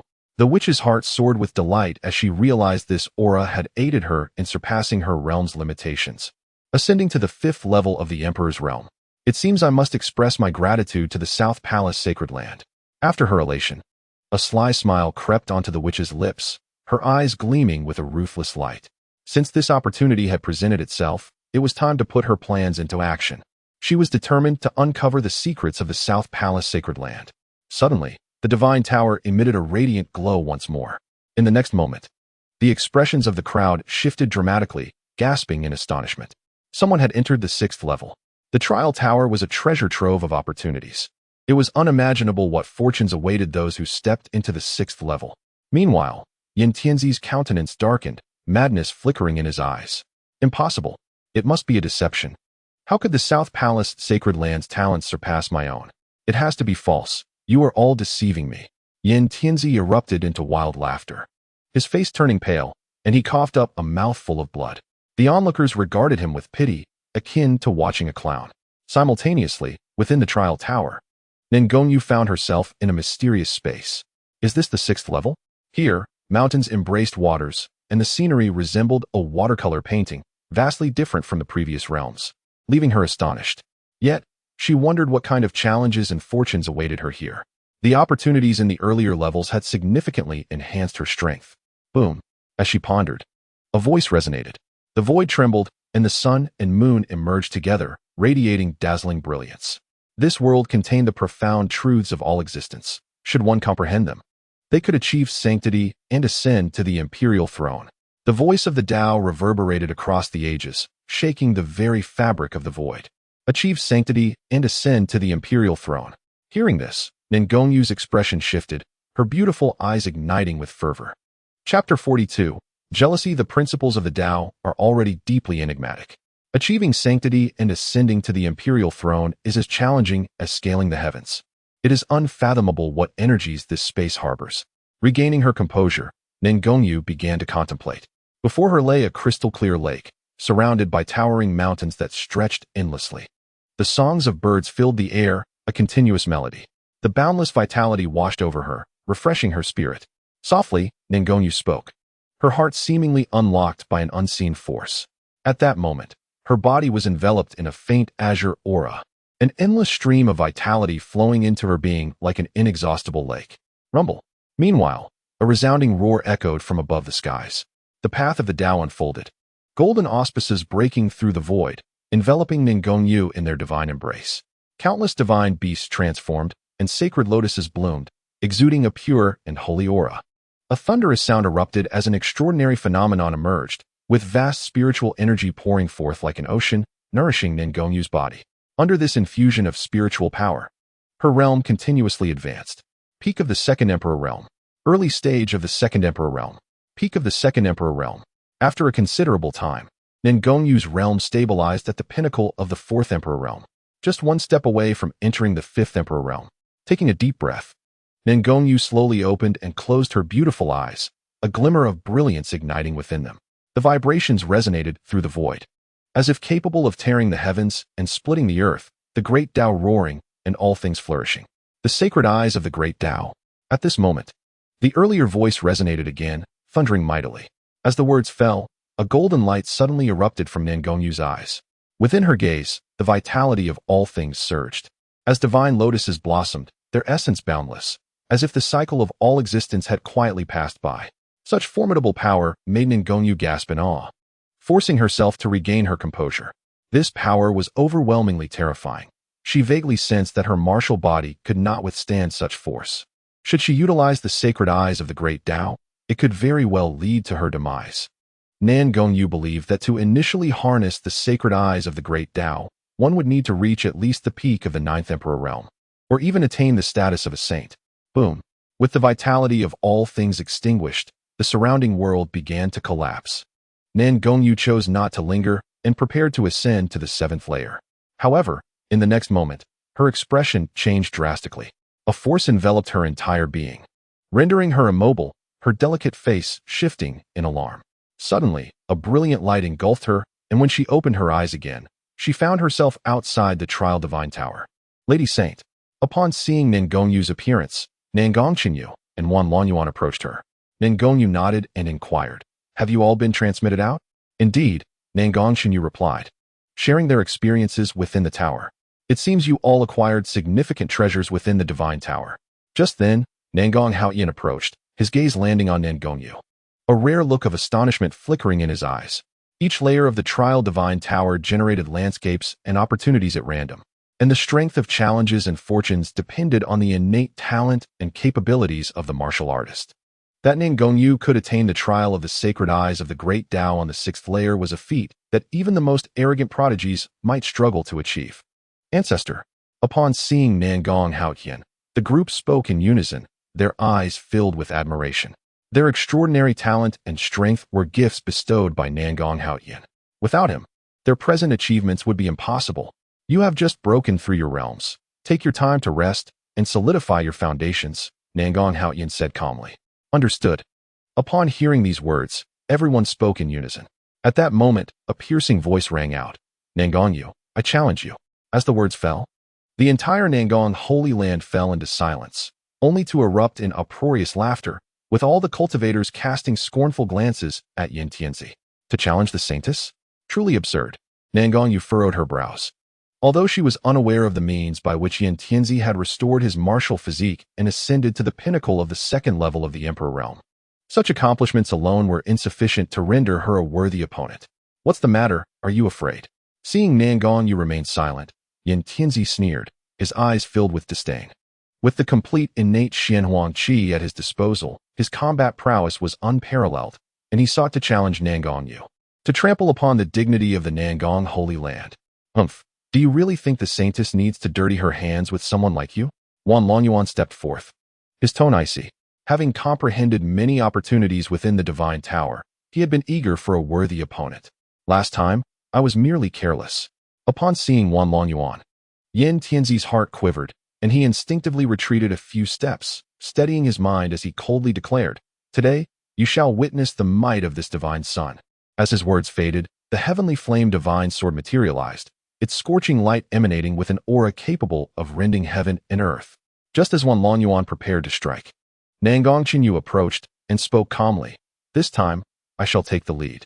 With that, the sacred heavenly spirit sword appeared in her grasp, radiating a pure brilliance that shattered the void, twisting the surrounding air into fabric-like shreds, forming gaping voids.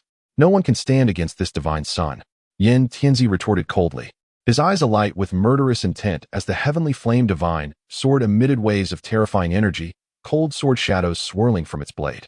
Heaven and earth, 3 styles. Heaven's severance and earth's destruction. The blazing sword shadow, ancient and sharp, surged through the air toward Nangongqinyu. All swords returned to their origin. Unfazed, Nangongqinyu swung her sword, summoning an ocean of boundless spiritual power that enveloped the void. Countless sword shadows coalesced, resembling a rain of blades as they descended upon the earth. With a thunderous roar, the two forces collided, unleashing a cataclysmic sound wave that reverberated like a tsunami, erupting in all directions as a pillar of light soared from the ground, shattering the surrounding terrain. After the clash, both combatants were propelled backward. Yin Tianzi appeared pale, his blood surging tumultuously within, his face contorted in agony. In stark contrast, Nangongqinyu maintained a calm demeanor, seemingly unscathed. Once more, Yin Tianzi bellowed, his eyes swirling with murderous intent, the waves of energy intertwining as the ocean of spiritual power surged relentlessly. The aura of the Emperor realm trembled the void as he wielded the heavenly flame divine sword, filling the sky with sword radiance, transcending the ancient expanse. Heaven and earth's 3 forms, the 9 transformations of the sword god. As the words echoed, an infinite ocean of spiritual energy transformed into 9 sword shadows, coalescing in the void. Each sword shadow radiated with the power capable of annihilating the heavens and the earth. Boom! One sword shadow descended with an unstoppable momentum. Chapter 43. I come to battle you. The sword shadows surged like a tempestuous sea. Wherever they passed, the air was obliterated, the void shattered. The sun and moon plunged into darkness, and mountains and rivers were inverted. Countless phenomena of nature surged forth, and Yin Tianci let out a sinister laugh. This three forms of heaven and earth is an unparalleled secret art of the divine country of heavenly flame. His father, the emperor, could wield enough power to slay those at the pinnacle of the emperor realm. Boom. The towering sword shadow obscured the sky, its overwhelming might descending like a collapsing galaxy, dazzling with brilliance, flooding the world with radiant light. The dragon elephant prison subduing technique. Nangong Chenyu retracted the holy heavenly spirit sword, channeling the ocean of spiritual energy within, and then unleashed a fist. Behind him, the phantasm of the dragon elephant rose into the sky, its form shattering the void. With its trunk swirling, the surrounding space disintegrated, and an immense pressure descended like falling stars, warping the entire expanse. Roar! Amidst the roar of the elephant and the dragon's chant, the two divine beasts trod upon the void. Where they passed, all things were annihilated. Boom! In the next moment, the two forces collided, erupting with a sound that shook the heavens and the earth. The sword shadow shattered instantly, turning to dust, vanishing into the void. Again, Yin Tianci bellowed, and the 8 sword shadows that lingered in the ancient void descended like meteors, waves of energy surging, tearing through the sky with tremendous might, crashing down upon the dragon elephant phantasm. Bang! The dragon elephant phantasm emanated a golden radiance, akin to a divine shield, deflecting the sword shadows. As the shield shattered, the sword shadow disappeared once more. Witnessing this scene, Yin Tianci was driven to madness, his face contorted in a grotesque manner, roaring, "I want you dead." 9 transformations of the sword god, kill. With a furious roar, the remaining 7 sword shadows descended directly, their supreme might carrying an aura capable of destroying the heavens and the earth. The air was pierced, the world trembled, mountains and rivers crumbled, and the ground beneath revealed bottomless chasms. Boom! A sound like thunder erupted, rolling with overwhelming might, like a force that could crush everything, bearing down upon the dragon elephant phantasm. "Come!" Nangong Chenyu also shouted, his eyes igniting with brilliance. The dragon elephant phantasm roared, treading through the void, swirling the surrounding energy, warping the entire space before shattering entirely. Boom!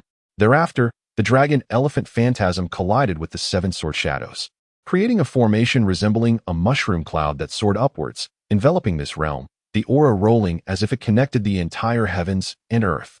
An endless surge of power radiated forth, a terrifying force akin to tumultuous ocean waves. The void trembled, mountains and rivers were reversed, and an overwhelming spiritual energy engulfed the sky, casting the world into darkness. Hiss! Witnessing this spectacle, all present drew a sharp breath, their eyes wide with astonishment. They had not anticipated that these 2 individuals could unleash such dreadful might. The formidable energy cascaded down like a waterfall, resonating throughout the void, as an immense force howled through this realm, tearing the very air apart as if it were mere fabric. Boom! Following a single strike, Yin Tianci was violently propelled backward, traversing thousands of meters through the emptiness before finally regaining his footing. He inhaled deeply, his complexion slightly pale, fury swirling in his eyes. In contrast, Nangong Chenyu, although also forced back 100 paces, remained unyielding, his demeanor calm, raising his sword with one hand poised. Humph! Yin Tianzi's cold snort echoed, his murderous intent surging within him, as the spiritual energy within him roiled like an ocean, enveloping the void, an oppressive force spreading forth as if heralding the apocalypse. Heavenly flames see. With a furious roar, Yin Tianzi stepped forward, his figure suspended in the void, then struck with a palm. Boom! The void was engulfed in a sea of flames, covering the entire world. A shadow of a hand, vast enough to obscure the sky, coalesced from the inferno, shattering the air in an instant, annihilating space, and bringing suffering to all living beings. Primordial Xuanhuan Qi, arise. Once more, Yin Tianzi proclaimed, a torrent of golden energy emanating from within him. Like chains, it entwined around the shadow of his palm, an endless aura flooding forth. The shadow expanded once more, and in the next moment, it seemed as though the entire universe was filled with that colossal hand. Now, this is intriguing. Nangong Chenyu's eyes narrowed slightly, a smirk gracing his lips as he chuckled softly. Subsequently, the sacred heavenly spirit sword in his grasp emitted a resonant and stirring sound. A sacred aura wrapped around the blade, and behind him, 3 golden Buddhas emerged, their sacred chants resonating. divine lotuses blossomed. A torrent of spiritual energy surged like a tidal wave, converging upon the sacred heavenly spirit sword. Then, with a sweeping motion, he unleashed a strike. A sword shadow stretching thousands of feet shattered antiquity, traversing the void and crossing the realms. Wherever it passed, space fractured, the void roared, and all things seemed to disintegrate into dust. Rumbling, like the sound of divine retribution, the sword shadow, entwined in golden light, revealed the visage of a Buddha. Its unstoppable momentum sweeping away all obstacles, colliding fiercely with the sky-obscuring palm shadow. Boom! Immediately after, a thunderous sound echoed, plunging the entire world into an infinite tremor.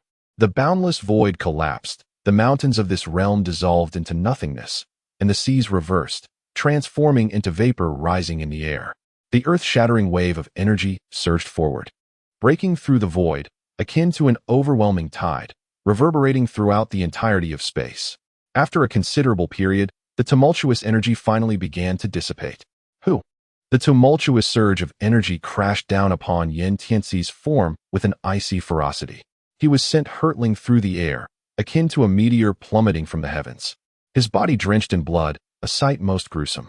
In the shadows, the witch observed this scene, her brow furrowing in disdain as she scoffed, "Useless. Very well. Allow me to lend a hand." With a languid sigh, an insatiable greed flickered in her eyes. As her words fell, she brought her hands together, radiant light swirling around her fingertips.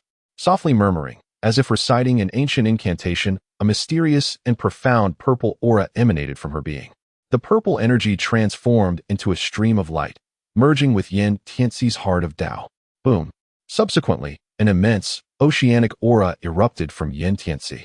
He let out a furious roar, his visage twisted in rage, his body ensnared by dark demonic energy. After a prolonged moment, tranquility returned to Yin Tianxi's form.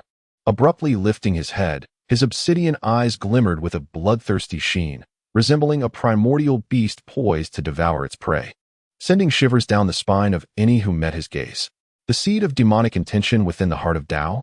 Nangong Haoyin murmured, lifting his gaze toward the void.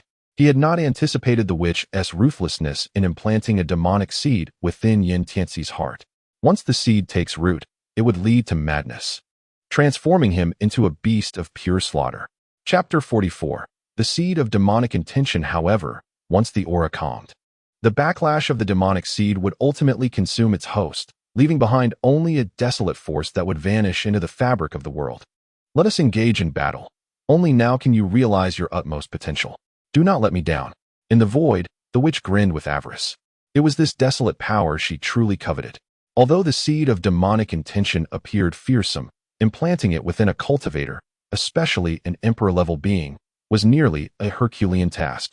Yin Tianxi, with his inherent arrogance, had sustained such a blow within the Nangong Holy Land, making his heart of Tao susceptible to fractures. Thus, the witch seized the opportunity to plant the demonic seed within Yin Tianxi. Furthermore, the complete innate Xuanhuan energy, if she could possess both, a millennium of seclusion could lead her to become the legendary sage. At that time, the old relic would be powerless against her.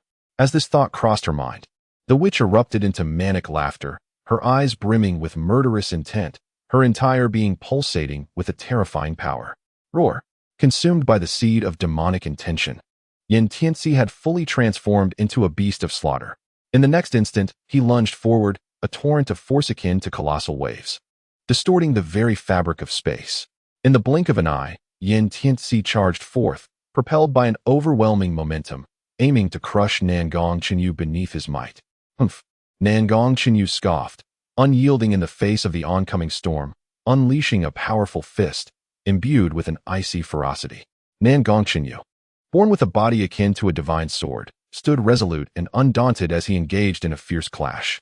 Yin Tianxi, with a single hand clenched into a fist, drew the surrounding spiritual energy towards him, manifesting a golden fist imprint that surged towards Nangong Chenyu. In an instant, Nangong Chenyu unleashed his formidable defenses, the light spirit shield, body technique, and the 8 desolate sword array. With a thunderous boom, as Yin Tianxi's power intensified, Nangong Chenyu's defenses ultimately crumbled under the onslaught. He was struck from afar, blood gushing from his mouth, his complexion as pale as parchment. Yin Tianxi commanded the lethal formation, unleashing waves of dark purple light towards Nangong Chenyu. Undeterred, Nangong Chenyu roared, channeling the surging spiritual energy within him to form a protective shield that enveloped his being. The air crackled with countless radiant energies, a tempest of force crashing against the shield. In a heartbeat, the spiritual shield shattered, prompting a swift change in Nangong Chenyu's expression as he drew his sword in defense. However, the overwhelming might sent him reeling, akin to a grasshopper tossed by a gale. Just then, a figure descended, palm extended, blocking the lethal strikes of the formation. Ancestor. Nangong Chenyu's face illuminated with joy, yearning to rise and greet him, yet his grievous wounds rendered him immobile. I shall borrow your sacred heavenly spirit sword. Nangong Haotian addressed him with a glance. With a simple acknowledgement, Nangong Chenyu extracted the sacred heavenly spirit sword from the earth. However, he stumbled and collapsed. With a wave of his right hand, Nangong Haotian channeled a pure energy into Nangong Chenyu's body. Grasping the sword, he intoned, the spirit sword originates from the primordial, returning to the vastness. The bearer of the sacred heavenly spirit sword may vanquish all beings and eradicate the wicked of the world. The sacred heavenly sword brings forth creation, devours the extremes, and dominates the realm. Sacred heavenly sword technique, slay all under heaven. Suddenly halting, he continued, sacred heavenly sword style, first form, sacred soul sword shadow. Instantly, thunder roared in the heavens, cascading in all directions, gradually consuming the entire sky. Meanwhile, the sacred heavenly spirit sword absorbed the lightning, transforming it into spiritual power, forming the sacred soul sword shadow around it. As time flowed, the sword shadow expanded to immense heights, eventually reaching 10,000 zhong before gradually coming to a halt. Nangong Chenyu swallowed hard, his eyes wide open, his mouth agape enough to fit 3 eggs. With a resounding crash, the colossal sword shadow struck the lethal formation, its overwhelming force obliterating it entirely. Waves of residual energy from the sacred heavenly sword shadow shattered a significant portion of the surrounding space, showcasing the sheer ferocity of this strike. After a prolonged moment, as the dust settled, in the sweltering heat of summer, Yin Tianzi was a grotesque sight. His voice feeble and laced with venomous resentment. You of the Nangong sacred land shall all perish. Cough, cough. Which, please annihilate them. Despite his severe injuries, he was not yet slain by the sacred heavenly sword shadow. With an indifferent gaze, Nangong Haotian unsheathed his sword, unleashing a radiant blade that cleaved through the air, crashing downwards. With a resounding thud, Yin Tianzi exploded into a mist of blood, dissipating into the void. Nangong Haotian's expression remained impassive, as if he had merely squashed an insignificant insect, his demeanor tranquil and unruffled. Suddenly, applause erupted, and the witch's silhouette streaked across the sky, materializing before the onlookers.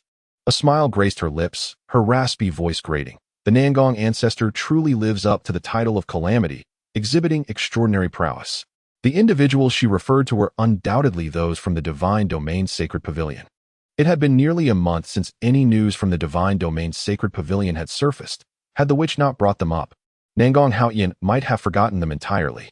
However, Yin Tianzi was the son of the divine in their kingdom, and to see him so ruthlessly eliminated by the Nangong sacred land left the witch with a dilemma to address. With a smile still lingering on her lips, the witch's gaze fell upon the primal power and innate yellow energy, her eyes gleaming with avarice. Observing this, Nangong Haotian let out a cold chuckle, narrowing his eyes slightly. Remaining silent, the witch continued, perhaps I could take this primal power and innate yellow energy to present to the sovereign of the divine kingdom, thus fulfilling my obligation. Upon her words, a profound silence enveloped the Nangong sacred land. A multitude of presences, equal to the witch's own, surged forth, their eyes fixated upon her. Should the witch attempt any treachery, they would act without hesitation to eliminate her. A stifling tension blanketed the Nangong sacred land. Even the witch, possessing the cultivation of the 5th level of the Emperor realm, felt an overwhelming pressure. Taking a deep breath, she forced herself to regain composure, curling her lips into a semblance of calm as she declared, in that case, I shall take my leave with these.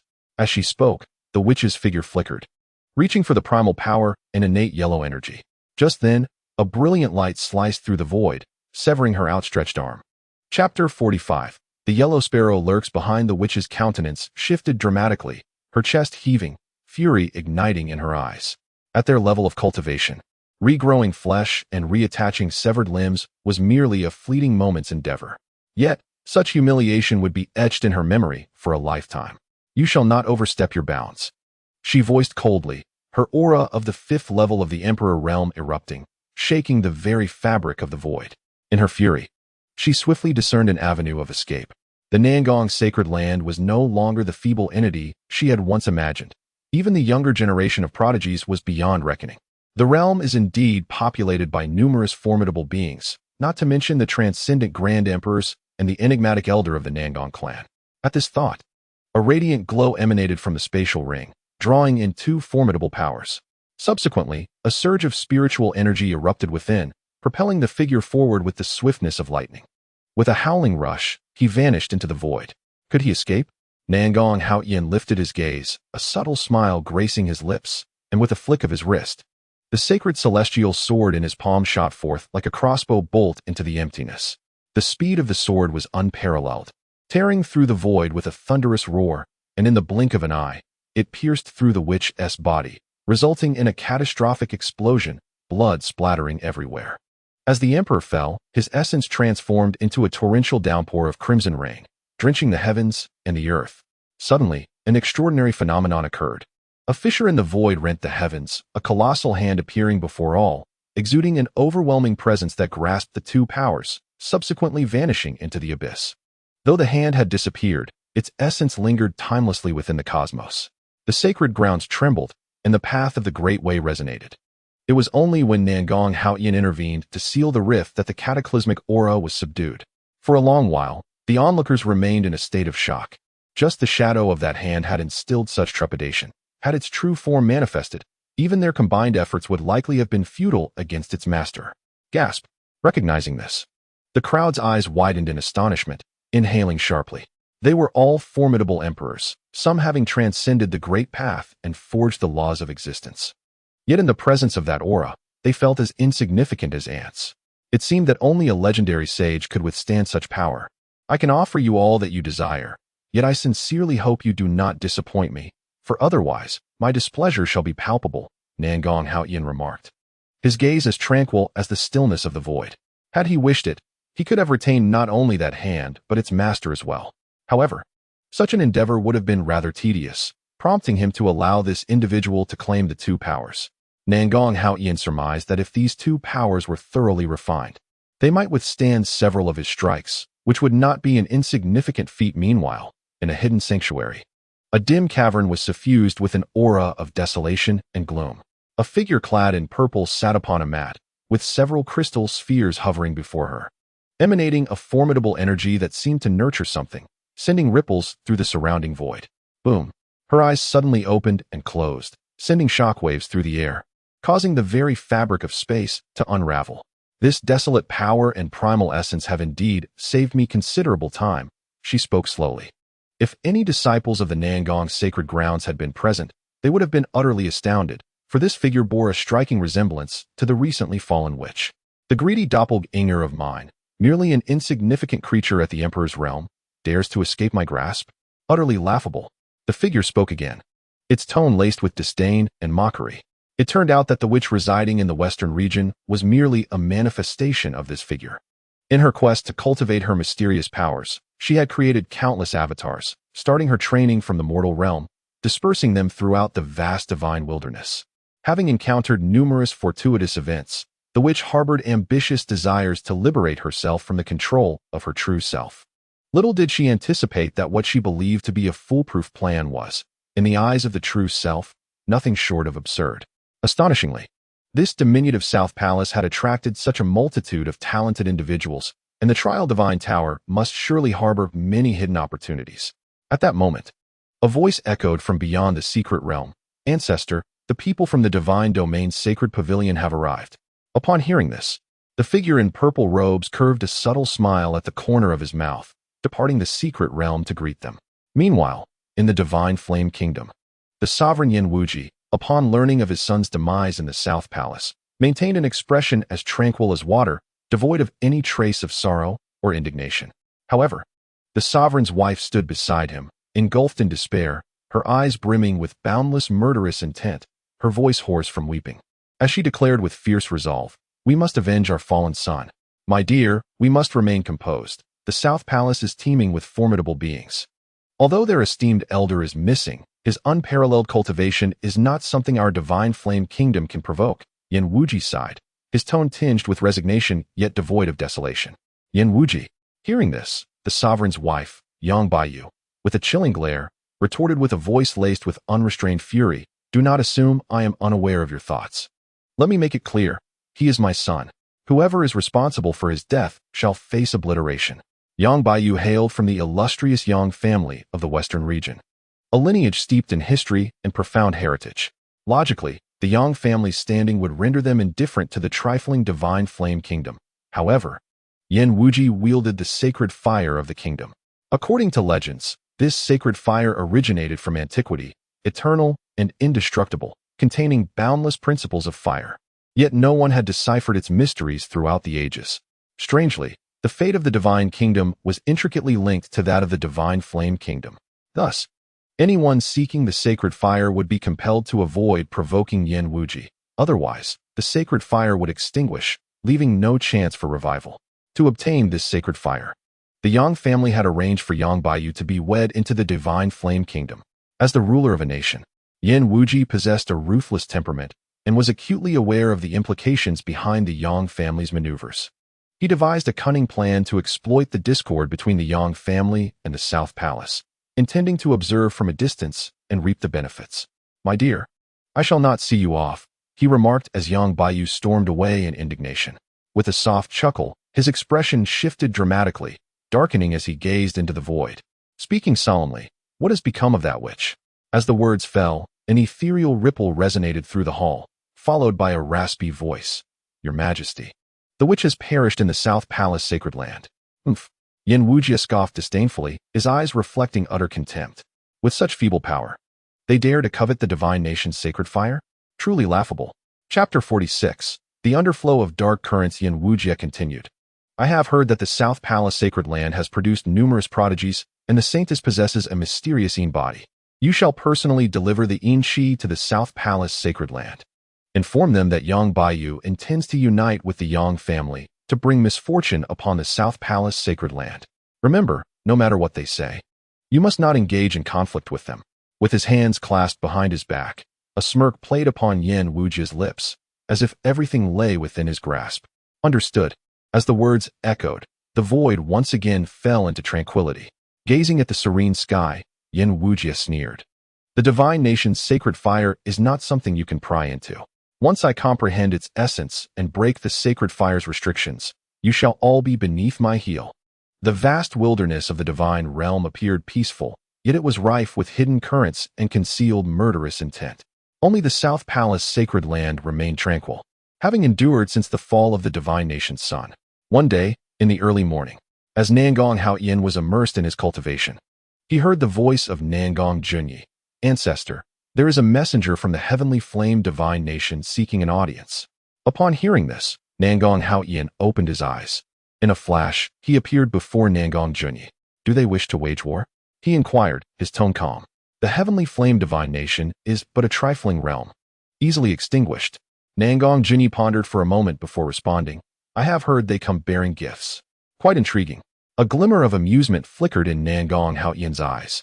He had anticipated that the ruler of that divine nation would be furious and come to declare war against the South Palace sacred land. As they spoke, the duo entered the grand hall, where a middle-aged man clad in a gray robe awaited silently. "You are the messenger from the heavenly flame divine nation?" Nangong Haoyin stepped forward, speaking indifferently. The messenger turned to face Nangong Haoyin, noting his striking features and graceful demeanor, devoid of any discernible aura. Were it not for Nangong Junyi standing respectfully behind him, he might have mistaken the young man for a mere child who had wandered into the hall. After a moment of contemplation, the messenger replied, "Indeed, although our divine nation's son has met his demise in the South Palace sacred land, he was guilty of numerous transgressions and deserved his fate.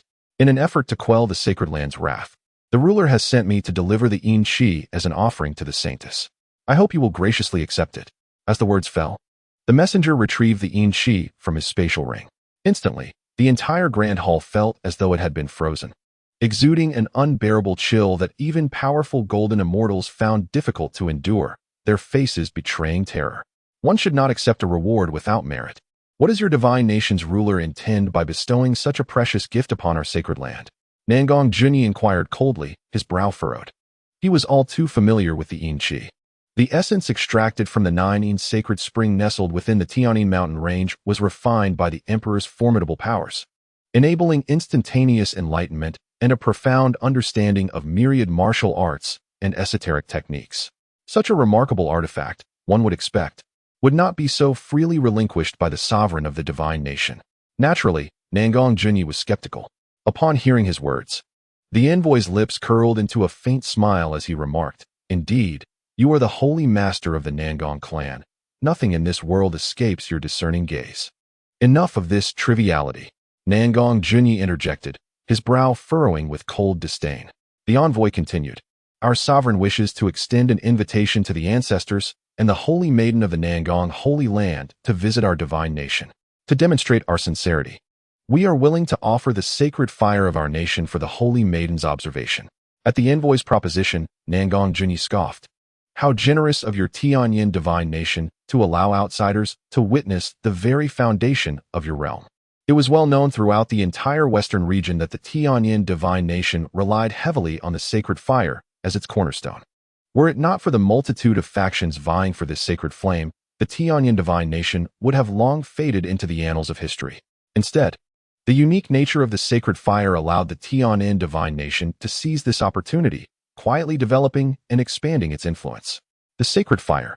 A glimmer of brilliance flickered in Nangong Haoyan's eyes as he softly murmured. He was well aware of the fire's origins. Legends spoke of it descending from the outer realms, purportedly from the furnace of a great deity, having fallen into the great wilderness divine domain, eternally ablaze and existing since time immemorial. Very well. With a casual wave of his hand, Nangong Haoyan summoned the Tianyin essence, speaking in measured tones. Now that Nangong Yu's strength has surely solidified at the pinnacle of the 4th level of the Emperor's realm, this Tianyin essence could indeed assist her in breaking through to the 5th level. Upon hearing Nangong Haoyan's agreement, the envoy's countenance brightened with excitement, and he eagerly inquired, "When shall we depart?" Nangong Haoyan raised an eyebrow, replying, "Refining the Tianyin essence will require some time. It will not be too late when that moment arrives." Of course, the envoy, recognizing the authority in Nangong Haoyan's words, dared not voice any dissent. Without further ado, Nangong Haoyan departed from the grand hall. Shortly thereafter, he arrived at Nangong Yu's chamber. Pushing the door open, he relayed the recent developments to her. Joy illuminated Nangong Yu's features as she declared, "Ancestor, I am willing to go. Patience. First, you must refine the Tianyin essence." As he spoke, Nangong Haoyan waved his hand, conjuring a swirling mass of Tianyin essence before Nangong Yu. The chilling aura resonated harmoniously with her innate constitution. With Nangong Haoyan's guidance, within mere days, Nangong Yu successfully refined the essence, her aura surging forth like a poised arrow, brimming with invincibility.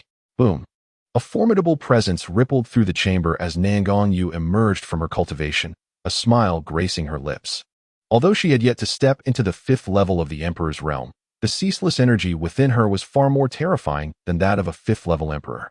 Nangong Yu felt that in her current state, she could contend with a practitioner at the 7th level. Upon reaching the 5th level of the Emperor's realm, every stage becomes a watershed. The prospect of engaging in battles beyond one's rank escalates into an arduous challenge. Yet, South Palace reign, possessing such formidable prowess even at the 4th level, is truly astonishing. As the door swung open, she beheld South Palace Haoyan standing there, awaiting her arrival. Overjoyed, her delicate face lit up with delight, akin to a child savoring sweet syrup, as she softly uttered, "Ancestor." Indeed, South Palace Haoyan raised his gaze, noticing the deepening intensity of South Palace Reigness aura, and chuckled, "Your progress is remarkable. You truly live up to the title of Saintess. You harbor the celestial flame of extermination within you, and having just absorbed the essence of heavenly Yin, should you acquire the sacred fire of the divine kingdom, your combat prowess will become unparalleled." As he spoke, South Palace Reign's enchanting eyes shimmered with a radiant gleam. Though she was unaware of the full extent of the sacred fire's might, the ancestor's description instilled a profound sense of trepidation within her. If she could integrate it into her being, perhaps she too could ascend to the same heights as her ancestor. Lost in such thoughts, The ripples of her beautiful eyes sparkled, causing her to miss the subsequent words of South Palace Haoyan. Let us proceed. At an unknown moment. This simple command from South Palace Haoyan pulled South Palace Rain back to reality. She quickly nodded and followed him. Chapter 47. Journey to the Divine Kingdom outside the South Palace Sacred Land. The envoy had been patiently awaiting the two. Just then, a piercing cry echoed as a golden-winged roc materialized before them. To ride such an ancient beast, who could this individual be? The envoy stared in a daze, struggling to comprehend the scene before him. One must understand the arrogance of ancient races. Taming such a creature as a mount is no simple feat, even with great strength. The envoy vaguely sensed that the identity of this South Palace ancestor was far from ordinary. Let us go. South Palace Haoyan spoke calmly atop the golden-winged roc. Days later, the trio arrived at the imperial palace of the Celestial Flame Divine Kingdom, where flight was strictly prohibited. Any violators would be executed under the pretext of provocation. Thus, South Palace Haoyan had initially transformed the Void into human form to accompany them. As the envoy was a figure close to the monarch, their passage was unimpeded, swiftly bringing them to the heart of the palace. South Palace Haoyan discerned the presence of numerous powerful entities, their auras concealed in the shadows, including several Emperor-level beings. He smiled faintly, choosing not to elaborate. No matter how many Emperor-level cultivators there were, they were but mere ants in his presence. As such thoughts crossed his mind, the four arrived at the grand hall of the palace. The ruler of the Divine Kingdom, Yin Wuji, and his consort, Yang Baiyu, sat upon their thrones. The envoy approached with the trio, respectfully announcing, "Your Excellency, the guests have arrived." Hearing this, Yin Wuji waved his hand and replied, "Very well, you may withdraw now." "Yes." The envoy clasped his hands and stepped back. Yi Haoyan, Lin Qingyu, Su Kong, South Palace Haoyan, and South Palace Rain spoke in unison. On their journey, the messengers had already informed them that Yang Baiyu, in alliance with the Yang family, sought to eliminate the forces of the Nangong sacred ground. To avoid unnecessary complications, the two decided to adopt new names. The members of the Yang family, familiar only with the names, were unaware of their true identities. Thus, the appearances of the three remained unchanged. Upon hearing this, Yin Wuji nodded slightly and remarked, "You have all worked hard. Please, take your leave to the side hall and wait for a moment. I shall join you shortly." As his words fell, Yang Baiyu furrowed her brow. Noticing that Nangong Yu and Su Kong's auras were anything but weak, indicating at least their status as golden immortals, she spoke up. "What matters require discussion in the side hall? Are you plotting something behind my back?" A flicker of murderous intent flashed in Yin Wuji's eyes, but it vanished almost instantly, replaced by a smile. "My dear lady, you are unaware that these individuals are descendants of friends I made a century ago. Since we aim to assault the Nangong sacred ground, we naturally require allies, and they are all exceptionally talented individuals who may lend us their strength. Let us hope so." Yang Baiyu replied coldly, though her mind was already calculating. The Nangong sacred ground was replete with powerful beings, and even the Yang family found it challenging to contend with them. Nevertheless, they possessed the audacity to attack the Nangong sacred ground and seize control of the Tian'an Divine Kingdom, claiming the sacred flames for themselves. With this thought in mind, Yang Baiyu chose to say no more. After all, they were merely golden immortal cultivators. Even if something went awry, it would hardly lead to significant chaos. Yet, there lingered the question of whether Yin Wuji, when cornered, might decide to drag the Yang family down with him. At that moment, a voice echoed from outside the grand hall. "Aunt, when shall we launch our attack on Nangong?" Accompanying the voice was a handsome young man who approached. Upon seeing Nangong Yu's visage, he momentarily froze, his expression betraying a glimmer of greed, his breath quickening. Beauty. Truly, she was breathtaking. Like a celestial being stepping forth from a painting, her beauty eclipsed all else.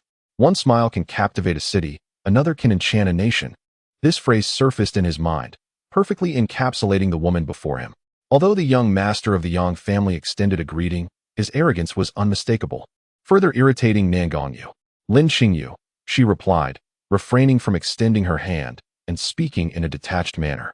Upon witnessing this, Yang Wanli's expression soured, his smile evaporating, and his voice turned cold. "It seems that Lady Lin does not favor me."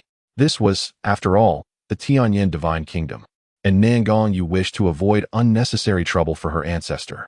She replied, "Young Master Yang has misunderstood. It is only that you hold a lofty status, while I am but a humble concubine, unworthy of such heights. Ha ha!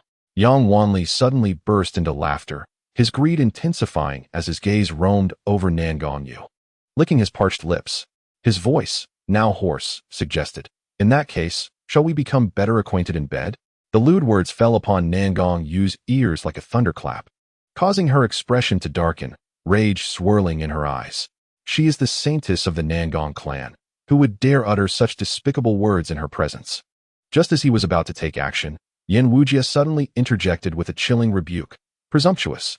These three are my friends, esteemed guests of the heavenly flame divine kingdom. Should you dare to utter another word, I shall ensure you regret it for the rest of your life."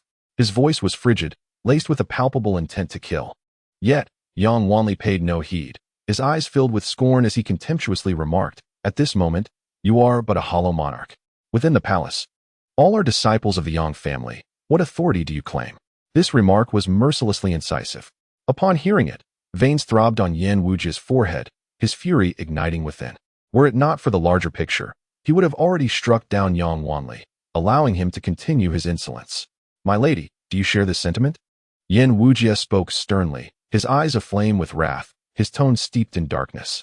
Nangong Baiyu raised her gaze, responding with measured calmness. "Wanli, you may withdraw for now." "Yes."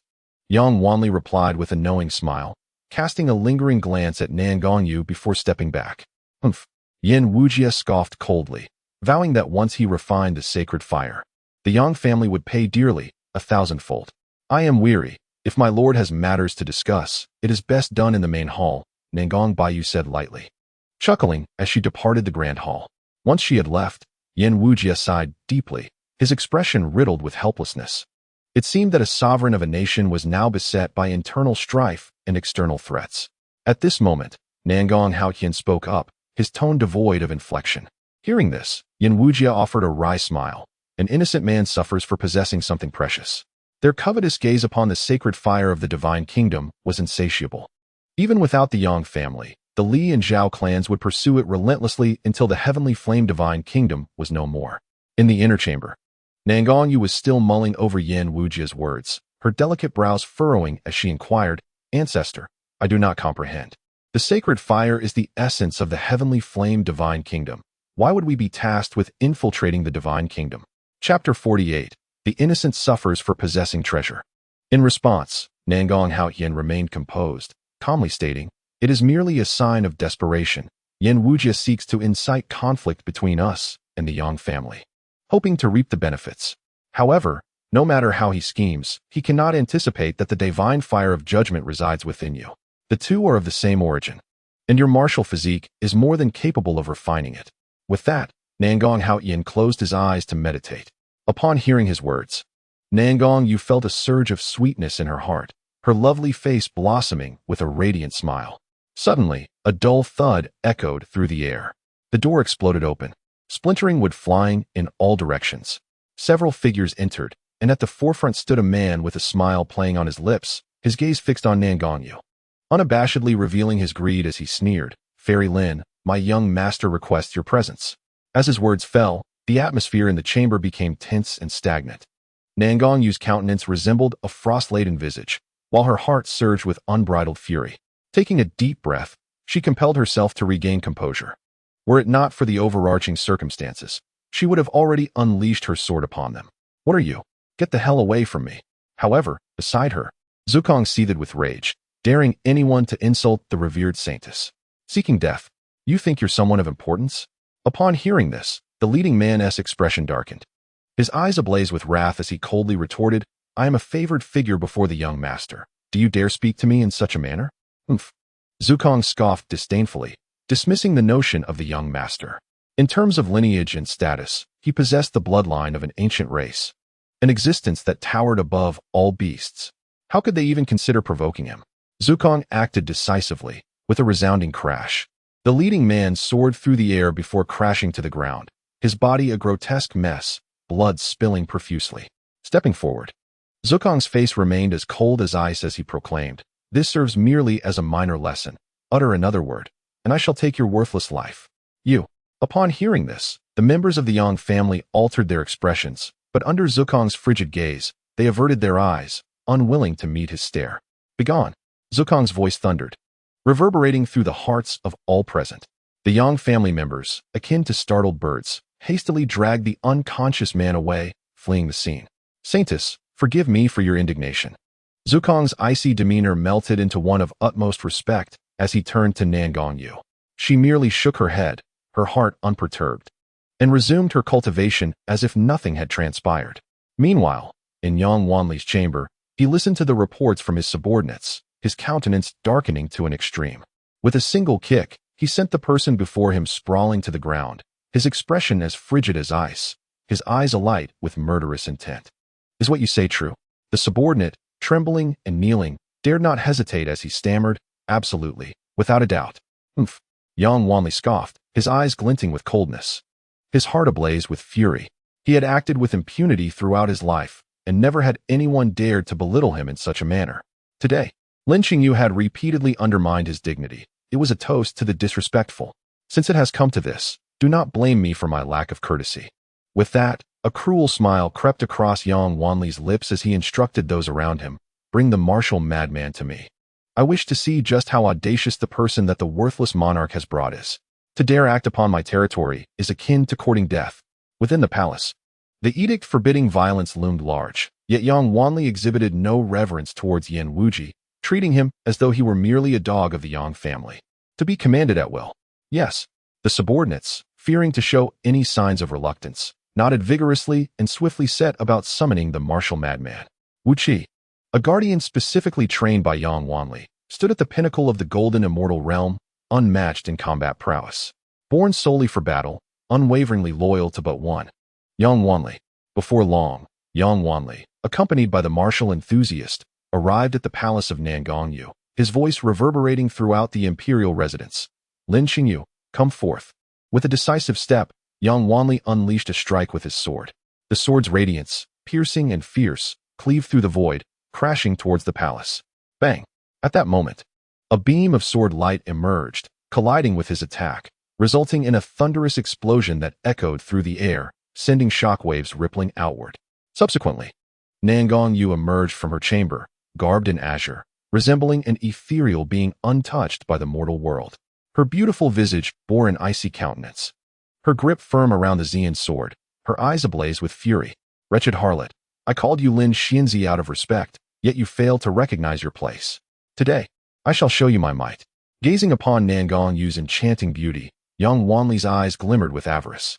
As his words fell, Nangongyu's expression turned frigid, and she swung her sword once more, the brilliance of her blade rivaling Yang Wanli's, slicing through the air with a series of thunderous roars. Yang Wanli's expression shifted as he attempted to withdraw his sword, but it was too late. In a moment of shock, the martial enthusiast stepped forward, bracing himself against the sword's radiance, blood spilling forth, yet his expression remained unchanged. Witnessing this, Nangongyu's eyes widened in astonishment. She had not anticipated that this robust man's physique would withstand her strike, merely breaking the surface of his skin. With a deep breath, Yang Wanli's face contorted in horror. Once he regained his composure, his expression filled with rage, he commanded, "Martial enthusiast, tear this wretched harlot apart."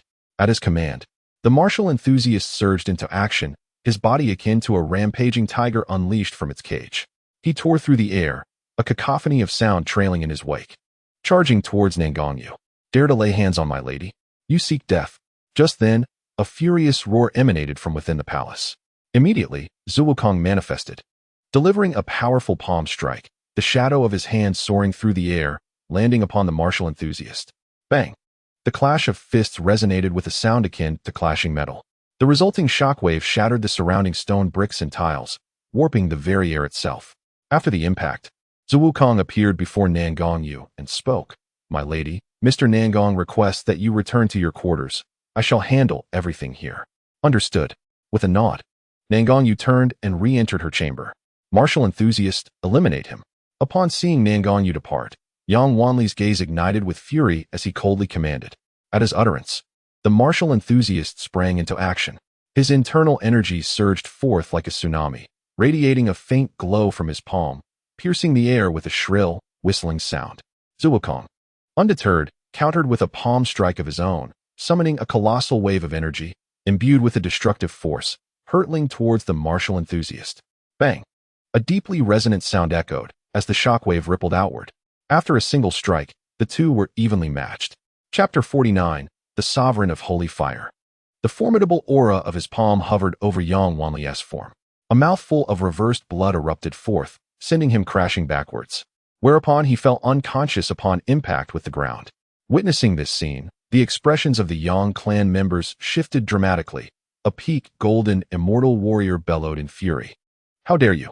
Do you wish to follow in their footsteps?"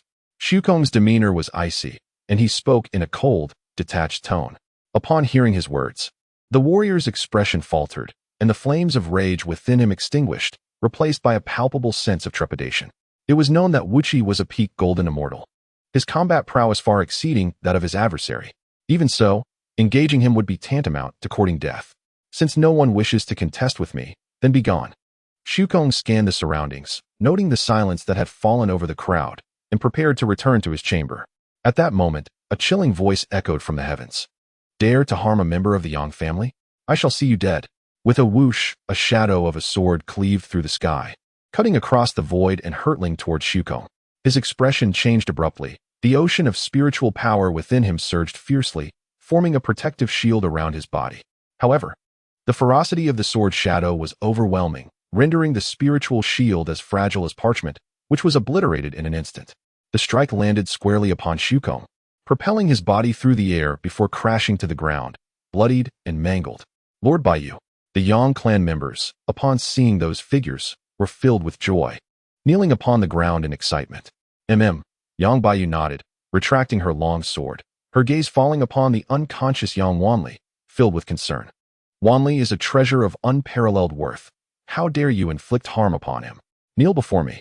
Yang Baiyu's expression was icy, and with a sharp command, her imperial sovereign cultivation radiated throughout the surroundings, locking onto Shukong with a terrifying aura. Shukong's countenance shifted, yet his resolute form remained unyielding, devoid of fear. "This mere Yang clan thinks they can compel me to kneel?" As his words echoed, the entire world fell into silence. In response, Yang Baiyu's eyes blazed with fury, her intent to kill palpable. "Kill him." With a rustle, the hidden members of the Yang clan sprang into action, ready to strike. When a rift in space appeared above them, from within, the figure of Yen Wujia emerged, clad in golden armor and donned with a crown, his icy voice resonating. "Let us see who dares." Yang Baiyu's expression darkened. Yen Wujia's arrival seemed to challenge the Yang clan. "Madam, they are my friends and esteemed guests of the heavenly flame divine kingdom. Do you not owe me an explanation?" Yen Wujia's imposing presence fixed upon Yang Baiyu, his tone indifferent. "An explanation?" Yang Baiyu scoffed. "They have harmed Huan Laozu, and as her aunt, I come to settle the score. What issue is there?" A faint smirk played upon Yen Wujia's lips as he coldly replied, "Is that so?" As the words fell, Yen Wujin struck with ferocity. The sky was engulfed in flames, which coalesced into a shadowy hand, hurtling towards Xuanhuan Laozu. The latter's body plummeted like a kite severed from its string, crashing into the ground and leaving a deep crater in the earth. "You." Yang Baiyu's expression changed dramatically, her delicate features contorting in rage. Yen Wujin withdrew his hand, his gaze indifferent. "Madam, this is the divine nation of Tianyin, not your Yang family. Should your family remain blind, do not blame me for my ruthlessness." His voice was icy, laced with a menacing undertone, resonating in Yang Baiyu's ears. Infuriated, her body trembled, her fingers turning pale, and the fire in her eyes blazed fiercely. Taking a deep breath, Yang Baiyu forced herself to regain her composure. She understood that succumbing to anger would bear no fruit and could jeopardize her opportunity to acquire the sacred fire. Once she mastered the divine nation's sacred fire, to her, Yen Wujin would be akin to a lamb awaiting slaughter. With this thought, a murderous intent flickered in her eyes as her voice returned to tranquility. "I apologize for my abruptness. However, before we embark on our assault on the Nangong's sacred land, Huan Laozu must first comprehend the sacred fire of the divine nation." As she spoke, her tone was commanding, her gaze unwavering as it locked onto Yen Wujin's in the void. "Very well." After a lengthy pause, Yen Wujin's voice echoed. "The sacred fire of the divine nation is the fortune of my Tianyin divine nation, imbued with unimaginable opportunities." His voice faltered momentarily as his gaze shifted to Nangong Yu. "Since Lin Xingyu is my friend, she too is qualified to seek enlightenment." At this, Yang Baiyu's expression darkened, her fury surging. She understood Yen Wujin's intentions, yet, as he had stated, this was not the Yang family. Should she provoke him further, the consequences were unpredictable. Despite her anger, Yang Baiyu refrained from erupting. With a flick of her wrist, a vibrant medicinal pill appeared in her hand, which she then administered to Xuanhuan Laozu. In a short while, his wounds began to heal, and his vitality was notably restored. Casting her gaze upon Xuanhuan Laozu, she admonished, "The sacred fire of the divine nation is of utmost importance. You must fuse with it at all costs. Even if Yan Wujin changes his mind, I will ensure your safe escape from here." "Yes, Aunt," Xuanhuan Laozu replied earnestly, his eyes glinting with avarice as he looked at Nan Gongyu. This time, he sought not only the sacred fire of the divine nation, but also Nan Gongyu herself. Observing this, Yang Baiyu merely smiled. As long as Xuanhuan Laozu could acquire the sacred fire, a mere woman could be relinquished. The sacred fire was paramount to the Tianyin divine nation, and Yan Wujin would certainly employ myriad formations and divine artifacts to conceal it within the palace's secret realm. Before long, the group arrived at the palace's secret realm. Before them, flames raged, boiling the seas and scorching the skies, exuding an immense aura. At the heart of the inferno lay an original stone, radiating an endless energy. Even a formidable being at the emperor's level would feel as insignificant as an ant in the presence of such power. Upon witnessing this scene, every onlooker's eyes glimmered with avarice. Xuanhuan Laozu was particularly affected, his throat constricting as if his gaze were fixated solely upon the raw stone. "Is this the sacred fire of the divine realm?" murmured Nan Gongyu softly.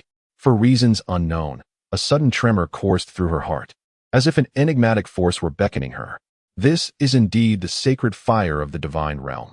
Anyone who approaches it and comprehends its power will gain its acknowledgement, ultimately becoming the revered master of the sacred fire.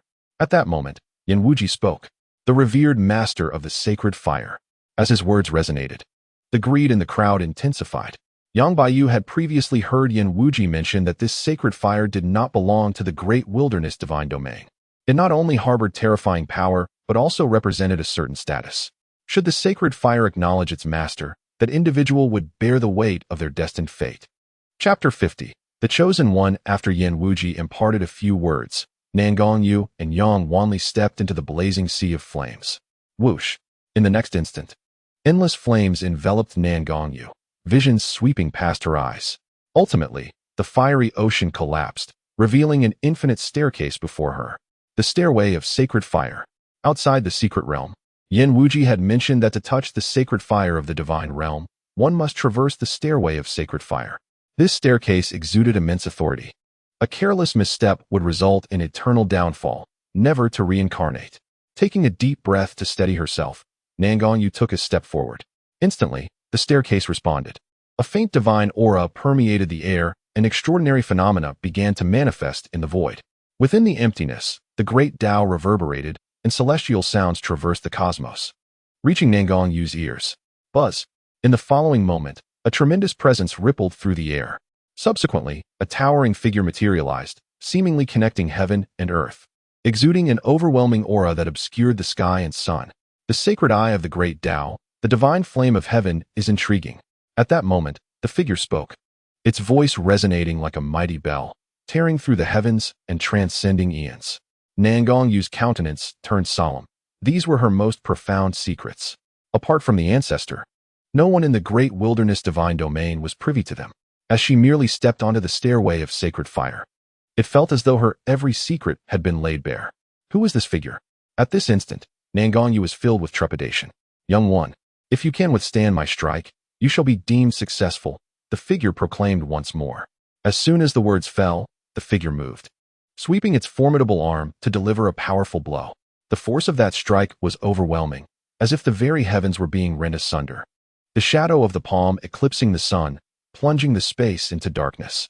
Nan Gongyu had no time to be awed.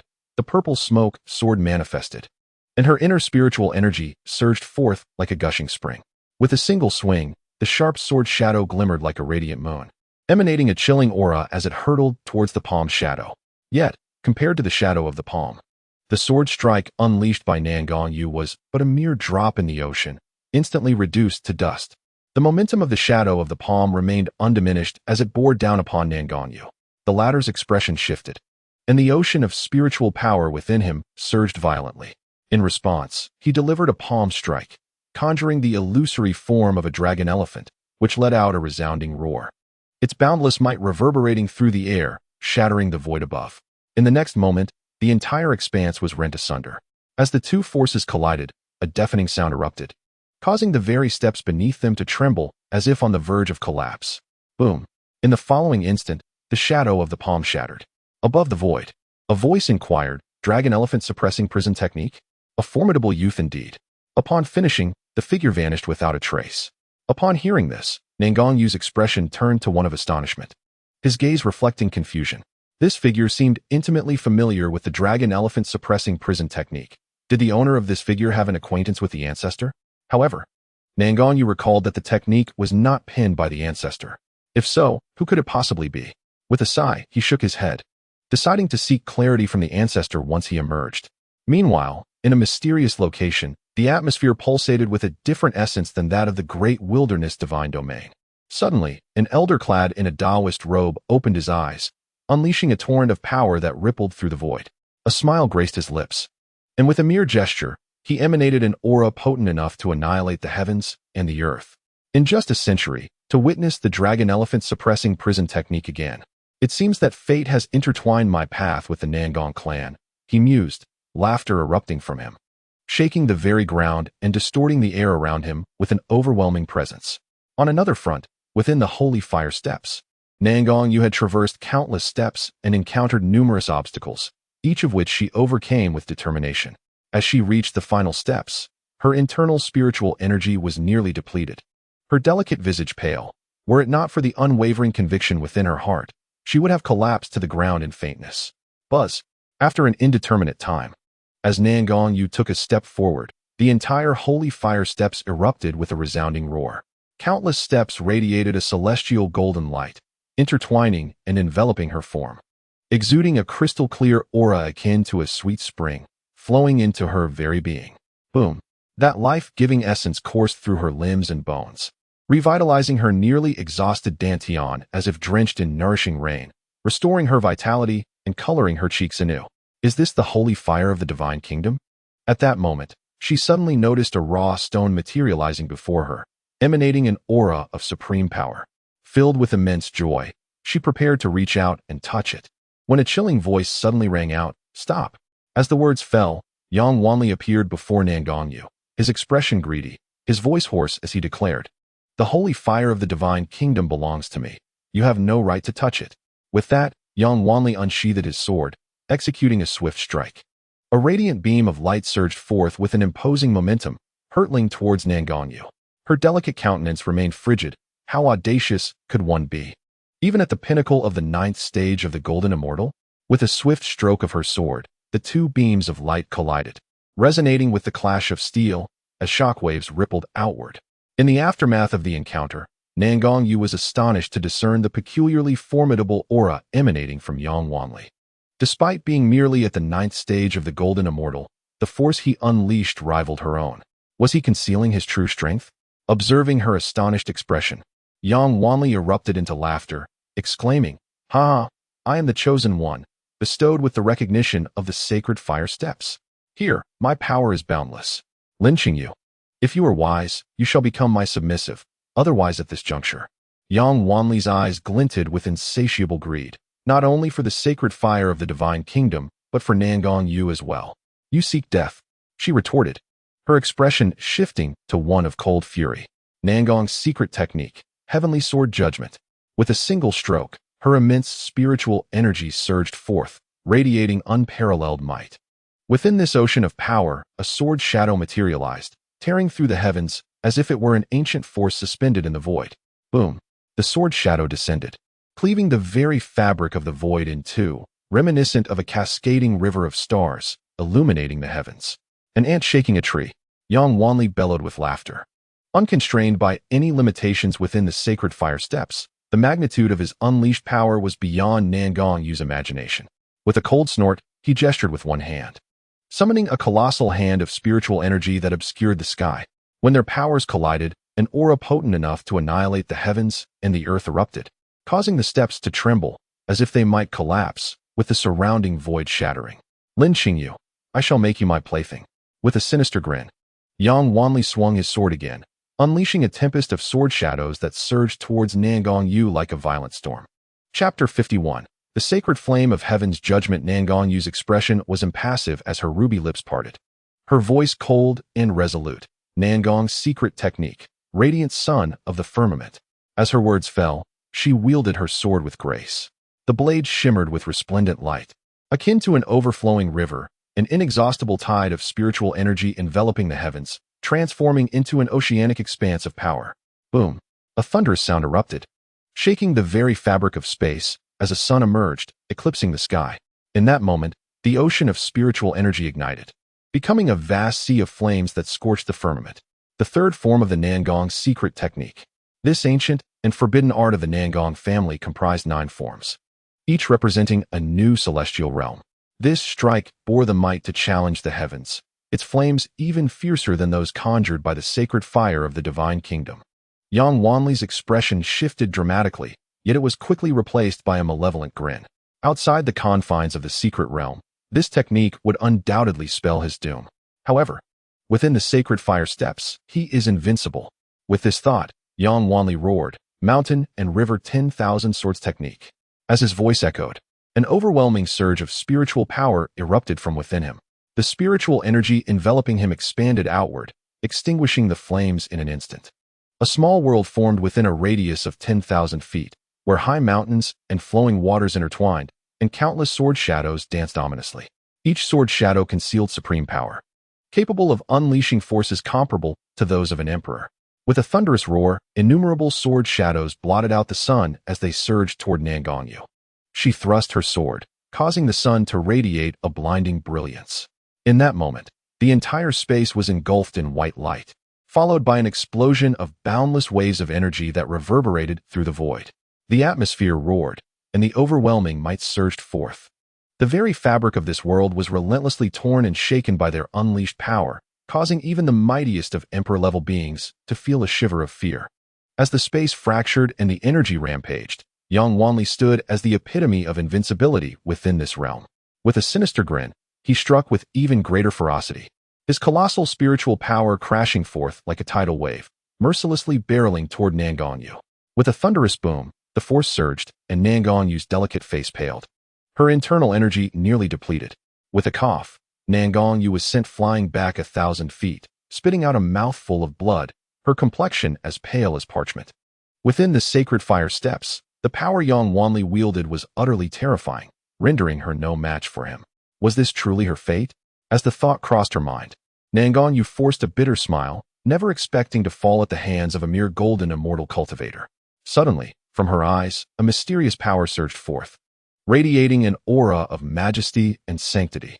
In an instant, all her wounds healed, her spiritual energy replenished, and an ancient, profound essence enveloped her gaze. The sacred eye of the Tao. Nangongyu was taken aback, astonished that she had awakened the power of the sacred eye of the Tao. Since acquiring it, she had never once utilized its abilities, yet now, the power was being released autonomously. Sensing this overwhelming force, Xuanhuan Laozu's expression darkened momentarily, but he quickly regained his composure.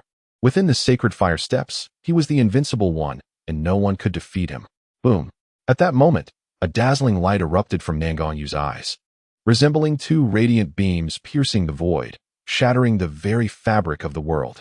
As the world fractured, an endless void emerged, threatening to consume Xuanhuan Laozu, obliterating his very soul. With a gasp, the backlash from the sacred eye of the Tao proved even more terrifying. Blood surged forth as Nangongyu felt her strength waning, her body slowly aging, her features visibly withering in an instant. Witnessing this, she was engulfed in a profound terror, her entire being trembling uncontrollably. As the void consumed everything, Nangongyu was engulfed in despair, fervently wishing for her ancestor to come to her rescue. However, Nangong Haoyan seemed to have vanished without a trace. Suddenly, as the void threatened to engulf her, the sacred flame of the divine kingdom erupted with dazzling brilliance, transforming into a miniature world that enveloped Nangongyu.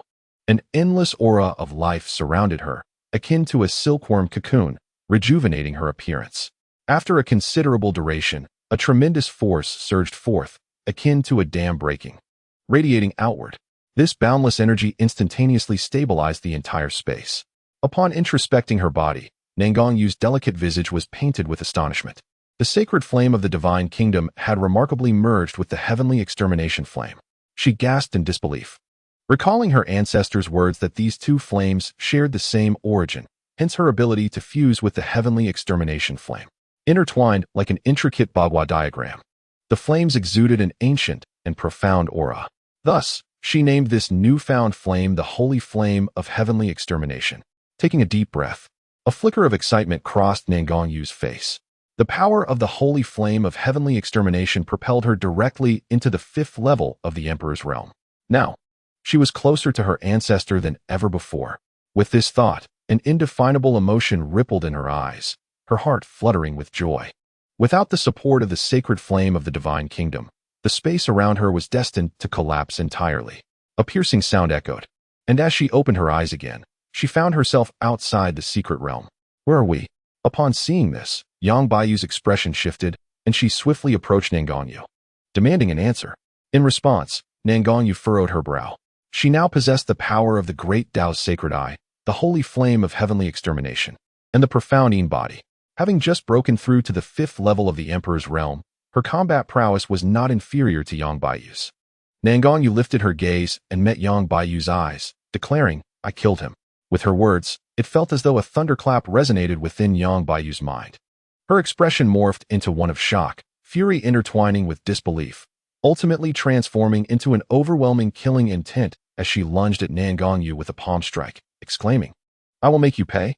Unfazed, Nangongyu retaliated with a palm of her own, and their powers clashed in a stalemate. "Kill her." Yang Baiyu retreated 100 meters, her murderous intent undiminished, bellowing in fury. In an instant, numerous powerful figures concealed within the void erupted forth, unleashing their most formidable attacks. A myriad of lethal strikes descending upon Nangongyu. Her delicate face shifted slightly as she realized that, having just merged with the sacred flame of the divine kingdom and still stabilizing her realm, she was somewhat unprepared for such a multitude of adversaries. At that moment, a towering shadow of a sword emerged, slicing through the void, as if transcending time itself. With a single strike, all forces were thwarted, followed by a chilling voice resonating from all directions. "Who dares to harm her?" As the words echoed, a figure materialized before Nangongyu. Upon seeing this, Nangongyu's delicate face brightened, exclaiming, "Ancestor." Chapter 52. There must be a fate upon the appearance of Nangong Haoyan. Yang Baiyu's brow furrowed momentarily, but it soon relaxed, revealing a hint of disdain in her gaze. Her expression remained indifferent, her voice frigid as she commanded, "Kill them." At her command, the hidden guards of the Yang family surged forth, their ominous aura roaring towards Nangong Haoyan. Boom. Nangong Haoyan's expression was placid as he waved his right hand, unleashing a torrent of energy that surged forth like a colossal wave, sending them crashing away. Then, Nangong Haoyan struck again.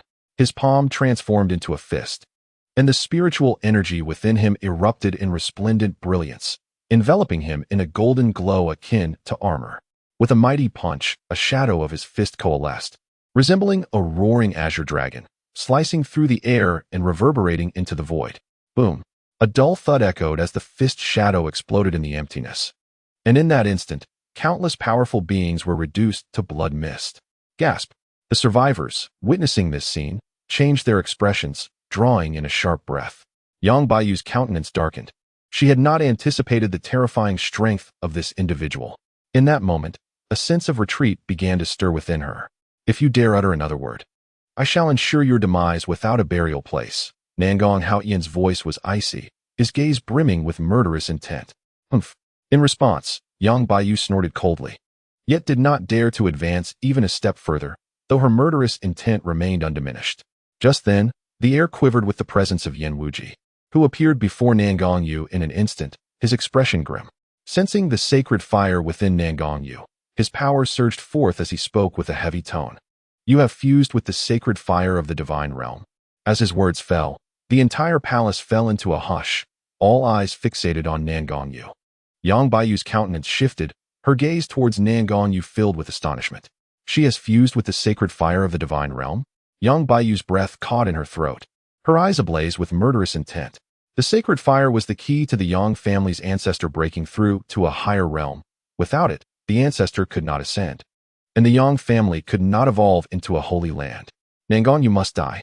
As this thought crossed her mind, The intensity of the murderous intent in Yang Baiyu's eyes escalated, her longsword materializing as her spiritual energy surged, poised to deliver a lethal blow to Nangongyu at any moment.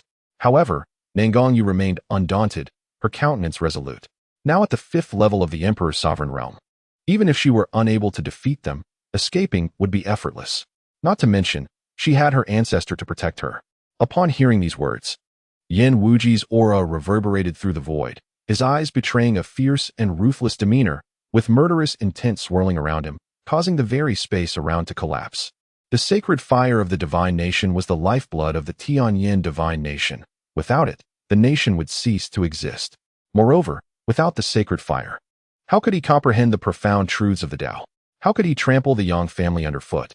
He had initially intended to activate the sacred fire through the hands of the Nangong sacred land, inciting conflict between the Yang family and the Nangong sacred land, thereby positioning himself to reap the benefits.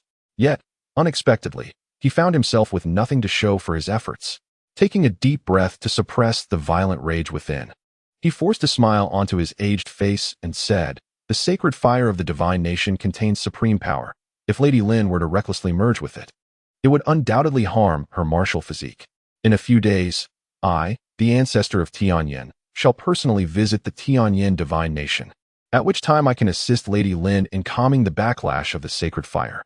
Therefore, I hope you all can stay in the Tianyin divine nation for a while longer, if you would be so kind." Yin Wuji understood that with his current strength, he could not stop these individuals, especially with the Yang family watching from the sidelines. The ancestor of Tianyin would soon return, and then he would unleash his power to eliminate them all. As his voice faded, Nangong Haoyin and his companion maintained calm expressions. Yet Yang Baiyu found it increasingly difficult to remain composed. The ancestor of Tianyin was returning. Had he not perished in the land of oblivion? Though Yang Baiyu appeared nonchalant, tumultuous waves churned beneath her surface. The ancestor of Tianyin was not a figure of this era. It was said that his cultivation was beyond the heavens and the earth, far surpassing even the might of an imperial sovereign. Even her own ancestor could not contend with him. Otherwise, the Yang family would not have gone to such lengths to covet the sacred fire of the divine nation. However, she was puzzled. Yin Wuji had once claimed that the ancestor of Tianyin had perished 5,000 years ago. If that were not the case, he would not have fallen into such a dire state. Yet now, were his words merely a ruse? Amidst her confusion, Nangong Haoyin nodded, then turned to Nangongyu, saying, "Let us depart." "Yes," Nangongyu replied, and together they left the premises. Yin Wuji watched their departing figures, his eyes filled with lingering murderous intent, his chest heaving with suppressed emotions. The sacred fire of the divine nation was a necessity for him. No one could impede him. Yang Baiyu spoke coldly. "What are you looking at? They have already left." At her words, Yin Wuji snorted coldly and departed in a swirl of his robes. Once he captured Nangongyu and merged with the sacred fire, both the Yang family and the Nangong sacred land would be reduced to mere ants. On the way, Nangong Haoyin suddenly spoke. "Remember, the power of the Tao's sacred eye must never be used at any time." Pausing, he fixed his gaze on Nangongyu before adding, "Not even when life and death are at stake." Seeing the seriousness in Nangong Haoyin's expression, Nangongyu felt a flutter of apprehension. And although she did not fully grasp the meaning of her ancestor's words, she obediently nodded in agreement. The backlash from the sacred eye of the great path bestowed upon her was utterly terrifying. Had it not been for the holy fire of the divine kingdom, she might have perished upon the steps of that sacred fire. Although Nangong Haoyin's expression remained serene, a torrent of thoughts silently coursed through his mind. The sacred eye of the great path was something he had acquired during a battle in a foreign realm. Even after centuries, he had yet to fully comprehend it, nor did he know its origins. What surprised him further was that the sacred eye had seemingly chosen Nangongyu. Surely, fate must be at play. Nevertheless, Nangong Haoyin did not dwell on it excessively. Regardless of any fate, should anyone dare to harm a member of the Nangong family, even the heavenly Tao would find itself trampled beneath his feet. Amidst his thoughts, a sense of indifference erupted from within him, reaching into the heavens, shattering the void, and transcending the ages. In that moment, countless dimensions within the vast universe trembled. Even the mightiest of emperors could only prostrate themselves in silence. After a prolonged silence, this aura finally dissipated.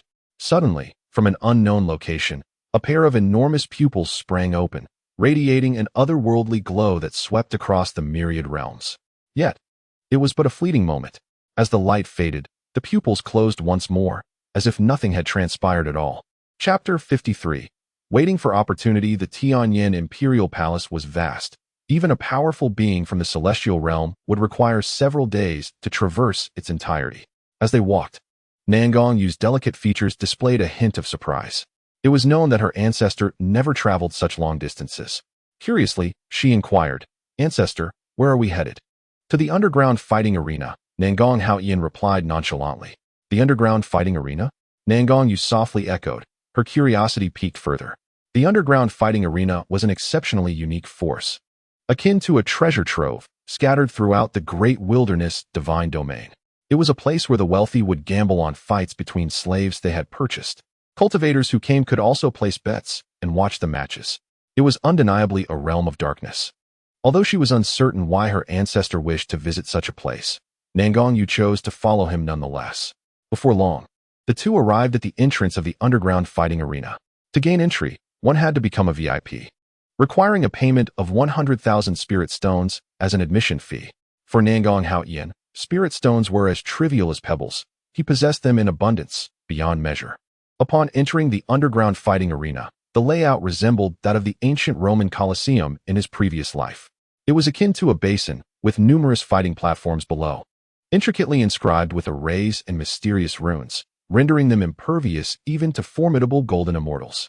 Thus, the cultivators present had no need to fear attacks. After finding a place to sit, Nangong asked, "Ancestor, who do you think will win?" Upon hearing this, Nangong Haoyan cast his gaze in that direction and spoke with certainty, "A white-robed practitioner." As soon as his words fell, a mocking laughter echoed in his ears. "Is this level truly an ancestor? How laughable! Young man, I benevolently inform you that the red-robed practitioner is famously known as the Bloodhand Butcher. Even a golden immortal would not last a mere quarter of an hour in his presence. That white-robed practitioner is nothing but refuse." The speaker was a young cultivator adorned in splendid attire, brimming with treasures, his aura suffused with the essence of a golden immortal. At this moment, his gaze was fixed hungrily upon Nangong. Nangong Haoyan furrowed his brow, choosing to ignore him. Nangong, even more so, disregarded the young man entirely, producing millions of spirit stones, which she offered entirely to the white-robed practitioner. Witnessing this, the young cultivator's expression shifted, fury igniting in his eyes as he coldly snorted, "Short-sighted." He then turned to his guard, instructing, "Keep a close watch on them. Once we exit, bring that woman to me, and as for the man, kill him." With a resolute tone, the guard replied, "Understood." Their entire exchange reached Nangong Haoyan's ears, yet he remained composed, as if he had not heard, closing his eyes in quiet contemplation, seemingly awaiting an opportune moment. On the martial stage, the Bloodhand Butcher, clad in crimson, regarded the white-clad man with disdain. "Lu Bai, I advise you to concede. Perhaps I may show you mercy." Upon hearing this, Lu Bai's countenance darkened with murderous intent as he bellowed, "Ning Heng, you have slain my kin. I shall not rest until I avenge this wrong. Prepare to die." As he spoke, Lu Bai brandished his longsword, unleashing a barrage of sword energies towards Ning Heng. "Humph." Ning Heng scoffed, his expression dripping with contempt. "An ant shaking a tree. Since you seek your own demise, join your deceased family in the afterlife." With a maniacal laugh, Ning Heng swung his long knife, unleashing a shadowy blade that cleaved through the air with devastating force. Boom! A surge of energy erupted from all directions, reverberating through the atmosphere as Lu Bai was sent reeling, his face paling considerably. "If this is all you can muster, it is woefully inadequate." Ning Heng sneered, his voice dripping with derision. "By the way, I must say, I rather enjoy the taste of your partner. I wonder when Brother Bai will find another companion for my amusement." "Ha ha." Ning Heng's demeanor was brazen, his laughter echoing unabashedly in Lu Bai's ears. "Ah." At these words, Lu Bai's eyes turned crimson, his heart consumed by a tempest of vengeance, his blood boiling as his features contorted into a grimace of rage. "I will make you pay with your life." At this moment, Lu Bai resembled a ferocious beast poised to devour its prey, his internal spiritual energy surging forth, transforming into a myriad of sword shadows that flickered with golden light, exuding a chilling aura as it surged towards Ning Heng. Bloodthirsty sword technique, wrathful soul. Ning Heng's voice was brazen as he let out a low growl, the long knife in his hand ablaze with fierce flames, its terrifying presence resonating across the arena. Even the spectators outside felt a heart-stirring energy, as if they were on the verge of being consumed by the boundless flames. Humph. A mere first-level golden immortal dares to act recklessly before the blood-hand butcher. How laughable. At this moment, a wealthy young man cast a glance at Nangong Haoyan, his expression replete with disdain.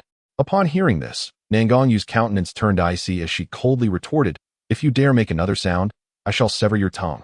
As she spoke, a flicker of murderous intent shone in Nangong's eyes, causing the young cultivator to pale in shock. "You seek death."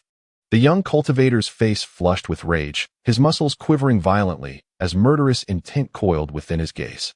Had it not been for the underground boxing arena's prohibition against private combat, he would undoubtedly have overpowered Nangong without hesitation. Meanwhile, upon the arena, a tempestuous aura swirled like a dark vortex. Within this maelstrom, a black long knife materialized, suspended in the void, its presence instilling dread in countless cultivators. Lu Bai, perishing beneath the wrathful soul, is not unjust. With a sinister grin, Ning Heng swung his knife. The blade tore through the void, cleaving the arena in two. An immeasurable force surged forth, enveloping Lu Bai and rendering him immobile. Boom.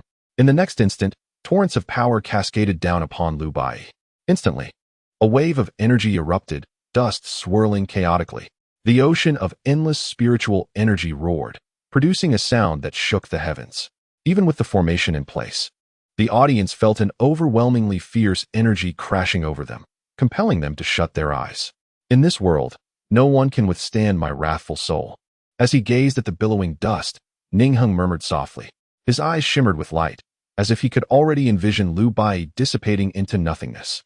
Yet, in the next moment, his smile froze, replaced by an expression of profound disbelief. What? How is this possible? Chapter 54. The Heavenly Transformation Body. As the dust settled, a scene that left the crowd in astonishment unfolded. They beheld Lu Bai, enveloped in an azure glow. Ancient and profound runes etched within it, resonating throughout the arena. At this moment, expressions of astonishment surfaced among the spectators. They never expected Lu Bai to unleash such a mysterious power. Indeed, it is the Heavenly Transformation Body. In the distance, Nangong Haoyan, witnessing the energy emanating from Lu Bai, wore a subtle smile. "Ancestor, what is the Heavenly Transformation Body?" Beside him, Nangong observed Nangong Haoyan's exuberance with a glimmer of astonishment flickering in her beautiful eyes. Until this moment, she had never witnessed their ancestor smile with such joy. Upon hearing Nangong Haoyan's words, her perplexity deepened. Could it be that this man in white possessed some extraordinary constitution? In response, Nangong Haoyan offered a gentle smile and began to elucidate. The so-called Tianyin body is a constitution born solely for the purpose of formation arrays. For ordinary cultivators, the aptitude to learn the intricacies of formations is of paramount importance. The Tianyin body is, in fact, one of the 10 innate formations birthed during the primordial era. With the human as the eye and all things as the array, with a mere wave of the hand, the formation is complete. At the conclusion of his explanation, Nangong's delicate face appeared almost frozen in disbelief. Just by listening to Nangong Haoyan, she could envision a cultivator effortlessly conjuring countless formations with a mere gesture, descending upon the world and subduing eternity. What a terrifying existence this was. She sensed, vaguely, that the Tianyin body of the man before her surpassed her own Taoist sacred eye, if not equal to it. Nangong Haoyan's eyes sparkled with brilliance, as if he were gazing upon a treasure. Such a genius was indeed a rare find. Missing this opportunity could mean an indefinite wait for another. Meanwhile, on the martial stage, Lu Bai was equally astonished by the mysterious power coursing through him. Mysterious energies filled his limbs, and in that moment, he felt an inexhaustible strength capable of annihilating all things in the world. Ning Heng, I shall exact vengeance for my family. As his thoughts crystallized, boundless killing intent surged within Lu Bai. With a cold snort, he raised his hand and unleashed a punch. His internal spiritual power surged forth, manifesting as a shadow of his fist, enveloped in a faint golden aura. The atmosphere crackled with a fierce energy, radiating an overwhelming might. Oomph. Observing this, Ning Heng's expression darkened. How dare such a trivial skill be displayed before him? Seeking death. In a fit of rage, Ning Heng's blade transformed into an ocean of raging flames, the terrifying fire seeming capable of incinerating all in existence, while the surrounding void was utterly obliterated. Great annihilation technique. Ning Heng swung his blade, using it as a conduit to unleash a brilliant beam of light. Where the light traversed, the air shattered. Torrential spiritual power surged like an endless tide upon the martial stage, crashing toward the golden fist shadow. Boom! The clash of power erupted in a thunderous roar. Waves of energy rolled tumultuously within the formation as radiance burst forth in a dazzling display. Is this the power of the Tianyan body? Nangang exclaimed in astonishment. It was important to note that at this moment, Lu Bai was merely at the early stage of the Golden Immortal realm. Yet he could unleash power rivaling that of the pinnacle of Golden Immortal. Should one reach the pinnacle of the Emperor's realm, how terrifying it would be. Upon hearing this, Nangang Haoyan offered a faint smile, choosing not to elaborate further. Although he had never encountered the celestial body, he had once befriended a master of formations. With a mere gesture, the formation coalesced, rendering the Emperor-level beings before him as insignificant as ants, easily annihilated in an instant. Yet, that formidable figure eventually vanished within the vast wilderness of the divine domain, leaving no trace behind. Boom! Following a thunderous strike, a torrent of energy surged forth, creating ripples that spread in all directions. Ning Heng's expression shifted dramatically as he retreated hastily, barely managing to steady himself. In stark contrast, Lu Bai remained steadfast, exuding an aura of dread akin to that of a god of slaughter, instilling fear in all who beheld him. How is this possible? Witnessing this scene, Ning Heng inhaled deeply, disbelief etched across his face. It was unfathomable that just moments ago, Lu Bai had seemed no more than an ant, easily crushable at will. Yet now, he felt as though he were standing before a deity, his heart trembling with trepidation. Ning Heng declared, "To take a life is to repay with a life. It is the natural order. Today, I shall avenge my family." At that moment, Lu Bai stepped forward. Enveloped in an aura that struck terror into the hearts of those present, his murderous intent palpable. Hearing this, Ning Heng let out a sinister laugh, his eyes swirling with lethal intent. "Humph, deluded. Do you think that obtaining a chance will allow you to contend with me? Such arrogance is utterly laughable. You are but an initial stage golden immortal in my eyes, merely an insect." As he spoke the final words, Ning Heng appeared almost frenzied, his countenance grotesque, his aura turbulent, and the long blade in his hand emitted a low, menacing growl. Boom! A dreadful energy swept through the arena, its icy presence reverberating within the minds of the onlookers. Then, in his grasp, a shadowy figure materialized, dark and chilling, resembling a malevolent spirit emerging from the depths of hell. Its ghastly howl sending shivers down the spines of those present. Kill! With a deafening roar, Ning Heng unleashed a powerful strike. The malevolent specter behind him radiating an overwhelming force, unstoppable and bearing down upon Lu Bai with the might to obliterate all in its path. Observing this, Lu Bai's expression remained unchanged. With a powerful tremor of his arms, he emanated a golden radiance, resembling a deity descending to the mortal realm. Rumbling, the golden energy swirled around him, forming a radiant array that enveloped the very heavens and earth. Divine figures coalesced, and celestial hymns echoed through the air, an endless stream of spiritual energy cascading forth. Then, under the astonished gazes of the crowd, the two forces collided, unleashing cataclysmic power capable of shattering the very fabric of existence. The air rippled violently, rising to great heights. An immense force surged above the arena, transforming the formation into a brilliant blue barrier, upon which boundless energy rained down. The formation creaked ominously, as though on the brink of collapse. Bang! After a prolonged moment, the force dissipated, followed by a muffled thud. Then, to the astonishment of the onlookers, Ning Heng's body, akin to a kite severed from its string, soared through the air before crashing violently to the ground. Hiss! Witnessing this scene, the crowd collectively drew a sharp breath, their expressions filled with astonishment. A cultivator at the initial stage of the Golden Immortal realm had actually defeated Ning Heng, a pinnacle Golden Immortal?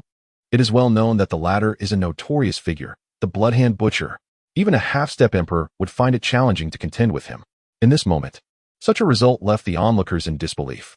Suddenly, a voice as cold as ice pierced through the air, declaring, seeking death. Chapter 55. The ancestor strikes. As the words fell, a tremendous force surged toward Lu Bai with ferocity. Boom! The pressure enveloped Lu Bai's form.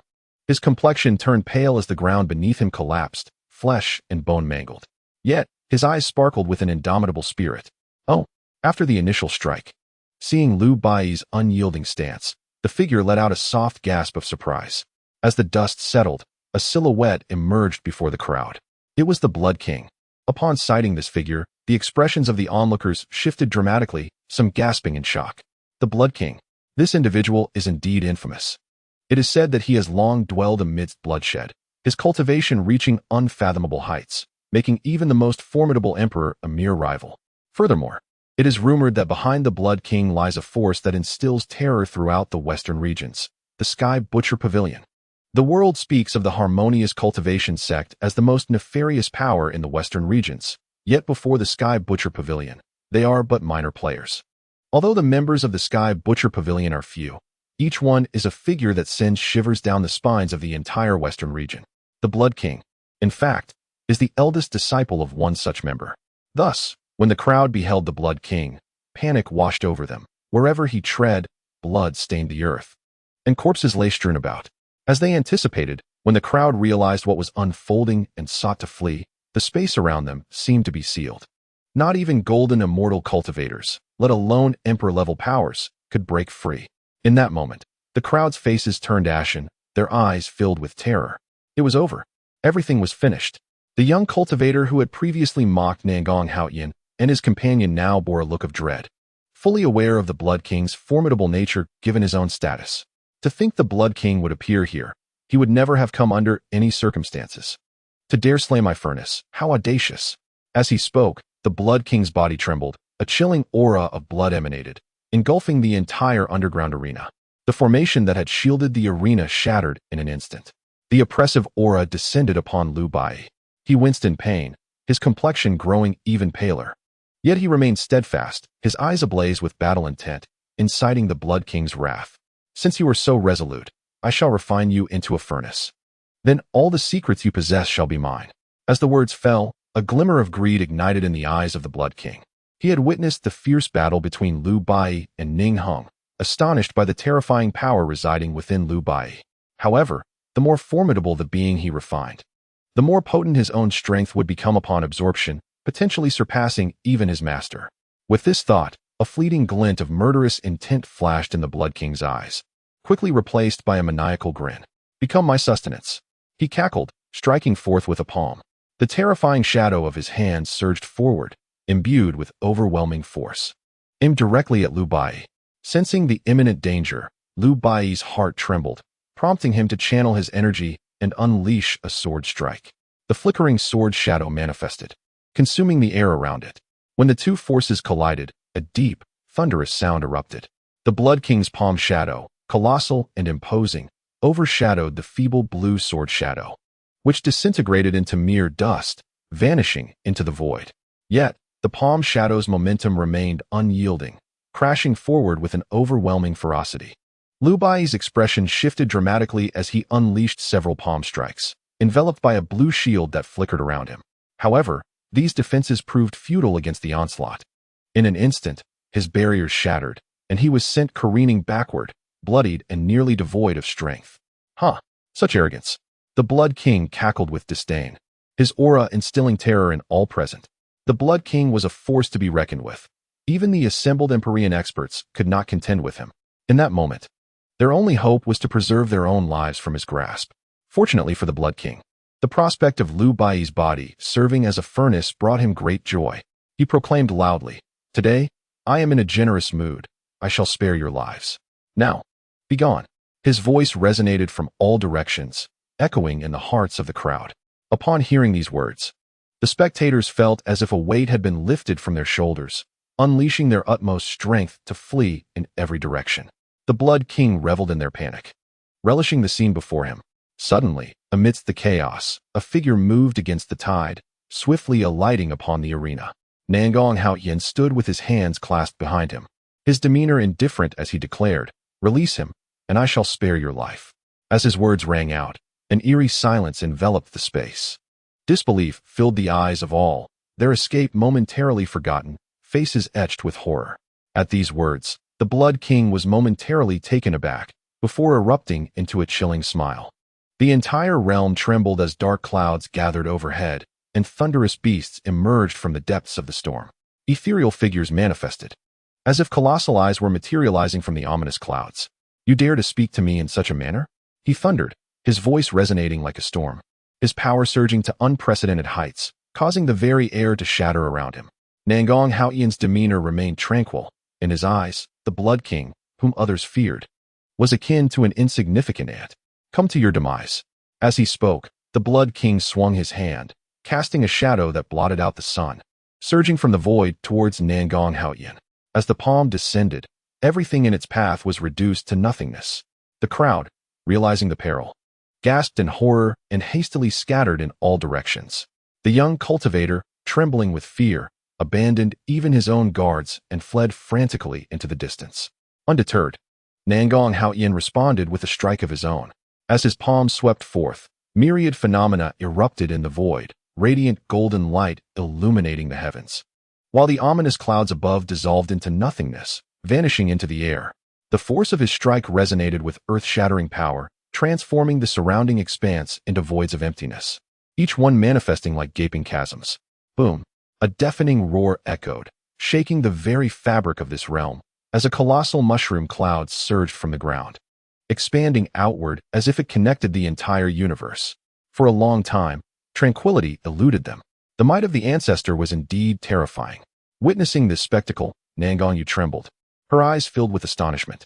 She had believed that her current strength had brought her close to the ancestor's level, yet before him, she felt as childlike as ever. Chapter 56. The stellar art of all realms. Lu Bai, upon witnessing this scene, was rendered utterly speechless. It was unimaginable that such a young cultivator could unleash such formidable power. Contemplating this, a glimmer of determination sparked in Lu Bai's eyes as he urgently implored, "I beseech you, Master, take me as your disciple." Upon hearing this, a smile graced Nangong Haoyan's lips as he replied nonchalantly, "Oh? Why should I accept you as my disciple?"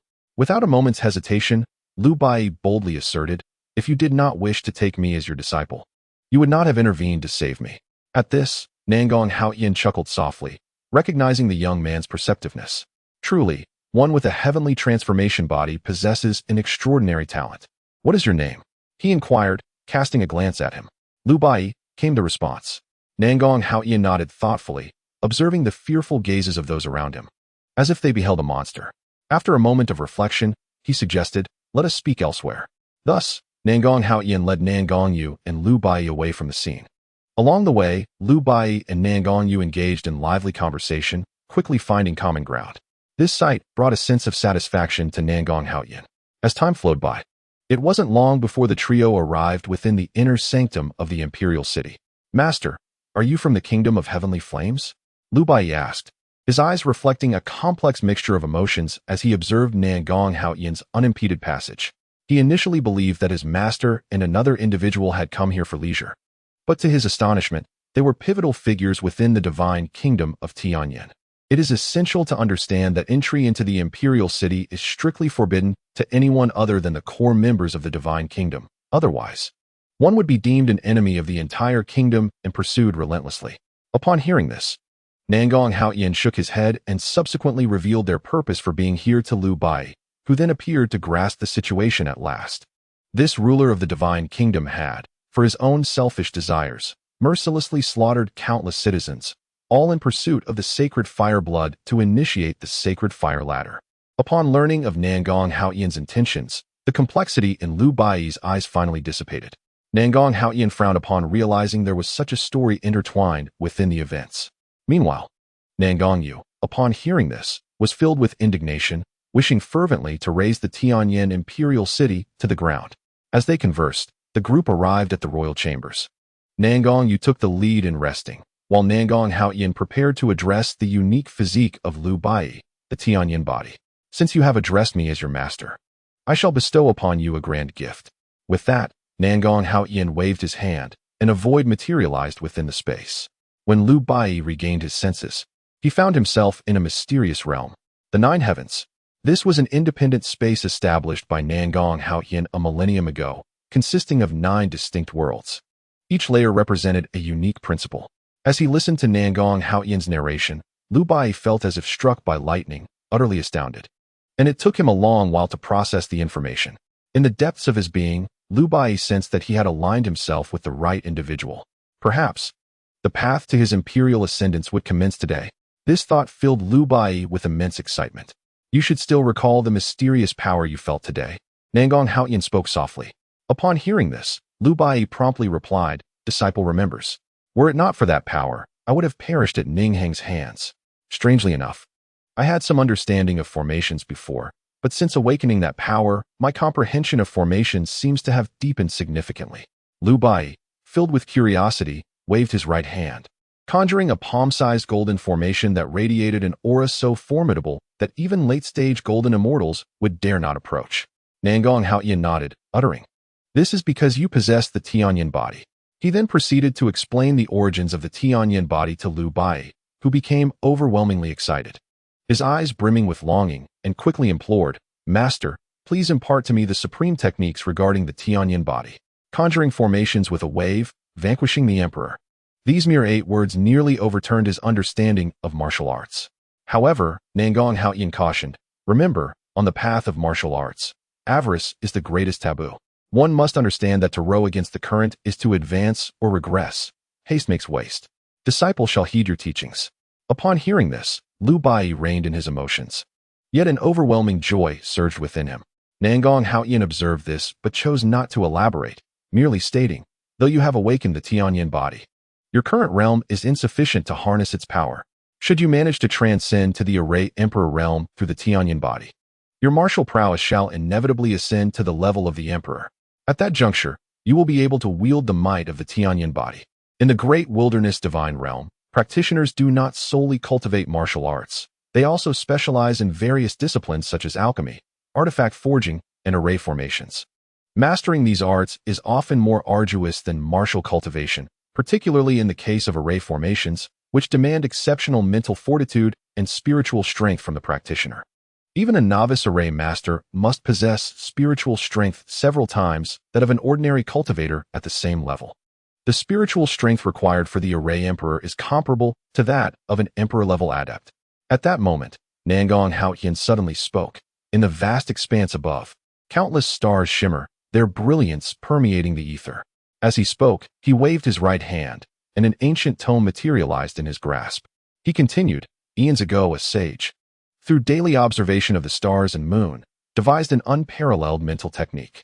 With a flick of his finger, the tome transformed into a beam of light and merged into Lu Bai's being. Within Lu Bai's mind, he envisioned an elder seated upon a colossal stone. The heavens were adorned with innumerable stars, radiating boundless luminosity. Suddenly, the elder's eyes opened, a flash of brilliance erupting forth, rending the sky asunder, causing the entire void to tremble. In that instant, the stars shattered, coalescing into myriad beams of light suspended in the cosmos. The 9 Revolutions Star Technique. Countless cryptic characters inscribed themselves in his consciousness, enveloping him in a gentle silver glow. At that moment, Lu Bai seemed to transform into a star, illuminating the world as if it were day. Time flowed by, and he lost track of its passage until he finally awakened. His eyes opened and closed, sparkling with brilliance, reverberating through the void. "Master, I have comprehended the first revolution," Lu Bai exclaimed, his expression brimming with exhilaration. The 9 Revolutions Star Technique unfolds layer by layer. Having merely grasped the first revolution, his spiritual strength had more than multiplied several times. Furthermore, the array he now laid down would instill a sense of mortal peril even in those at the half-step Emperor level. He was confident that it would not be long before he comprehended the second revolution, thereby stepping into the Array Emperor realm and fully awakening his Tianyan body. Chapter 57. The ancestor returns to court. As time passed, several days went by. Lu Bai's realm solidified completely. The following day, the news of the return of the Tianyan ancestor reverberated throughout the divine kingdom. Yan Wuji was filled with elation, leading the palace officials to welcome the ancestor. It is known that the Tianyan ancestor has traversed multiple eras, his power transcending earthly bounds, rendering his true might unfathomable. With the Tianyan ancestor presiding, all treacherous ministers and traitors shall be eradicated. Some rejoice, while others lament. Yang Baiyu's countenance was shrouded in darkness, his heart beset by an overwhelming sense of dread. Should Yan Wuji reveal his misdeeds, given the temperament of the esteemed Tianyan ancestor, his fate would undoubtedly be grim. Contemplating this, a wave of anxiety washed over Yang Baiyu. "Welcome back, ancestor." In the imperial palace, Yan Wuji was the first to kneel, his voice resounding. Following his lead, Countless subjects bowed in unison, their voices merging into a thunderous chorus that echoed through the heavens. As the final syllable lingered in the air, a fissure appeared in the void. A tempest roared, and a formidable pressure enveloped the hearts of those present, creating an atmosphere of palpable terror. Soon after, a figure stepped forth from the abyss, exuding an overwhelming aura, radiating brilliance, with eyes that seemed to gather the cosmos' splendor, embodying an ethereal grace. This figure was none other than the Tianyin ancestor, Yin Wangchen. Beside him walked a young cultivator, whose sharp gaze and proud demeanor surveyed the assembled crowd. A faint, mocking smile graced his lips as he addressed his master. "Is this your realm of subjects?" His tone dripped with disdain, and an aura of power swirled around him, reminiscent of the might of dragons. Had Liu Bai been present, he would have been astonished, for this young cultivator emanated an unmistakable force of formation. In response, Yin Wangchen chuckled softly, his eyes filled with affection. "In my view, the subjects of the Tianyin divine kingdom are but nourishment for the sacred flames of our realm. Once I extract the sacred fire, assisting you in your fusion, I believe it will not take many years for you to transcend into the realm of formation sovereigns." This young cultivator was named Xuanhuan Laozu, a disciple not from the western regions, but one taken under Yin Wangchen's wing during his sojourn in the eastern regions. His prowess in formations was nothing short of terrifying. At such a tender age, he had already reached the realm of formation master. His presence here was not only to assault the Nang with sacred land, but also to facilitate Zhang Ruojuan's fusion with the sacred fire, thereby fulfilling his promise to the Zhang family by unearthing the hidden opportunities within their sacred ground. As they spoke, the duo approached the assembly, and Yin Wangchen surveyed the surroundings before speaking gently. "You have all toiled diligently. The welcoming ceremony may now conclude. Please, disperse." "Yes," the crowd responded in unison.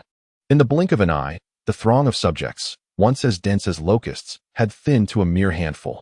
At this moment, Yin Wuji approached, casting a glance at Zhang Ruojuan, a flicker of surprise crossing his features, though it vanished almost instantaneously.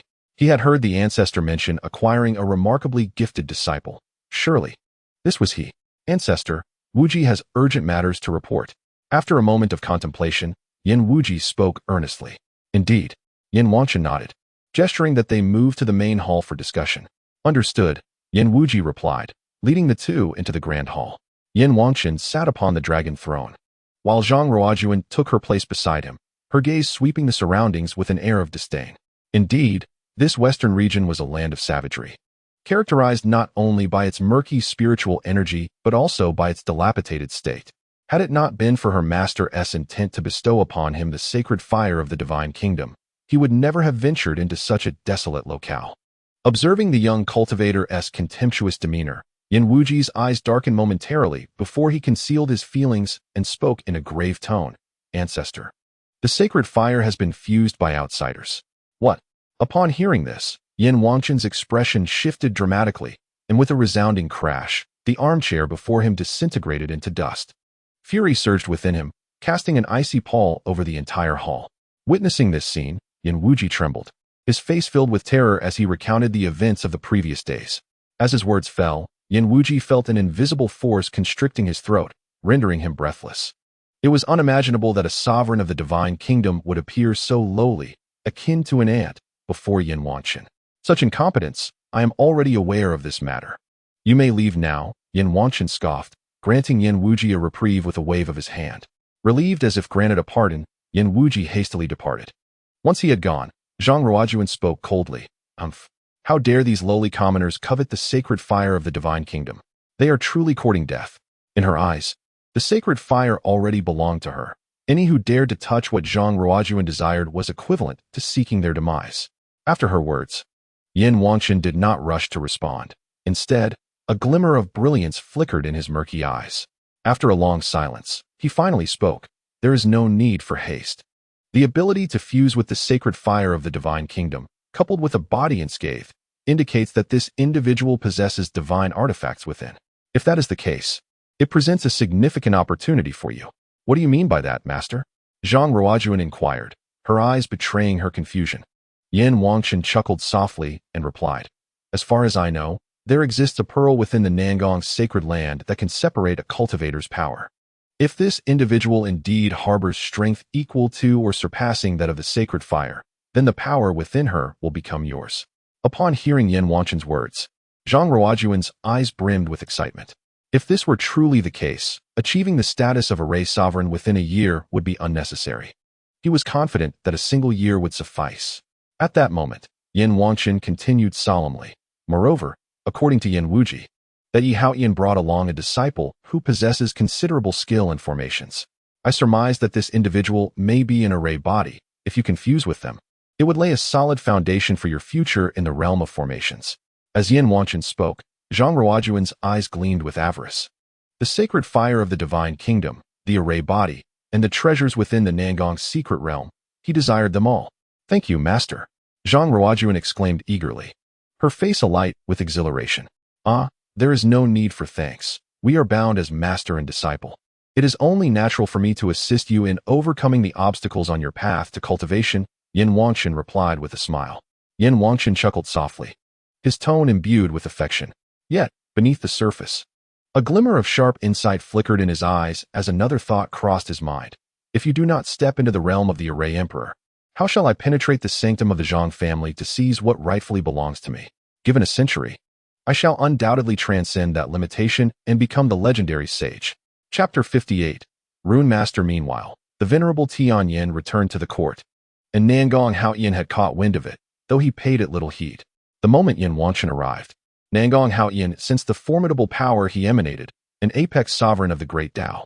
However, to ascend to the realm of a sage, or even a half-sage, remained an exceedingly arduous endeavor. Thus, Nangong Haoyan speculated that the venerable Tianyin returned with the intention of acquiring the divine nation's sacred fire. Reflecting on this, a faint smile touched Nangong Haoyan's lips, his expression laced with intrigue. He had not anticipated that their arrival in the Tianin divine nation would spark such fervor. How delightful, master! Amidst his contemplation, Lu Bai strode forth, his presence radiating an aura that even ordinary sovereigns would instinctively shy away from. It was noteworthy that he was merely at the initial stage of the golden immortal realm. Should he step into the realm of the sovereign, he would be invincible against those of the same level. Acknowledging Lu Bai with a nod, Nangong Haoyan handed him a slip of paper. Upon reading its contents, a fervent gleam ignited in Lu Bai's eyes as he declared, "Master, I am prepared to accept the challenge." With those words, the flames of combat burned brightly within Lu Bai. The paper was indeed a challenge issued by Yin Wuji, inviting Lu Bai to confront the array set by the venerable Tianyin. Coupled with the presence of that young cultivator today, Nangong Haoyan surmised that the venerable Tianyin had taken a liking to Lu Bai's exceptional physique. If that were the case, a meeting was inevitable. Nangong Haoyan smiled lightly, curious about their intentions in seeking to claim Lu Bai's extraordinary physique. Lost in thought, Nangong Haoyan guided Lu Bai to the designated location. Present there were only Yin Wuji, the venerable Tianyin, and his disciples. Upon seeing Nangong Haoyan's arrival, Yin Wuji's weathered face broke into a smile. I presume this young man is the disciple of my friend Yi, truly a fine specimen, gifted beyond measure. Yin Wuji regarded Lu Bai, who was merely at the initial stage of the golden immortal realm, chuckling softly, though his tone bore an ambiguous blend of praise and mockery. Surely, the individuals spoken of by the master cannot be them? Beside them, Zhang Ruojuan observed Nangong Haoyan, noting his lack of cultivation, and a wave of disappointment washed over her. What kind of disciple could a master without any cultivation possibly teach? To pit him against this person would surely be an affront to her dignity. With that thought, her desire to compete evaporated in an instant. Yin Wanqin chuckled softly and remarked, "These matters are of little consequence. Rather, it is that young cultivator. Even I cannot fully fathom his physical constitution. Yet it is undoubtedly an extraordinary array body. Juner, once I set up the formation, you shall remain within it, seizing and absorbing his array body. As for that master of his, even if he conceals his cultivation, before me, he is but an ant." Upon hearing Yin Wanqin's arrogant proclamation, Zhang Ruojuan nodded in agreement, his eyes gleaming with avarice, as if Lu Bai were merely a lamb awaiting slaughter, devoid of any formidable strength. "Come now, young one, willingly approach your demise." When Yin Wanqin established the formation, Zhang Ruojuan stepped forward, casting a haughty glance at Lu Bai, his voice laced with derision. Upon hearing this, Lu Bai furrowed his brow and exchanged glances with Nangong Haoyan, who nodded in affirmation. He too stepped forward, causing the ground beneath him to crack as he fell into the formation. Boom! In the next moment, The formation set by Yin Wanchen erupted in resplendent light, with beams connecting heaven and earth. Beneath their feet, a golden array spun, inscribed with mysterious and ancient characters. The bloodthirsty soul-locking formation? Witnessing this scene, Nangong Haoyan's brow furrowed as he grasped the reason behind Yin Wuji and his companion's challenge. They intended for this young cultivator to seize Lu Bai's Tianyin body. However, it was evident that they were destined for failure. Setting aside Lu Bai's current mastery of formations, which was beyond Zhang Ruojuan's imagination, even a minor success would be futile before Nangong Haoyan. Within this formation, their spiritual energy was used to launch attacks against one another. Whoever fell would be the loser. The victor would obtain the Array Master's staff. Yin Wanchen's gaze fell upon the two, and he spoke slowly. As he spoke, he twirled his right hand, revealing a brown staff, inscribed with formidable array power, which was truly astounding. The Array Master's staff is an exceedingly rare imperial artifact. By producing this item as a wager, it was clear he was betting heavily. After speaking, Yin Wanchen's eyes shifted to Nangong Haoyan, a mocking smile gracing his lips, anticipating what wager the latter would present. Seeing this, Nangong Haoyan raised an eyebrow, surprised by the meagerness of the heavenly flame divine kingdom. In contemplation, he produced a talisman, the life and death talisman. Seeing the talisman in Nangong Haoyan's hand, even the ancient relic of the Tianyin ancestors wore a shocked expression. In the vast wild divine domain, besides array masters and spirit artifact masters, there existed a unique profession, the rune masters. If array masters are rare, then rune masters are akin to phoenix feathers and unicorn horns. Throughout the wild divine domain, even the weaker rune masters hold a status that rivals that of a sect leader. The ancient rune masters, each one of them, is a sanctified entity. This underscores the formidable stature of rune masters. How could he possess the death talisman? Could he possibly be a rune master? Unthinkable. If he were indeed a rune master, he would never find himself in this desolate region of the West. How, then, did he acquire such an enigmatic talisman? Yin Wanchen inhaled deeply, forcing himself to regain composure. The death talisman, true to its name, allows one to substitute themselves with another when faced with the threat of death, akin to a sleight of hand. Such a talisman is undeniably terrifying. The mere fact that this individual is willing to wager such a precious item proves that he does not hail from a prominent family. For if he did, he would certainly not gamble with a life-preserving talisman. With this realization, a greedy desire surged in Yin Wanchen's eyes. If he could obtain this talisman, his advantages would multiply. My beloved disciple, you must secure victory for me in this duel. A smirk curved Yin Wanchen's lips as a chilling glint flickered in his gaze. With a decisive command from Yin Wanchen, the duel commenced. Hee, I advise you to concede, for in my eyes, you are merely a stepping stone on my path to supremacy. At that moment, from within the formation, Zhang Ruojuan's sinister laughter echoed. As his words fell, he waved his hand, unleashing a torrent of mental energy akin to a vast ocean. From his fingertips, it erupted, coalescing into a massive sphere of light surrounding him, then spreading towards Lu Bai, the Seven Stars battle array. Upon witnessing this, Lu Bai narrowed his eyes, exclaiming, "So it is the Seven Stars battle array." Zhang Ruojuan's grin widened. "Indeed, you recognize it. Thus, you should understand the terror that lies within the Seven Stars battle array." His voice dripped with malevolence as he declared, "Submit and become my nourishment, and I may grant you a swift death, otherwise." The implications hung heavily in the air. "Let us fight." Lu Bai, undaunted, shouted, intertwining his hands as a formation materialized from his palms, radiating outward. Zhang Ruojuan's expression darkened, his eyes brimming with murderous intent. "Activate the killing array." With a cold laugh, Zhang Ruojuan struck forth, summoning 7 stars from the heavens, their brilliance illuminating the darkness, each one radiating a chilling luminescence. Boom! In an instant, the 7 stars revolved, transforming into 7 formidable figures, exuding an overwhelming presence. The surging energy filled the bloodthirsty, soul-locking array. A torrent of power erupted, with the 7 figures emanating a palpable aura of slaughter. The force of their killing intent rippled through the void, utterly terrifying. Clang!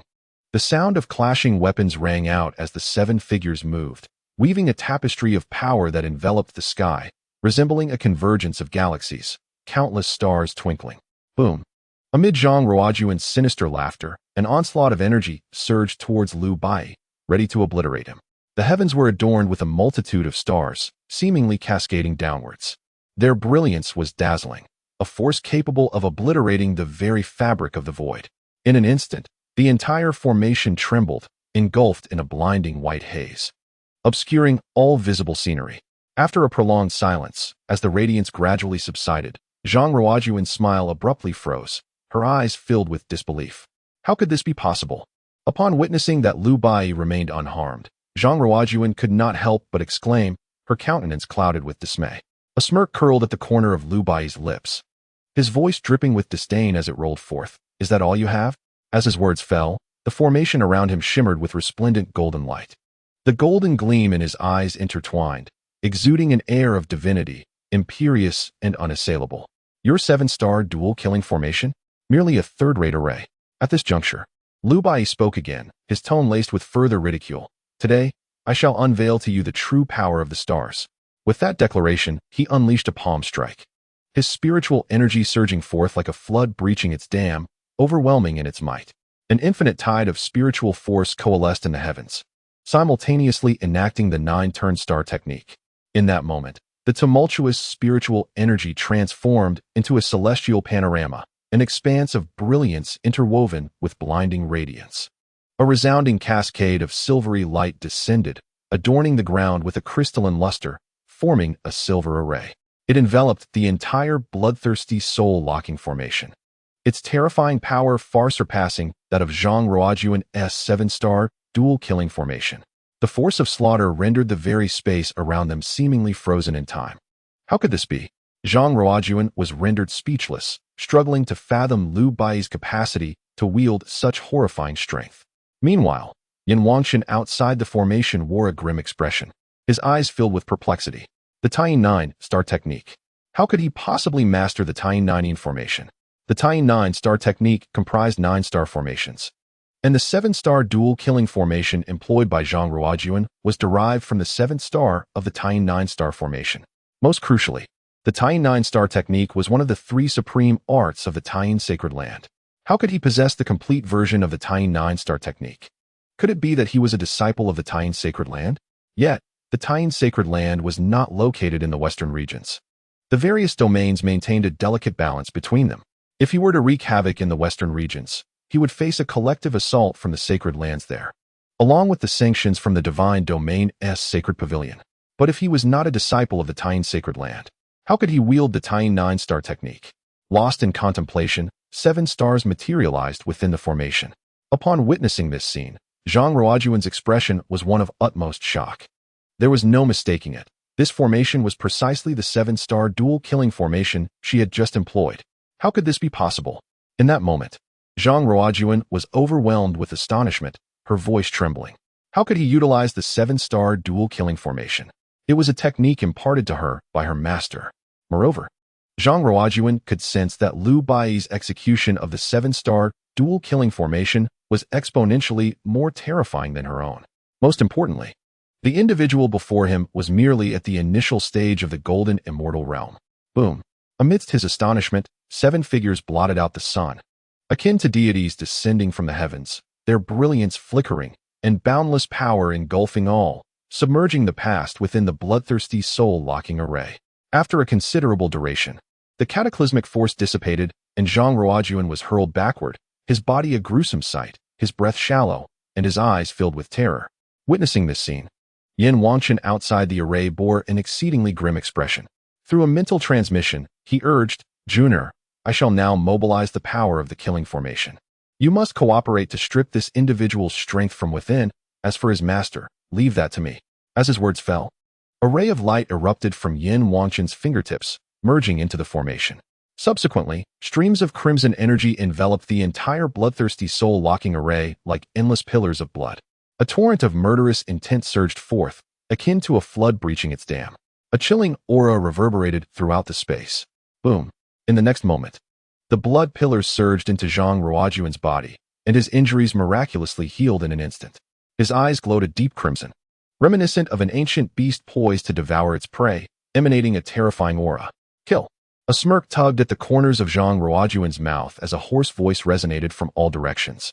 As his words echoed, he swept his hands dramatically, and the blood pillars in the space seemed to gain sentience, charging towards Lu Bai.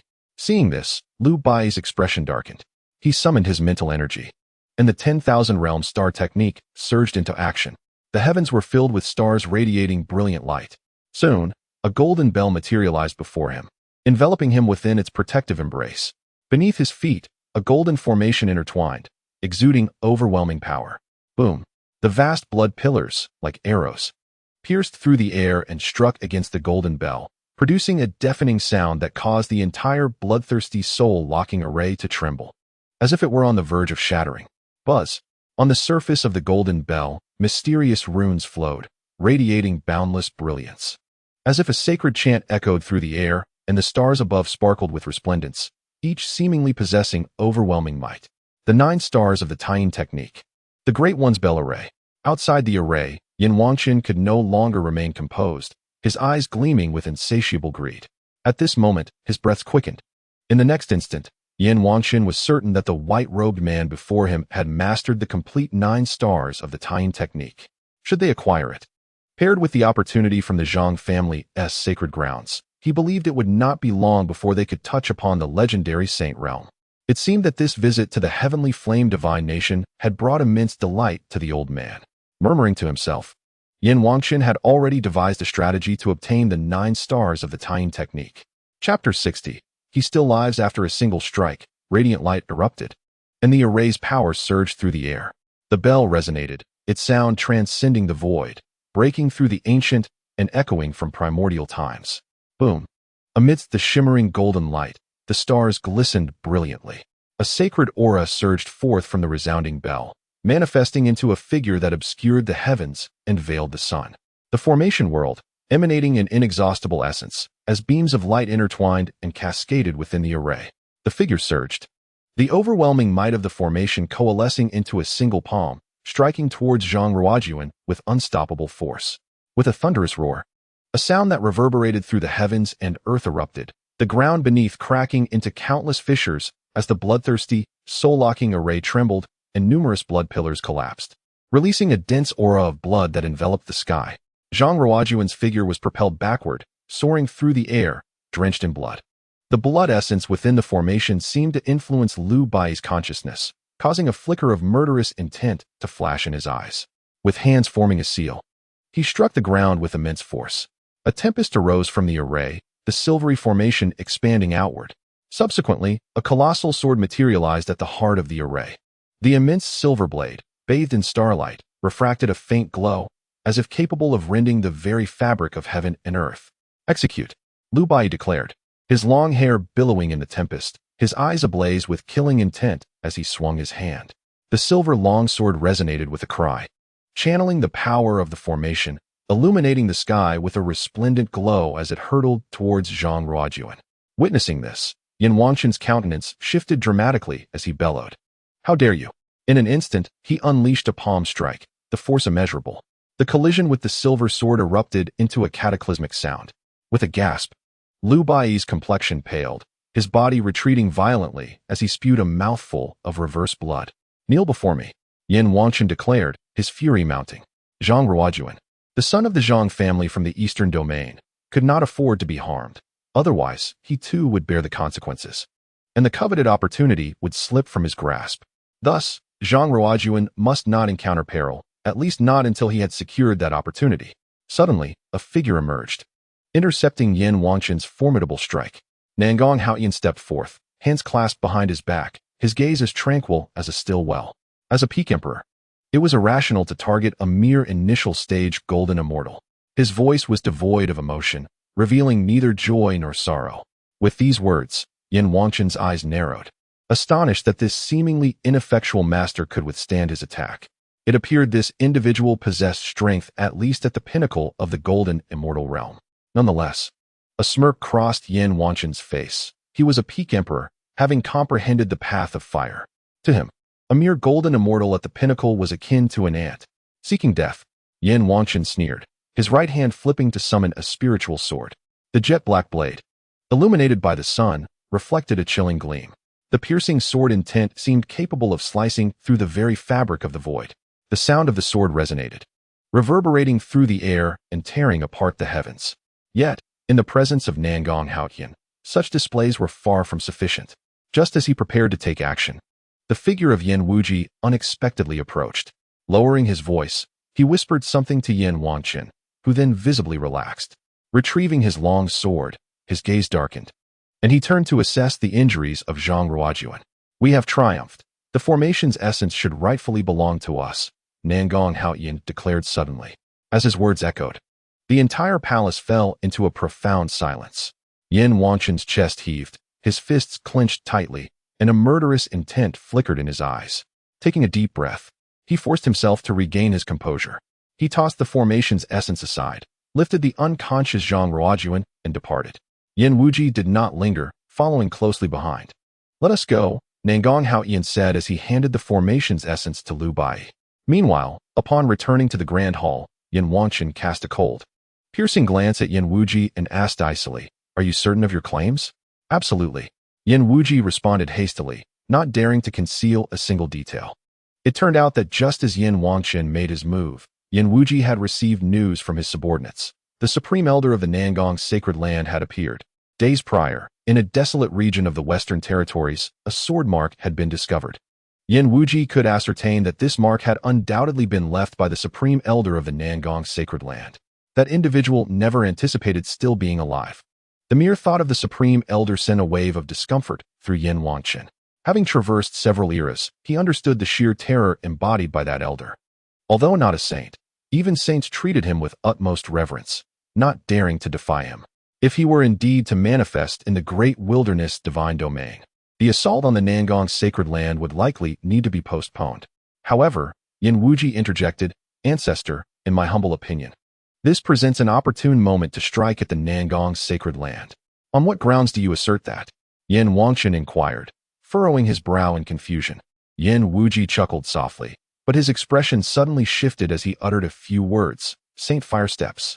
If I am not mistaken, the supreme elder of the Nangong sacred land once lingered within the Saint Fire Steps, though it remains unclear how he managed to emerge from them. That sword mark may very well have fallen to the Western Territories after the steps collapsed." Hearing Yin Wuji's words, Yin Wangqin's countenance darkened. That individual actually ventured into the Saint Fire Steps? One must understand that the Divine Kingdom's Saint Fire harbors unfathomable secrets. Although the fire was not stolen, it does not imply that the mysteries behind it were unraveled. "Did you permit him to enter?" Yin Wangqin's gaze turned frigid as he fixed it on Yin Wuji. As his words fell, an invisible pressure enveloped Yin Wuji. The atmosphere was thick with murderous intent, and the latter's expression shifted dramatically as he reluctantly replied, "Yes." The presence of the supreme elder from the Nangong sacred land on the sacred fire steps is indeed the scheme of Yin Wuji. Centuries ago, Yin Wuji fortuitously encountered that supreme elder and lured him to the sacred fire steps using the pristine divine body of Yin Tianxi as bait, seeking to unravel the secrets of the divine nation's sacred fire. However, Yin Wuji later lost track of how that supreme elder managed to escape from the sacred fire steps. Yet the sacred fire of the divine nation remained untouched, which did not concern Yin Wuji. Upon hearing Yin Wuji's words, Yin Wangqin let out a cold huff, his inner aura surging, forcefully repelling Yin Wuji, his gaze flashing with lethal intent. "Fool! That individual is shrouded in mystery. How can you possibly control him? Should there be a next time where you act behind my back, I shall end you." Chapter 61.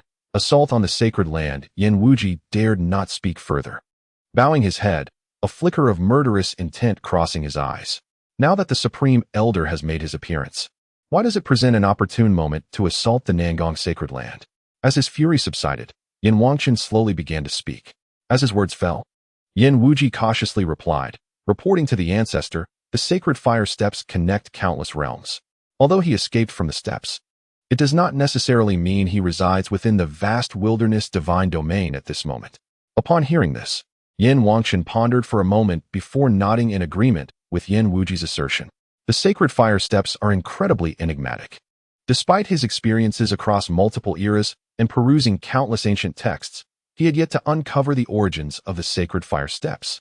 He only knew that the sacred fire of the divine nation did not originally belong to the vast wilderness divine domain, containing unimaginable opportunities within. Yet, before the integration could occur, it was seized by outsiders. With this thought, Yin Wangqin's gaze turned icy, his murderous intent palpable. Thus, once the Yang family arrives, We shall proceed to assault the Nangong sacred land. Yin Wanchen rose, issuing commands. You go summon the various forces of the divine nation to join in the campaign. Yes. Yin Wuji responded, clasping his fists respectfully. With that, he retreated. At this moment, the Grand Hall was left with only Yin Wanchen. To covet the opportunities within the Nangong secret realm, they are still far too inexperienced. Yin Wanchen glanced at the sky outside, a cold snort escaping his lips as greed enveloped his eyes. He was acutely aware that both the Yang family and Yin Wuji sought to claim not only the sacred fire of the divine nation, but also the secrets of the Nangong realm for themselves. However, in Yin Wanchen's eyes, these treasures already belonged solely to him. No one else was permitted to lay claim. Time passed, and within just a few days, the supreme elder of the Yang family, accompanied by the members of the Yang family, arrived at the royal palace. Grandpa Xuan, spotting the supreme elder of the Yang family, Yang Baiyu hurried over, her face brimming with joy. Ever since Yin Wanchen returned to the court, Yang Baiyu had feared that Yin Wuji would expose all her deeds. Keeping herself hidden until now, finding the courage to appear only with the arrival of the supreme elder.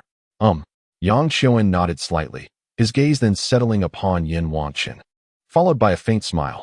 Brother Wanchen, it has been a long time. Haha, junior brother, you appear increasingly youthful.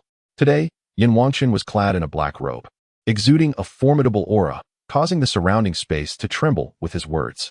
Witnessing this spectacle, Yang Xuan felt a deeper astonishment. It was unimaginable that after a century apart, Yin Wanchen's strength had notably escalated. Truly an extraordinary individual. Contemplating this, Yang Xuan wore a smile and remarked, "Before you, brother, how could I dare to claim youth? It is you, brother, who has traversed through several eras while your essence remains profound. Your strength must have significantly improved." Merely fortune, Yin Wanchen waved his hand dismissively. This time, in the assault on the Nangong sacred land, the Tianyin divine kingdom leads a coalition with the Yang family and numerous other divine forces, with several powerful emperors among them. The number of golden immortals is innumerable. Their might is overwhelming. Consequently, Nangguang Haoyan had already contacted the sacred land to ensure they were well prepared. Observing this scene, Nangguang Yuhui's beautiful eyes brimmed with fury, her tone icy. We are not acquainted with them, yet they come to besiege the Nangguang sacred land. Do they truly think us easy prey? If you command it, master, I can set up formations right now to annihilate them. I share the same sentiment, Nangguang Xianxing. Not only Nangguang Yuhui, but also Liu Bai and Su Kong beside her bore expressions filled with wrath, their gazes toward the approaching cultivators suffused with murderous intent. However, Nangguang Haoyan waved his hand and said, "No need for concern. They are merely a horde of ants. If we were to crush them now, how would the forces behind them be able to attack the Nangguang sacred land?" As his words fell, several faces displayed confusion. Nangguang Yuhui was the first to comprehend. Speaking up, "Does the ancestor mean the divine domain sacred pavilion?" Nangguang Haoyan nodded. During this time, the divine domain sacred pavilion had remained silent, seemingly tacitly allowing them to become the sacred land. However, if this were the case, how could Nangguang Haoyan fully enjoy the unfolding game? Thus, only through their joint assault on the Nangguang sacred land, followed by being subdued by the sacred land, would the divine domain sacred pavilion intervene to stop them. After all, the Tianyin divine kingdom was capable of mobilizing such numerous forces, leading the divine domain sacred pavilion to implicitly approve of the actions of the divine kingdom. Boom. Just then, a rift in space manifested in the sky, and a group of figures emerged from the distance. "It is him," Nangguang Yuhui exclaimed upon seeing a familiar silhouette among the group. "Father, it is them." That figure had evidently recognized them as well, coldly addressing Nangguang Yuhui, his expression filled with avaricious desire. This individual was none other than Zhao Xuesen, the young cultivator with whom they had quarreled at the underground boxing arena. The Zhao family was a vassal force of the Tianyin divine kingdom. The family head, Zhao Dingsheng, possessed initial stage emperor-level cultivation, standing out among the vassal forces and vaguely indicating signs of becoming a branch of the divine kingdom. Zhao Dingsheng's son was exceedingly arrogant, showing no regard even in the presence of the emperor's might, bolstered by the Zhao family's reputation. Little did they expect to cross paths once more today. Upon hearing this, Zhao Dingsheng cast a gaze filled with murderous intent. During their time at the underground boxing arena, Zhao Xuesen had abandoned his guards and fled, deceitfully claiming before his father that Nangguang Haoyan had instigated trouble and sought his demise. Upon learning this, Zhao Dingsheng was consumed by rage. As soon as he landed, he unleashed a powerful strike aimed at Nangong Haoyan and his companions. Witnessing this, the onlookers were taken aback but refrained from intervening. After all, the sovereign of the divine nation held Zhao family in high esteem, and they were reluctant to provoke them at such a moment. Moreover, since Yin Wuji had yet to voice his opinion, why should they stir the pot? On the other side, Yin Wuji noticed the unfolding scene but merely scoffed. Choosing not to take action, the Zhao family was courting their own demise, and it was of no concern to him. However, to challenge Nangong Haoyan and his companions with such audacity, especially as a mere early-stage emperor, was tantamount to courting death. As he pondered, Zhao Dingxing's strike came crashing down. Nangong Yu's expression darkened as she prepared to retaliate. Yet, before she could act, Lu Bai summoned a formation, enveloping them in a radiant azure light. The palm shadow descended with a thunderous roar. Once the dust settled, Lu Bai retracted the formation, revealing that they were all unscathed. This spectacle astonished everyone present, even Zhao Dingsheng, who was momentarily taken aback. Although he had not exerted his full strength, an emperor's strike should not be withstood by a mere early-stage golden immortal. The fact that they remained alive was astonishing. Meanwhile, upon seeing Lu Bai intervene, Zhao Xuesen looked as though he had seen a ghost, his expression filled with shock. He had thought Lu Bai had perished in the underground boxing arena, vanished without a trace. Chapter 62. The Forbidden Land. We harbor no enmity towards you. So why unleash your wrath upon us? Nangong Yu's beautiful eyes glimmered with fury as she spoke coldly. In response, Zhao Dingxing sneered. Is there a need for reason when exterminating ants? Prepare to meet your end. With that, he struck again, conjuring a shadow of his palm that shimmered with a faint golden light, hurtling towards Nangong Yu. Oomph! Nangong Yu's fury surged. With a flick of her wrist, she summoned the purple smoke sword and slashed through the air. The sword's shadow cut through the void, infused with immense spiritual power, racing towards Zhao Dingxing. Boom! The collision of their powers unleashed a cataclysmic sound, sending shockwaves rippling outward. After the clash, both parties stood their ground, seemingly even in their exchange. The onlookers were left in utter disbelief. Zhao Dingxing was a renowned emperor, known throughout the Tianyin divine nation. Yet, to their astonishment, this young female cultivator had managed to match him blow for blow. Could it be that she, too, was of the emperor's caliber? Upon this realization, the crowd retracted their previous disdain, their eyes now filled with envy. To attain the realm of the emperor is to exist in unparalleled greatness. Once more, witnessing Nangong Yu deflect his palm strike, Zhao Dingxing's face was a tumultuous blend of shame and fury, and he bellowed with indignation. In the next instant, a long spear manifested in his hand. Dragon's fury. As his words echoed, Zhao Dingxing brandished the spear, unleashing a surge of spiritual power that reverberated through the heavens. Transforming into an ethereal spear shadow, its form akin to molten gold, emanating an awe-inspiring aura. Below the emperor, all are but ants. Even the mighty golden immortals felt an overwhelming sense of lethal intent, retreating 100 meters, their eyes brimming with shock. With a thunderous roar, the spear was thrust forward, the shadow quivering as if the galaxy itself were collapsing, radiating brilliance and boundless power, its momentum shattering all that stood before it, bearing down upon Nangong Yu with colossal force. In response, Nangong Yu's delicate visage turned frostbitten. Unified sword technique. Being within the realm of the heavenly flame divine kingdom, she refrained from employing Nangong's secret arts. With a single stroke of her sword, her inner spiritual force surged violently, manifesting countless sword shadows. Ultimately, these shadows converged, forming a blade that obscured the very sun and sky. The power atop the sword shadow roiled, an unstoppable torrent reminiscent of a flood breaching its banks, splitting the heavens asunder. Then, the two forces collided. A cataclysmic sound erupted from the epicenter of their clash, a mushroom cloud unfurling into the atmosphere. The surrounding earth cracked, tremors shaking the ground, billowing waves of energy stirring the dust into a blinding haze, obscuring the scene from view. Boom! Following the impact, Zhao Dingxing was hurled violently backward, crashing into the ground, which fractured beneath him, revealing a bottomless pit before the astonished crowd. Gasp! Witnessing this spectacle, the onlookers inhaled sharply, their eyes wide with disbelief. How could Zhao Dingxing, a master of the emperor realm, be so utterly bested by a young cultivator? This is inconceivable. Even Yin Wuji found himself at a loss for words. He had not anticipated that the saintess of Nangong, infused with the sacred flame of the divine kingdom, could unleash such terrifying power. Thankfully, he had discreetly informed Nangong Hao Yin the day prior that the heavenly flame divine kingdom would not engage with the Holy Land, merely to deceive the Yang family and the various affiliated forces of the divine kingdom.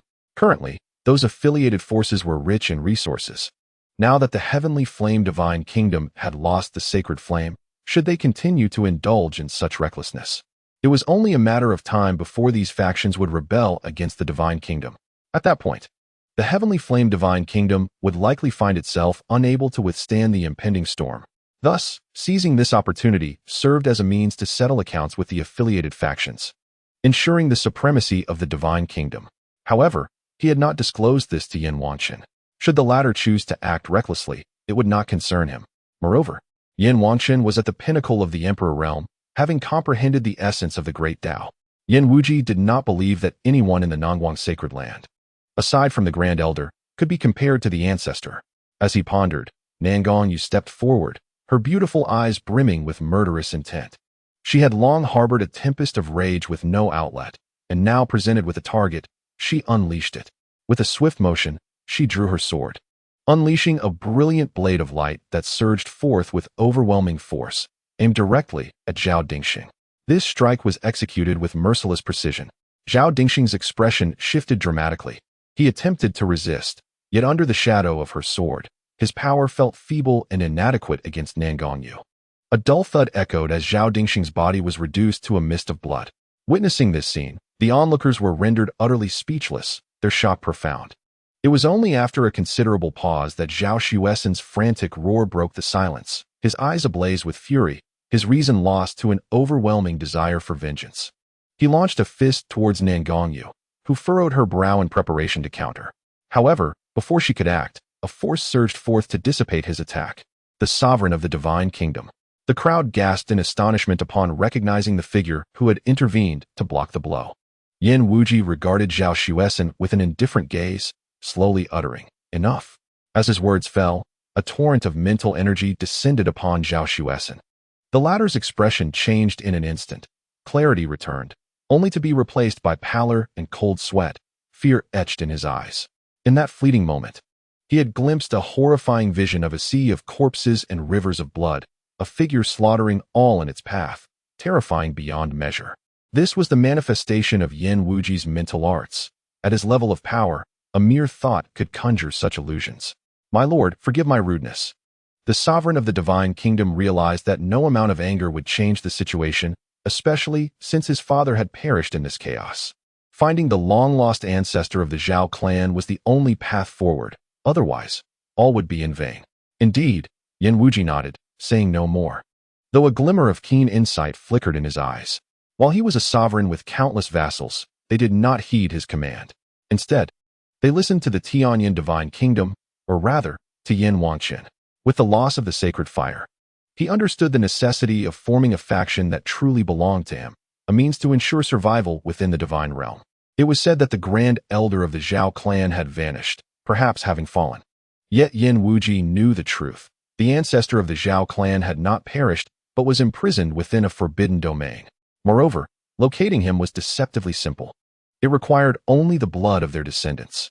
This explained Yin Wuji's indifference to Zhao Dingxing's demise, while he chose to save Zhao Xuesen.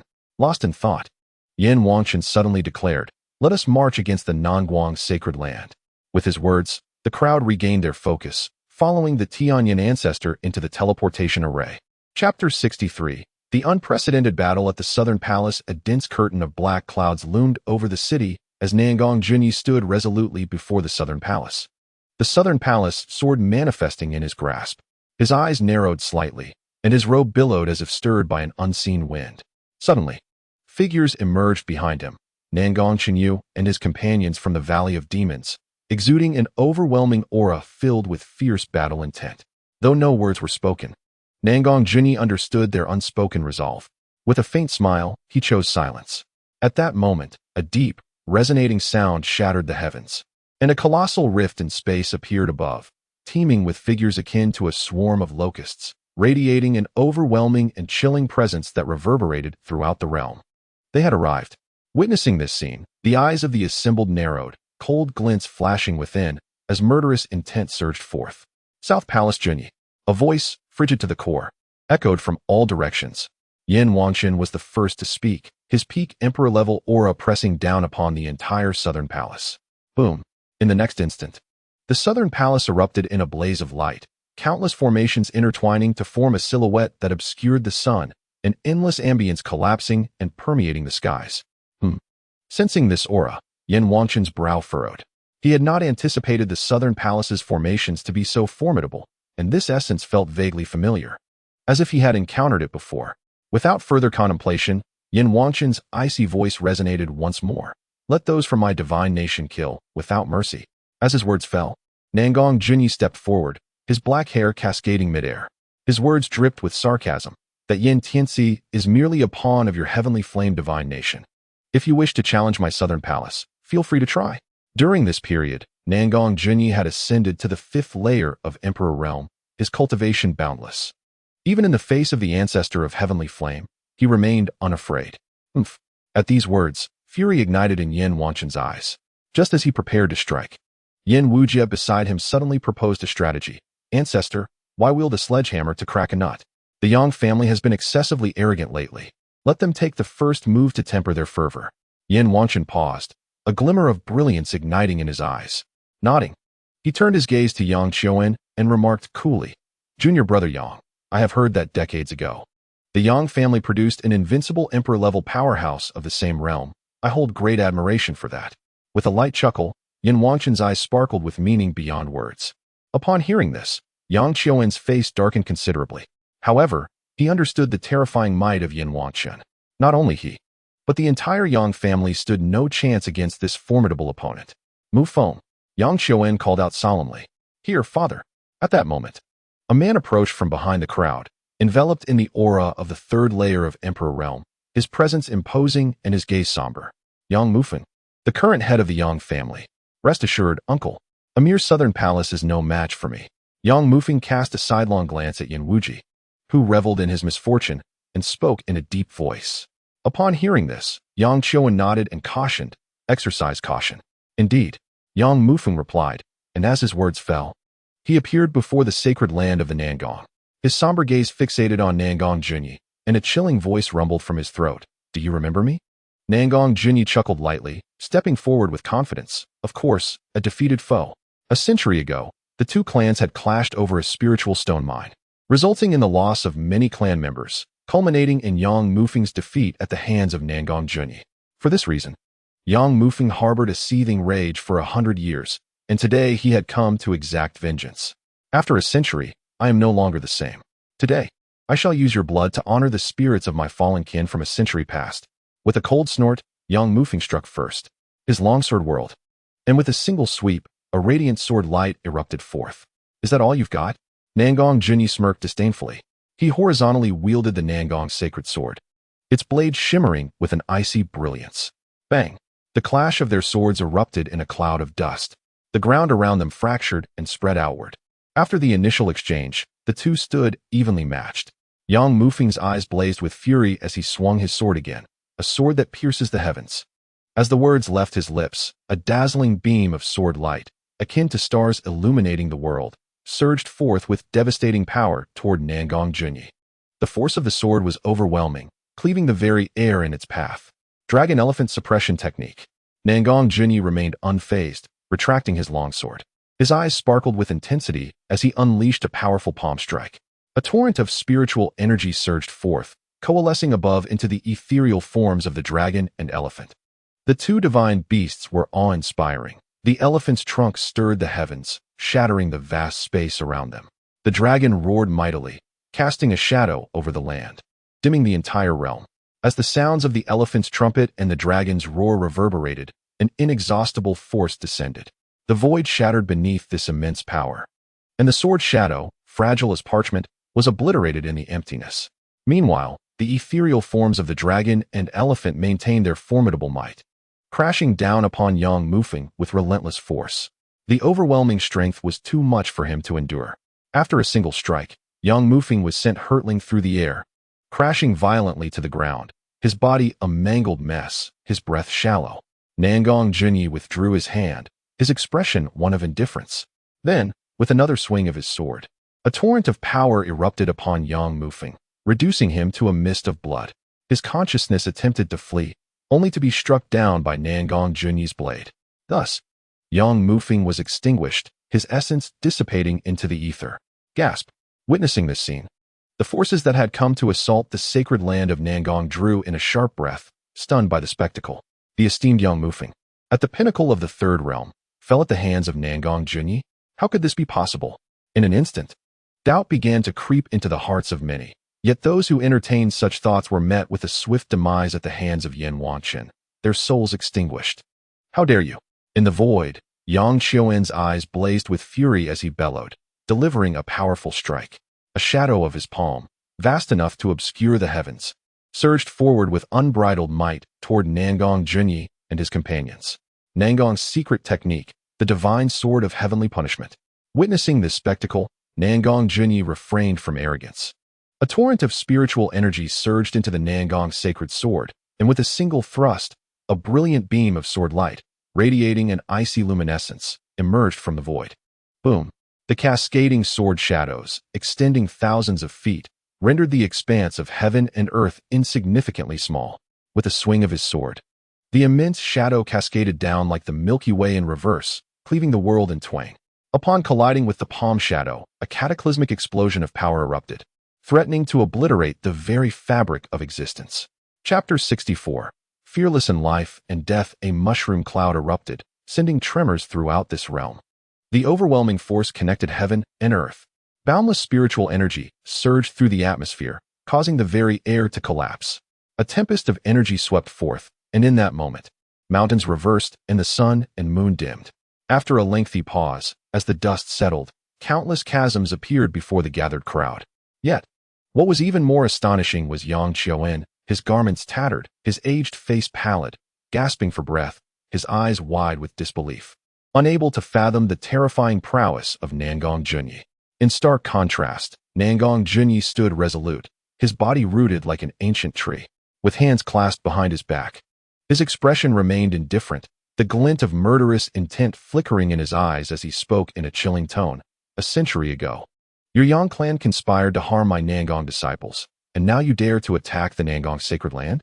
Your greed renders you mere ants in the presence of my sacred domain. If you seek death, then I shall grant it. Upon finishing his words, Nangong Junyi raised his sword. Within the sacred sword surged boundless power, causing the entire Nangong sacred land to tremble. Golden rays of light twinkled like stars scattered across the skies, illuminating the surroundings.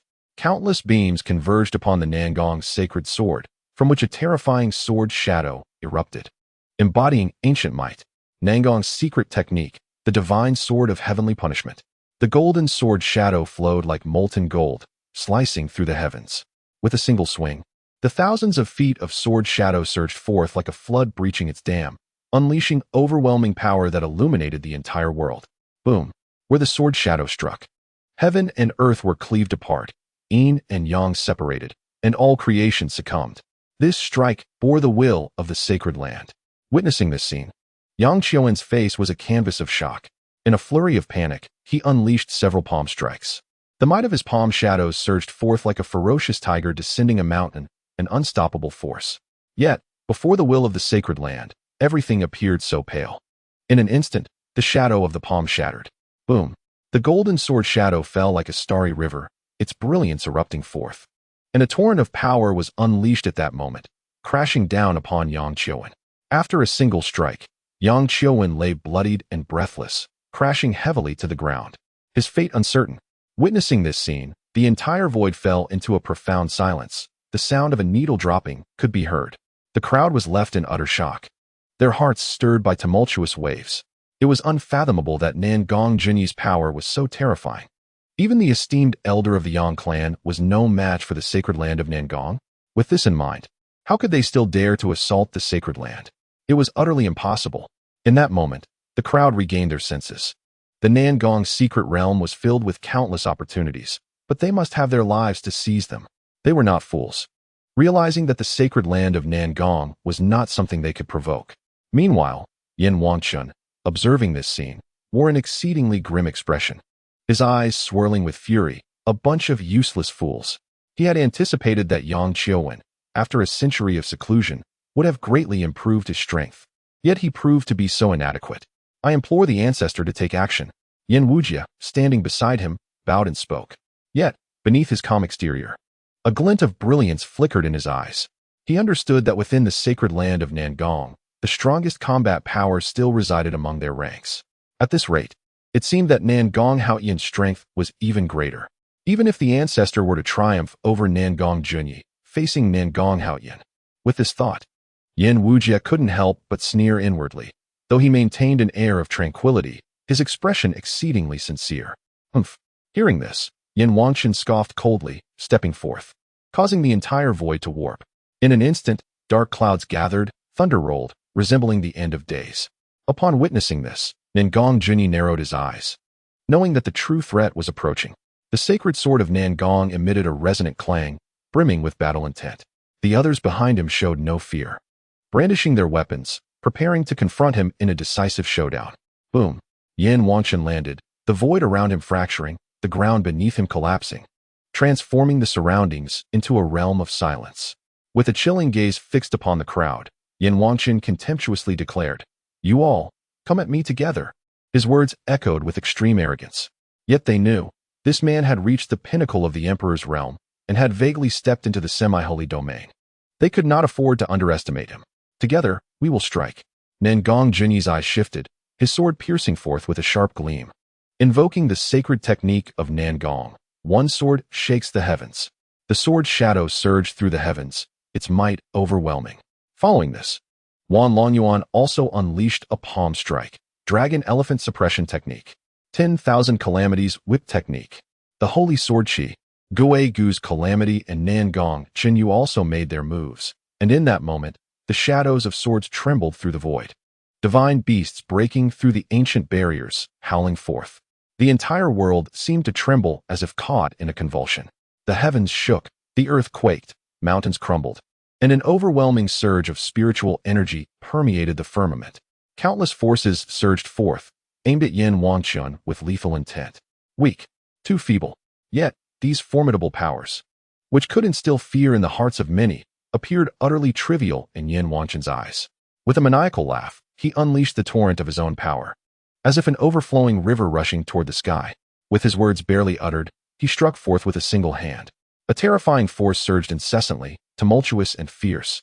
Stirring the air above, an image of a Buddha materialized, vast enough to obscure the sun, as if it were a bridge connecting heaven and earth. With a resounding crash, the Buddha's hand descended, casting a shadow that bore an awe-inspiring might upon the gathered crowd. The impact was cataclysmic. The hand's shadow shattered everything in its path, colliding with the spectral beasts of swordplay, resulting in a cacophony that resounded across the land. In an instant, all existence was reduced to dust, drifting away into the abyss. And the entire universe succumbed to this chaos. With a single blow, Yin Wangshan's power proved overwhelmingly terrifying, rendering his adversary powerless. Spitting blood, he was sent flying a distance of 10,000 meters, barely managing to regain his footing. The gaze of Wan Longyuan was filled with astonishment. Having ascended to the ranks of the emperor and possessing the might of the dragon vein, his strength was unfathomable. Yet before Yin Wangshan, he felt as insignificant as an insect, utterly defenseless. Step back. South Palace Jinyi commanded, taking a deep breath. No, we share life and death with the Holy Master. South Palace Jinyi retorted with a laugh. Wan Longyuan stepped forward, affirming, indeed, we shall not retreat. From the side, Giga Husher declared, my life belongs to Master Haoyin, and to the South Palace sacred land. Upon hearing this, South Palace Jinyi smiled faintly, but his expression soon shifted, locking his gaze upon Yin Wangshan as he proclaimed, if that is the case, then we shall strike. With that, the power of the sacred sword surged in his hand, a murderous intent radiating from his eyes. With a thunderous roar, he, alongside the others, summoned their most potent abilities, charging toward Yin Wangshan with all their might. Chapter 65. The fierce battle. Dark clouds loomed over the South Palace family, and a fierce battle was imminent. The power of South Palace Jinyi's sacred sword surged directly toward Yin Wangshan's face, who responded with a slight smile. I did not expect such a formidable figure to emerge from the South Palace family. As he spoke, he waved his hand, conjuring a massive shield that withstood the onslaught from South Palace Jinyi. Is this truly all the strength you possess? Such a waste of the South Palace's treasures. Yin Wangchen remarked, a mocking grin upon his countenance, his thoughts drifting to the family's secret realms and treasures, revealing a glimmer of greed in his eyes. Seeing this, South Palace Junyi hesitated momentarily before casting the sacred sword. The blade hovered above Yin Wangchen, manifesting countless sword shadows that interwove and spiraled through the skies. A stunning arrival. South Palace Junyi roared, as innumerable sword shadows converged upon Yin Wangchen, cascading down like a torrential rain. Yin Wangchen did not dare to be negligent. His hands formed seals continuously, and countless inscriptions, akin to flames, surged forth. These transformed into fiery dragons, entangled in a fierce struggle with numerous sword shadows. Nangong Junyi's body trembled incessantly, sweat pouring down, while Yin Wangchen, though bearing a serious expression, appeared considerably more at ease than Nangong Junyi. Wan Longyuan and Nangong Chenyu hurriedly came to lend their aid. Wan Longyuan struck with a palm, dragon elephant suppression technique. Sacred Spirit Divine Sword. The combined might of their spiritual energy and sword aura manifested as a divine beast, adorned with scales of sword, charging towards Yin Wangchen. Humph, mere trifles, Yin Wangchen scoffed. And then a colossal dragon, wreathed in magma, emerged from his hand. The dragon devoured the divine beast in a single bite, and without losing momentum, it charged directly at the two. They attempted to block it, but their efforts were in vain, as they were sent soaring thousands of meters into the air. The dragon then transformed into a fireball, crashing the two back down to the ground. Ripples appeared in the space beside them, and the sky darkened ominously. The wounds of the two were already a gruesome mess, and they were taken aback by the disparity in strength, eventually succumbing to unconsciousness. Yin Wangchen's assault intensified, with countless fire dragons converging to form a fiery sword, aimed directly at the sacred sword. Nangong Junyi spat out a mouthful of blood, sent flying hundreds of meters before collapsing, drenched in blood. "Ancestor, save me!" Nangong Junyi cried out. "Haha, no one can save you, just be my nourishment." Yin Wangchen laughed maniacally, swinging the fiery sword down. What is happening? Yin Wangchen felt the sword halt mid-swing, unable to descend further. As the smoke dissipated, a graceful youth suddenly appeared, pinching the sword between his fingers, regarding Yin Wangchen with disdain. "Ancestor," Nangong Junyi exclaimed. "Humph, so it's you. You'll accompany them to the grave." Yin Wangchen retorted angrily. The newcomers were none other than Nangong Haoyin, Liu Bai, Nangong Yu, and Su Huokong, who had followed closely to support the Nangong family. Seeing his attempts to eliminate the head of the Nangong family thwarted, Yin Wangchen's fury reached a boiling point. He swiftly swung his sword, and the sword aura transformed into countless galloping cavalry, each a fearsome sight, wielding curved blades and clad in heavy armor, exuding an imposing presence. "Old ancestor, I shall send you to your end today," Yin Wangchen sneered. "Be careful, ancestor. Do not worry about me, you were," Nangong Haoyin replied, gazing unflinchingly at the oncoming cavalry. Unbeknownst to him, he retrieved a brush from his robe and began to draw. "Humph, little brat, are you preparing to write your will? Rest assured, I'll give you time to do so shortly, huh?" Nangong Haoyin remained silent, his brush dancing across the canvas, and in no time, a formidable figure emerged. Depicted was the guardian of the gates, Qin Gong, and Wei Qigong from Nangong Haoyin's world. What? Impossible. How could you summon such a powerful entity? Before them stood two formidable gatekeepers, clad in resplendent golden armor, their brows furrowed with fury as they gazed upon the approaching tide of soldiers. With a mere flick of his mighty staff, the ancient Qin lord obliterated the multitude as effortlessly as one might shatter dry twigs. What an overwhelming force of the great Tao! What manner of being is this venerable ancestor? A deity, perhaps? It was evident that these gatekeepers were manifestations of two exalted powers of the great Tao. The onlookers murmured in terror, and Yang Jiayang Choan felt a profound dread, beginning to regret their presence in this place. If the venerable ancestor could dispatch Yin Wangchen with but a stroke of a brush, what fate awaited the Yang family? With Yin Wangchen's spells undone, he collapsed, spewing blood. In truth, Nangong Haoyin need not be so ostentatious, for Yin Wangchen was far too weak. However, today's display served a singular purpose, to establish authority. Only through such a demonstration could the various sects be compelled to submit. Could the sacred pavilion of the divine realm take heed, and could the entire great wilderness divine realm be made to tremble in fear? Wait, do not slay me. I am willing to bestow all my treasures and techniques unto you. and I can ensure the submission of the heavenly flame divine kingdom to the Nangong sacred land. Yin Wanqin was genuinely terrified, realizing the magnitude of the formidable foe he had provoked. A half-finished painting had brought him to the brink of death. How could he possibly compare? It was far too late for him to plead for mercy. Nangong Haoyan smiled, dismissing the plea with a wave. Suddenly, the massive sword of Weiqi Gong descended with a thunderous crash, like an unstoppable flood. The crowd could only hear the sound of space tearing as Yin Wanqin's agonized screams filled the air. Alas, the culmination of thousands of years of cultivation met a tragic end with a heart-wrenching cry. Silence enveloped the scene as the spectators were engulfed in an overwhelming shock. Yin Wuji was particularly stricken, filled with regret too late. Yet, amidst the crowd, a man in a black robe stepped forth, his face etched with admiration. With a sudden intensity, he emerged from the throng. The sacred pavilion of the divine realm has decreed, the Nangong family possesses immense power, with both virtue and talent in abundance. Henceforth, they shall be sanctified, and Nangong Junyi shall be named the Holy Lord, destined to embody the will of heaven above and rescue the people below. Today's battle is not one of injustice. The sacred pavilion wishes for all to withdraw and mend old ties. The crowd's hearts raced with conflicting emotions. On one hand, they were spared from calamity. On the other, they were compelled to bow before the Nangong family. It was not fear of rejection that troubled them, but rather the dread of retaliation. Before this venerable ancestor, they were but insignificant insects. We humbly pay our respects to the Holy Lord. They all knelt in unison, their voices resounding high. Just moments ago, they had glared defiantly. Now they prostrated themselves in submission. Observing this, Nangong Haoyan could not suppress a cold smile. Sir, our heavenly flame divine kingdom is willing to submit to the Nangong sacred land. I shall immediately decree that Nangong you be enshrined as a holy maiden, to be honored across generations. What say you, sir? Yin Wuji cautiously approached, his tone respectful. Agreed, but you must remain within the Nangong family, not venture to your heavenly flame divine kingdom.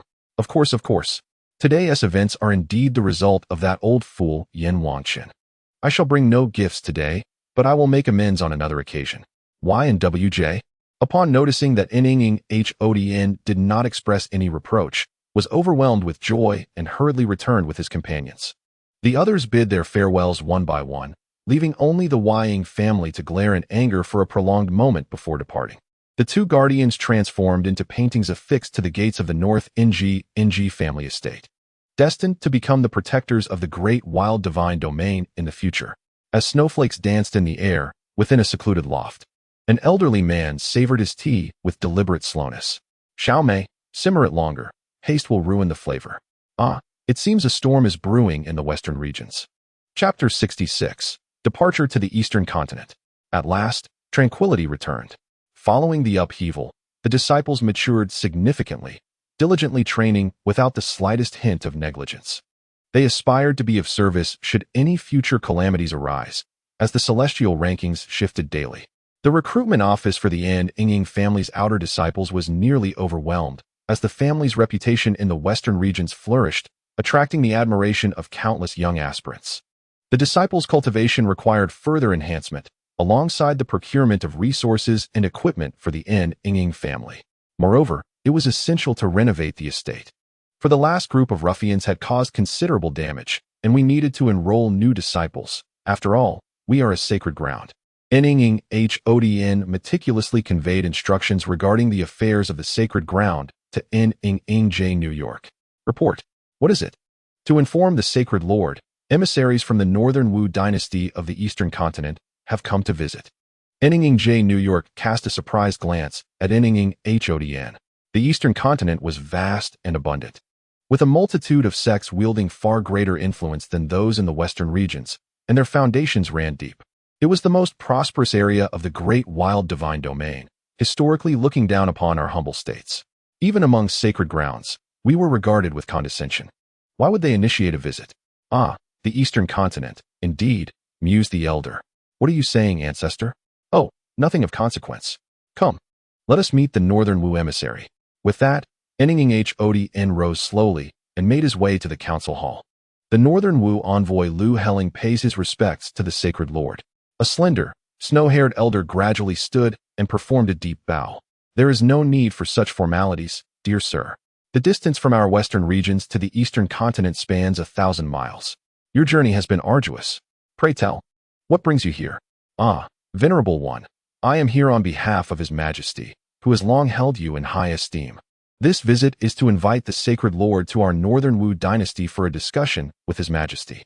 We also extend a warm welcome to the N. Ying family to relocate to our Northern Wu dynasty.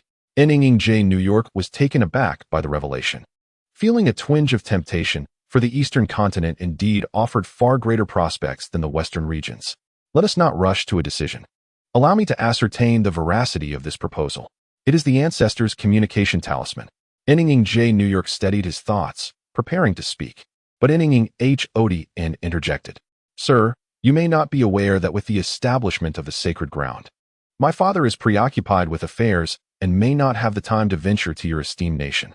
If His Majesty does not mind, I would be willing to represent my father in this diplomatic mission.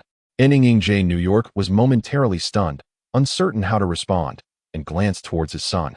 N. Ying H. Odin, Jun E., please agree. I will embark on a mission to the Northern Wu dynasty, and I shall take the opportunity to visit an old friend. Since the esteemed ancestor has spoken, I have no choice but to acquiesce. Though a shadow of concern lingers in Nangong Junyi's heart, what the young one just stated is indeed true. Moreover, recent affairs have been exceedingly busy. I shall send my son as an envoy to your esteemed nation, and I promise to pay my respects in person at a later date. The elder, taken aback, gazed at the composed Nangong Haotian with admiration. Although he did not bring back Nangong Junyi, securing this young lad is not a poor consolation. Very well, I shall return in 3 days to escort the young master to Northern Wu. Following this, the Nangong residents held a grand banquet, both to honor the envoy and to bid farewell to the esteemed ancestor. Ancestor, are you truly going to the Northern Wu dynasty? Nangong Yu inquired with wide eyes, brimming with reluctance. Indeed, you must diligently cultivate at home and refrain from idleness. I shall return to check on your progress. When will you return, ancestor? Soon. Why? Do you already miss me before I've even left? With that, he affectionately ruffled Nangong Yu's hair. Not at all, she retorted, turning away and darting off, leaving behind the hearty laughter of Nangong Haotian. Great Moon Deity, please ensure the safe return of our esteemed ancestor. A lovely girl knelt by her bed, praying to the moonlight, none other than Nangong Yu herself. At last, the moment of departure had arrived, and the Nangong family gathered to bid farewell to their esteemed ancestor. Old Haotian, you must return soon. Nangong Yu nearly let slip her words. Nangong Jun shot a furious glare at her and whispered, how dare you address the ancestor so familiarly? He won't be angry with me, you little rascal. Before he could finish his reprimand, a voice echoed from the airship above. Father, I am leaving now. Take care and manage the Nangong family well. Upon hearing this, Nangong Jun nearly staggered, cold sweat trickling down his brow. Certainly, rest assured, he shouted in response. The airships of the Northern Wu dynasty are renowned throughout the vast divine wilderness, fully equipped with amenities ranging from restrooms to bathing halls. The offerings aboard could enchant even the sovereign of the Tianyin divine nation, Yin Wu Ji, let alone those of the Northern Wu imperial palace. Contemplating this, Nangong Haotian felt a surge of anticipation, and he then retrieved a mirror. Goodness, why is this young master Nangong so vain? Even if he is somewhat handsome, does a grown man truly need to gaze into a mirror? Shoo, be quiet and perform your duties as a guard, or you shall lose your livelihood. As the mirror revealed every corner of the Nangong estate with crystal clarity, Nangong Haotian chuckled to himself, realizing he had established a form of remote surveillance. This would serve as a means to stay connected with Nangong Jun and Yuer, reminiscent of video calls from another world. Suddenly, a piece of paper floated out from Nangong Yu's room, prominently displaying a large turtle with the word ancestor inscribed upon it. Nangong Haotian turned pale, witnessing Nangong Yu hurriedly retrieve the paper. This mischievous girl grows more impish by the day, he mused. Subsequently, he forcefully withdrew the mirror. Ah, behold, the more handsome one becomes, the more self-conscious and troubled one feels. At this moment, one truly understands the advantages of being less attractive, does one not? You are indeed a chatterbox. Had I known, I would not have brought you along to serve in the military out of our shared hometown. Be careful, or you may lose your head without even engaging in battle. The guard instinctively recoiled, daring not to utter another word. Outside, colorful clouds drifted by, having secluded himself for an eternity. Witnessing the clouds in the sky after what felt like a millennium was truly a revelation. Contemplating this, he couldn't help but feel a surge of emotion and paused for a considerable time before returning to the cabin. Nangong Haoyin and Lu Helling were engaged in animated conversation. Lu Helling was astonished by Nangong Haoyin's vast knowledge and profound understanding. It was as if he had personally experienced the events he described so accurately. Little did she know, he was indeed a first-hand witness. The airship traveled at remarkable speed, reaching the Liaoshan Pass of Baiwuguo in just half a day. Old Lu, your airship is remarkably swift. Young master, you jest, this is merely a slow pace. Were we to use a military airship and were urgency required, we could arrive in merely an hour. If your esteemed family wishes to visit our Baiwuguo, I would gladly gift you a few vessels. Upon hearing this, Nangong Haoyin nodded thoughtfully, contemplating how to acquire a few ships to bring back for Yuer and Junyi to enjoy. Atop Wulong Mountain, blanketed in snow, within a concealed cave, a woman of unparalleled beauty awakened. You have finally chosen to come, Haoyin. Chapter 67. Arrival in Anjing, in the capital of Baiwuguo, Anjing City. Bustling streets were teeming with small vendors, and shops of all varieties filled the alleys, the sounds of haggling merging into a vibrant chorus. The commercial prowess here was undeniably superior to that of the western regions, which left Nangong Haoyin reflecting deeply. Please follow me. Anjing City is vast, and its streets complex. Do not lose your way. The first order of business upon arriving in the capital is to pay homage to the emperor. Nangong Haoyin had prepared for this. Dongzhou was divided into 3 regions, the northernmost inhabited by the Wuxian tribe, the central region comprising Baiwuguo and its smaller nations, and the southern region occupied by Nanxing and its affiliates. Baiwuguo and Nanxing were once united under the Dewu dynasty, but due to subsequent turmoil, they had separated into these 2 nations along with several smaller states. Baiwuguo had previously attempted to subjugate Nanxing multiple times without success and had since maintained a truce.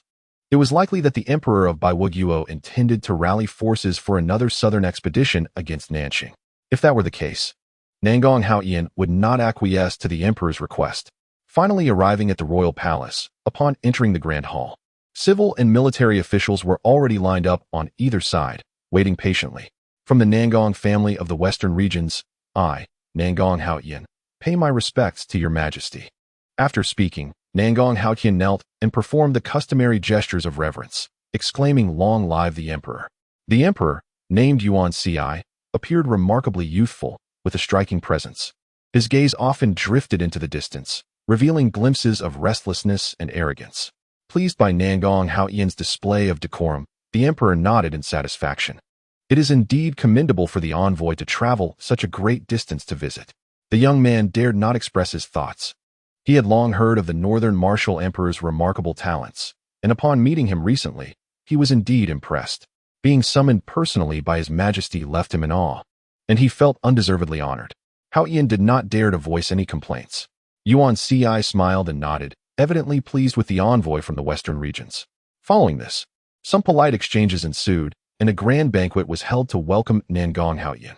The following day, Nangong Haoyin awoke in the royal In's Yingzhan Pavilion. Outside the window, the towering mountains and pines of the western regions had been replaced by the familiar sight of verdant woods and bamboo. Haoyin gazed longingly out the window, reminiscent of a similar world, pondering how his grandfather was faring. Who would have thought that a young master would possess such refined tastes? A eunuch entered, carrying toiletries and breakfast, chuckling as he spoke. "Do you also enjoy this?" Haoyin inquired with curiosity. "Ha ha, to speak frankly, I was once a scholar myself. But due to repeated failures in the examinations and a lack of family fortune, I became a eunuch. That is indeed pitiable." Haoyin responded. "Please, young master, do not dwell on the past. With such beautiful scenery, why not compose a poem?" The eunuch assumed that the Western envoy was uncultured and unfamiliar with the nuances of poetry, intending to challenge him. Morning breaks in the bamboo pavilion, and leisure fills the air. The coolness of dawn seeps through the windows, and the solitary moon illuminates the rivers and valleys. The traveler feasts on humble fare, while thoughts of home linger like sweet grass. "Should I find a place akin to this, I would sing with abandon." Nangong Haoyin recited, the words not his own, for he was not well versed in poetry and felt like a literary thief. The eunuch was taken aback, his eyes sparkling with admiration as he hurriedly finished his tasks. Shortly after breakfast, he was summoned by the emperor. Upon entering the emperor's study, devoid of the grandiosity of the main hall, he found it exuded an antique charm. Hao Yin, you truly composed a magnificent poem. Ha ha ha, your majesty flatters me. It was merely a casual scribble, hardly worth mentioning. Hao Yin was startled, realizing that the eunuch had been sent by the emperor to assess him, and he was relieved that he had said nothing inappropriate. Hao Yin is indeed modest. Even our court's poetic genius would feel humbled in his presence, Yuan Ci remarked, pleased, and offered Hao Yin a seat. May I inquire why the entrance to this esteemed academy is located to the south instead of the north? Upon seeing the entrance, Hao Yin chuckled inwardly, deciding not to undermine the emperor. I am but a simpleton, unaware of what your majesty means. Ha ha ha, this entrance was originally on the north side, but I moved it to the south to embrace the southern territories, unifying the nation under northern martial rule. Your majesty is truly wise. Yet I fear that a singular focus on warfare may undermine the nation's strength and the people's morale. Why do you echo the sentiments of those old-timers? They lament the failed campaigns against the Wuxin to the north and the southern incursions that, though unsuccessful, still pressed toward the southern capital. Why is it that I cannot accomplish anything? Your majesty, a ruler must conquer territories to establish hegemony while embodying virtue to reign over all. History shows that without wisdom, even the mightiest can fall. Such utter nonsense. Only with vast territory can one reign supreme. I, the emperor, am resolute in my campaign against the southern Shun. To be candid, I wish to unite the great holy lands in a joint expedition against the southern Shun. This audience with you is merely a prelude. I aspire for further collaboration in the future. Nangong Hao Yin spoke no more, exchanging a few pleasantries before taking his leave. The intent of Yuan Ci was unmistakable, to send Nangong Hao Yin back with a message urging the Nangong Holy Land to join forces with Beiwu. Fortunately, Nangong Junyi was absent.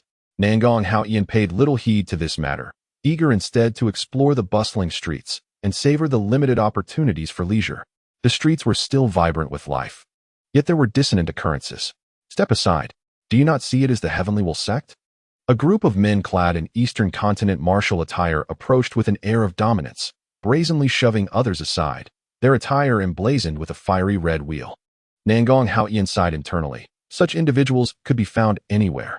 Why must they not conduct themselves with decency? He chose to ignore them, as such incidents were far too common, and settled down in a tea house for a drink. Esteemed sir, you are evidently an outsider. I am the little informant of Anjing, well-versed in news. Oh, is that so? Pray, enlighten me about this Heavenly Wheel sect. Ah, my lord, you have indeed asked the right person. The little informant rubbed his fingers against his thumb, a sycophantic smile adorning his face. Nangong Hao Yin chuckled, tossing a few medicinal pills his way. Such low-grade elixirs were abundant. Yet for a practitioner of the ethereal realm like the little informant, they were treasures. My lord is truly generous. The Heavenly Will sect arose in Xingwu City, ostensibly to alleviate the suffering of the world, to uphold justice like the Heavenly Wheel suspended in the sky. In reality, it is utter nonsense. They tyrannize the local populace under the guise of righteousness, committing all manner of atrocities, yet they wield considerable power. Not only do they possess formidable cultivation, but there are also their minions among the court's high officials, especially that national teacher, who is a leader of the Heavenly Wheel sect. Nangong Hao Yin could not suppress a cold chuckle. How could they dare to embark on a southern expedition under such circumstances? He then inquired further about other matters concerning Beiwu, gaining a deeper understanding of the relationship between Beiwu and Anjing. After all, the western regions were merely a temporary abode. The Nangong family must dominate the great wasteland divine realm, which necessitated their presence in the eastern continent, for the foundation in the west was too fragile. However, that was not the immediate concern. They must first establish their reputation. The Heavenly Wheel sect seemed a promising beginning. Suddenly, a loud commotion erupted outside, followed by voices of onlookers and the desperate cries of a young girl. Help! Is there anyone to save me? Please, spare me. Chapter 68. A disturbance on Xuanhuan Street. Adjacent to a small tavern, several burly men clad in Heavenly Wheel sect attire surrounded a young girl. Though she wore a coarse hemp dress, her eyes sparkled with a hint of delicacy. Hey, young lady, this rent has been overdue for several months now. It is unseemly to delay any further. Please, esteemed sirs, grant me a few more days. My family is on the brink of starvation. As the conversation unfolded, the young woman was visibly terrified, her face paling and tears streaming down her cheeks uncontrollably. If a mere cry could absolve one from rent, would I not be left to subsist on the winds of the northwest? She lamented. Please, grant me a few more days. I truly cannot produce the funds. With that, she bowed her head and began to sob softly once more. How about this? One of the burly men suggested with a sinister grin. Why don't you spend the night with us, and we shall overlook the rent? Upon hearing this, the muscular men chuckled wickedly, their hands instinctively reaching towards the young girl. Good sirs, might I inquire how much rent this young lady owes? South Palace Haoyan had appeared on the street, a smile gracing his lips as he approached, for he had an aversion to the bullying of women. Who is this dandy, interrupting my good fortune? Take a good look. It's the Heavenly Wheel sect. One of the men scoffed. Huh, do not flaunt that broken will too brazenly, or you might find yourself in a carriage without a wheel. Laughter erupted, but upon witnessing the furious countenance of the muscular man, the amusement was quickly stifled. Seeking death, the brutish man strode forward, his fist whistling through the air, aiming directly at South Palace Haoyan's face. The young woman, terrified, shut her eyes, unwilling to bear witness to the impending violence. Yet, South Palace Haoyan stood his ground, hands clasped behind his back, unfazed. The burly man, emboldened, assumed that his opponent was paralyzed with fear. Since joining the Heavenly Wheel sect, his strength had surged remarkably, reaching the pinnacle of true body realm. However, just as the brute's fist was about to make contact, he found himself inexplicably unable to strike. Just then, a thunderous sound erupted, and the man was sent flying, becoming deeply embedded in the wall. Are you unharmed, my lady? Please rise. What is your name? He inquired gently. The young woman, her cheeks flushed, murmured softly, I am well. Thank you for your assistance, kind sir. My name is Wang Fangyun, courtesy named Xuanhuan. Xuanhuan, do rise quickly. South Palace Haoyan urged, assisting her to her feet, her face still aglow with embarrassment. Xuanhuan, are you all right? Suddenly, a youth came rushing from a distance, panting heavily. Wielding a stick, his hair disheveled and his clothes covered in dirt. As he neared, he lost his footing and fell clumsily, creating an awkward scene. Quickly regaining his composure, the youth shouted, You ruffians of the Fiery Wheel sect, do not harm her. Upon seeing Wang Fangyun being supported by a stranger, he rushed to attack South Palace Haoyan without discerning the situation. Yet, South Palace Haoyan deftly seized the stick, rendering the boy unable to extract it, prompting him to abandon the weapon in favor of fists and feet. Stop, Helan. This gentleman has saved me. He is the one who rescued me. Upon hearing this, the youth froze, and upon noticing the burly man embedded in the wall, he hurriedly apologized. I beg your pardon, sir. I truly apologize for my haste. His face flushed with embarrassment, yet upon seeing the hand that supported Wang Fangyun, a twinge of discomfort stirred within him. By the way, I have yet to inquire about your esteemed name, sir. I truly appreciate your assistance earlier. I am Nangong Haoyan, a humble man from the western regions. It was merely a trifling matter, no need for gratitude, he replied modestly. I am Helan Chuanming, with the courtesy name Yu Tsai. I am sincerely grateful for your timely rescue. Helan Chuanming spoke earnestly. Nangong Haoyan, observing the exchange, offered a faint smile and chose to remain silent as he prepared to take his leave. Thank you once more for your help. I assume you have yet to dine? My humble abode may offer only simple fare, but if you do not mind, I invite you to my home. As she spoke, Wang Fangyun's cheeks flushed, her enchanting gaze momentarily dropping. Is that really appropriate? Then let us indeed go to my home. Helan Chuanming interjected enthusiastically, pulling Nangong Haoyan along, revealing that they were neighbors. Sun Tzu, please entertain our guest while I procure some wine. Excuse me, have you perhaps seen my purse? Ridiculous. I have been conducting business here for many years. I have no need for your meager coin. Helan Chuanming, taken aback by the outburst, lowered his head, muttering, Very well, I shall search again.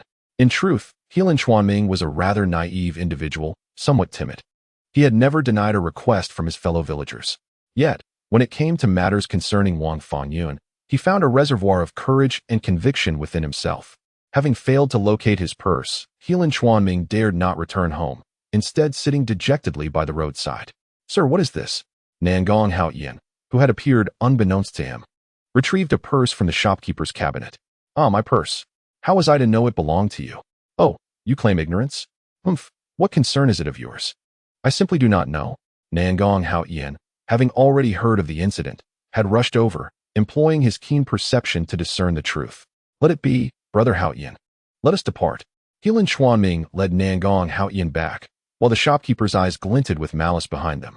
At the table, Wang Fangyun and Nangong Haoyan engaged in lively conversation. the air thick with jealousy. Once the meal concluded, Nangong Haotian hastily vacated this tumultuous scene, leaving Helan Chuanming to awkwardly converse with her. Though it was evident her thoughts were elsewhere, nevertheless, Helan Chuanming remained undeterred in his enthusiasm. Days later, upon exiting the inn, Nangong Haotian spotted Wang Fangyun selling wontons. Her face lit up upon seeing him, and she generously offered him a bowl for free.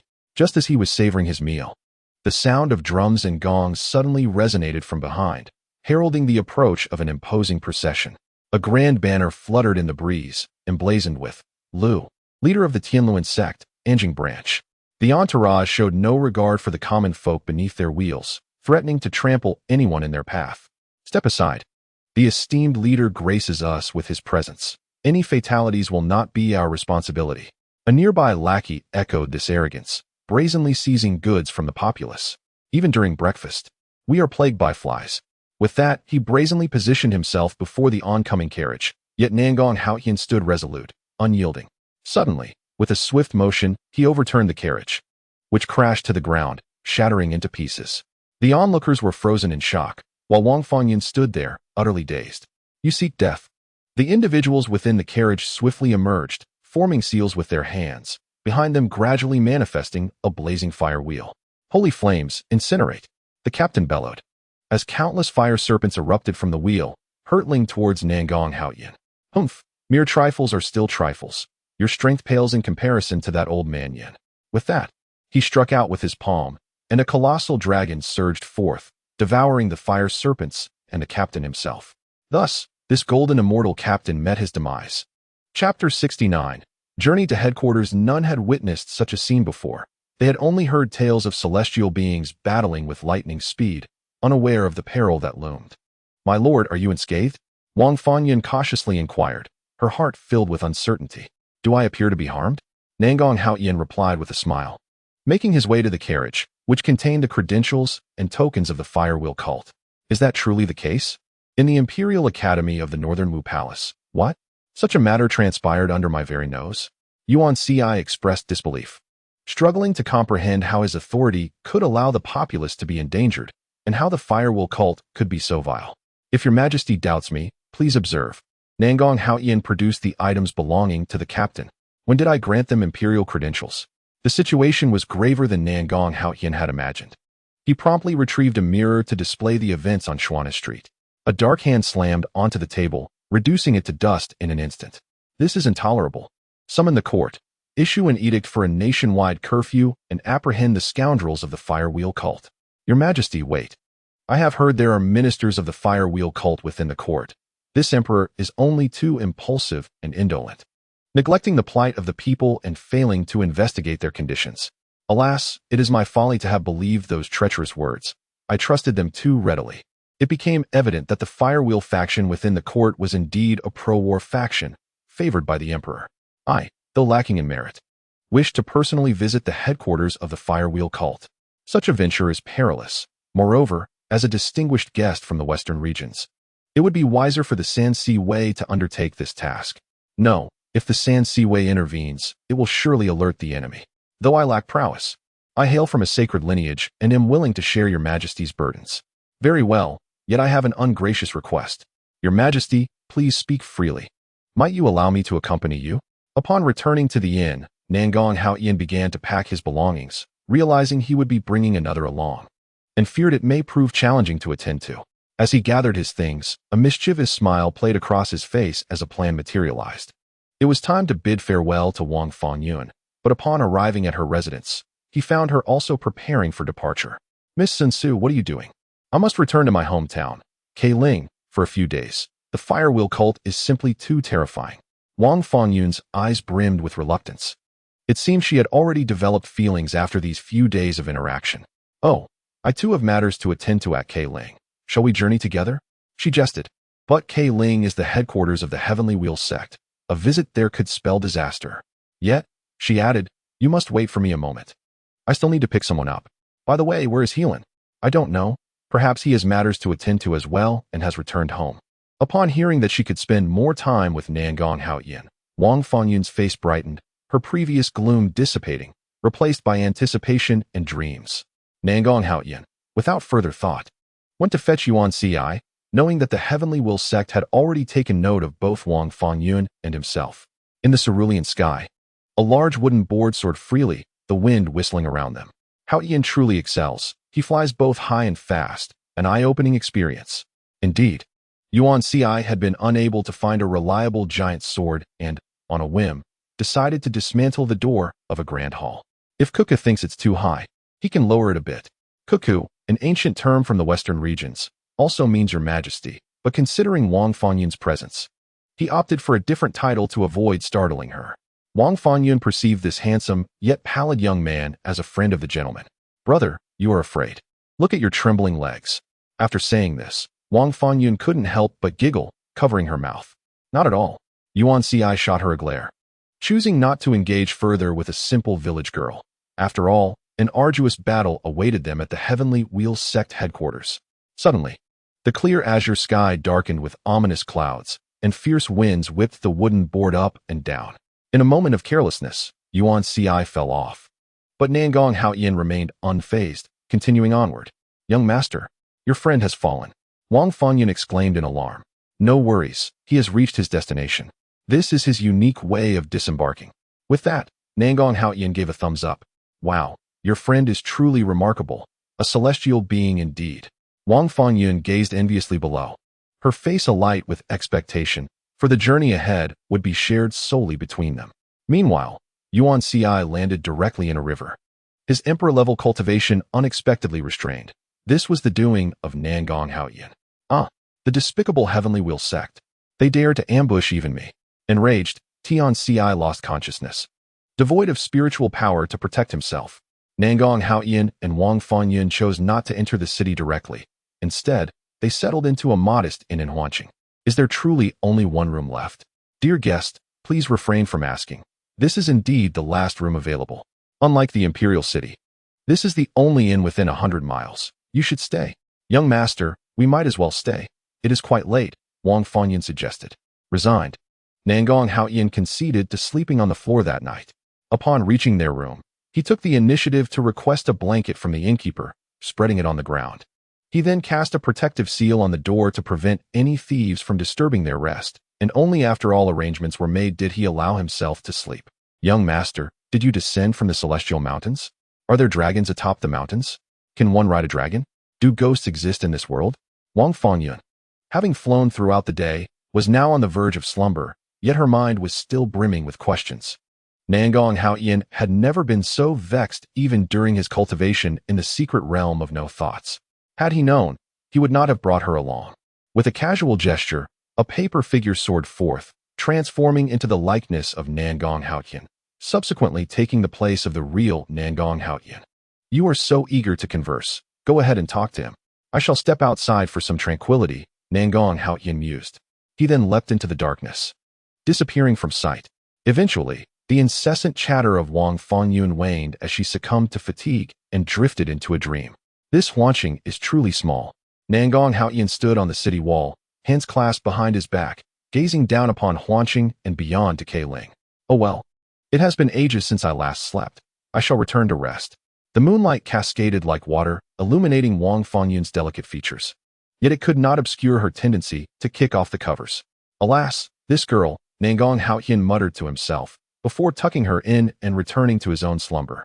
In his dreams, he found himself amidst icy mountains, where a stunning beauty clad in a crimson robe wielded a sharp sword, striking towards him.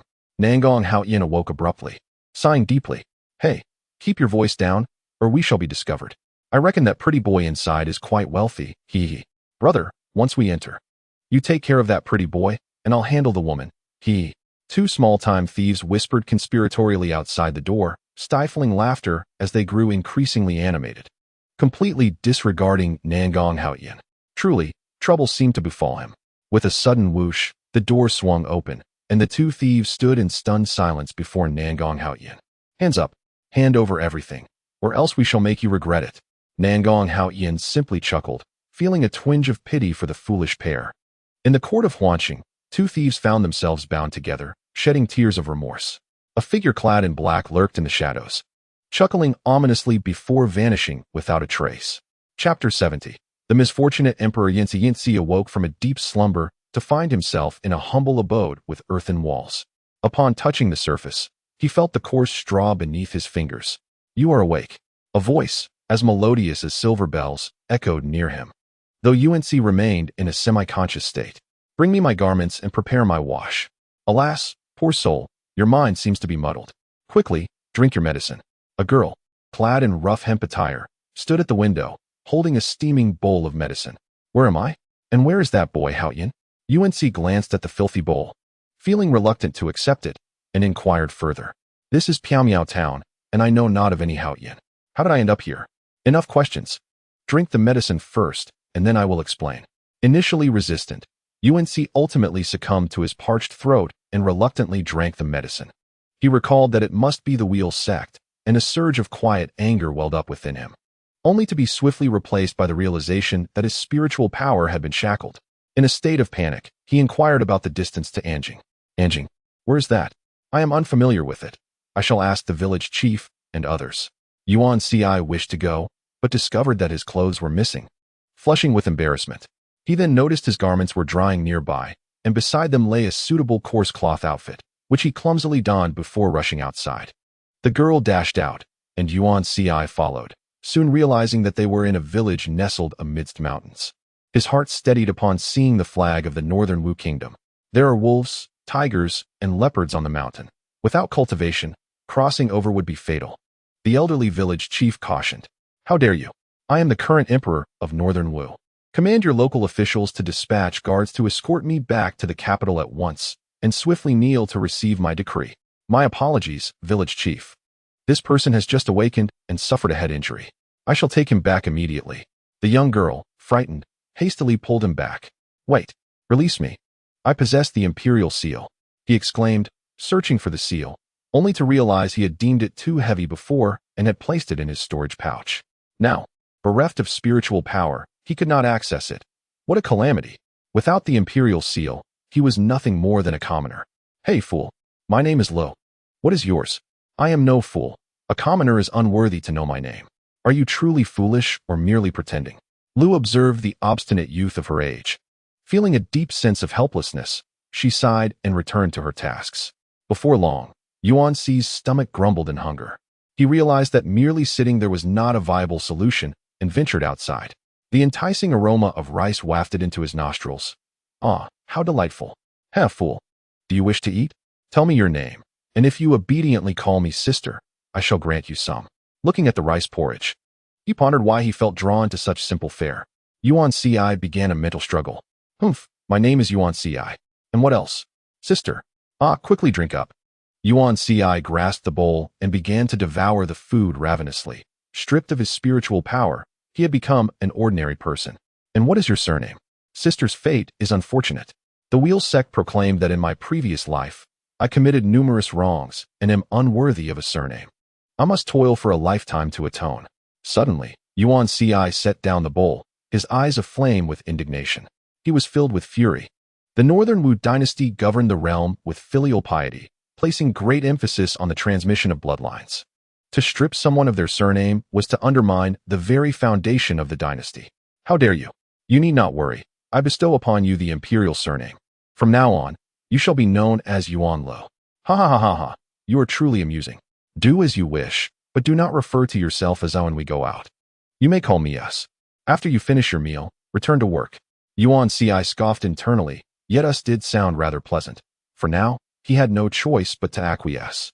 Over the past few days, he had truly experienced the hardships of common folk, understanding the arduous journey of food production, witnessing the oppressive taxation imposed by the authorities, and observing the tyranny of the wheel sect that relied on governmental power to assert its dominance.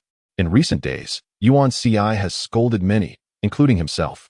After several days of confinement, he has managed to loosen the shackles of his effort and return, albeit with difficulty, to the realm of the celestial beings. However, the quality of his storage bag is too exceptional, suitable only for those in the heavenly realm. Yet, onlookers mistakenly believe he is lost in thought. This poor child, despite possessing decent looks and strength, is merely a fool. Yuanci, upon hearing these comments, felt a surge of anger within, but the villager's kindness kept him from exploding. Suddenly, Dongzi shouted in a frenzy, "A tiger!" The villagers hastily dropped their farming tools and rushed home. A large tiger appeared at the eastern edge of the village, likely a wild beast descending from the mountains. Yet, Yuan Lu remained there. Upon seeing this, Yuan Ci realized the gravity of the situation and rushed over, discovering it to be a tiger of the celestial body realm. As the tiger spotted Yuan Ci, it charged at him, its formidable size suggesting certain doom for the young man. 9 turns holy decision. A longsword materialized from thin air, slicing through the atmosphere with a swift movement, piercing the tiger's heart in an instant. This girl has stumbled upon a celestial master. No wonder she seems so erratic. Yuan Lu, are you unharmed? Through their time together, Yuan Ci and Yuan Lu had grown as close as family, experiencing a warmth absent in the capital of Anjing. Humph, that tiger belonged to me. You dare slay my tiger? Speak, how much will you compensate? A brazen young man with a yellow head swaggered forward, wielding a ghostly knife and carrying a large fire wheel on his back. How dare you speak that way? The tiger was about to harm someone. Why didn't you mention that? Yuan Ci, upon hearing this, was filled with rage and instinctively considered ending the young man's life. Yuan Lu hurriedly stepped in to intervene, softly comforting Yuan Ci, while the villagers stood up for him. What? Do you wish to fight? The young man, now surrounded by a dark aura, had a ghastly visage above his head, brandishing a sickle with blood-red eyes fixed on Yuan Ci, revealing his cultivation at the late stage of the profound immortal realm. Hee. I would be satisfied with your little lady as compensation. He greedily licked his lips, squinting at the crowd as if observing ants. Yuan Ci could not endure this affront. With steely determination, he summoned his treasure, the Wushan seal. A palm-sized, exquisite mountain instantly transformed into a colossal mountain, crushing the young man beneath it. The youth had no chance to cry out before meeting his demise, leaving behind only a layer of flesh and a shard of iron. This was the Wushan seal, a closely guarded imperial treasure of the Baiwucheo dynasty, brought forth only in dire circumstances. At this moment, within the Hall of 100 Ghosts, an ugly, bald, middle-aged man inquired in a deep voice, "Where is my son?" Beside him lay the glinting, ghostly knife. Reporting to the hall master. The young master, he was killed. One of his subordinates, trembling in fear, buried his head in his arms. What? You worthless lot. The hall master, Higu, erupted in fury, dark energy surging forth, transforming into countless iron chains that dragged several individuals into the abyss of darkness. Humph. The national master has commanded the collection of the blood essence of 100,000 souls to aid his breakthrough. It seems we are now on the right path. I sincerely hope your majesty can flourish and not disregard my good intentions, while also wishing for no unforeseen complications. Nangong Haoyan fiddled with a mirror, having spent the past few days investigating the situation at Keiling, eagerly awaiting Yuan Ci's arrival. Chapter 71. The fulfillment of the Great Path since their last encounter. Yuan Ci has been plagued by unease, fearing the retribution from the forces behind that yellow-haired youth, especially since his own cultivation had yet to be restored. Hey, fool. Hurry up and come eat. We still need to head into the city later. Why are we going into the city? To purchase some fabric. Your clothes are ill-fitting. Upon inspecting his attire, Yuan Ci noted the tattered state it had fallen into after months of wear. After finishing their meal, Yuan Lu rummaged through a cabinet beneath the bed. After peeling away layers of seals, a few shiny silver coins came into view, from which Yuan Lu extracted several. Here. Be frugal. If you spend it all, just wait and see how I deal with you. Sister, you are truly stingy, with just this. Who knows if we'll even make it to the city. You little rascal, utter another word, and I shall send you to beg in the streets. Yuan Lu pretended to strike Yuan Ci, but then reached into the bag again and pulled out another piece. Thank you, sister. I shall go at once. Though the county town lacked the splendor of Anjing, the marketplace was bustling with activity. However, the presence of the Tianluan sect stationed there filled Yuan Ci with indignation. Yet he felt powerless to act. Before long, Yuan Ci completed his purchases and prepared to return home. Hey, why didn't you go to Pyongyang town? Didn't your left righteous ghost king take people there? Don't mention it. Last night, those from Third Brother S group insisted on drinking with me. And as a result, I was captured. A couple of minions adorned with firewheel tattoos and ghostly markings were idly chatting nearby. Yuan Ci, hiding in the shadows, felt his anger boiling within. I must return.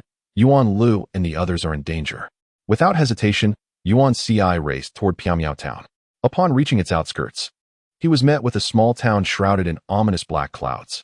A sense of foreboding enveloped his heart. Xuanhuan, where are you? What lay before him were ruined houses and withered corpses hanging from crumbling walls, each figure familiar to him. Xuanhuan let out a furious roar, quickening his pace as he searched frantically for Xuanhuan. When he arrived at the familiar house, he fell to his knees, overcome with grief. Xuanhuan, the village chief. Everyone, I am so sorry. I will avenge you. I swear it. The memories played vividly in his mind like a movie. The once beautiful times now only deepening his heartache. Ha ha ha. That little girl you brought earlier was quite something, though her temper was a bit fiery. What? Is she still alive? She must die? With that, Xuanhuan bit his finger and smeared the blood onto the Wushan seal, which immediately radiated with golden light. A colossal magical array manifested in the sky, and in an instant, 2 disciples of the 100 Ghosts Hall were annihilated. Xuanhuan desperately raced along a familiar path, soon discovering Xuanhuan lying disheveled on the ground. Xuanhuan, run. Xuanhuan gasped out a few words through her clenched teeth, her strength rapidly waning. Seeking death. How dare the 100 Ghosts Hall's people kill? With that, Higu swung his ghostly blade towards Xuanhuan, having reached the pinnacle of the golden immortal realm. Just as the blade was about to cleave Xuanhuan, a figure suddenly rose to shield him. Xuanhuan. Xuanhuan was engulfed by ghostly flames, turning to Xuanhuan with tear-filled eyes, as if she wished to say something.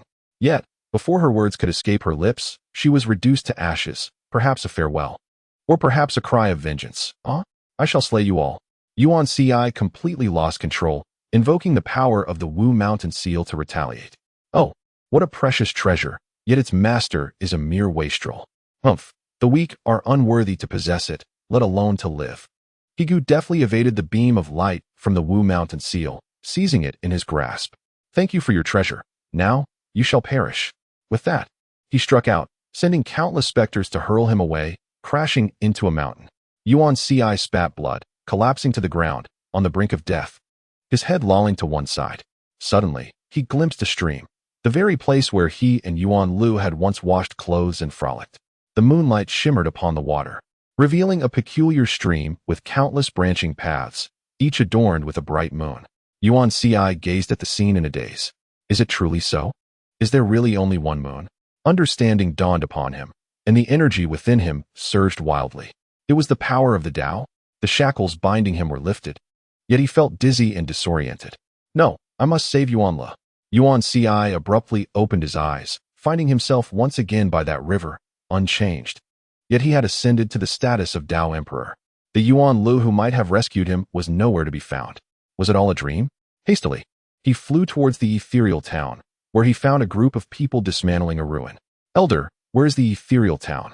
Alas, you are too late. It was destroyed by those from the 100 Ghosts Hall a month ago. Over 3,000 souls perished in the town. What? A month ago? What then was my experience? Do you know of a girl named Le? Yes, she perished within as well. Such a tragic fate for a good soul, cursed by fate. To the 100 Ghosts Hall, to the Celestial Wheel sect, none shall be spared. If you were a friend of Lu, I know her grave. The poor girl was all alone, without parents. Guided by the elder, Xuanhuan reached the grave, the very place where he had comprehended the power of the Tao. Oh, this piece of cloth must belong to her. Here, take it. This cloth was indeed the very one Xuanhuan had purchased upon entering the city, now a bit soiled. Yet he recognized it immediately. Xuanhuan's hands continually caressed the fabric as he gazed upon the gravestone. You promised to craft me new garments. Why then do you renege on your word? The wooden gravestone bore the inscription Grave of Lu. Xuanhuan discovered a massive stone nearby, and chiseled it into a square block. With a resounding clang of his sword, he engraved a few words and, after a moment's contemplation, added a few more before turning to depart. The elegant characters grave of my beloved Lu were etched upon the stone. Xuanhuan turned away without glancing back. You asked, if I were to marry you, how would you address me? My beloved? Oh no, it should be Empress. You've lost your senses again. You truly are a fool. With that, Xuanhuan, fuming, slammed the door and stormed off, prompting Xuanhuan to hastily pursue her. My lady. My beloved. He called out loudly, his voice resonating. Why are you shouting so loudly? I truly regret rescuing such a fool. She retorted, delivering a swift kick to Xuanhuan, her face flushed with embarrassment. Xuanhuan merely chuckled, choosing silence as he gazed at her. Memories of their past danced vividly in his mind, twisting his heart with anguish. Now, vengeance consumed Yuan Ci's thoughts. He sprinted into town and made his way to the 100 Ghosts Hall. Who dares to intrude upon the 100 Ghosts Hall? Have you lost your senses? Chapter 72. The Emperor's Fury. Within the 100 Ghosts Hall, countless shadows of swords materialized, all converging upon the hall's disciples, a bloodbath ensuing. Help! Oh my! Cries of terror, wails of despair, and groans of agony echoed relentlessly. Yet Yuan Ci's eyes remained unmoved. This was the wrath of an emperor. Spare me, my lord. Higu trembled, kneeling on the ground, tears and snot mingling as he begged for mercy. Humph! Even if I were to spare you, the citizens of Piaomiao Town would not. Nor would the people of this realm. This is not my affair. It was a task commissioned by the court. We are merely following orders. You lie? Yuan Ci could scarcely believe that he was the cause of Yuan Li's demise. If you do not believe me, behold. Higu retrieved an imperial edict from his bosom, prominently featuring Yuan Ci's seal alongside that of the national advisor. That treacherous Wang Ruizun. How could I have trusted him so much? Yuan Ci was shattered. The national advisor he had relied upon turned out to be such a person, though the edict had not undergone his scrutiny. The vivid crimson seal clung to his heart like the restless souls of Piaomiao Town. He had foolishly believed the deceptive words of the Heavenly Wheel sect, not only appointing a cultured leader, Wang Ruizun, but also entrusting him with significant matters of the court. Meanwhile, he remained like a fool in his study, dreaming of conquering the world, ultimately bringing ruin to countless innocent lives. Forgive me, Yuan Lu. I am but a fool, a monumental fool. My lord, spare me. My son and I are willing to serve you as loyal subjects. Your son? Is that golden-haired youth not dead? Yuan Ci stared blankly at the golden-haired youth, his thoughts in disarray. Upon witnessing Yuan Ci's lack of response, a surge of joy filled his heart, compelling him to hastily instruct his son to kneel and acknowledge their master. Return the Wu Mountain seal to me. What seal? I know not, my lord. Yuan Ci reached for his waist, discovering to his astonishment that it was still there. What is happening? Was it not taken from me? Could this be a dream? Do you recognize me? I do not, my lord, but now I do.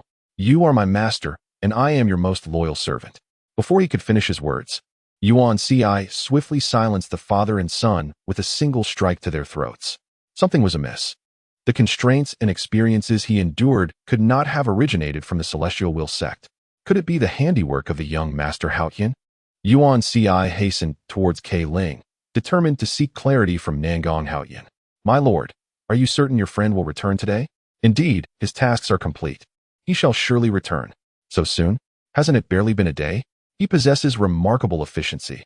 I've heard he works even in his dreams. Suddenly, the door swung open with a bang, revealing none other than Yuan Ci himself. Your Majesty, you have located me rather swiftly. Could it be otherwise? It turned out that Nangong Haotian had inscribed his presence in the skies above Kei Ling using his spiritual energy, accompanied by an arrow indicating his location. Explain this to me, Yuan Ci demanded. Without answering, Nangong Haotian removed an iron ring from Yuan Ci's person. All those you have encountered have existed, and many events have transpired. However, this is the present. Perhaps it bears connection to the past, or perhaps it does not at all. What do you mean? I do not comprehend. A month ago, the inhabitants of Piaomiao Town perished, and it is the work of this life and death ring. They are unwilling to depart, endlessly reliving the same torment. And what are my experiences? You merely became an actor in their narrative, altering the plot slightly, yet the conclusion remains unchanged, nothing more. Has the story begun anew? Indeed, Your Majesty. The only remedy now is to eradicate the Celestial Wheel sect. Only then will they be willing to depart. Yuan Ci, still reeling from the absurdity of the revelations, was equally astounded by Nangong Haotian's prowess. There are many such life and death rings, and the Celestial Wheel sect exploits this resentment to cultivate their power. Gazing at the ring, Yuan Ci was filled with profound regret, contemplating the countless innocent souls who had fallen victim and remained trapped outside the cycle of reincarnation. Let us, sir, proceed to annihilate the Celestial Wheel sect. Yuan Ci's address shifted as he acknowledged the extraordinary man before him. Very well, let us depart. Wang Fangyun, standing nearby, was taken aback. Yet the title of Your Majesty resonated clearly in her ears. After repeated inquiries, Yuan Ci once again displayed the jade seal, prompting her to hastily kneel. Observing this, Yuan Ci rushed to assist her. Do not bow to me. I am unworthy of the title of emperor. With that, He rose and turned away, heading straight for the headquarters of the Celestial Wheel sect. With a resounding crash, the gates of the Celestial Wheel sect were shattered, leaving its followers stunned. Who dares? I am the one who shall bring your demise. Yuan Si's words were frigid as he instantaneously activated the Wu Mountain Seal, summoning a colossal formation that resembled a grand cycle of life and death, swirling above the headquarters of the Tianluan sect. Countless blades cascaded downwards, slaughtering all beneath the emperor's realm. This was the judgment of the great Tao, where right and wrong were discerned with utmost clarity. Your Majesty, cease this at once. Do not be deceived by the traitors from the western regions. Wang Ruizun suddenly emerged, braving the onslaught of blades while shouting fervently. Oh, National Master, were you not unwell? You appear to be in fine spirits. I appreciate your Majesty's concern. I have come to assist in preparing for the southern expedition. Preparing? At the cost of the lives of the common people? Your Majesty should not heed the deceitful words of that western demon. Wang Ruizun was abruptly pierced by 1,000 arrows, while Nangong Haoyan merely observed, refraining from intervening. Seeing that all outside had perished, Yuan Si turned his wrath towards the main hall, where the followers of the Tianluan sect scrambled to take refuge. Great martial might, Yuan Si bellowed, shattering the hall into rubble, leaving only a handful of those at the emperor's realm. Quickly summon the ancestor, the Grand Elder cried, as the others hastily shattered their jade tokens to call forth the ancestor of Tianluan. As the sky grew dark and ominous clouds gathered, a massive black wall began to rotate slowly, echoing with piercing wails and maniacal laughter. The cycle of Tianluan. Those who follow shall prosper, while those who oppose shall perish. A figure with disheveled hair, razor-sharp fangs, 6 arms, and 4 heads emerged from the celestial wheel, clutching an iron wheel and a ghostly axe. You wretches, you cannot even handle this trivial matter, disturbing my meditation. He glared at Yuan Si and the others, his eyes ablaze with fury. Ah, so terrifying. The crowd turned in unison towards the corner, where Wang Fangyan stood. I truly cannot believe this. Nangong Haoyan slapped his forehead, a look of distress on his face. Humph. No matter how many there are, they are all mere scraps. Prepare to meet your end. With that, he hurled a black orb from his waist, from which a figure enveloped in dark mist emerged. Is that you, Mo-ko? Nangong Haoyan was both astonished and amused, questioning how this was someone from the small island when it was evidently from the divine land. Wang Fanyun, standing beside him, wore a look of sheer astonishment as she gazed at the figure cloaked in dark mist. Brother Helan, how did you end up joining the Tianluan sect? You must be quite happy together.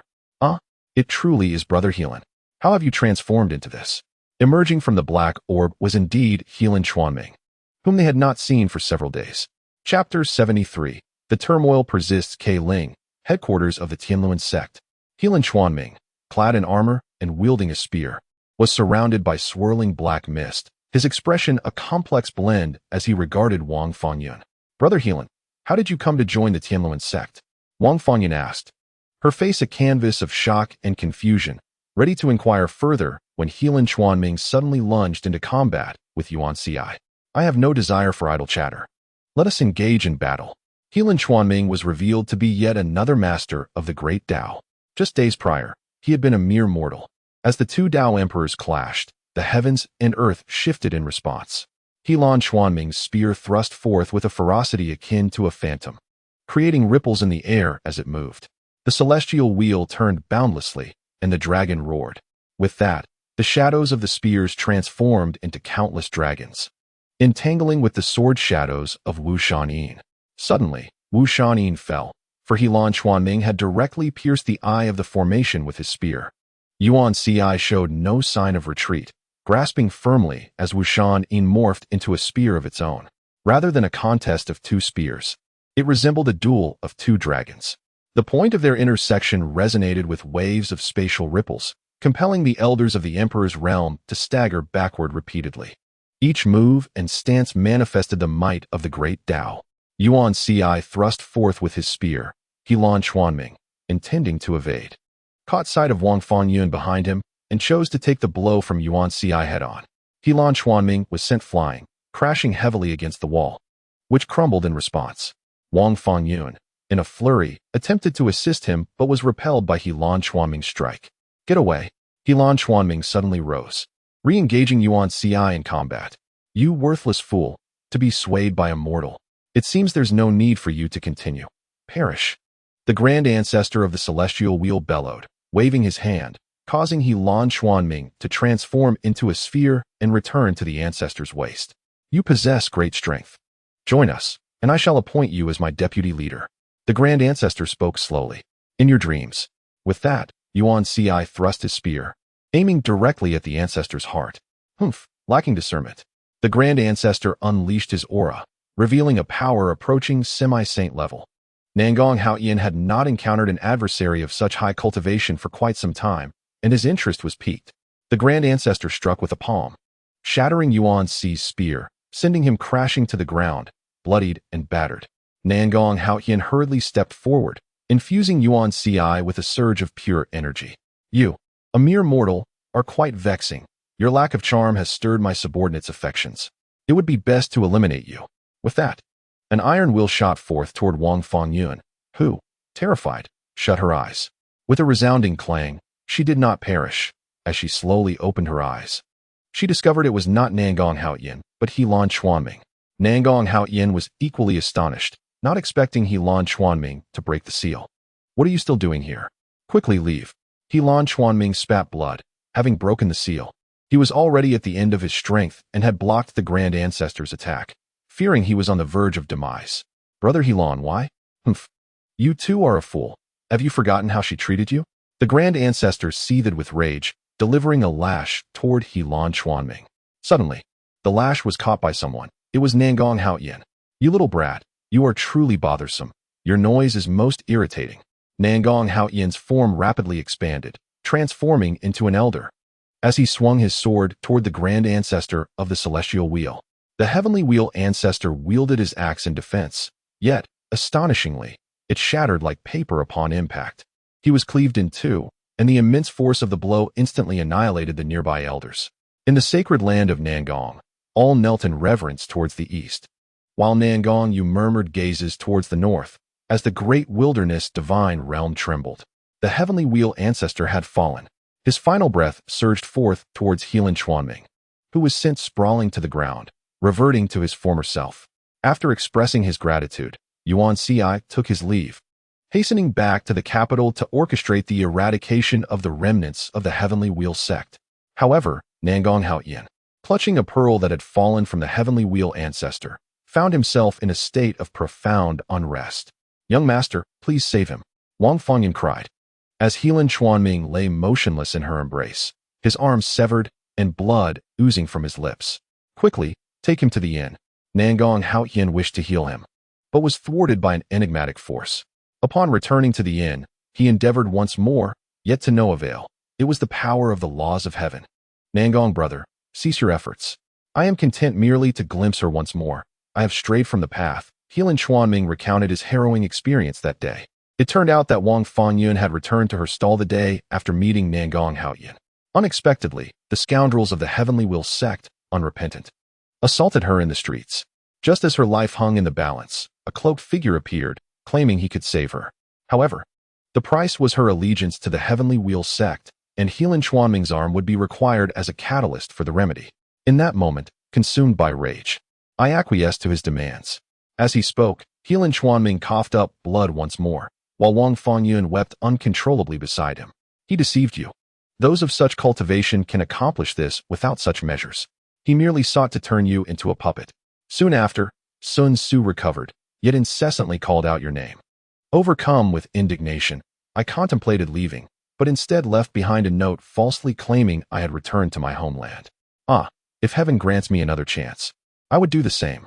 Xuanming, do not speak further. Young master, please save him. I will grant you anything you desire. Nangong Haoyan shook his head, letting out a heavy sigh. Xuanming, originally a mere mortal, had attained his abilities through the heavenly wheel ancestor. Now that the ancestor had perished, a mortal's lifespan is limited and fixed. His time was at an end, for the laws of heaven are inexorable. It is unimaginable that there are indeed individuals whom even the young master cannot rescue. Upon finishing her lament, Wang Fangyun clutched Xuanming, sobbing quietly. Xuanming tenderly stroked her hair, gazing gently at Nangong Haoyan. Young master Nangong, I have two requests. Pray, speak, brother Helan. First, please take good care of Sun Tzu. Secondly, This is the royal seal of the Uxian kingdom. I am the 5th prince of the Uxian clan, but due to a twist of fate, I encountered Sun Tzu. In a moment of mischief, I fled the palace and journeyed to Beiwu, seeking refuge in the countryside. Inform my father that his son has been unfilial. After speaking, Xuanhuan coughed up blood incessantly, his hand clutching Wang Fanyan tightly. He let out 3 hearty laughs, and shortly thereafter, he drew his last breath. It turned out he was not boasting. He often claimed to possess the bloodline of the Wuxian tribe, boasting great strength and courage, frequently assisting me with labor. You could see him drenched in sweat, yet he would deceitfully insist he was not fatigued at all, ultimately tricking me into believing he had returned to his hometown. A consummate liar. Wang Fanyan surprisingly ceased her weeping, her beautiful eyes staring vacantly at Xuanhuan. However, Nangong Haoyan understood that this was the most profound sorrow. What does the young lady intend to do? The young woman has her own plans. The young master should refrain from interfering. Upon hearing this, Nangong Haoyan sighed deeply, assisting Wang Fanyan in laying Xuanhuan to rest. And he did not pry further into her intentions. He swiftly rose to return to the capital, as he had other pressing matters to attend to. Chapter 74. Farewell to Beiwu. After bidding farewell to Wang Fanyan, Nangong Haoyan immediately proceeded to Nanjing. Within the city, a palpable anxiety gripped the populace. As local officials scoured the streets in search of members of the Tianluan sect, some citizens applauded in relief, while others, bearing offerings, wept bitterly at their family graves. Who exactly is Nangong Haoyan? Have you 3 divisions of the guards inquired thoroughly? Your Majesty, it has been clarified. Nangong Haoyan is the venerable ancestor of the Nangong sacred land and is not the son of Nangong Junyi. What? Is this truly the case? I would not dare deceive your Majesty. A tempest of emotions surged within Yuan Ci, for Nangong Haoyan was indeed the illustrious ancestor of the Nangong clan. Yuan Ci had long heard of this esteemed figure in the Beiwu dynasty, lamenting his inability to summon him. Now, the ancestor stood before him, yet they did not recognize one another. Yuan Ci was greatly astonished, relieved that he had not offended him, as the ancestor had even aided him in attaining the great Tao and imparted governance wisdom. Your Majesty, Nangong Haoyan requests an audience. Quickly let him in. Your Majesty, how have you been lately?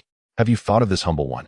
The Emperor of Beiwu, Yuan Ci, bowed before the venerable ancestor, expressing gratitude for the guidance he had received while reforming the state. Yuan Ci entirely cast aside his royal demeanor, kneeling before Nangong Haoyan. The Beiwu dynasty held a custom where the emperor, as the king of men, must kneel before the king of law, the sacred land's ancestor. Ah, your Majesty is aware. How dull. Please rise. We are old acquaintances. Thank you, venerable ancestor. Although Yuan Ci knew of his amicable relationship with Nangong Haoyan, he dared not show disrespect, all the while feeling immense joy. Does your Majesty still intend to wage war to the south? No. For those who govern must ensure that the people live in peace and prosperity, regardless of the land's expanse. That is the essence of a strong nation and the emperor's responsibility.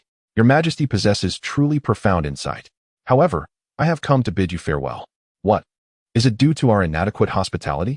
No, it is because I must attend to a crucial matter. May I inquire if your Majesty knows the current whereabouts of Wulong Mountain? Yuan Ci, evidently reluctant to part with the venerable ancestor, pleaded several times but could not retain him. Very well, I shall have the Talented Persons Institute investigate. With that, Yuan Ci rose and personally penned a letter of passage. We shall appoint you as the imperial mentor, for you have imparted to me the knowledge that even the most venerable sages could not convey.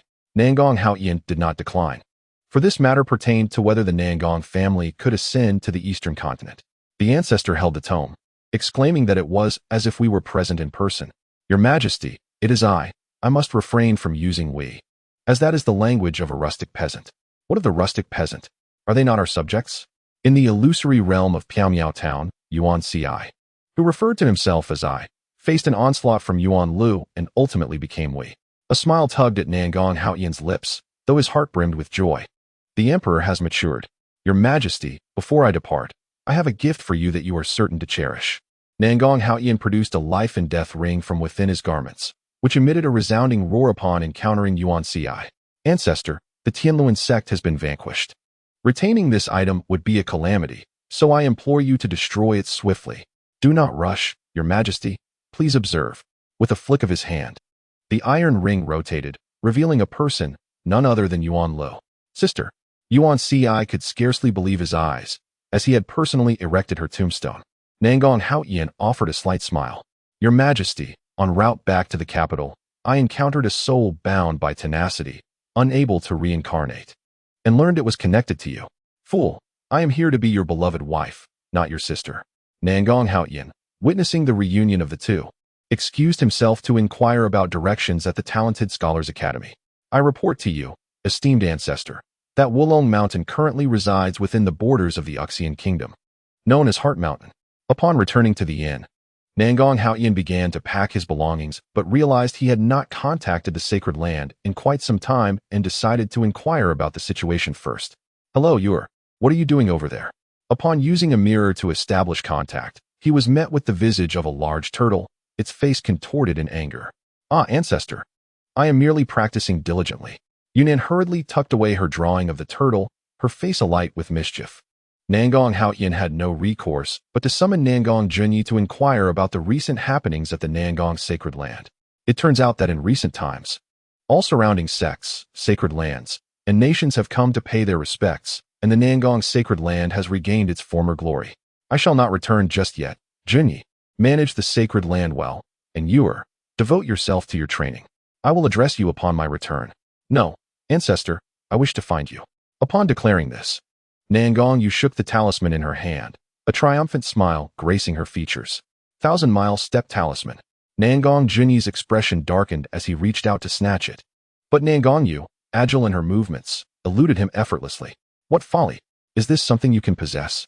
As the talisman radiated brilliant light, Nangong Yu vanished from sight, leaving behind a more troubled Nangong Junyi, as this was a treasured heirloom of the Nangong family, now stolen by her. Yor, return at once. But Nangong Yu clung to Nangong Haoyan's leg, tears brimming in her eyes, refusing to let go. Nangong Haoyan immediately regretted his connection with the sacred land. He had learned a lesson. Bringing an extra person only meant additional trouble. No. Yor has never ventured outside the western regions. If the ancestor does not take me along, I shall not let go. With no choice, Nangong Haoyan relented. Along the way, Nangong Yu ran about wildly, indulging herself in excess, leaving Nangong Haoyan utterly exasperated. Ultimately, he had to tie a simple rope to her hand as a makeshift tether, threatening to send her back if she strayed too far. The two finally arrived at the border between the Baiwuguo and Wuxian countries, where winter had blanketed the Tianlang Pass in white snow.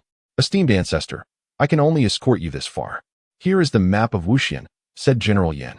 As Nangong Haoyan accepted the densely written map, he gazed anxiously at the snow-laden distance. Thank you, General Yan.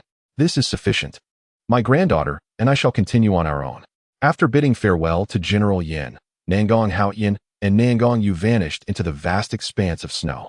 Along the way, Nangong Yu insisted on hearing stories, prompting Nangong Haoyan to recount his recent experiences. Initially, she laughed heartily, but eventually, she was reduced to tears, leaving Nangong Haoyan in distress as he had to console her. Stop. This mountain is mine, and this tree is mine. If you wish to pass, leave behind a toll.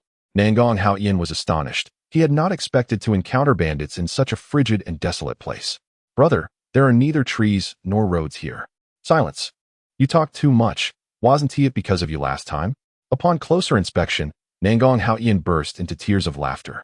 The two were none other than the two foolish thieves from Huanqing. Ah, it's you again. Brother, run. It turned out that these habitual robbers had been expelled by the authorities and had fallen to this place to commit their misdeeds. Humph, you truly know no bounds. Even daring to rob from the ancestor. Nangong Yu took immediate action, unleashing a massive pillar of fire that sent the two bandits flying. Who dares harm my servant? Chapter 75, The Heartless Imperial Family. Nangong Haoyan followed the voice and saw a red-haired woman clad in Wuxian battle armor, riding a horse and exclaiming, You claim those two foolish thieves are your servants? Thieves. They are not thieves. Are they not? They have come to rob me. Nangong Yu regarded the unexpectedly appearing woman, who possessed an exquisite figure and delicate features, with great caution. Nangong Haoyan promptly produced a mirror to show her the earlier scene. These despicable rascals deceived me. Who are you? I am Lin Chuanyi, and this is my granddaughter Lin Qinyu. We are envoys from Baiwuguo. Nangong Haoyan preferred to keep a low profile and found it convenient to use a false name. Humph, words alone are insufficient. Produce the imperial edict from the Emperor of Baiwuguo. The woman brandished her spear, positioning it before Nangong Haoyan, as her soldiers drew their swords in unison. This is our imperial edict. Please examine it, General. Nangong Haoyan intercepted Nangong Yu, who was about to act hastily, and retrieved the edict from his bosom. What is this? The prince's seal. It belongs to the fifth brother. While handling the edict, the seal belonging to Helan Chuanming was accidentally revealed by Nangong Yu, leaving the red-haired woman in utter astonishment. You are the fifth brother? You have returned? My dear lady, I apologize, but I am not your fifth brother. I am merely his friend. Chuanming is no longer with us, Nangong Haoyan replied, extending the prince's seal to the red-haired woman as he prepared to depart with Nangong Yu. Wait, allow me to escort you to the imperial city. It is not far from here. The emperor of the Wuxian kingdom, known as the Great Khan, had no fixed capital. It shifted with the emperor's movements. Thus, Nangong Haoyan and his companions climbed onto her carriage, where he recounted the tale of Helan Chuanming. Who would have thought that our last parting would be our final farewell? My fifth brother was an ordinary man from birth, yet he was inherently honest and timid, rarely daring to venture outside the tent. However, he mysteriously vanished 7 years ago, and despite our prolonged search, we failed to locate him. Only to learn of his departure now. It turned out that Helan Chuanming's true name was Helan Wala, a mortal who, due to his gentle nature, was often bullied by others. Nangong Haoyan sighed, realizing the immense courage he must have possessed at that time. Within the grand tent of the Wuxian kingdom, an elderly man, weathered yet imposing, sat solemnly. What? Wala is dead? A woman beside him wept uncontrollably. She was Helan Chuanming's mother, and the old emperor was consumed with rage. Because of you, Wala was tormented daily, leading to this tragic end. Are you satisfied now? The old emperor remained silent, merely gazing at Nangong Haoyan, who had cast aside the prince's seal in disgust. Cease this clamor. Guards, remove her from my sight. Helan Chuanming's mother was forcibly dragged away by several soldiers, and Nangong Haoyan could no longer bear the sight. How can you treat her this way? He was, after all, your son. Nangong Yu stood up indignantly, her beautiful eyes ablaze with fury. Although she had never met Helan Chuanming, she understood that he was a good man. Merely a waste. His death is of no consequence. Moreover, as envoys, this is a matter of our family. The old emperor scoffed disdainfully, while the other princes nearby shared his contemptuous laughter. Yet he ultimately attained the status of Great Tao Emperor. The one who ended his life was his half-advanced saintly superior, the ancestor Tianluan. Nangong Haoyan could no longer tolerate the slander against Helan Chuanming, not even from his father. What? Envoy Lin, this is no jest. The Helan clan was astounded. How could a talentless mortal ultimately become a great Tao emperor? I refuse to believe it. Produce evidence. The crown prince bellowed, for he, despite his exceptional talent, had only reached the pinnacle of the golden immortal realm. He could not bear the thought of a man he had bullied surpassing him.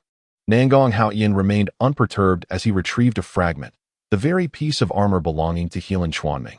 The black plate still emanated dark energy, yet it also unleashed the power of the great Tao alongside Helan Chuanming's essence. Greed flickered in the eyes of all present. The old emperor had only just begun to glimpse the great Tao and had not yet attained the status of a Tao emperor. Since this was a relic of the Flayla, we shall ensure its preservation. Alas, my son from Flayla met an unjust fate.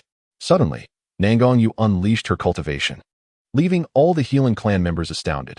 A mere young girl was indeed a Tao emperor. Nangong Haoyan then exerted his oppressive aura, and the old emperor realized he could not fathom Nangong Haoyan's realm. The crowd found it difficult to breathe under the weight of his pressure. You rascal ancestor! Nangong Yu chided playfully from beside him.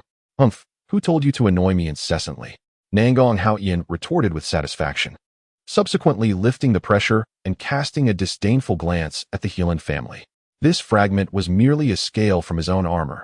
Furthermore, Chuanming only entrusted me to return the prince's seal to you, nothing more. Inwardly, Nangong Haoyan felt a pang of sympathy for Helan Chuanming. That final remark about unfilial children truly resonated.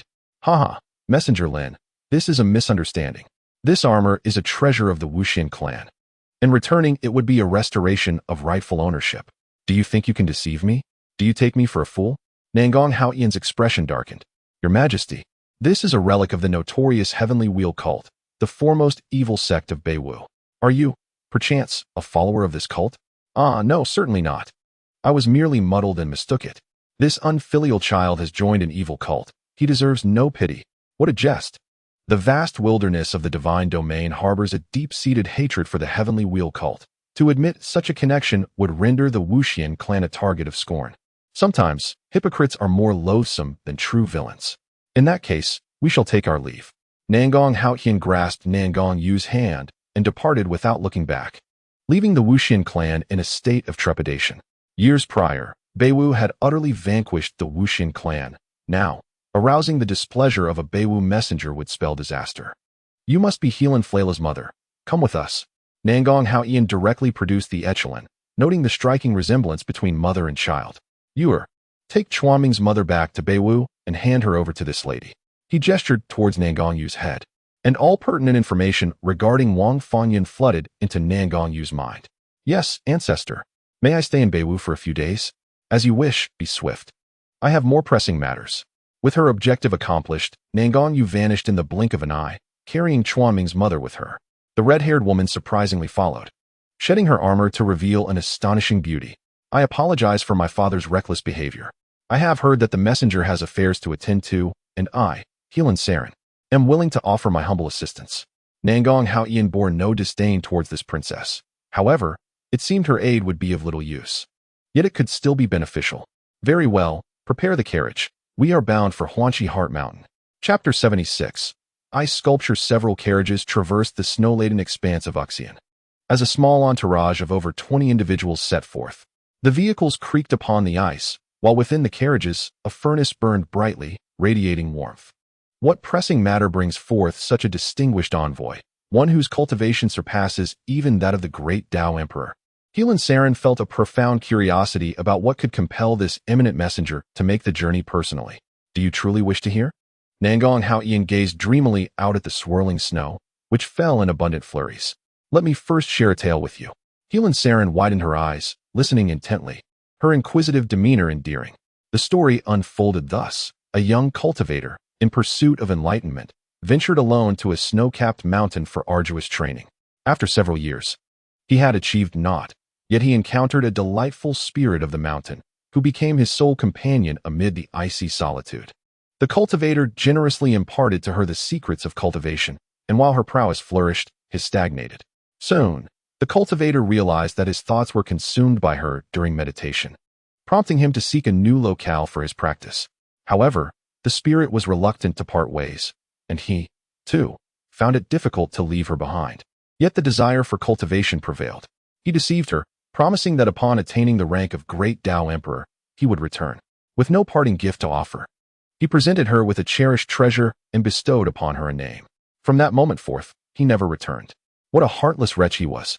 Helan Saren was captivated by the tale, gazing blankly at Nangong Haotian, while the snowfall intensified. Is the messenger that cultivator? Your Highness, we have arrived at Huanqi City. Yet, the streets of Huanqi City lay desolate, shrouded in an icy veneer, the tents and homes encased in frost, as the relentless snow continued to fall. The city gates were buried beneath the snow, resembling a diminutive snow-capped mountain from afar. What has transpired? Helan Saren urged. Go investigate at once. Yes. Huanqi City was one of the few prosperous cities in Uxian, now transformed into a ghost town, a considerable blow to the nation. More envoys have arrived. An elderly man emerged from his home, and, upon seeing Helan Saren and her companions, sighed deeply before retreating indoors. What is the matter with this elder? Helan Saren inquired, leading her retinue to take refuge in his abode, with Nangong Haotian also finding shelter there. Those who have perished and those who have fled, this is the wrath of the snow god. The snow god? Nangong Haotian asked, perplexed. I know not who they are. I only understand that the snow has fallen without cease for a month. The townsfolk have succumbed to a strange affliction, babbling incoherently about where are you. Within days, they become encased in ice and perish. Nangong Haotian stepped outside to survey the sky, and with a sudden wave of his hand, the snowfall abruptly ceased, allowing sunlight to cascade down. A miraculous being. Even the envoys sent by the Great Khan have proven ineffective. They have all succumbed. Helan Saren was taken aback. For upon her arrival in the city, she had been unable to dispel the snow, and there were no fluctuations of spiritual energy. She believed it was fate. Could it be that a snow god truly resided here? One by one, the townsfolk emerged, kneeling before Nangong Haotian, continuously expressing their gratitude. The sunlight bathed the solemn figure of Nan Gong Hao Tian, rendering him as divine. Helan Sa Ren gazed at him in trepidation, increasingly unable to fathom this envoy's depths. Suddenly, dark clouds surged back with overwhelming force, accompanied by resounding thunder, as if someone were in wrath. The snow god had returned. The crowd stared at the sky in terror, suddenly collapsing to the ground, frothing at the mouth. Helan Sa Ren and her subordinates were similarly affected. I have come to see you. How long will you continue this commotion? Nangong Hao Tian bellowed at the heavens. The ominous clouds hesitated, then dispersed. Those on the ground regained their composure and, after a brief pause, stood up. What did you just say, Envoy Lin? I said nothing, merely shouted. From that moment forth, the people of Huanqi City spoke of a celestial being from Beiwu, claiming that with just a wave and a word, he could vanquish the snow god. Consequently, Nangong Hao Tian received warm hospitality from the villagers, some even crafting idols of him for daily worship. He did not rush to ascend the mountain, choosing instead to settle in the village. The following morning, Nangong Hao Tian lazily tugged at his blanket. Suddenly, he felt something meaty, and with a swift motion, he sprang out of bed. Helan Sa Ren, what are you doing here? Helan Sa Ren, clearly having indulged the previous night, mumbled incoherently, tugging at the blanket, explaining why he had felt chilly all night. At that moment, the door burst open. Wait, don't come in. Princess, there's new information. The soldier, upon witnessing the scene, turned to ice. Report to the princess. All is normal. He hastily shut the door, and outside, whispers and stifled laughter erupted among a group. Nangong Hao Tian, with a frown, looked at the soundly sleeping Sa Ren and abruptly yanked off the blanket. Ah, so cold. Scoundrel. Thus began the first morning of the month in Huanqi City. Nangong Hao Tian bore a handprint on his face, while Helan Sa Ren's face was flushed crimson. They both stood dumbfounded at the city gate, where a statuesque girl of exquisite form stood as an ice sculpture. Which master among you created this ice sculpture? It is quite beautiful. Ah, Mr. Lin, what exactly is an ice sculpture? The crowd exchanged bewildered glances. Nangong Hao Tian slapped his forehead, realizing he had used an overly advanced term.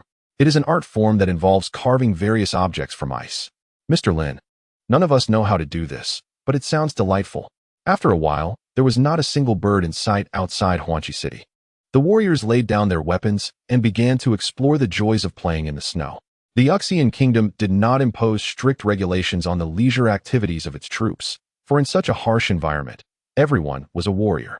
Nangong Haoyan, unconcerned, decided to indulge in play, believing that things would naturally resolve themselves. He introduced games from his world, such as snowball fights and building snowmen, and they reveled in joy like children.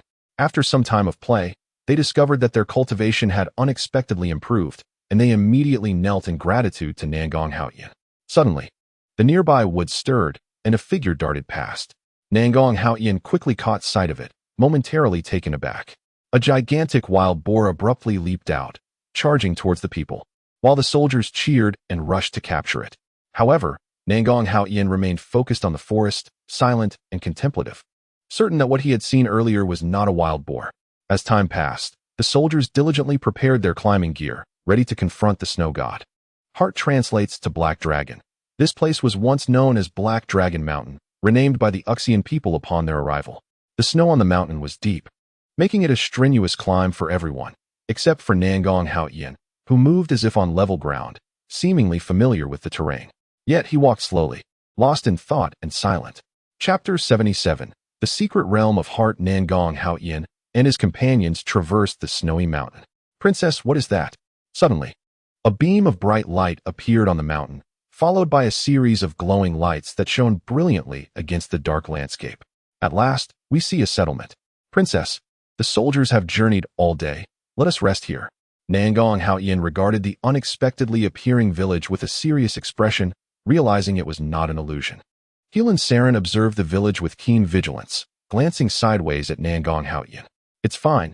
Let us go in and take a look. Nangong Haoyan swiftly approached the village entrance, his surprise palpable. It was indeed architecture from the Western world. Could there be other travelers from another realm? In haste, he knocked on the door of the nearest house, eager for answers. Stop knocking, I'm coming.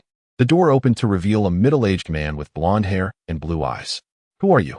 Do not ascend the mountain. There are demons above. Upon seeing Helan Saren and the others fully armed, the blonde man understood their intentions. Who are you? Nangong Haoyan inquired, puzzled, as a vague answer began to form in his mind. I am Hawk, from the province of Huangshi. Huangshi was akin to the western world of Nangong Haoyan. Despite the great distance, times had changed, and many from Huangshi had come here, some even establishing their own sections. We arrived here a year ago, having sensed the presence of demons at the foot of this mountain. Seated by the hearth in the main hall, a large wooden cross loomed above, and before it sat an elderly man with a wrinkled face and a prominent nose. In the name of the divine, it is our duty to exorcise malevolent spirits. However, this particular demon proves to be exceedingly troublesome, which is why we find ourselves here. You need not involve yourselves in this matter. Leave it to me and return swiftly. No, I must witness the demon being dispatched back to hell. Otherwise, we shall not depart. The elder's eyes reflected unwavering determination, while Nangong Haoyan expressed admiration for this quaint village. Princess, let us settle here for the time being. Very well. Nangong Haoyan's proposal elicited cheers from the gathered crowd, for this place held an enchanting allure for them. Do not open the door if you hear any sounds during the night, the elder cautioned gravely, for danger lurked in this vicinity. The demon had been particularly volatile over the past month, and his minions had descended to wreak havoc. Everyone acquiesced, yet as night fell, a dire situation arose. Princess, someone has perished. What? The crowd rushed to ascertain the situation, discovering a soldier lying on the ground, eyes wide open in eternal slumber. Everyone, stay inside, it is perilous. But it was too late. One by one, they collapsed, rendered unconscious. Nangong Haoyan had already discerned this ruse, but chose not to resist, willingly entering the secret realm. Where's this place? Before his eyes unfolded a myriad of ice trees, their branches swaying as if stirred by an unseen breeze, resembling seaweed beneath the water. How vexing. I had forgotten the warning to remain indoors. Ah, you're still alive. To his astonishment, the supposedly deceased soldier stood unharmed. He had not perished, but rather entered a mysterious realm. This secret realm appeared enigmatic, yet it paled in comparison to the ones Nangong Haoyan had encountered. Haha, what a fortuitous opportunity. We shall prosper. The secret realm was a coveted destination for every practitioner. Here, breakthroughs beyond the Emperor's realm, even into the great Tao Emperor, were within reach. You have just arrived? I have been here for a year. Have you lost your mind? You merely fainted. Indeed, believe me and see. Upon a stone slab lay intricate markings, clearly the soldier's method of recording dates.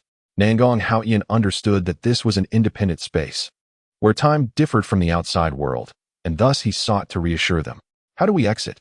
A pertinent question. The group fell into silence. Princess, there is a lock here, but no keyhole.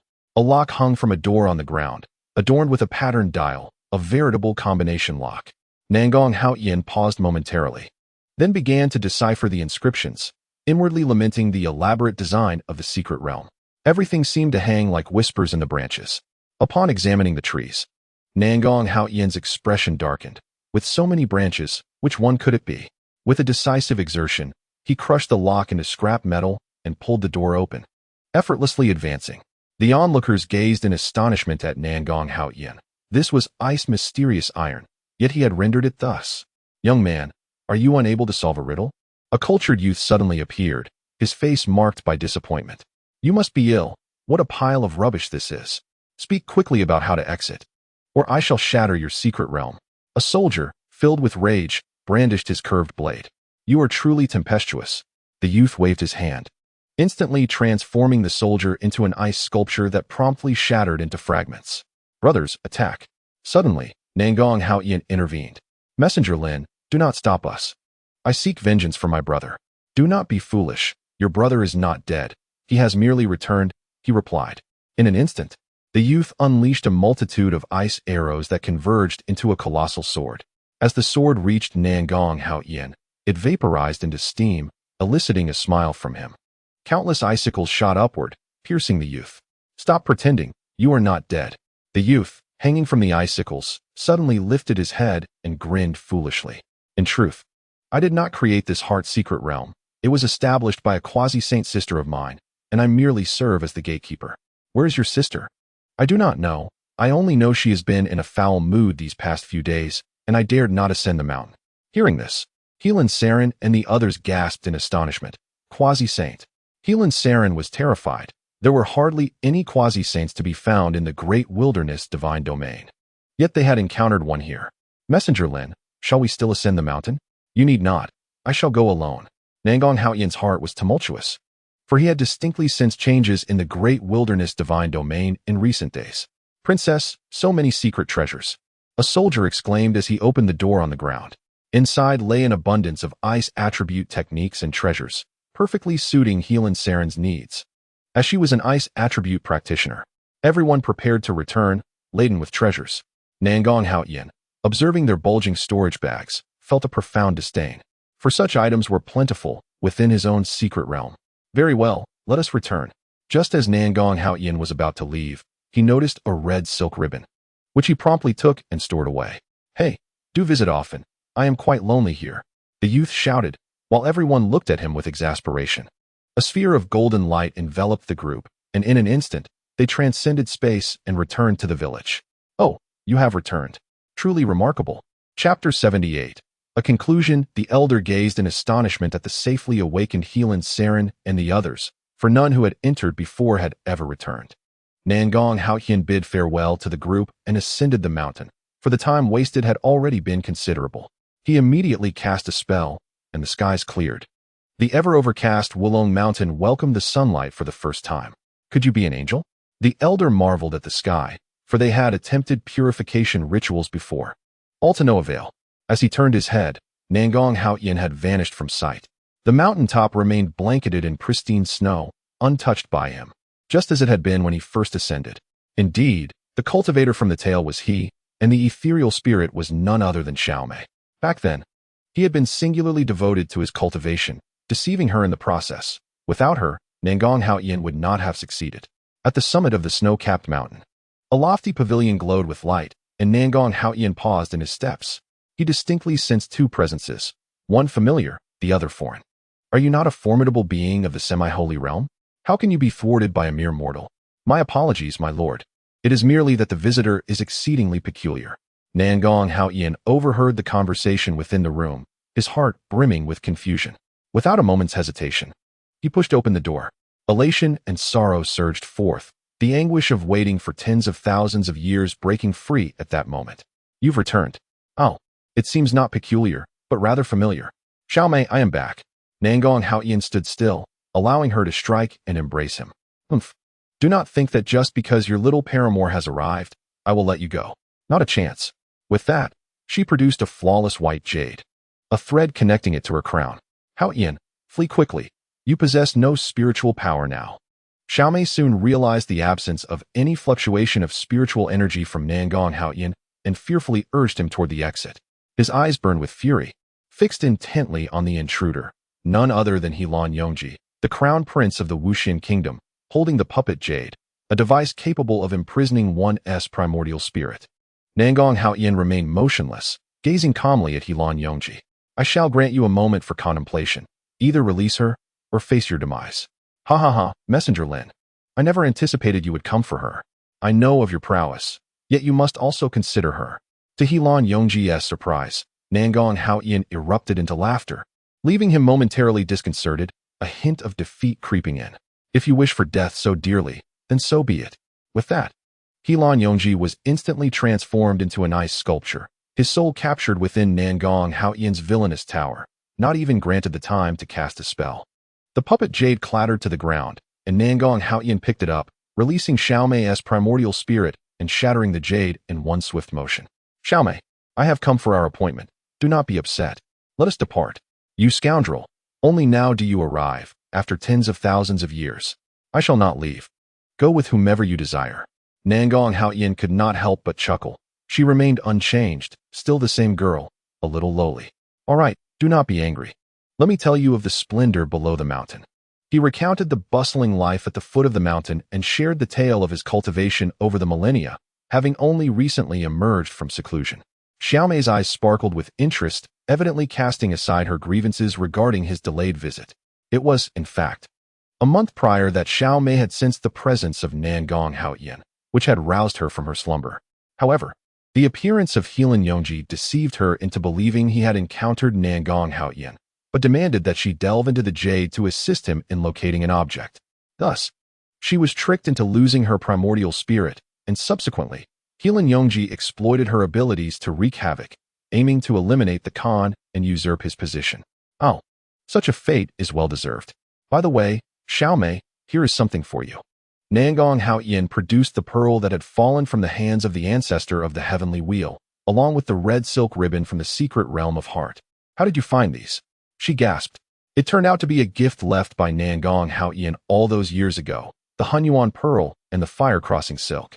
Nangong Haoyin effortlessly shattered the curse of Wulong Mountain, ensuring that it would never again be enveloped in darkness. On their descent, the two exchanged light-hearted banter. Messenger Lin, you have returned. Helan Saren mumbled with a mouthful of bread at the village entrance. Who is she? A monster? You're the monster. Look at your red hair.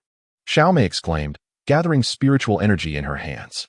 Wait, princess, I am not surnamed Lin. I am Nangong Haoyin, and this is my friend Xiaomei.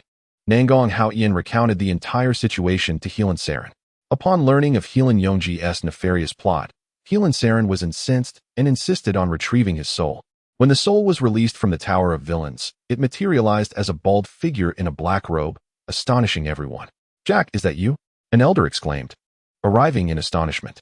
It was revealed that this Jack was also from the Wasteland State, having usurped the Prince of the Uxian Kingdom in a bid to obliterate the Wasteland State. Mr. Nangong, we shall take care of this Jack, the elder stated solemnly, intending to bring Jack back to the court of the Wasteland State for trial, as he was a dark sorcerer. Nangong Haoyin, displaying no reluctance, entrusted Jack's soul to the elder. Will the ancestor be returning now, without seeing the Khan again? Indeed, have you become an ancestor now? Xiaomei interjected. Yes, princess. Congratulations on attaining the position of crown prince. Helan Saren, however, felt no joy in her newfound title, but rather a deep sense of loss for the ancestor. After exchanging a few cordial words with her, Nangong Haoyin prepared to depart. After dismounting the carriage and conversing briefly with Nangong Yu, he took a shortcut with Xiaomei to return to the western regions immediately. We eagerly await the ancestor's return. Nangong Junyi and the others prostrated themselves on the ground. May I inquire, ancestor, who is this? I am his wife. Everyone was taken aback, gazing at Nangong Haoyin, who had lived for millennia without experiencing such shock. Beside them, Nangong Yu's cheeks flushed crimson as she fixed her gaze on Xiaomei, pondering why she was so enchanting. Do not listen to her fabrications. She is just making it up. This was agreed upon thousands of years ago. He has forgotten. Xiaomei, noticing the resentful glances from Nangong Yu not far away, unleashed her quasi-saintly pressure without hesitation. Everyone bowed their heads, with Nangong Yu's delicate face flushed crimson. Ultimately compelled to kneel, we pay our respects to our ancestor. The crowd, left with no choice, shouted with voices even louder than when facing Nangong Haoyin, who wore a grim expression. Haoyin, where should I place this secret realm of mine? You actually brought that rickety thing? Could you repeat that? All right. I'll find a place at once. Nangong Haoyin recalled the moments when Xiaomei had bullied him, instinctively retreating in haste. The crowd was astonished. The Nangong sacred land had gained yet another ancestor. Chapter 79. The Li family invades He. I reckon this ancestor is even more formidable than the old ancestor. Her cultivation must exceed that of the semi-sacred realm. Indeed, I share the same sentiment. We must tread carefully. The ancestor has a rather fierce temperament, yet she's quite endearing. Even more so than Nangong Yu. What are you two discussing? Hurry and resume your training. Nangong Yu glared at Xuanhuan Laozu and Nangong Chenyu with displeasure. Yes, senior sister. The two scurried away, having sensed that since the arrival of the ancestor, Nangong Yu's mood had soured. Within Nangong Haoyin's secret realm. Wow, Haoyin, you possess quite an assortment of items. Don't touch anything. Those are my belongings. You miser. I am now, after all, the ancestor, your wife. If you keep talking nonsense, I shall send you back to Wulong Mountain. Suddenly, a garment tumbled from the shelf of the secret realm, emanating a chill, feeling remarkably refreshing to the touch. The attire was adorned with a snow lotus, its overall sky blue hue exceedingly beautiful. This outfit is splendid. It's mine now. No way. It is. It's a gift I intended for your birthday. Nangong Haoyin swallowed the rest of his words, opting for a different response. The moment they met, they began to bicker, prompting the members of the Nangong family to hastily steer clear, fearing they might be caught in the crossfire. Life returned to its tranquil state. Report. The head of the Li family seeks an audience. What business do these insignificant fish have? Are they looking for a beating? Nangong Haoyin sneered dismissively upon hearing the name of the Li family, and Xiao Mei had also caught wind of this matter. These insignificant fish needn't bother. Let us observe the ancestor. Xiao Mei, cease your antics. I truly wish to see what these insignificant fish are up to. Infuriated, Nangong Haoyan rose and strode toward the grand hall, his eyes filled with mockery. Li Tianju of the Li family pays respects to ancestor Nangong. What does this little brat want? Li Tianju, visibly irate, audaciously called out his childhood nickname in a public setting. Suddenly, he seemed to recall something and sneered coldly. The younger generation has come to discuss the renewal of our alliance. Laughter erupted throughout the hall, with Xuanhuan Laozu supporting Nangong Chenyu, nearly doubling over in mirth. Humph. Do not celebrate too early. I invite all to behold this. He brandished a piece of paper inscribed with the word alliance.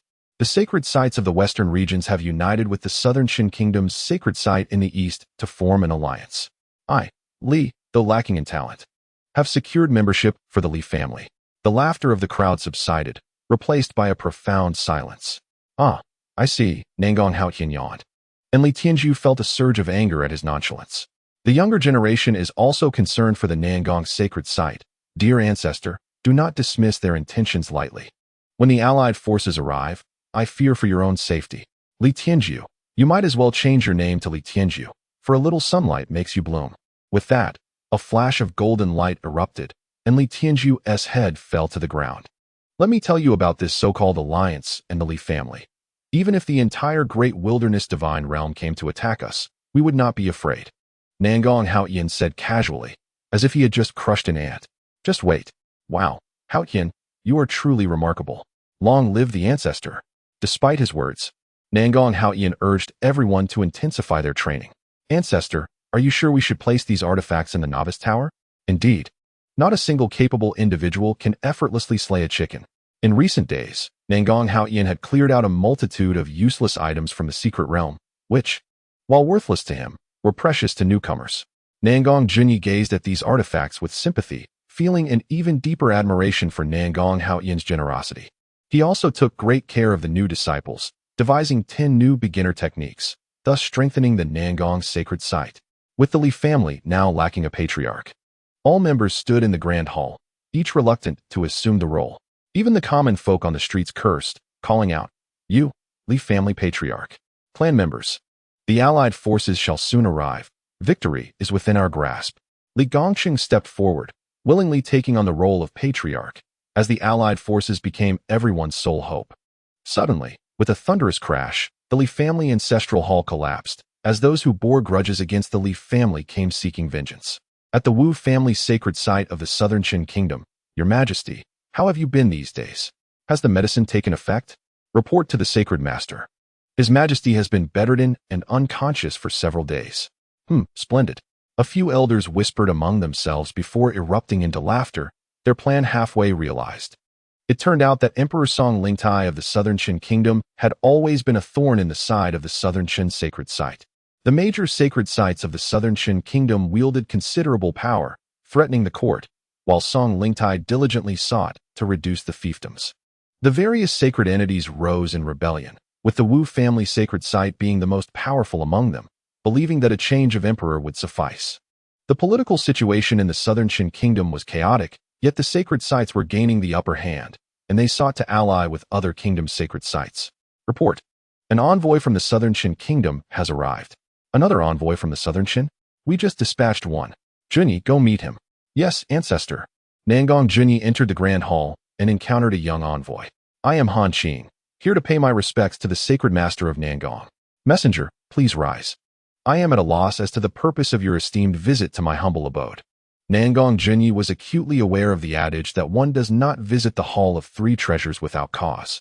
Your Majesty, the threat posed by the collusion of the southern and western sacred lands endangers us both. I have come to discuss the prospect of an alliance between your esteemed land and the northern martial kingdom. Should this be realized, I am confident that those ruffians would not dare to invade. Han Qing's eloquent words conveyed a vision of the Wu family's sacred land besieged. There is no need for haste, as this matter is of great significance. I kindly request your nation to grant us a few days. We shall provide a response in 3 days' time. Though Nangong Junyi felt tempted, he knew he must confer with the elder first. What are your thoughts, Junyi? After sending the messenger away, Nangong Junyi hurried to consult the elder. Elder, I believe an alliance would be prudent, especially given the enemy's overwhelming numbers. Oh, are you fearful? Elder, I am not. Very well, the southern Qin court is already in turmoil. Forming an alliance would be quite troublesome. The elder seemed to suggest that they should refrain from forming an alliance. Indeed, Nangong Haoyan observed the departing Nangong Junyi, a brilliant plan taking shape in his mind. Report to the sovereign, urgent news. Quick, come forth. Last night, Han Qing met his demise at the inn. The southern Qin has replaced its emperor with Wu Zhonghan and changed its state name to Southern Qi. Emperor Song Lingtai of southern Qin died last night, and the Wu family took advantage of the chaos, seizing a significant portion of the territory. What was destined to happen has indeed transpired, Nangong Haoyan murmured, his writing uninterrupted as he penned a letter to Yuan Ci. Everyone understood that a balance maintained for over a century had been irrevocably shattered. Tumultuous times lay ahead. Yet, Nangong Haoyan perceived this as an opportunity, a fortuitous chance. Chapter 80. The Commercial District of the Western Regions. Within the Grand Hall of the Nangong Sacred Land. Elder, is this truly feasible? Without a doubt, our Nangong Sacred Land is surrounded by ample vacant land. Nangong Junyi surveyed the intricate design plans strewn across the table, revealing a network of bustling commercial streets. Nangong Haoyan had already begun to formulate plans to generate revenue, as the expenses of the sacred land were considerable. Junyi, follow the designs and prepare accordingly. After taking his leave, Nangong Junyi promptly began posting advertisements around the sacred land, which proclaimed the recruitment of talented individuals. This initiative attracted numerous participants to the construction efforts, including Nangong Yu and others, who found the concept of a commercial street quite novel. Captivated by the extravagant advertisements, they held great aspirations for this venture. Nangong Yu, in particular, had witnessed the commerce of the northern Martial Kingdom. With the assistance of these cultivators, the pace of construction surpassed that of the laborers significantly. Nangong Haoyan watched with satisfaction as this cohort of free labor brought him immense relief. The commercial street took shape rapidly, achieving a preliminary form within a single day. Elder, troubling news. The merchant guilds of the western regions refuse to sell us materials. Why is that? Is it due to insufficient funds, or have you neglected to treat them with due respect? The esteemed ancestor, I possess none. They mention that selling to us is acceptable, but we must relinquish 50% of the profits from the commercial street. What? Nangong Haoyan scoffed at these merchants, dismissing their words as inconsequential. However, their brazen pursuit of profit was quite distasteful. Determined to confront these merchants personally, Nangong Haoyan declared, "Wait here, I shall speak with them." To his surprise, Xiaomei stepped forward at that moment. Having enjoyed a comfortable life in the Nangong Sacred Land, she had finally found work today. Can you handle it? He inquired. Absolutely, you need not worry, she assured him. Nangong Haoyan did not stop her departure. Sometimes, violent solutions were indeed swifter. Who are you? We are here to meet the venerable ancestor of Nangong. One merchant exclaimed. Please, everyone remain calm. I am the matriarch of this sacred land, and I will negotiate on behalf of us all.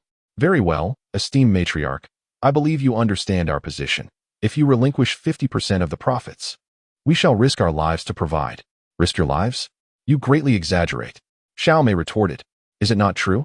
We endure the pressure of a mysterious alliance, and business has become increasingly challenging. If we provide materials again, we shall be in peril. Unbeknownst to Xiaomei, these merchants faced no actual pressure. Even the alliance dared not infringe upon the merchant guilds casually. Yet, Xiaomei had her own methods to compel their compliance. Suddenly, the table exploded into fragments, scattering debris across the ground, and a palpable pressure of semi-saintly might descended upon the assembly. Everyone gasped in shock. While they knew the Nangong Sacred Land housed formidable experts, they had not anticipated such overwhelming power.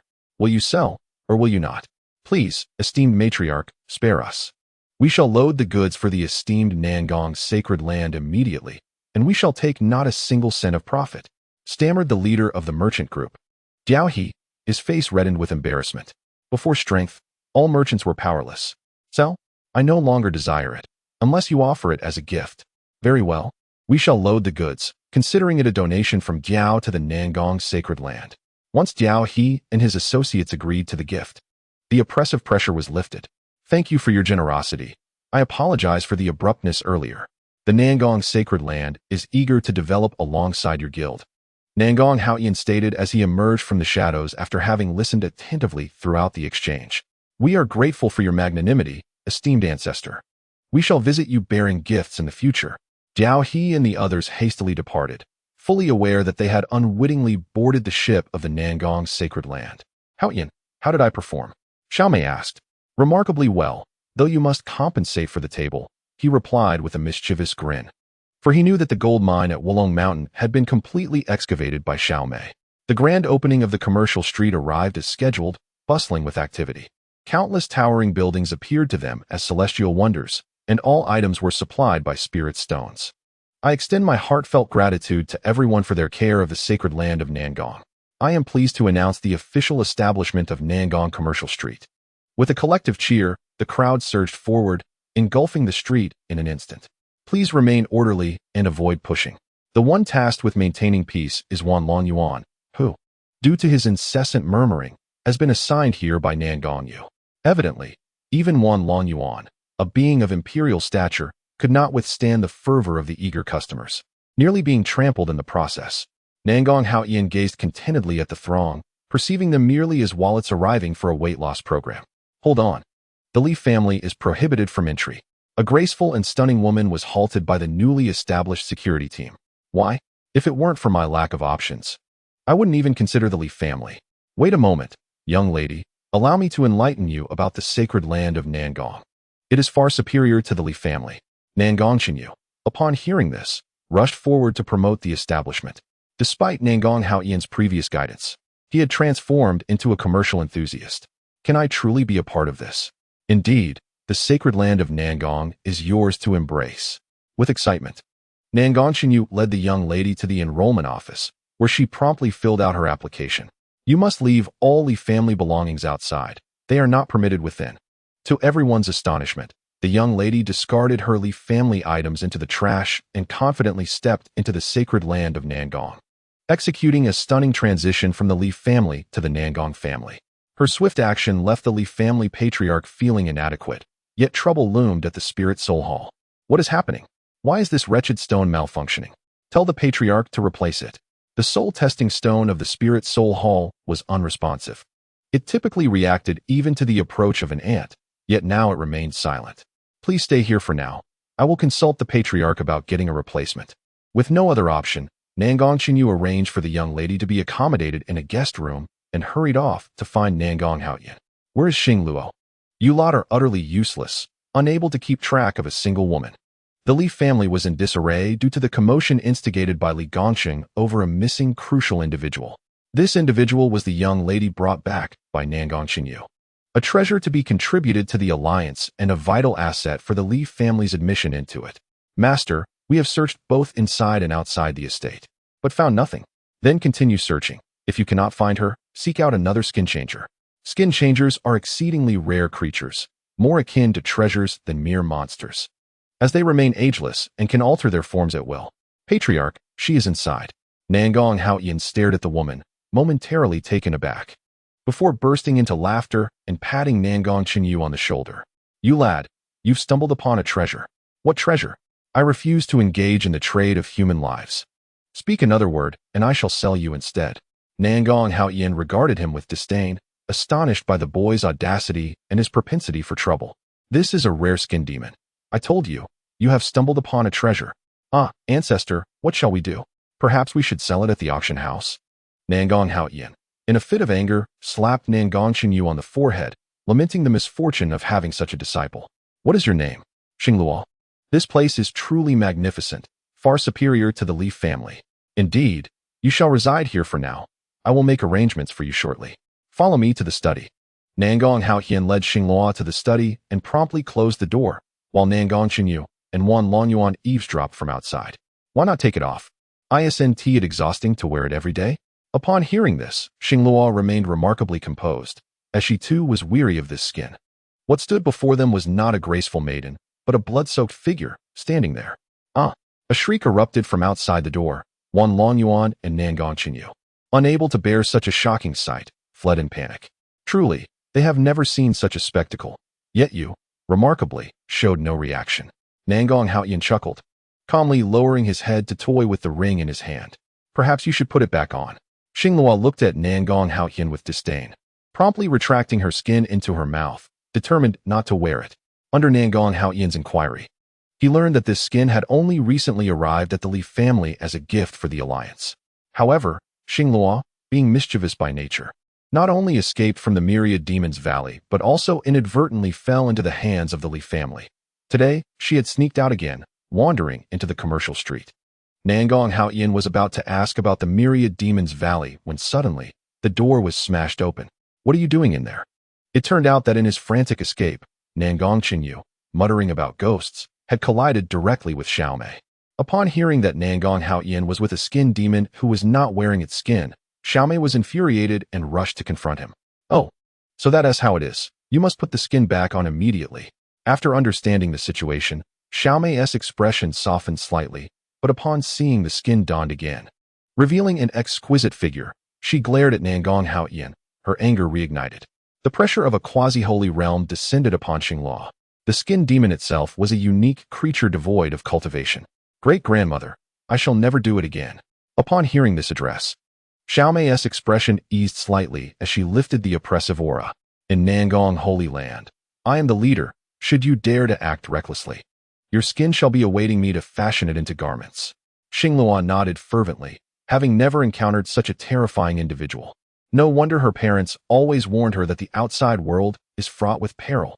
Nangong Haotian gazed at Xiaomei with helplessness, regretting bringing her along, for her presence made every day colorful and chaotic. "Head of the family, we have located her. Someone reported seeing her in Nangong Commercial Street." "Good. Let us hasten our way there." Li Gongqing stared in astonishment at the commercial street. Rather than a street, it resembled a small town, here in the western regions. It was indeed a commercial oasis. "Wait, the Li family prohibits entry." Li Gongqing gazed at the dog that passed by him, his heart seething with indignation. Was the Li family truly so worthless? How audacious! Who dares to obstruct the path of our family's master? Such arrogance is utterly unwarranted. The members of the security team, upon hearing the commotion, retrieved the regulations of the Nangong Commercial Street and perused them briefly. "You are in violation of the security regulations of the commercial street. You deserve to be driven out with rods." Upon this proclamation, a multitude of peak golden immortal experts emerged, wielding the dog-beating rods issued by Nangong Haotian, and struck the Li family members mercilessly. "Just wait. I will file a complaint," cried a servant, spotting the complaint office of the Nangong Commercial Street, only to be met with a dismissive response. "I apologize, sir, but the regulations clearly state that the issues of the Li family can only be addressed by the complainant, not resolved." With that, a rod struck the servant, sending him sprawling to the ground, and ultimately, the Li family fled the Nangong Commercial Street in utter disgrace. In recent days, the atmosphere had been relatively tranquil. There were no pressing matters, save for the frequent challenges posed by the Li family. Conversely, the Nangong sacred land thrived, reaping substantial profits from the commercial street. "Where have you taken our demon?" one of the Li family members inquired. "We truly do not know, Lord Vance. Though the painted skin demon is precious, we would never dare deceive you." In the conference hall of the Li family, a creature adorned in scales and sporting horns sat in fury, glaring at the assembly. He was Vance, the lord of the Valley of 10,000 Demons, who had come specifically to reclaim a precious painted skin demon that had been abducted by humans. "Oh, is that so?" Vance discerned the deceit in their words. To him, the Li family was but a swarm of ants. "My lord, we genuinely do not know. Please, listen." At that moment, Li Gongqing's form began to distort unnaturally, slowly morphing. "Do you take me for a fool?" Vance harbored a profound loathing for deceivers and was poised to execute him. "She is in the Nangong sacred land. She was taken by those from the Nangong sacred land." Initially, Li Gongqing had no intention of divulging this information, believing he might retrieve the painted skin demon from the Nangong sacred land. However, upon returning to the Valley of 10,000 Demons, such a possibility would vanish. Vance showed no signs of relenting. With a resounding bang, Li Gongqing transformed into a mist of blood and vanished.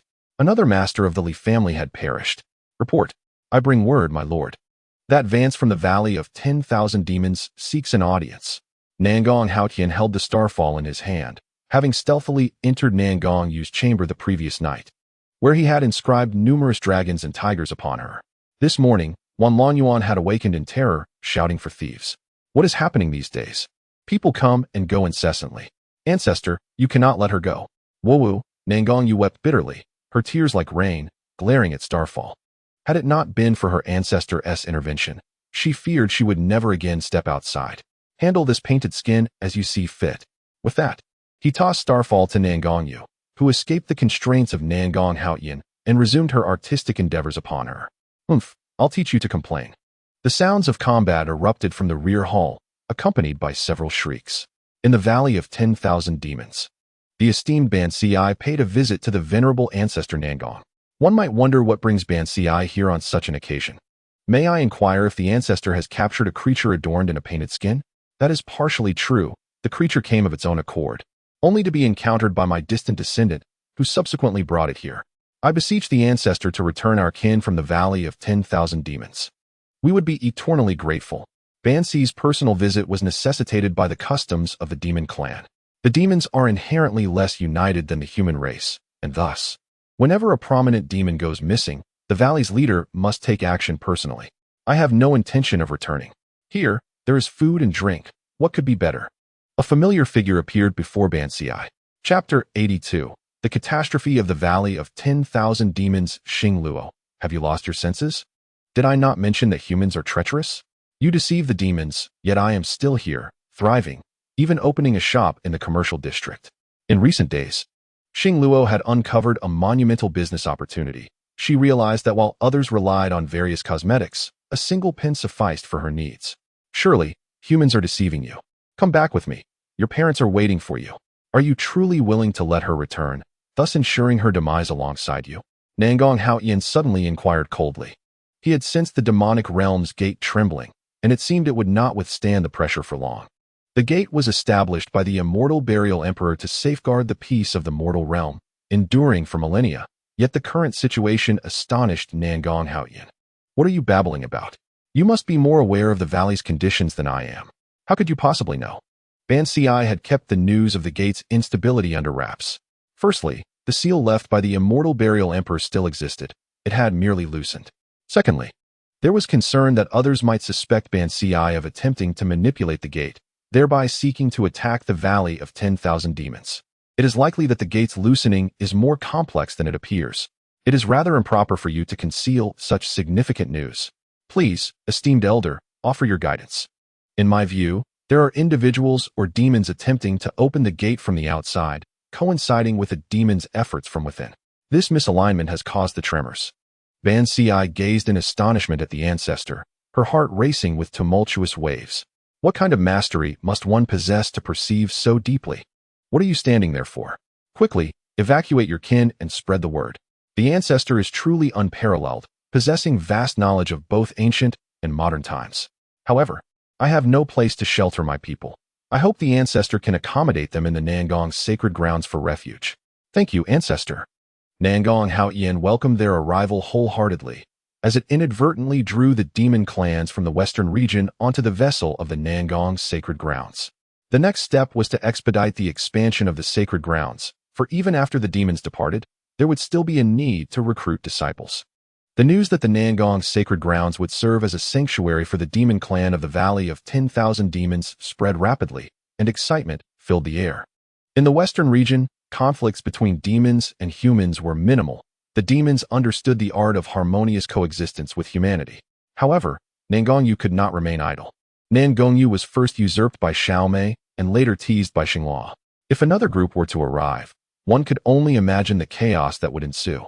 The expansion was swiftly completed, and Nangong Haoyan, after some contemplation, decided to allow the monsters their freedom, transforming Nangong's sacred land into a temporary abode for both humans and demons. Ban Ci arrived with the demon crowd as scheduled, and the first to descend were Xinglua's parents. Xinglua, where have you been?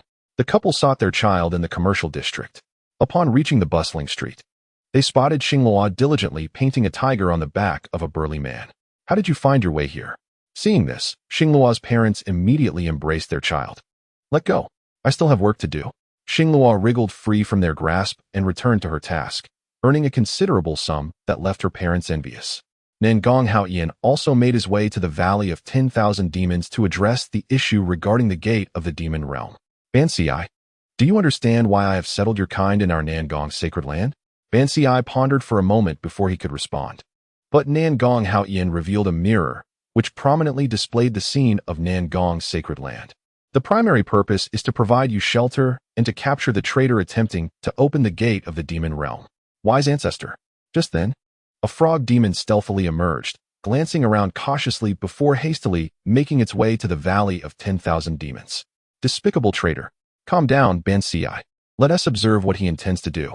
The frog demon approached the gate of the demon realm and retrieved a vial from its pocket, pouring the mysterious liquid onto the gate, causing it to tremble slightly. Seize him. Ban Si's elite guards swiftly advanced, binding the frog demon in no time. Oh, just wait. The demon lord will surely emerge. Nangong Haoyan snatched the vial away, realizing it contained demonic flames. Their plan was straightforward, to resonate the external demonic flames with the inner demons, thus loosening the seal.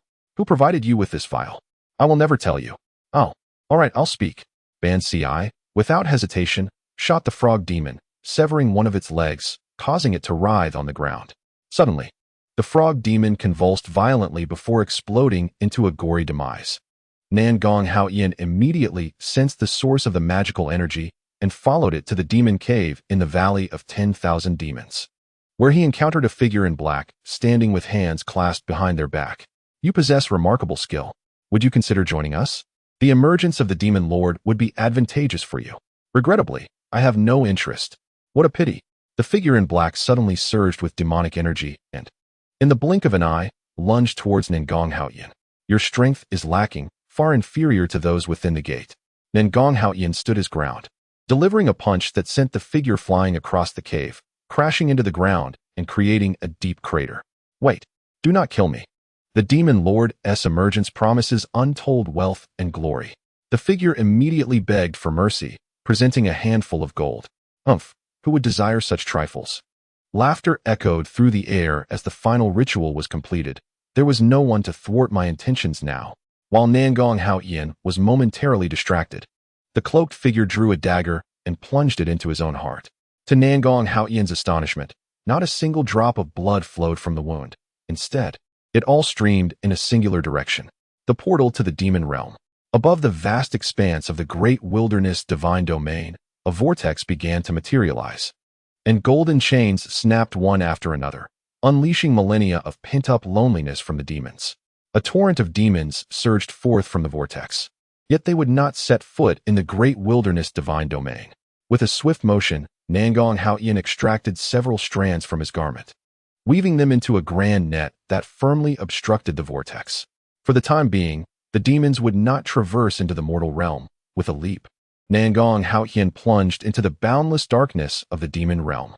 The demon realm was not merely dark, it was imbued with a crimson hue, its terrain and geography mirroring that of the great wilderness divine domain, for the demon realm was merely a splinter of it. Hey, have you heard that the portal to the demon realm has opened? Why aren't you going? What purpose would that serve? I've heard that a human powerhouse is blocking the way. Humph, what does it matter who this powerhouse is? As long as it isn't the Emperor of the Celestial Burial, nothing can withstand the might of His Majesty the Demon King. Nangong Haoyan, concealed amongst the trees, eavesdropped, then transformed into a demon. Is the Demon King truly so formidable? He suddenly leapt out, and two demons exchanged glances, bursting into laughter. You must not have spent time in the demon realm. Only the Emperor of the Celestial Burial managed to defeat and seal His Majesty. Chapter 83, Gathering the Army in the Demon Realm. The two demons lay pitifully on the ground, whimpering, bound tightly by Nangong Haoyan. I ask you, how does one reach the Demon King's palace? Walk in any direction for 990,000 miles, but be warned, it is heavily guarded. I fear that the young hero will not succeed. What if this is the case? With a handful of soil, Nangong Haoyan cast it into the earth. Instantly, countless vines sprouted, transforming into formidable soldiers wielding weapons, exuding an imposing presence. I shall confront the Demon King. Let us proceed. The soldiers marched in an orderly formation towards the horizon, a true display of puppetry, slaying any demons they encountered without mercy. What did you say? A human leads an army towards me? How audacious after all these years. A demon with two large horns sat enthroned within the Demon King's palace, gazing greedily at the open breach. Let them create chaos. No matter how the prey struggles, it cannot escape its fate of being devoured. Nangong Haoyan relentlessly besieged cities, conquering many, and nearly all the inhabitants of the occupied regions came to revere him. With his puppet army, he advanced triumphantly, assimilating numerous demon forces along the way. For the demon race only trusted in greater strength. Report, General. Scouts have returned with news of the demon realm's Imperial Guard. A diminutive 5-inch tall imp approached to deliver a report, accompanied by similar little imps who spread rumors along the way. You have arrived just in time. Swiftly take this diagram and execute the formations as instructed.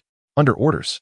The blueprint crafted by Nangong Haoyan depicted the long snake formation of that realm, which had been adapted to accommodate the multitude into a chaotic dance of demons.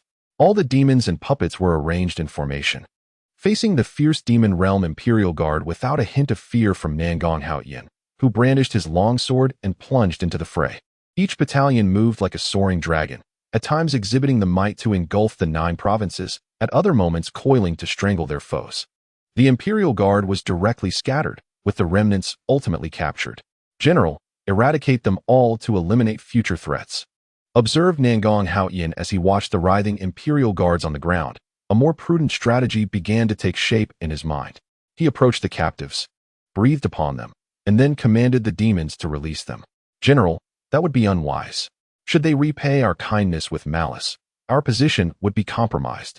Nangong Haoyan waved his hand dismissively, uttering nothing more, and returned to the main camp, leading to rumors of his unwarranted compassion. During this time, several elders defected. This was precisely the outcome Nangong Haoyan desired, as he sought to eliminate those with ulterior motives among the demons. Time sped by, and before long, 3 days had passed without any movement from the enemy. As the demons pondered this unusual silence, a report emerged. The Imperial Guard has inexplicably collapsed. Upon hearing this news, the demons were astonished, praising Nangong Haoyan's strategic brilliance and vowing unwavering loyalty. It turned out that the breath he had blown upon them was none other than the sacred essence gifted by the people of Wulong Mountain in Huaxizu, capable of incapacitating demons. The news of the effortlessly subdued Imperial Guard reached the Demon King's palace, instilling panic among all. For this army had already seized a significant portion of demon territory. Humph, this band of imbeciles. It seems I must take matters into my own hands. The Demon King scoffed, dispatching a nearby guard with a flick of his wrist, and boldly strode towards the command platform wielding his battle axe. Without the hindrance of the Imperial Guard, Nangong Haoyan's forces surged forward like a ferocious tiger towards the demon city, while the demon populace murmured of impending change. All disciples of the Nangong sacred land gazed at the swirling vortex in the sky, although the demons within had seemingly vanished. Their ancestor had not returned in over a month. Do you think the ancestor has perished within? Why has he not returned for so long? Hey, you two. Stop spreading such nonsense. The ancestor is formidable. Nangong Yu responded angrily, though concern stirred within her. Surely not. He had just found me before disappearing. Could it be that I must now seek him out? Xiaomei idly held a cup of wine discovered in Nangong Haoyan's secret realm, gazing at the sky's vortex, uncertain whether Haoyan would return and if he would seek her out. Meanwhile, Nangong Haoyan sneezed several times, pondering his prolonged absence from home and whether anyone missed him. Brothers, before us lies the grand city of demons. Do you possess the confidence to achieve great deeds and secure titles? Yes, yes, yes. The multitude of demons rejoices, for they are on the verge of becoming the elite within this city. In the demon realm, there exists a hierarchy. Those within the city are of the highest rank, while those in the surrounding areas hold a secondary status, and all others fall to the lowest tier. Nangong Haoyan has promised that the rigid class system of the demon city will be abolished, and the masses believe they will ascend to the new elite, reflecting the law of the jungle that governs the demon realm. How dare you, lowly third-tier demons, act with such audacity and attempt to assault the city? How arrogant! Why should you hold the title of Demon King while we cannot? Though we may be of the lowest rank, I shall slay the Demon King. Nangong Haoyan stood with hands clasped behind his back, his face concealed by a mask, rendering him unrecognizable. This haughty tone is reminiscent of a bygone individual. Yet you are not that person. Prepare to meet your end. The Demon King swung a massive axe, releasing a torrent of demonic energy akin to a waterfall, revealing his prowess at the sacred body level, as all members of the demon race are practitioners of physical cultivation. The overwhelming demonic aura surged forth as Nangong Haoyan raised his sword to block, The clash of sword and axe sent soldiers from both sides flying. The Demon King staggered several steps before regaining his balance. You are formidable. Do you not desire wealth and glory? Serve under me, and I shall ensure that your riches are endless. The demon realm is utterly mundane, fixated on wealth and power. Are there no other pursuits? What do you desire? And I shall grant it. I seek your life. Nangong Haoyan unleashed a strike, the sword's shadow transforming into countless golden rays directed at the Demon King, who cleaved through them with his axe. This was the first time Nangong Haoyan encountered someone capable of countering his attack, filling him with exhilaration.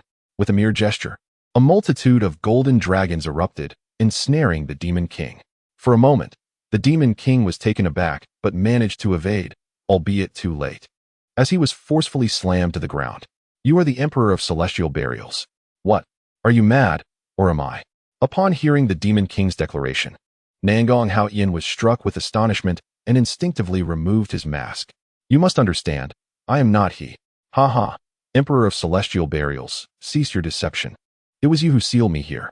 A millennium has passed, and now the spiritual energy of the vast wilderness has become chaotic. Whom can you save now? Nangong Haoyan, taken aback, regarded the Demon King with a gaze of incredulity, contemplating how to offer him aid. Alas, even if I cannot defeat you, I shall plunge the vast wilderness into chaos. I wonder whom you will be able to save then? Chapter 84.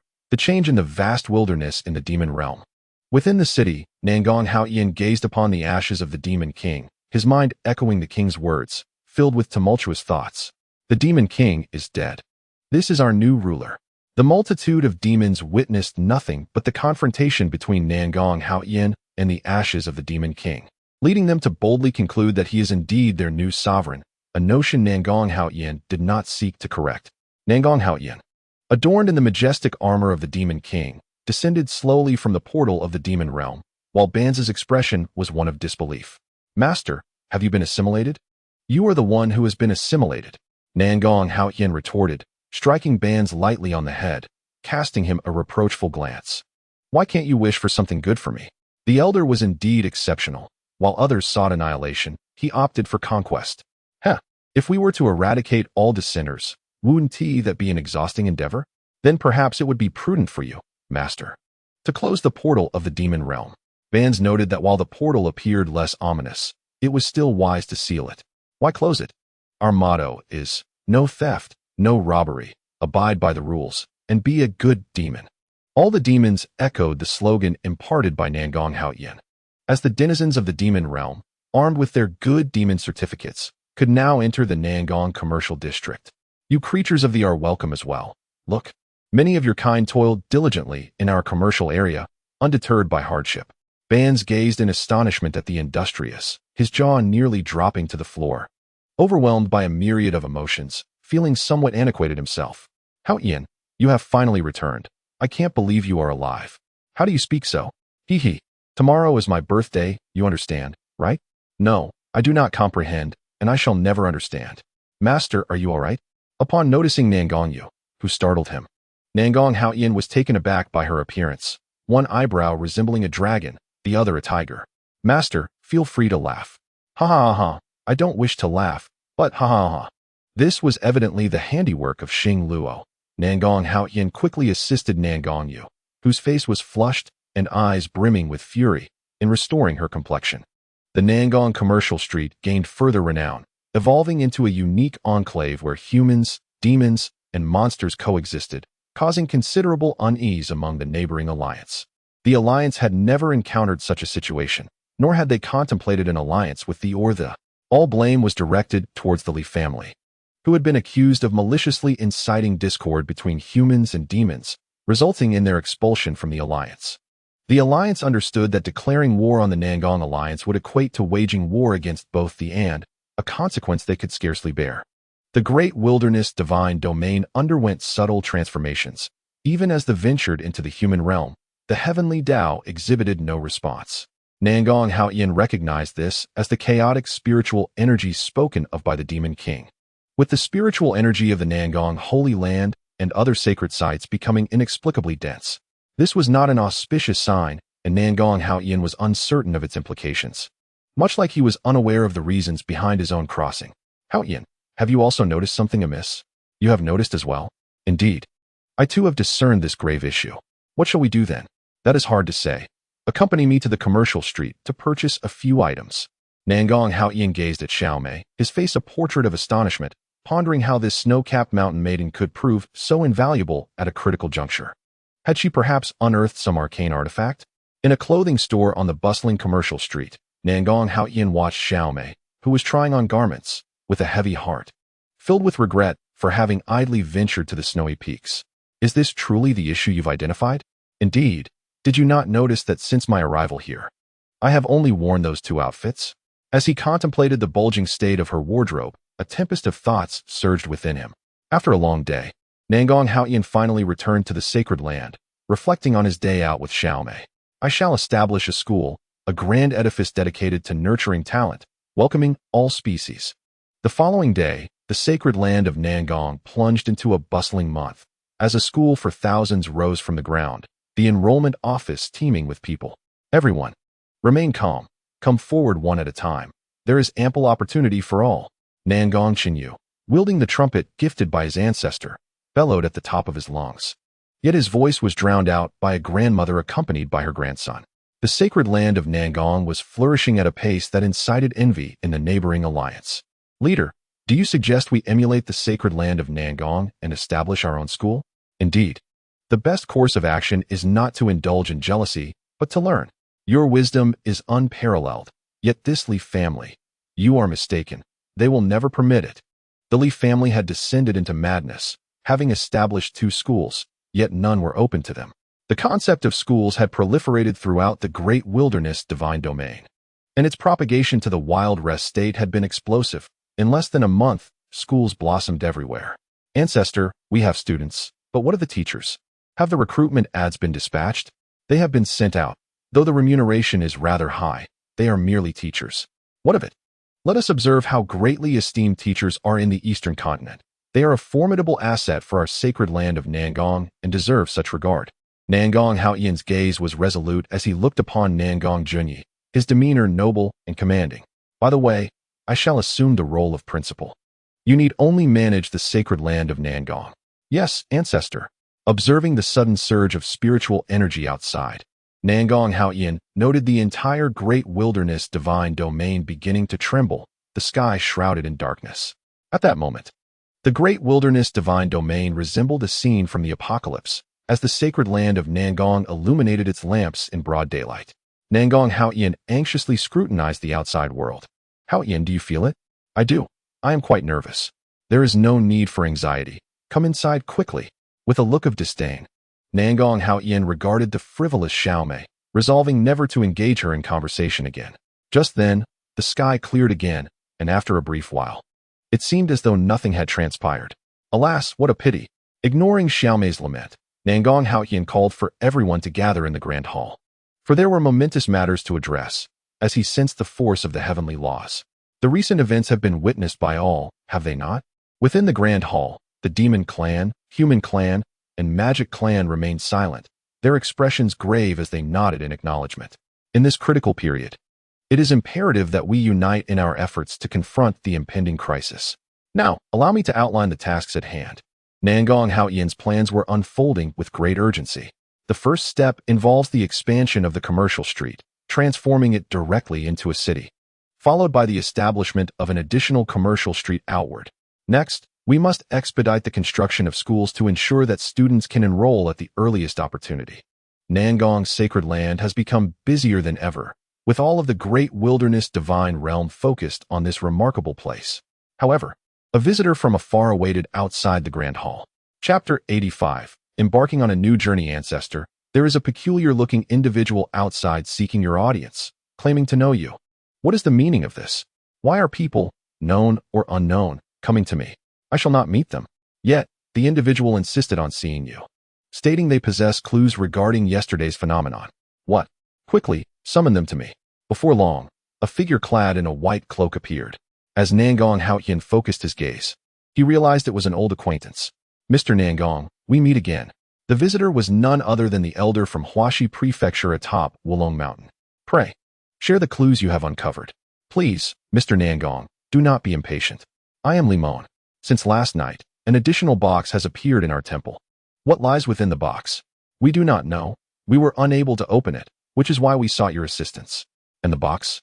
Forgive me, sir, but we could not even lift it. Nangong Haoyan regarded Limon with skepticism, pondering whether this old fellow was deceiving him. Sir, please take a look. Limon presented a colorful card depicting a seemingly ordinary black box radiating an enigmatic aura. This is a dead box. How might one open it? No. Our father has examined it, and there is indeed something inside, though it appears quite unremarkable on the surface. Nangong Haoyan took the card and scrutinized it for an extended period, feeling uneasy, and resolved to travel to Huaxi Prefecture for further investigation. Haoyan, you have barely returned, and now you wish to leave again. Are you trying to leave me in solitude? Go away. You are truly bothersome. Stay home and take care. I shall return shortly.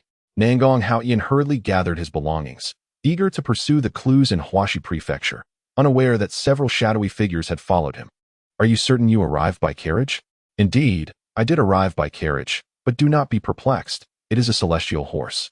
Nangong Haoyan eyed the classical carriage skeptically, clearly lacking the grandeur of the eastern continent. Hey, you lot, stop hiding. I can see you. Several figures emerged from the bustling market, their faces tinged with embarrassment. These individuals were Lu Bai, Xuanhuan Yuan, Nangong Xinyu, Nangong Yuhua, and Xiao Mei.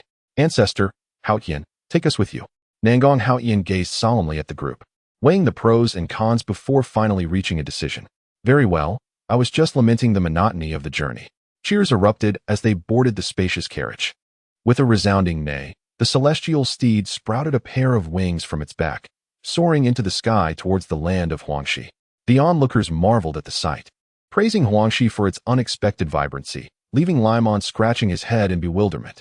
Sir, let us pause for a moment. I wish to meet an old friend. The group, intrigued, insisted that Limon make the introduction, to which he readily agreed. Upon disembarking, they found themselves before a temple, a revelation to Nangong Haoyan that he had a monk friend.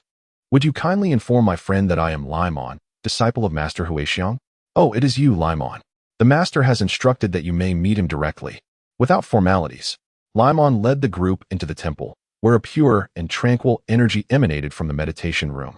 This purity did not induce confusion, but instead offered an intense sense of familiarity. While this was the general sentiment among the others, Nangong Haoyan perceived a remarkably refined essence of the Tao, subtly cleansing the souls of those present. I knew you would come. I awaited your arrival here.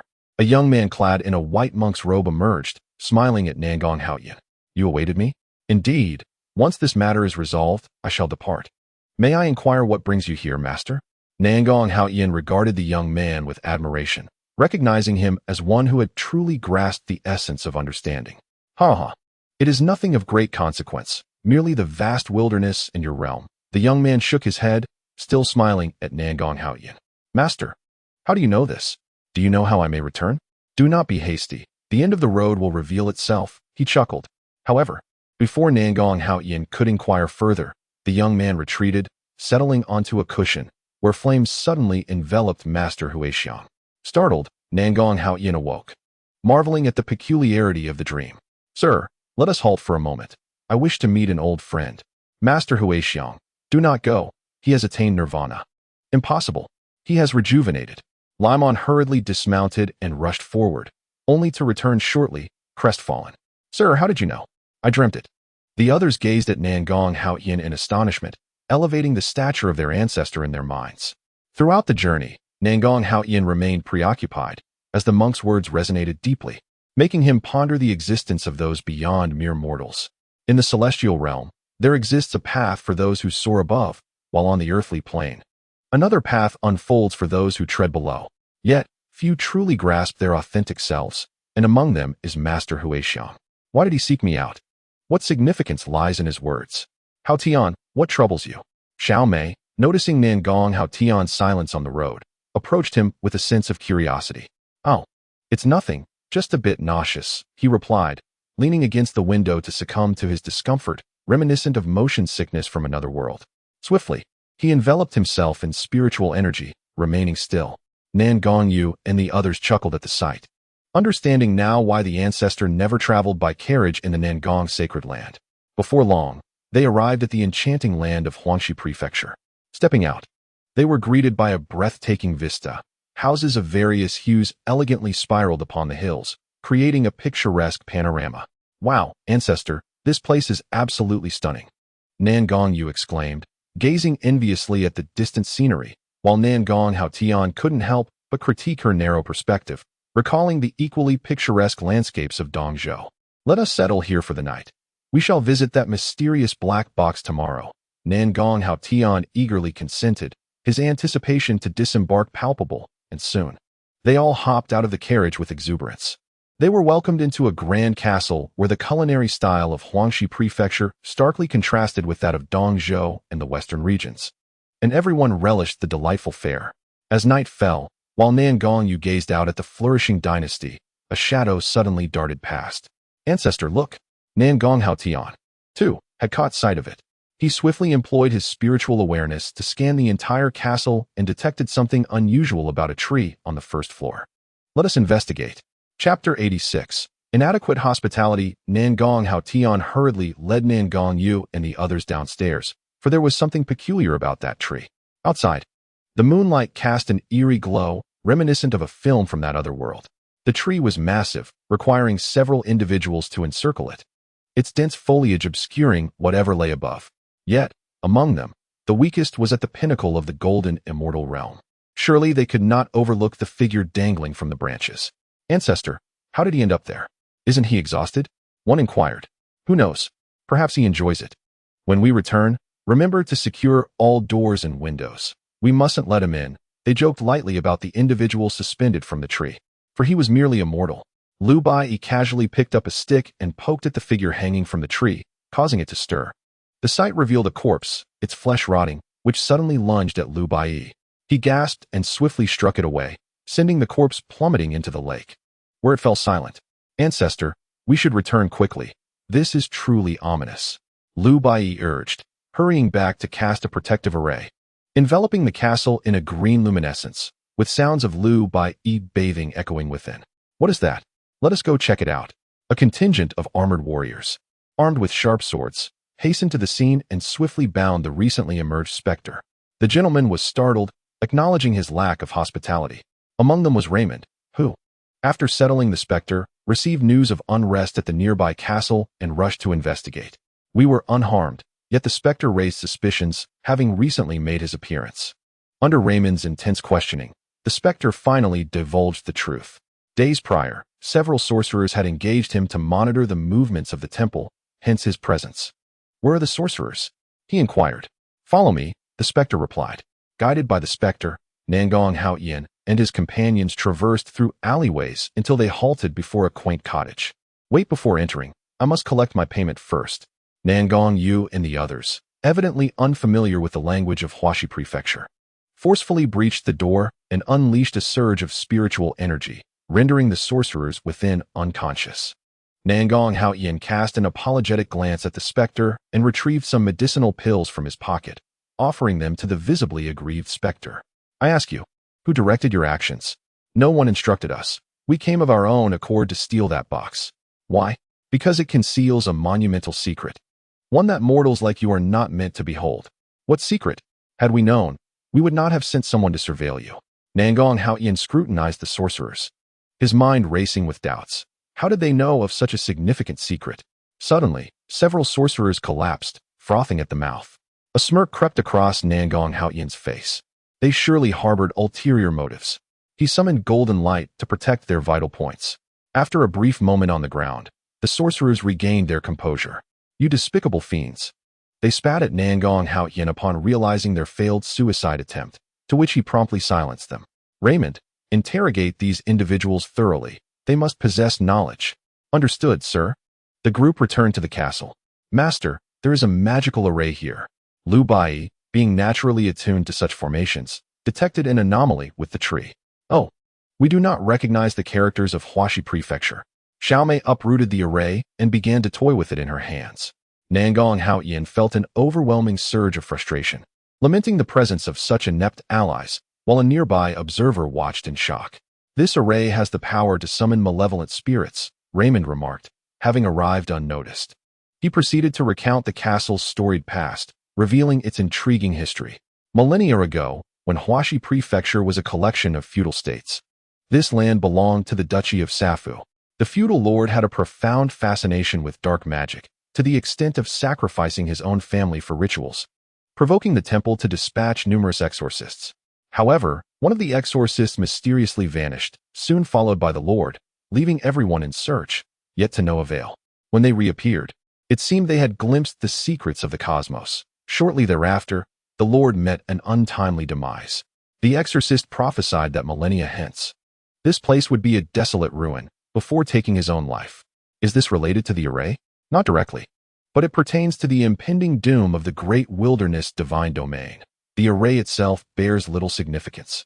Nangong Haotian gazed upon the castle, convinced that the secret lay within its walls, albeit temporarily undiscovered. Sir, I trust you have rested well. Shall we investigate that black box? Nangong Haotian, unfazed by the need for sleep, had not slumbered the previous night, having explored the castle without a single revelation. Very well, let us proceed. He swiftly arrived at the temple, its resplendent grandeur leaving onlookers awestruck. Sir, it is right there, perfectly secure, no one can claim it. Before him lay a pitch-black box, evidently absorbing all surrounding light, just as it had done that day. Raimon, why have you brought a youth? Can he truly unlock it? Indeed, Raimon, have you been deceived? The crowd murmured, casting skeptical glances at Nangong Haotian. Approaching the box, he reached out and effortlessly lifted it. Sir, you are remarkable.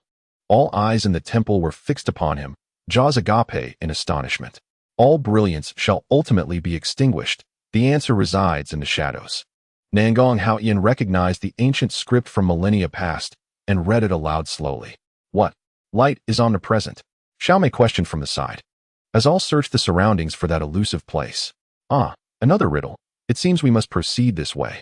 Suddenly, as Nangong Haotian channeled his magic, the box began to transform with the increasing force. The sky outside darkened rapidly, mirroring that fateful day.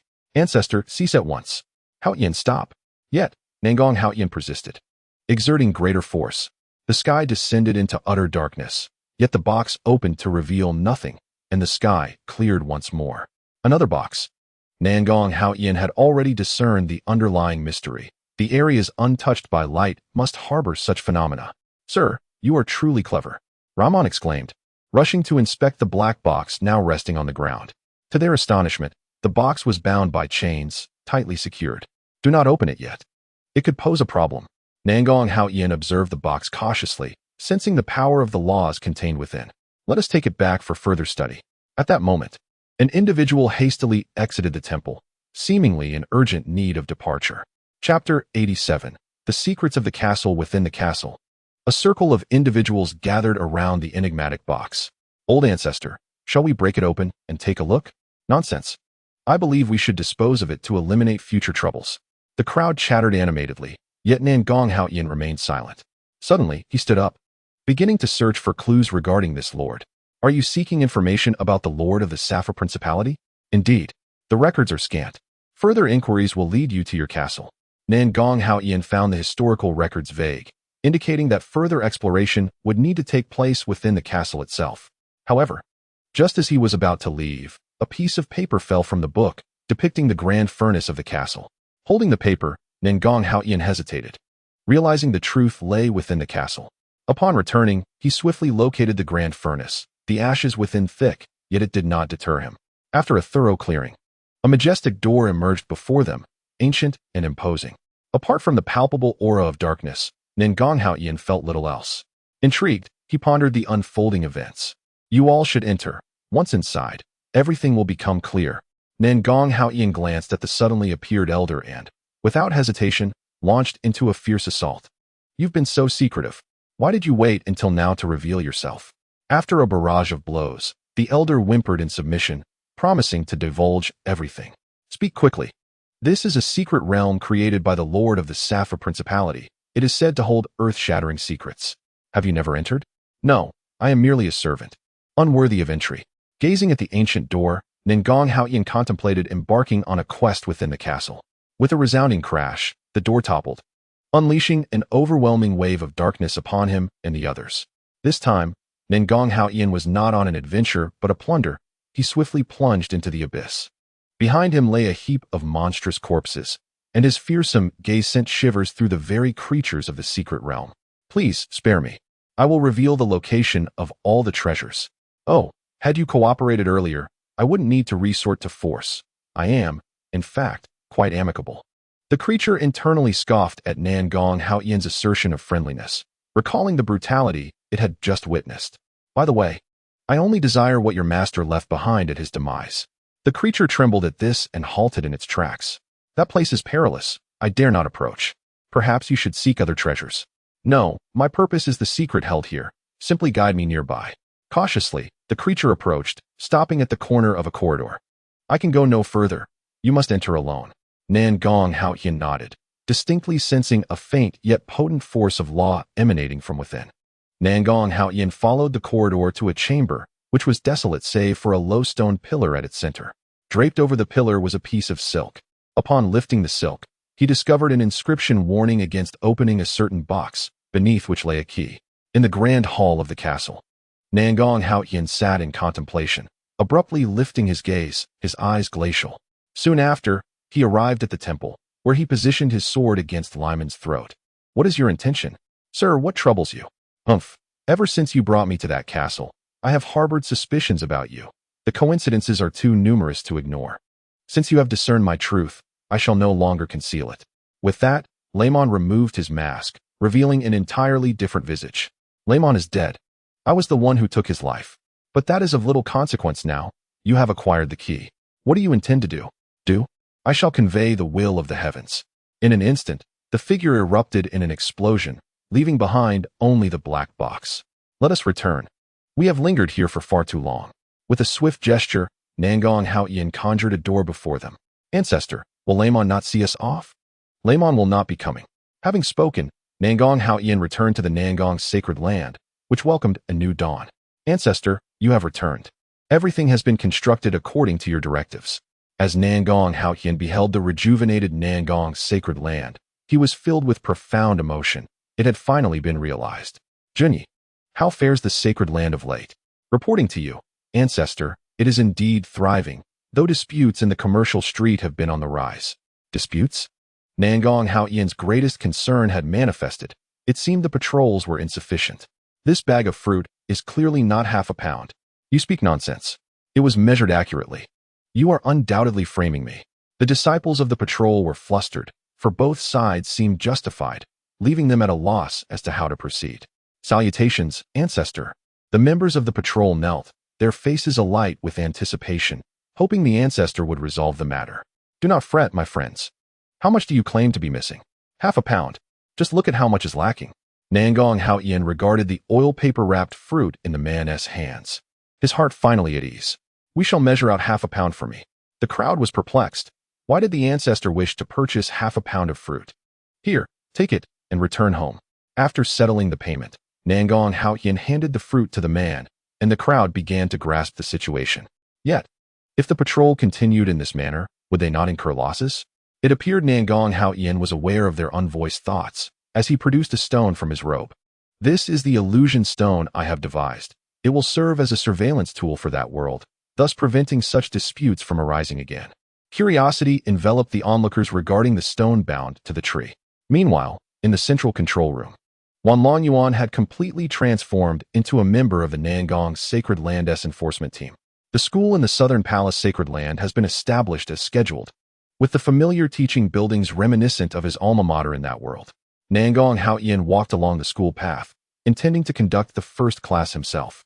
Ascending the grand podium, he sat cross-legged and began to expound upon the principles of the Tao, a colossal wheel of law slowly rotating behind him. The students below listened intently, though there were exceptions. One student, unable to contain his curiosity, opened his eyes and began to look around. Noticing the stillness of his peers, he suddenly leaped about, prompting Lu Bai to swiftly suppress him with a reprimand. Whose child is this? Acting like a monkey. I am a monkey, the child exclaimed, morphing into his true form and waving his furry hand at the teacher. The audience exchanged awkward glances, then admonished him to quiet down. TCH. Who wants to listen to that old man's lecture? The voice was barely audible, yet Nangong Haoyan ceased his teaching, and an unusual silence enveloped the room. Some teachers appeared pale, while others glared with indignation. Chapter 88. The Genius Monkey. Does that mean you understand everything I've taught? Yes, I understand it all. Nangong Haoyan gazed at the monkey in astonishment. To confirm, he posed several questions. As the teachers regarded the monkey with disdain, it astonishingly responded with eloquence, leaving many teachers puzzled. Impressive indeed. What is your name? In response to the principal, I am called Ho Zhang. From now on, you shall study under my guidance. Thank you, principal.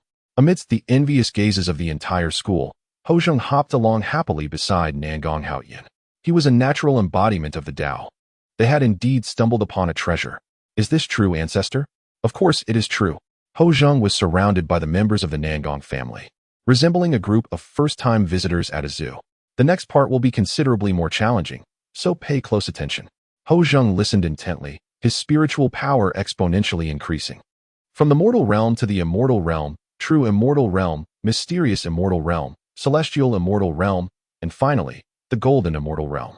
Ho Zhang broke through each stage effortlessly, ultimately reaching the third level of the golden immortal realm, a talent of terrifying caliber. Daddy, I'm back. Welcome home, son. How was school? Very well. The principal has accepted me as a student. I know Ho Zhang is exceptional, but lying is not right. It's true. Ho Zhang desperately explained, while the neighbor, Dong Go, looked on with disdain and produced a certificate awarded by a teacher. His parents beamed with pride, lifting him up in jubilation, glancing at the neighboring parents. The adjacent parents began the familiar comparison, igniting jealousy and helplessness among countless students. Daddy, why aren't you angry? Ha ha ha ha, why should I be angry? My Zheng is the best. Upon hearing this, Ho Zhang was deeply moved and immediately unleashed his golden immortal cultivation, suppressing the entire scene, causing the child and his parents to turn pale. You must be the father of Ho Zhang. Our principal requests your presence. Please, those not involved, step aside. Nangong Chinyu. I do not possess such influence. Ancestor, what brings you here in person? Nangong Haoyan looked at the Ho father and son with great joy, his gaze akin to that of someone who had won the lottery, which made Ho Zhang's father feel quite uneasy. Greetings, principal. May I inquire about the matter at hand? There is nothing of great concern. Your child is exceptionally gifted and will henceforth be my student. Do you accept this? Oh, we accept. Thank you for nurturing my son. Very well, he shall report to the Ancestor Academy of Nangong Holy Land tomorrow. Under the envious gazes of the crowd, a bewildered Ho Zhang and his father returned home, realizing that the son's words were indeed true. Thus, the Nangong Holy Land welcomed its first member of the demon tribe, and everyone adored the lively little monkey who would often stroll around the Holy Land. Ancestor, envoys from Baiwujian have come to visit. I, Lu Helling. Pay my respects to the esteemed master. Ha ha ha, Lu Lao, no need for formalities. We are old friends. What brings you here? His Majesty has sent me to inquire about matters regarding the school. Ha ha ha, splendid. I trust Lu Lao is not alone in this endeavor. You are astute, my lord.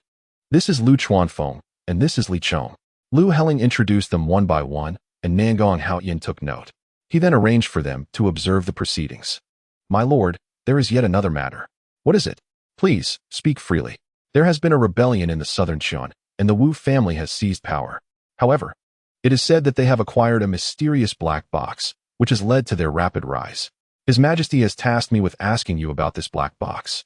Upon hearing the mention of the black box, Nangong Haoyan abruptly stood up, and his previously smiling countenance turned serious.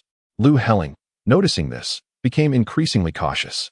That object is exceedingly dangerous. It must not be opened. May I inquire why, my lord? The apocalypse of the great wilderness divine domain lies within it, once opened. It possesses the power to bring about cataclysmic destruction. How then do you explain the situation of the Wu family? You and Baiwujian must have obtained this black box as well. Regardless of the Wu family's circumstances, I will eventually reclaim that black box. You and Baiwujian must not open it. Lu Helling did not anticipate that the inquiry from His Majesty would reveal such flaws, allowing Nangong Haoyan to see through it. However, Lu Helling did not take the matter of the apocalypse to heart. After his departure, Nangong Haoyan was left in a state of unease, realizing how swiftly events were unfolding. He requested a map and discovered that southern Qin lay to the southwest of the western regions, thus resolving to retrieve the black box. Wu family Holy Land. Ancestor, where did this black box originate? The venerable ancestor of the Wu family slowly opened his eyes and upon hearing his descendants' inquiries, he could not help but rebuke. What business is it of yours? This is a treasured secret of the Wu family. Do not gossip about it outside.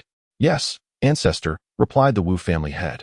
Wu Tuajin, as he exited the ancestral hall, his heart brimming with resentment. A month prior, this mysterious black box had suddenly appeared, granting the ancestor an astonishing surge in power. Now, the ancestor was on the brink of attaining the quasi-saint realm. And ever since the Wu family had slain Song Lingtai, he had begun to covet the long-vacant imperial throne. Do you yearn for strength? The Grand Sage Academy can assist you, ensuring you reach the golden immortal realm. A petite yet enchanting woman inquired sweetly of Nangong Haoyan. Who is speaking? Nangong Haoyan, already tall, found it difficult to see those shorter than himself. The woman, indignant, kicked him, her cheeks flushed with anger. You look down on me for my height, don't you? Just because you are tall, you think you can't see me? Her three-pointed questions left Nangong Haoyan feeling awkward as he stared at her in a daze. To his astonishment, she began to sob openly in the street, wiping her tears as she made her way home. Miss, please don't go. I didn't mean to. I truly couldn't see you. To his surprise, her weeping intensified, and she dashed away. Nangong Haoyan had no choice but to follow her, navigating several turns and alleys until he arrived at a modest dwelling. You rogue! Why did you follow me?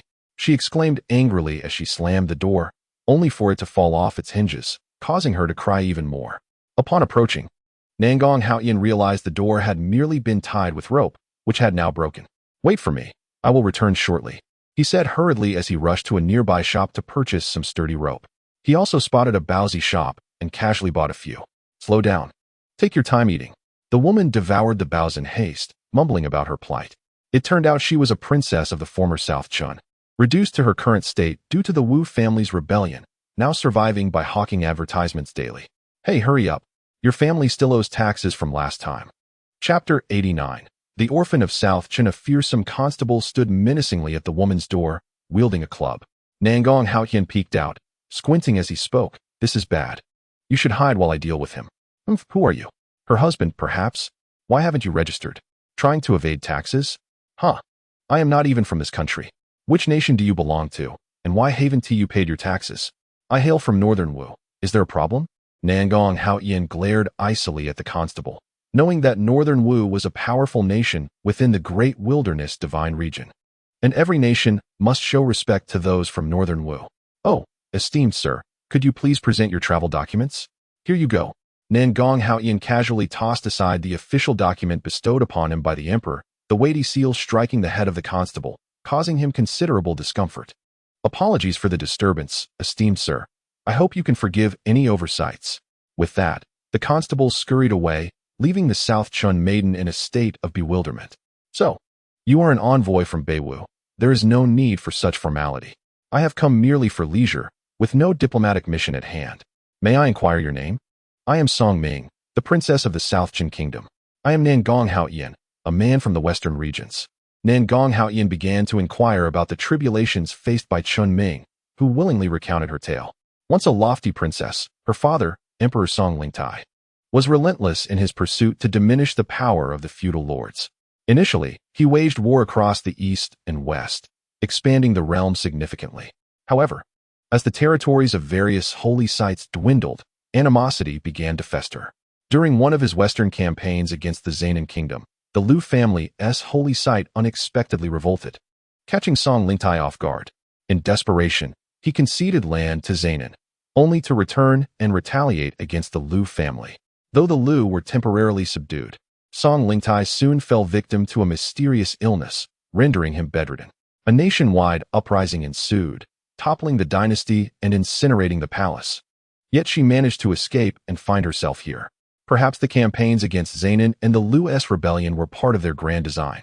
Reflecting on these events indeed reveals a strange pattern, yet alas, I am now but a remnant of my former homeland. Song Ming lowered her head, sighing repeatedly, while Nangong Haoyan began to piece together her narrative alongside that of Nangong Junyi, gradually clarifying the situation. It seems that without that black box, the major holy sites in South Chun dared not revolt. As Nangong Haoyan murmured to himself, he was suddenly startled by the raucous sound of drums and gongs outside. A humble man approached, bowing deeply. I humbly greet the esteemed envoy. Please, do step into the carriage. I have arranged a banquet in your honor. A county magistrate, clad in modest official attire, respectfully drew aside the curtain of the carriage, causing Nangong Haoyan to gaze in astonishment at the procession of carriages adorned with vibrant and extravagant embellishments. Excellent. This envoy seeks a place to rest. Indeed. You have chosen well. It is an honor. Away with you, beggar. Get lost, lest I break your legs. The magistrate, who had been all smiles before Nangong Haoyan, suddenly scowled at the tattered-clad Song Ming, reprimanding her harshly. Terrified, Song Ming quickly retreated into the building, leaving Nangong Haoyan disheartened by the demeanor of this new regime. If you do not recognize her, refrain from speaking. This is the wife I married when I first arrived here, and what manner of attitude is this? I do not know her. I merely thought that an unsavory presence might disturb the envoy's tranquility. Enough. Let us board. With that, Nangong Haoyan boldly took Song Ming's hand, ascending into the carriage, while the magistrate obsequiously showered Song Ming with gifts. Why did you not inform me sooner? You've made me look foolish before the esteemed envoy. My lord, you did not inquire. The constable, filled with indignation, lamented that his superior had rushed in a frantic manner upon receiving urgent news, without even taking a moment to meet him along the way. Do you not possess a voice of your own? Could you not speak for yourself? After reprimanding the constable, the county magistrate disembarked, for he was, after all, his own brother-in-law. Ha ha ha. Please, esteemed messenger. Nangong Haoyan followed the magistrate as they meandered through the winding paths, arriving at the rear garden of the magistrate's residence, where the scenery was truly exquisite. Not only were there verdant trees providing ample shade, but there were also numerous beautiful maidens engaged in delightful song and dance, creating an atmosphere of sheer enjoyment. What does the county magistrate think of our homeland, Southern Chun? Nangong Haoyan inquired, raising his wine cup and feigning a sense of ease. Ha ha ha. In response to the esteemed messenger's words, Southern Chin's Song Ling Tai is far too rigid, rendering it impossible for me to earn a single coin. Beside him, Song Ming clenched her small hands tightly, casting a look of resentment towards the magistrate. Is it not splendid now? The Wu family not only employs us, but also allows us to eliminate the remnants of Southern Chun, providing us with an opportunity to profit. Nangong Haoyan nodded, refraining from further inquiries, and instead gazed at the picturesque surroundings. Song Ming, who had been silent during their meal, left the magistrate feeling quite awkward. Esteemed messenger, why not compose a poem to commemorate this moment? The magistrate had prepared for this and had several fine poems written by literati in advance. Very well, I shall begin. Great rat, you consume my millet. 3 years with a daughter, yet you do not regard me. This poem, a satire of corrupt officials from another world, was still quite fitting in this context. Esteemed messenger, your poem may not be entirely appropriate. Is that so? I find it quite fitting. For the great rat stands before me. Nangong Haoyan remarked with a teasing expression, sweeping his hand to shatter the stone table. The sight of his fury made the magistrate instinctively tremble. Gazing at the shattered table, the magistrate felt a wave of dread wash over him. Wiping the sweat from his brow, he hastily sought to ease the tension. My lord, what brings about such a display? Nangong Haoyan let out a cold laugh, offering no reply, and instead expelled a massive golden-furred rat from his mouth. The gigantic creature opened its gaping maw and engulfed the county magistrate whole. Oh, esteemed magistrate, what a delightful spirit you have. How could you have dozed off? The magistrate, in a panic, looked towards Nangong Haoyan, only to be met with utter bewilderment. How could he remain unscathed? Was it merely a dream? The magistrate, utterly confused, failed to comprehend that all of this was an illusion conjured by Nangong Haoyan. My apologies for the jest, esteemed messenger. Come, let us drink. But I have already composed my poem, titled Great Rat. Upon hearing this, the magistrate collapsed to the ground, pleading for mercy.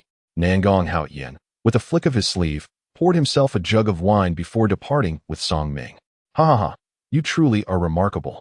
How did you manage to frighten that wretched official so? Nangong Haoyan recounted the events with laughter, causing Song Ming to double over in mirth. After their laughter subsided, he suggested, let us journey to the capital. We shall seek out those matters of sacred significance. Have you lost your senses? Those old fellows are quite formidable. Nangong Haoyan chuckled silently, soaring into the sky with Song Ming. Chapter 90. Reaching Hangjing. Are you truly going? Could it be false? Once we arrive in Hangjing, you shall guide me. As Nangong Haoyan gazed down upon Hangjing, the ancient capital of the southern Chun and the new capital of the new dynasty. Its splendor remained, though the faces within the palace had changed. Strolling through the bustling streets, the myriad shops formed Nangong Haoyan's first impression of Hangjing, by mere comparison. The commercial district of Nangong fell short. Oh, woe is me, I have returned. Song Ming began her lamentation anew, pausing at every government office to mourn, leaving Nangong Haoyan utterly speechless. Cease your weeping. Those are matters of the past. Kindly lead me to the palace. The palace? Are you not here for leisure? Who says one cannot visit the palace for enjoyment? Nangong Haoyan beamed at Song Ming, as if discussing a trivial matter.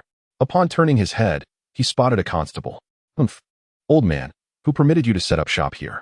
My good sir, I have been peddling here since the 21st year of the old dynasty, and no one has ever forced me to leave. The old dynasty is the old dynasty. We now reside in the prosperous and peaceful new dynasty. Your presence here disrupts Hangjing. Pay your dues and depart swiftly. The constable's demeanor was harsh, yet he took a few pears from the old man, sampling one. Quite sweet. Old man, these pears are rather unclean. Should someone fall ill from them, it would be regrettable. Confiscated. Please, sir, my family relies on this for sustenance. If you take it away, how shall I survive? I care not. Live as you please. If you starve, it serves you right. These pears will be seized. It is for the benefit of the people, and they are indeed unclean. Nangong Haoyan observed the distressed elder and the arrogant constable, a cold smile forming within him. Hey, knowing the pears are unclean, you still consume them? Nangong Haoyan stepped forward, grasping the constable's hand and inquiring with feigned indifference. Humph, mind your own business. I am merely performing my duty. Besides, if he cannot afford food, someone else will. It is his fate. Nangong Haoyan felt a wave of disgust wash over him. The constable's hand felt filthy, and he released it casually. Old Wong, hurry, load the cart. Certainly, what beautiful pears. Ha ha. Nangong Haoyan abruptly overturned the constable's cart, sending him flying with a single strike. What do you think you are doing?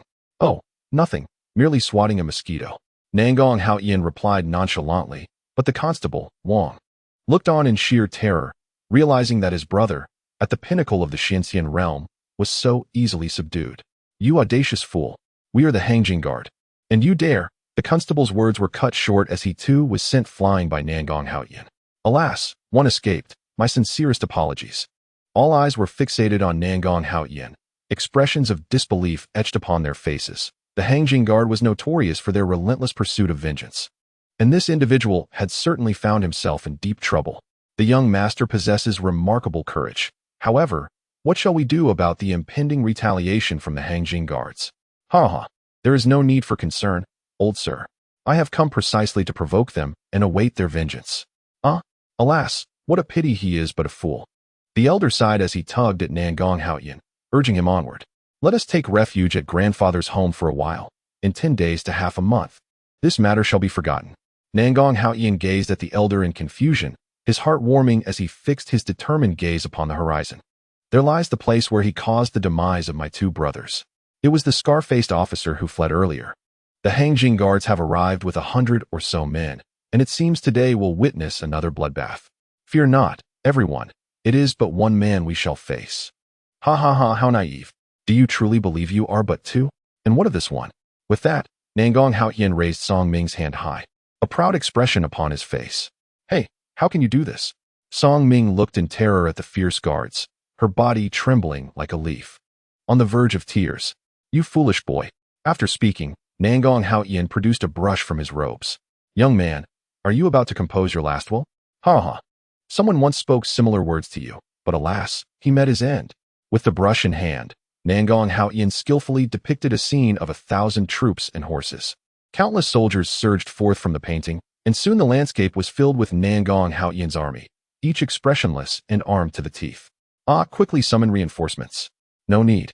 Your superiors have already been dealt with. A soldier appeared, holding the severed heads of all the high-ranking officials of the Hangjing Guards, still steaming from their recent demise. The city is on high alert. With a thunderous roar, the alarm bells echoed throughout the city, and the Southern Qin army surged from all directions. Ha ha ha, futile efforts. Hangjing has already been breached. Nangong Haoyan sneered, and with a flourish of his sword, all soldiers sprang into action, and with the cries of battle, war erupted unexpectedly. These soldiers had never encountered such a ferocious killing machine. Though they were besieging, they were still driven back relentlessly. Report. Inform the Holy Master that Hang Jing is in turmoil. He must flee at once. What? What is happening? Are they not merely a few rebellious troops? What is there to fear? Report. The rebel forces have breached the eastern gate of the imperial city. We implore the Holy Master to evacuate swiftly. Humph, a pack of useless fools. Must I attend to this myself? The head of the Wu family, wielding an ancient golden sword, leaped directly to the eastern gate. There, a group of soldiers clad in black armor fought fiercely against the enemy without hesitation, and the head of the Wu family marveled at their discipline. He immediately joined the fray against the black-armored troops, battling fiercely. Yet, despite the heated combat, the black-armored soldiers showed no signs of fatigue, continuing to fight with ease.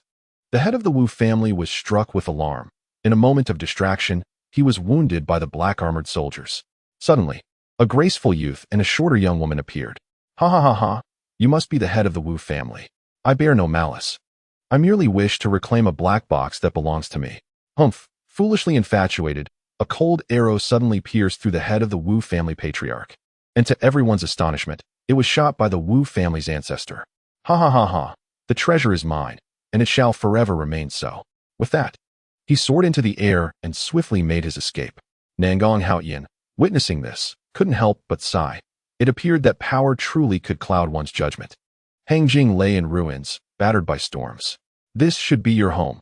I return it to you now, Nangong Haoyan said with a smile to Song Ming. For him, these territories held little significance, as his ambition was to make the entire great wilderness divine domain submit. Song Ming gazed at him with tear-filled eyes, her heart overflowing with gratitude, yet Nangong Haoyan shook his head. It seemed she was not suited for the throne.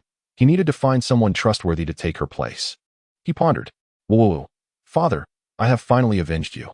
Under Nangong Haoyan's guidance, Hangjing was managed remarkably well and was experiencing a resurgence. Meanwhile, at the Wu family's sacred ground, a group of individuals chattered animatedly. Chapter 91, Unbearably Weak. Boom. Who? The discussions at the Wu family's sacred ground abruptly ceased as they turned to behold the imposing figure of Nangong Haoyan, who had forcefully made his entrance through layers of barriers. Such a domineering arrival indeed astonished all present at the Wu family's sanctuary. Nangong Haoyan's tone, however, was far from domineering. It was languid and nonchalant. Nangong Haoyan, what audacity! How dare you venture alone into my Wu family's sacred ground? Everyone, attack together and dismember this thief. The people of the Wu family, emboldened by their home advantage and sheer numbers, shouted fiercely. Yet, despite their numbers, none dared to strike. Ha ha, you are nothing but a flock of worthless chickens, utterly incapable of putting up a fight. Upon hearing Nangong Haoyan's taunt, the Wu family members were incensed. Finally, the ancestor who had taken the black box commanded, all of you, attack. Kill him. With that, he began to rally the crowd. Those who dared to hesitate were warned they would be the first to face the ancestor's wrath. This time, the fearful dared not refrain from joining the fray. As this horde of younger generations charged towards Nangong Haoyan, they found he regarded them with utter disdain. In a swift motion, Nangong Haoyan dashed towards the Wu family ancestor. Old thief, hand over the black box, and I may spare your life. The Wu family ancestor, caught off guard, realized that even with so many people, they could not halt Nangong Haoyan for even a moment. Ignorant child, you are far too arrogant, the ancestor retorted.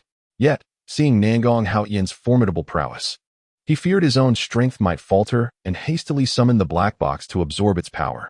Old fool, you have squandered a chance at survival.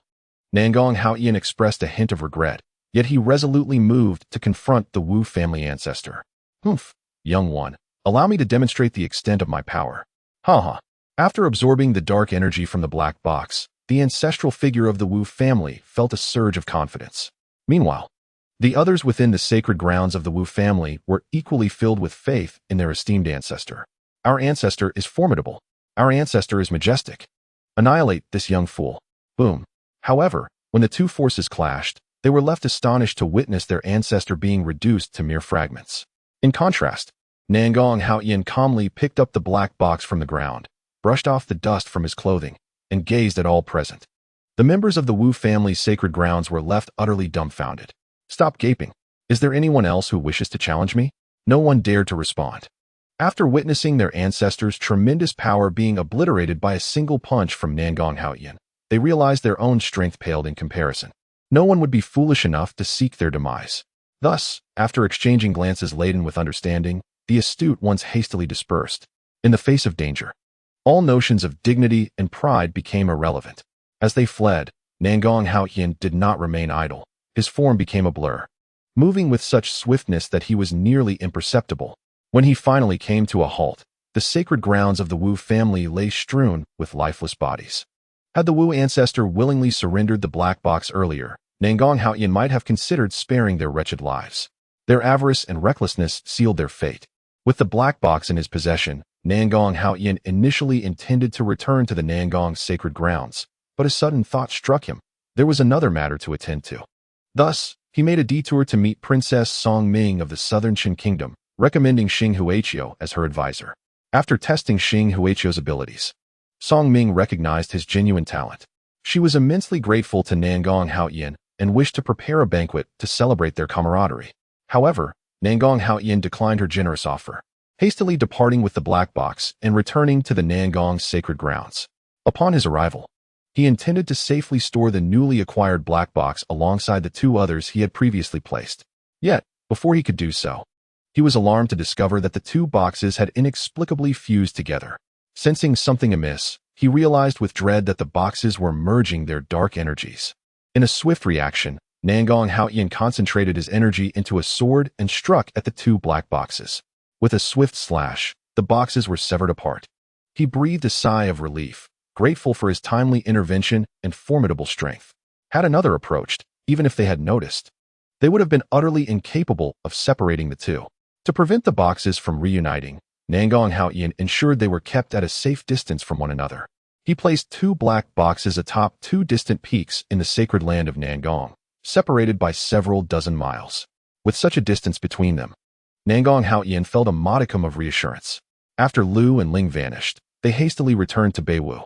Upon arrival, they were astonished to discover that Beiwu now boasted a formidable and powerful army clad in black armor. Judging solely by their combat prowess, this black-armored army was indeed impressive. However, Lu and Ling sensed an ominous heaviness in the expressions of these soldiers, whose eyes gleamed with a frenzied and bloodthirsty light, instilling a sense of dread. It was as if they hailed not from Beiwu, but had emerged from the depths of hell itself. Lu and Ling felt an unsettling disquiet. He conveyed his concerns to the monarch of Beiwu, who remained skeptical. Nevertheless, upon observing the condition of the black-armored army, the monarch began to share Lu and Ling's apprehension. Yet, he was at a loss for how to proceed, prompting Lu and Ling to send a message via carrier pigeon to Nangong Haoyan, seeking his assistance. Upon receiving the news, Nangong Haoyan immediately sensed the gravity of the situation and departed the sacred land of Nangong for Beiwu, who was responsible for training this black-armored army. He demanded to meet the trainer without delay. Soon, Lu and Ling summoned the general responsible for training the black-armored soldiers. This general exhibited an air of arrogance, seemingly dismissive of both Lu and Ling. This irked Lu and Ling, yet Nangong Haoyan appeared wholly unfazed. "General, may I inquire if you possess a black box?" Upon hearing this, the general, clad in black armor, immediately adopted a defensive posture. "How do you know I have a black box? What is your intention?" "I harbor no ulterior motives. I possess one as well," Nangong Haoyan replied, revealing the uninstalled black box to the general. The general's eyes glimmered with avarice. "Where did you acquire this box? The source is of no concern to you. I merely wish to caution you that using the power of this black box to augment the strength of your soldiers is a foolhardy endeavor," Nangong Haoyan asserted. "You will bring them to ruin." Chapter 92. Trivial skills. Upon hearing Nangong Haoyan's words, the black-armored general scoffed coldly. "I will bring them to ruin? How presumptuous!" His tone was dripping with disdain, inciting Lu and Ling's ire. "General Yu, this esteemed guest of Beiwu, is the ancestor of the sacred land of Nangong, deserving of respect even from His Majesty." "The sacred land of Nangong? Are they not from the western regions?" The black-armored general not only failed to temper his disdain, but seemed to deepen it. He turned his derisive gaze toward Lu and Ling, mockingly continuing, "May I ask, Master Lu, when did the military affairs of Beiwu become subject to the whims of a foreigner? Does His Majesty know of this?" This barrage of questions left Lu and Ling momentarily speechless, his lips trembling as he struggled to find his voice. In truth, Upon the discovery of this black armored army, he sensed that matters were veering towards a rather unfavorable direction. A sense of unease gnawed at him, compelling him to promptly inform Nangong Haoyan. To this day, he had yet to find the opportunity to enter the palace and meet with His Majesty. Of course, Nangong Haoyan bore some responsibility in this matter as well. Having already witnessed the peculiarities and dangers of the black box, in his anxious state, he neglected the protocols of decorum. Most importantly, given his status and strength, he had never truly regarded the Northern Imperial family with any respect. Yet now, they had become the primary target of the Black Armored General's assault. Unauthorized personnel were strictly prohibited from entering military strongholds. Should there be any violators, our unit is authorized to treat them as enemy spies.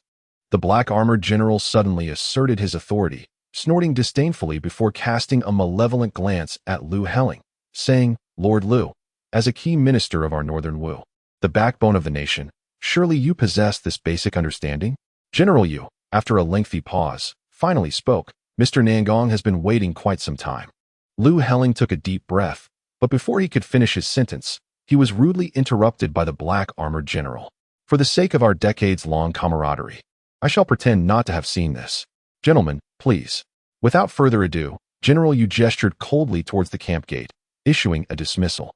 Nangong Haoyan had remained silent for quite some time, his silence only serving to inflate General Yu's arrogance, who mistakenly believed he had intimidated him. However, in Liu Heling's eyes, a growing sense of trepidation took root. "Sir, perhaps we should. After all, as fellow ministers of the same court." Liu Heling did not wish to exacerbate relations with Yu Sihai. Upon hearing this, the smugness on Yu Sihai's face was unmistakable as he turned to glance at Nangong Haoyan with a smug grin. "You think I am here to consult with you?" At last, Nangong Haoyan spoke, though his tone had lost its previous cordiality. "It seems mere words have fallen on deaf ears. If that is the case, my brothers shall bear a little burden. Let us escort our esteemed guest elsewhere." With that, Yu Sihai waved his hand. Instantly, the black armored army stepped forward in unison, spears in hand, producing a tremor that resonated through the ground. Dust swirled into the air, enveloping the surroundings. As the black armored army moved, the swirling dust quickly settled. Yet what arose was an overwhelming aura of malevolence, akin to ferocious beasts baring their fangs and tearing at one another. This dark aura coalesced, resembling an inverted pot lid that obscured the previously clear blue sky. The ominous energy not only shrouded the light, but also bore down with an oppressive weight.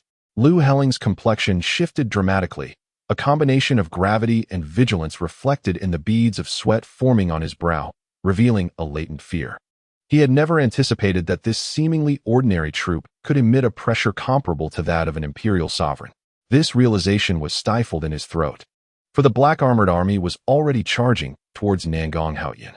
A horde of beings, neither human nor ghostly, dared to act with such impudence before me. Nangong Haoyan stood motionless, yet his cold snort shattered the heavens, ruthlessly dispersing the ominous clouds of darkness. Only then did he take a step forward, and with a rumble, the ground of the military camp reverberated with a series of cracking sounds.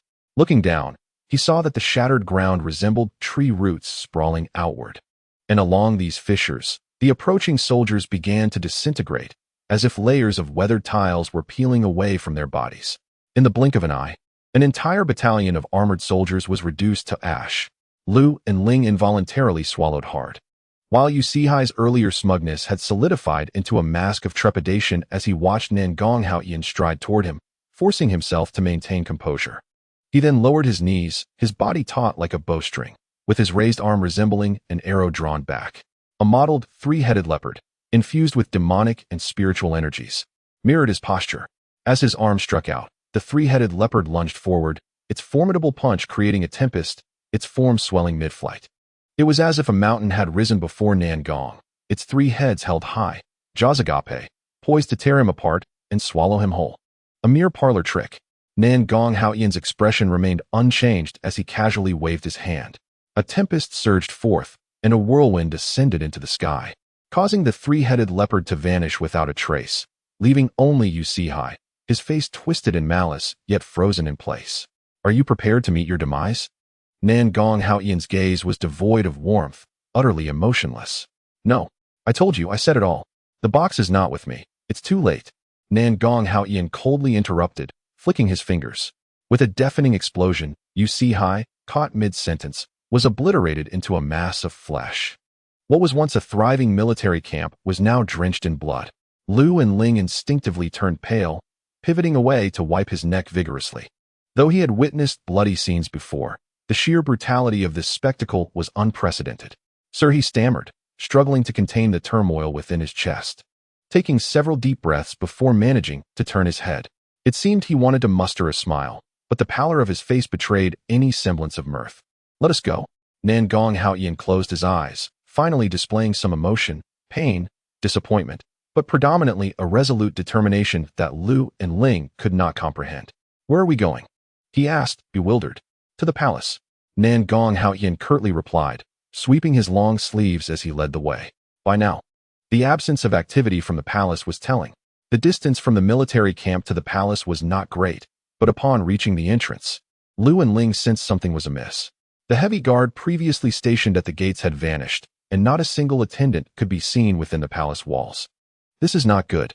The unusual atmosphere alarmed Lu and Ling, prompting him to quicken his pace as he worried for the safety of the sovereign. After running a short distance, he suddenly remembered Nangong Haoyan and anxiously exclaimed, "Sir, I fear for the emperor's safety. Only fear that the danger does not lie with him." Nangong Haoyan spoke coldly, his eyes narrowing as he gazed distantly at the Golden Luan Hall. Observing his hesitance, Lu Heling hesitated for a moment, but ultimately decided not to linger any longer and turned to flee. Chapter 93. What use is there to keep you?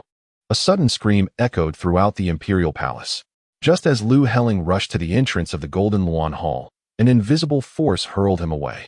He involuntarily tumbled down the steps, collapsing onto the ground, unable to rise. It was only upon landing that he felt a searing pain in his chest, where a wound had inexplicably appeared. "Your Majesty," he exclaimed in disbelief, his eyes widening as he instinctively wiped his chest and glanced inside the hall. There sat but one figure, high upon the dragon throne. Indeed, it was the very emperor he had feared. Yet now, the emperor appeared so foreign to him that he hesitated to recognize him. "You should not have returned." A hoarse sigh emanated from within.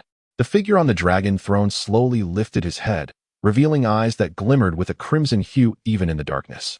At that moment, Yuan Ci's face was shrouded in a thick veil of demonic energy, rendering his original visage unrecognizable. At his feet lay the shattered life and death ring that housed the remnants of Yuan Lu's soul. As he spoke, Yuan Ci steadied himself against the armrest, rising gradually. His blood-red gaze fixed intently upon Lu Heling's face.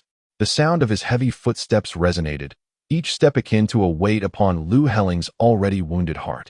Why? Lu Heling pondered, having devoted his life in service to this very individual, to the realm of Beiwu. He could not comprehend why, in the end, the man he had loyally served would turn against him with such malice.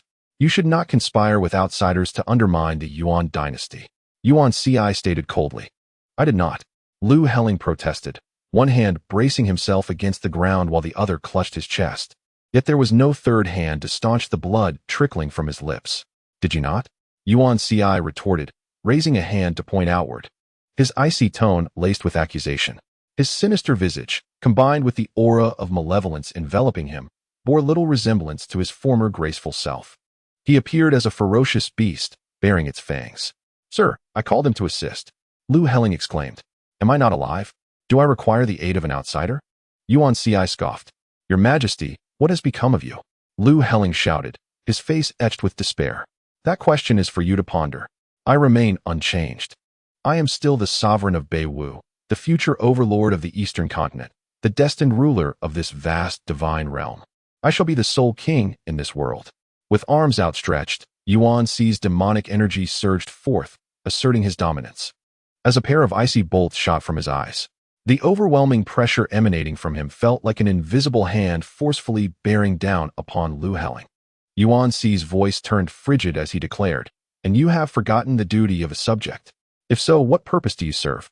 With a grand gesture, he summoned the writhing dark energy that enveloped him, instantly coalescing into a massive black hand that lunged violently towards Lu Heling. When the sovereign demands the demise of his subject, the subject must comply. Yet, Your Majesty, do not be ensnared by wicked allure. The Northern Martial Empire requires your presence. It yearns for a lucid version of you. Lu Helling exerted himself, disregarding the injury to his chest. Then, with a deft twist of his wrist, a dagger glinting with cold light appeared in his palm. Gripping it with both hands, he aimed it fiercely at his already ravaged chest. Despite this, Yuan Ci did not even blink. He merely gazed on with an icy indifference. Lu Helling, filled with despair, quietly closed his eyes, yet his actions did not cease. This must suffice. At the very least, I shall not stain your majesty's hands with the blood of this incompetent minister. In his confusion, at the critical moment, Nangong Haoyan finally arrived. Grasping the dagger Lu Helling had aimed at his chest with one hand, he extended the other towards Yuan Ci, conjuring a hand of dark energy. With a thunderous roar, the dark hand morphed violently with his movement, ultimately bursting like an overinflated balloon. Sir, Lu Helling opened his eyes at the sound, yet the spark of life had already faded from them. Meanwhile, Yuan Ci seethed with anger, scoffing, "It is you again, attempting to thwart my grand ambitions. A failure who cannot even withstand this minor dark energy dares to speak of dominion." Nangong Haoyan furrowed his brow. If he were to express disappointment, it would certainly rival that of Lu Helling. After all, Yuan Ci was someone he had invested considerable effort in cultivating, though lacking the formal title of master and disciple. In Nangong Haoyan's heart, he was an unnamed apprentice. "What are you, to presume to lecture me?" Yuan Ci's countenance darkened, his already swirling dark energy now pulsating with visible veins. The ominous energy coiling behind him began to writhe and twist, ultimately forming 9 colossal arms that towered menacingly. Like 9 celestial whips or malevolent serpents, their every movement seemed poised to fracture the earth and rend the heavens asunder. Simultaneously, the Golden Throne Hall collapsed into ruins, leaving behind a scene of utter devastation. The swirling dust billowed forth like a waterfall, yet could not conceal the terrifying visage of the 9 arms. Nangong Haoyan observed him silently for an extended period. Clearly, Yuan Ci had no intention of prolonging this encounter. With a swift motion, he raised his arms. The 9 colossal limbs surged into action, collectively descending upon Nangong Haoyan. A howling tempest erupted, pinning Lu Helling helplessly to the ground. He struggled to form words, seemingly wishing to offer further counsel, but only managed to utter a mouthful of dirt, nearly choking in the process. "Sir, I implore you, save His Majesty." With the last remnants of his strength, he beseeched Nangong Haoyan in a slurred voice. Nangong Haoyan remained silent, simply closing his eyes and murmuring to himself, "I never anticipated we would arrive at this juncture. Enough with the idle chatter. Prepare to meet your end." Yuan Ci's arrogance remained unabated, reminiscent of their first encounter. Regrettably, the once haughty demeanor had lost its charming innocence and naivete, replaced instead by a chilling intent to kill. Indeed, it was evident that he harbored a desire to eliminate Nangong Haoyan. At last, Nangong Haoyan made his move. With a swift upward motion of his hand, he rendered the entire space around him motionless. As his fingers curled, the very fabric of space began to compress violently, and the solidified spatial blocks crashed down upon Yuan Ci with tremendous force. In an instant, the flailing 9 demonic arms were obliterated into fragments. Yuan Ci, already drenched in blood, fell heavily to the ground with a thud. As Nangong Haoyan's curled fingers gradually straightened, the distorted space began to restore itself. The shattered demonic energy was forcefully pulled by the rifts in space, ultimately consumed by the boundless void. At that moment, Yuan Ci's crimson eyes regained a semblance of clarity. "It is good that you have awakened, sir," Nangong Haoyan remarked coolly. "In the end, I have disappointed you." With a deep sigh, he refrained from further dialogue. Yuan Ci laboriously turned his head, raising his bloodied hand to reach towards the only intact dragon chair amidst the ruins. At the foot of the chair lay fragments of the life and death ring. "I merely wish to love Sister Lutter well, just as any ordinary couple would." Chapter 94. The realm of consciousness. Human nature is inherently greedy. Even the slightest twinge of greed can become an opening for malevolent forces to exploit. Yuan Ci had indeed matured, yet regrettably, his growth was insufficient. Thus, he succumbed to the corruption of demonic energy, becoming a puppet at its whim. Perhaps it is tragic, perhaps pitiable, yet it may not be entirely innocent. I know my time is limited. I beseech you, sir, to assist me with a final wish. Coughing violently, Yuan Ci could not contain a mouthful of black blood, which he violently expelled. "Speak," Nangong Haoyan nodded. "I wish to be buried alongside Sister Lure. In life, we were fated to be apart. In death, I wish." Before he could finish, another fit of coughing seized him, and this time, it was not merely blood that he ejected, but also chunks of blackened flesh. Very well, Nangong Haoyan comprehended, solemnly nodding in agreement. Yuan Ci smiled, casting a final glance at the unconscious Lu Heling. Fear not. While I am here, he shall not perish. Thank you. Even in the end, I must trouble you. Should there be a next life, I shall surely repay your kindness. With that, Yuan Ci slowly turned his head, his eyelids fluttering, on the verge of closing. No need for a next life. Tell me, where's the black box you obtained? Nangong Haoyan immediately crouched down, channeling a thread of spiritual energy to prolong his life. Just as Yuan Ci was about to respond, a sudden flash of crimson flickered in his eyes. Nangong Haoyan's expression shifted slightly as he glanced at Lu Heling, promptly conjuring a protective shield. In the next instant, a thunderous explosion erupted, and Yuan Ci's body disintegrated into countless fragments. Yet, there was no blood that scattered. The demonic energy remaining within him detonated simultaneously, consuming both flesh and blood. Upon witnessing this scene, Nangong Haoyan's expression darkened instantly. He raised his hand, binding the escaping demonic energy. What exactly are you? If others were to see him conversing with a wisp of demonic energy, they would surely burst into laughter. Typically, demonic energy is merely a form of energy devoid of consciousness, incapable of response. Strangely, however, this very wisp of energy did indeed reply. The dissipating energy suddenly coalesced, forming a mouth that materialized from the mist. Do not rush. One day, we shall meet. The voice was ethereal and surreal. Yet Nangong Haoyan was certain it was no mere illusion. Just as he was about to press further, the demonic energy transformed into blue smoke, dissipating into thin air. Standing silently, he gazed into the void for an extended period, his expression graver than ever before. Not only could it erode the mind, but it could also devour the flesh and even manipulate a human to self-destruct. Such anomalies were indeed troubling. With his unparalleled strength on the continent and his vast knowledge accumulated over 80,000 years, he had never encountered such demonic energy before. After a prolonged moment, he took a deep breath, crouched down, and picked up the storage bag from the ground. Upon inspection, he found no trace of the elusive black box he sought. Nangong Haoyan frowned, continuing to rummage through the ruins. This was not enough. After ensuring Lu and Ling were settled, he thoroughly searched the remaining areas of the palace. Yet, despite his exhaustive efforts, he found no hint of the black box. Such a perilous object could not be allowed to roam freely.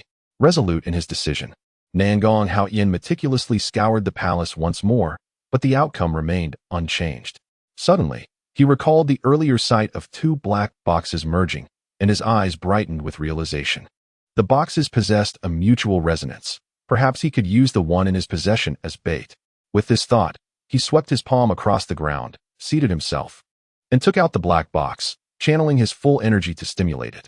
Gradually, the box began to tremble, emanating a dazzling black light. The dark luminescence swirled and danced, until, after a considerable time, a faint crimson hue extricated itself from the center. Nangong Haoyan focused intently, releasing his consciousness in the direction of the flowing light. One wisp, two wisps, his consciousness spiraled and expanded. Even with his eyes closed, he perceived the ruins with clarity, each speck of dust and fragment of leaf distinctly visible. His consciousness continued to expand, gradually enveloping the entire palace and even the entire imperial city. For a fleeting moment, the inhabitants of the imperial city shuddered involuntarily, a chill running through them. However, Nangong Haoyan merely observed, not exerting any oppressive force. He was akin to a voyeur, gazing, surveying, and scrutinizing intently. At last, an unusual fluctuation reached his awareness. Success! A surge of joy welled up within him as he prepared to retract his consciousness. At that moment, the sensed horizon abruptly transformed, and from the direction of the peculiar anomaly, an overwhelming crimson light surged forth. Subsequently, a blood-red vortex mercilessly ensnared his unprepared consciousness within its grasp. After a long absence, he suddenly experienced a disorienting sensation, yet it did not persist for long before he felt a grounding sense of stability. Before his eyes lay the world he had long yearned for. Suddenly, the blaring horn of a car jolted him from his reverie. As a young driver with bleached hair leaned out of the window, "You crazy kid, what on earth are you doing in the middle of the road during the day? Move aside." The driver continued, "This guy must be looking for trouble. Hey handsome, nice reflexes. Just a slight tap on the brakes could cost you thousands." or even tens of thousands. A female driver in a BMW also poked her head out, casting a flirtatious glance at the young man. Realizing he was standing in the middle of the road, Nangong Haotian took in his surroundings: towering buildings, glass-covered edifices, concrete, and bricks, and a group of elderly women dancing in the square. Around him were people in white sneakers, long legs, and ultra-short skirts, a dazzling spectacle indeed. To his astonishment, he had inadvertently sunk into the depths of his consciousness. If this had happened during his initial transition, he might have exclaimed in delight. However, times had changed. As a powerful sage adept in both martial and spiritual disciplines, he understood that this was merely his deep-seated conscious space. Even so, the opportunity to behold the scenery of his homeland once more, even in this manner, filled him with joy. Thus, he resolved to explore this realm. Without engaging with the young driver, Nangong Haotian quietly retreated to the side of the road.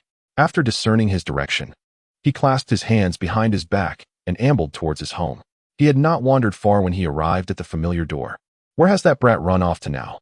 You know him. He is probably online with those other kids. Why waste money when there's a computer at home? The voices of his parents echoed through the door, familiar yet somewhat estranged. Unable to resist, Nangong Haotian reached out to open the door, only to have another hand seize his wrist. Turning around, he was stunned to find a face that mirrored his own. The other person spoke first. Who are you? Lurking sneakily at my door? And who might you be? He replied. I am Nangong Haotian. The other person raised their chin defiantly. Chapter 95. A grave misunderstanding. Any individual would likely be taken aback upon encountering someone who bore an uncanny resemblance to themselves, and Nangong Haotian, a sage of dual cultivation, was no exception. After all, this was his conscious space, where everything was rooted in his memories. Here, every sight and sensation was experienced from a first-person perspective. If you don't leave, I'll call security, the other person declared, their impatience evident in their tone.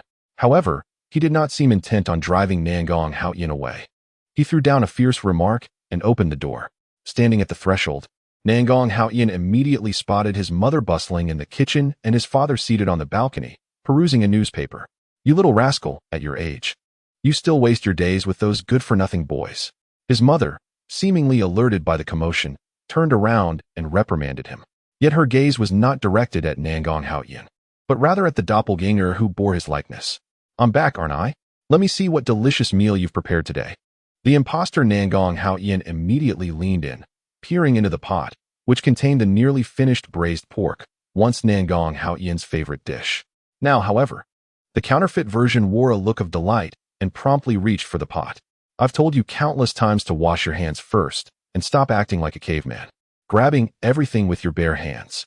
His mother swatted his hand away, her tone still scolding, yet unable to conceal the underlying affection and helplessness. Those moments, once exclusively belonging to Nangong Haotian, were now claimed by another. Yet, the imposter continued to regard him with a smug, almost taunting expression. After the imposter washed his hands and took his place at the table, their mother had already served the dishes, filling bowls for both father and son. Don't just eat the meat. You must have vegetables too. Balance your nutrition.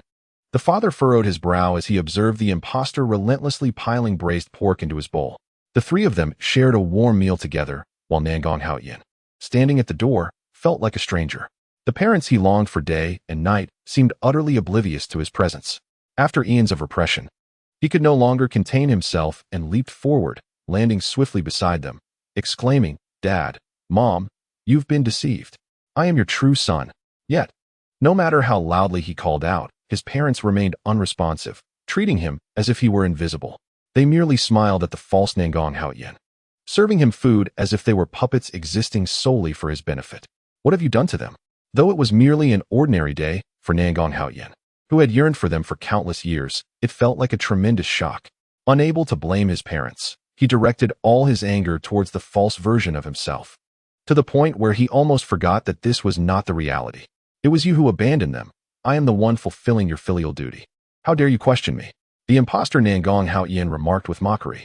Nangong Haotian's heart trembled violently as he turned to his mother, reaching out to grasp her shoulders, pleading, Mom, look at me.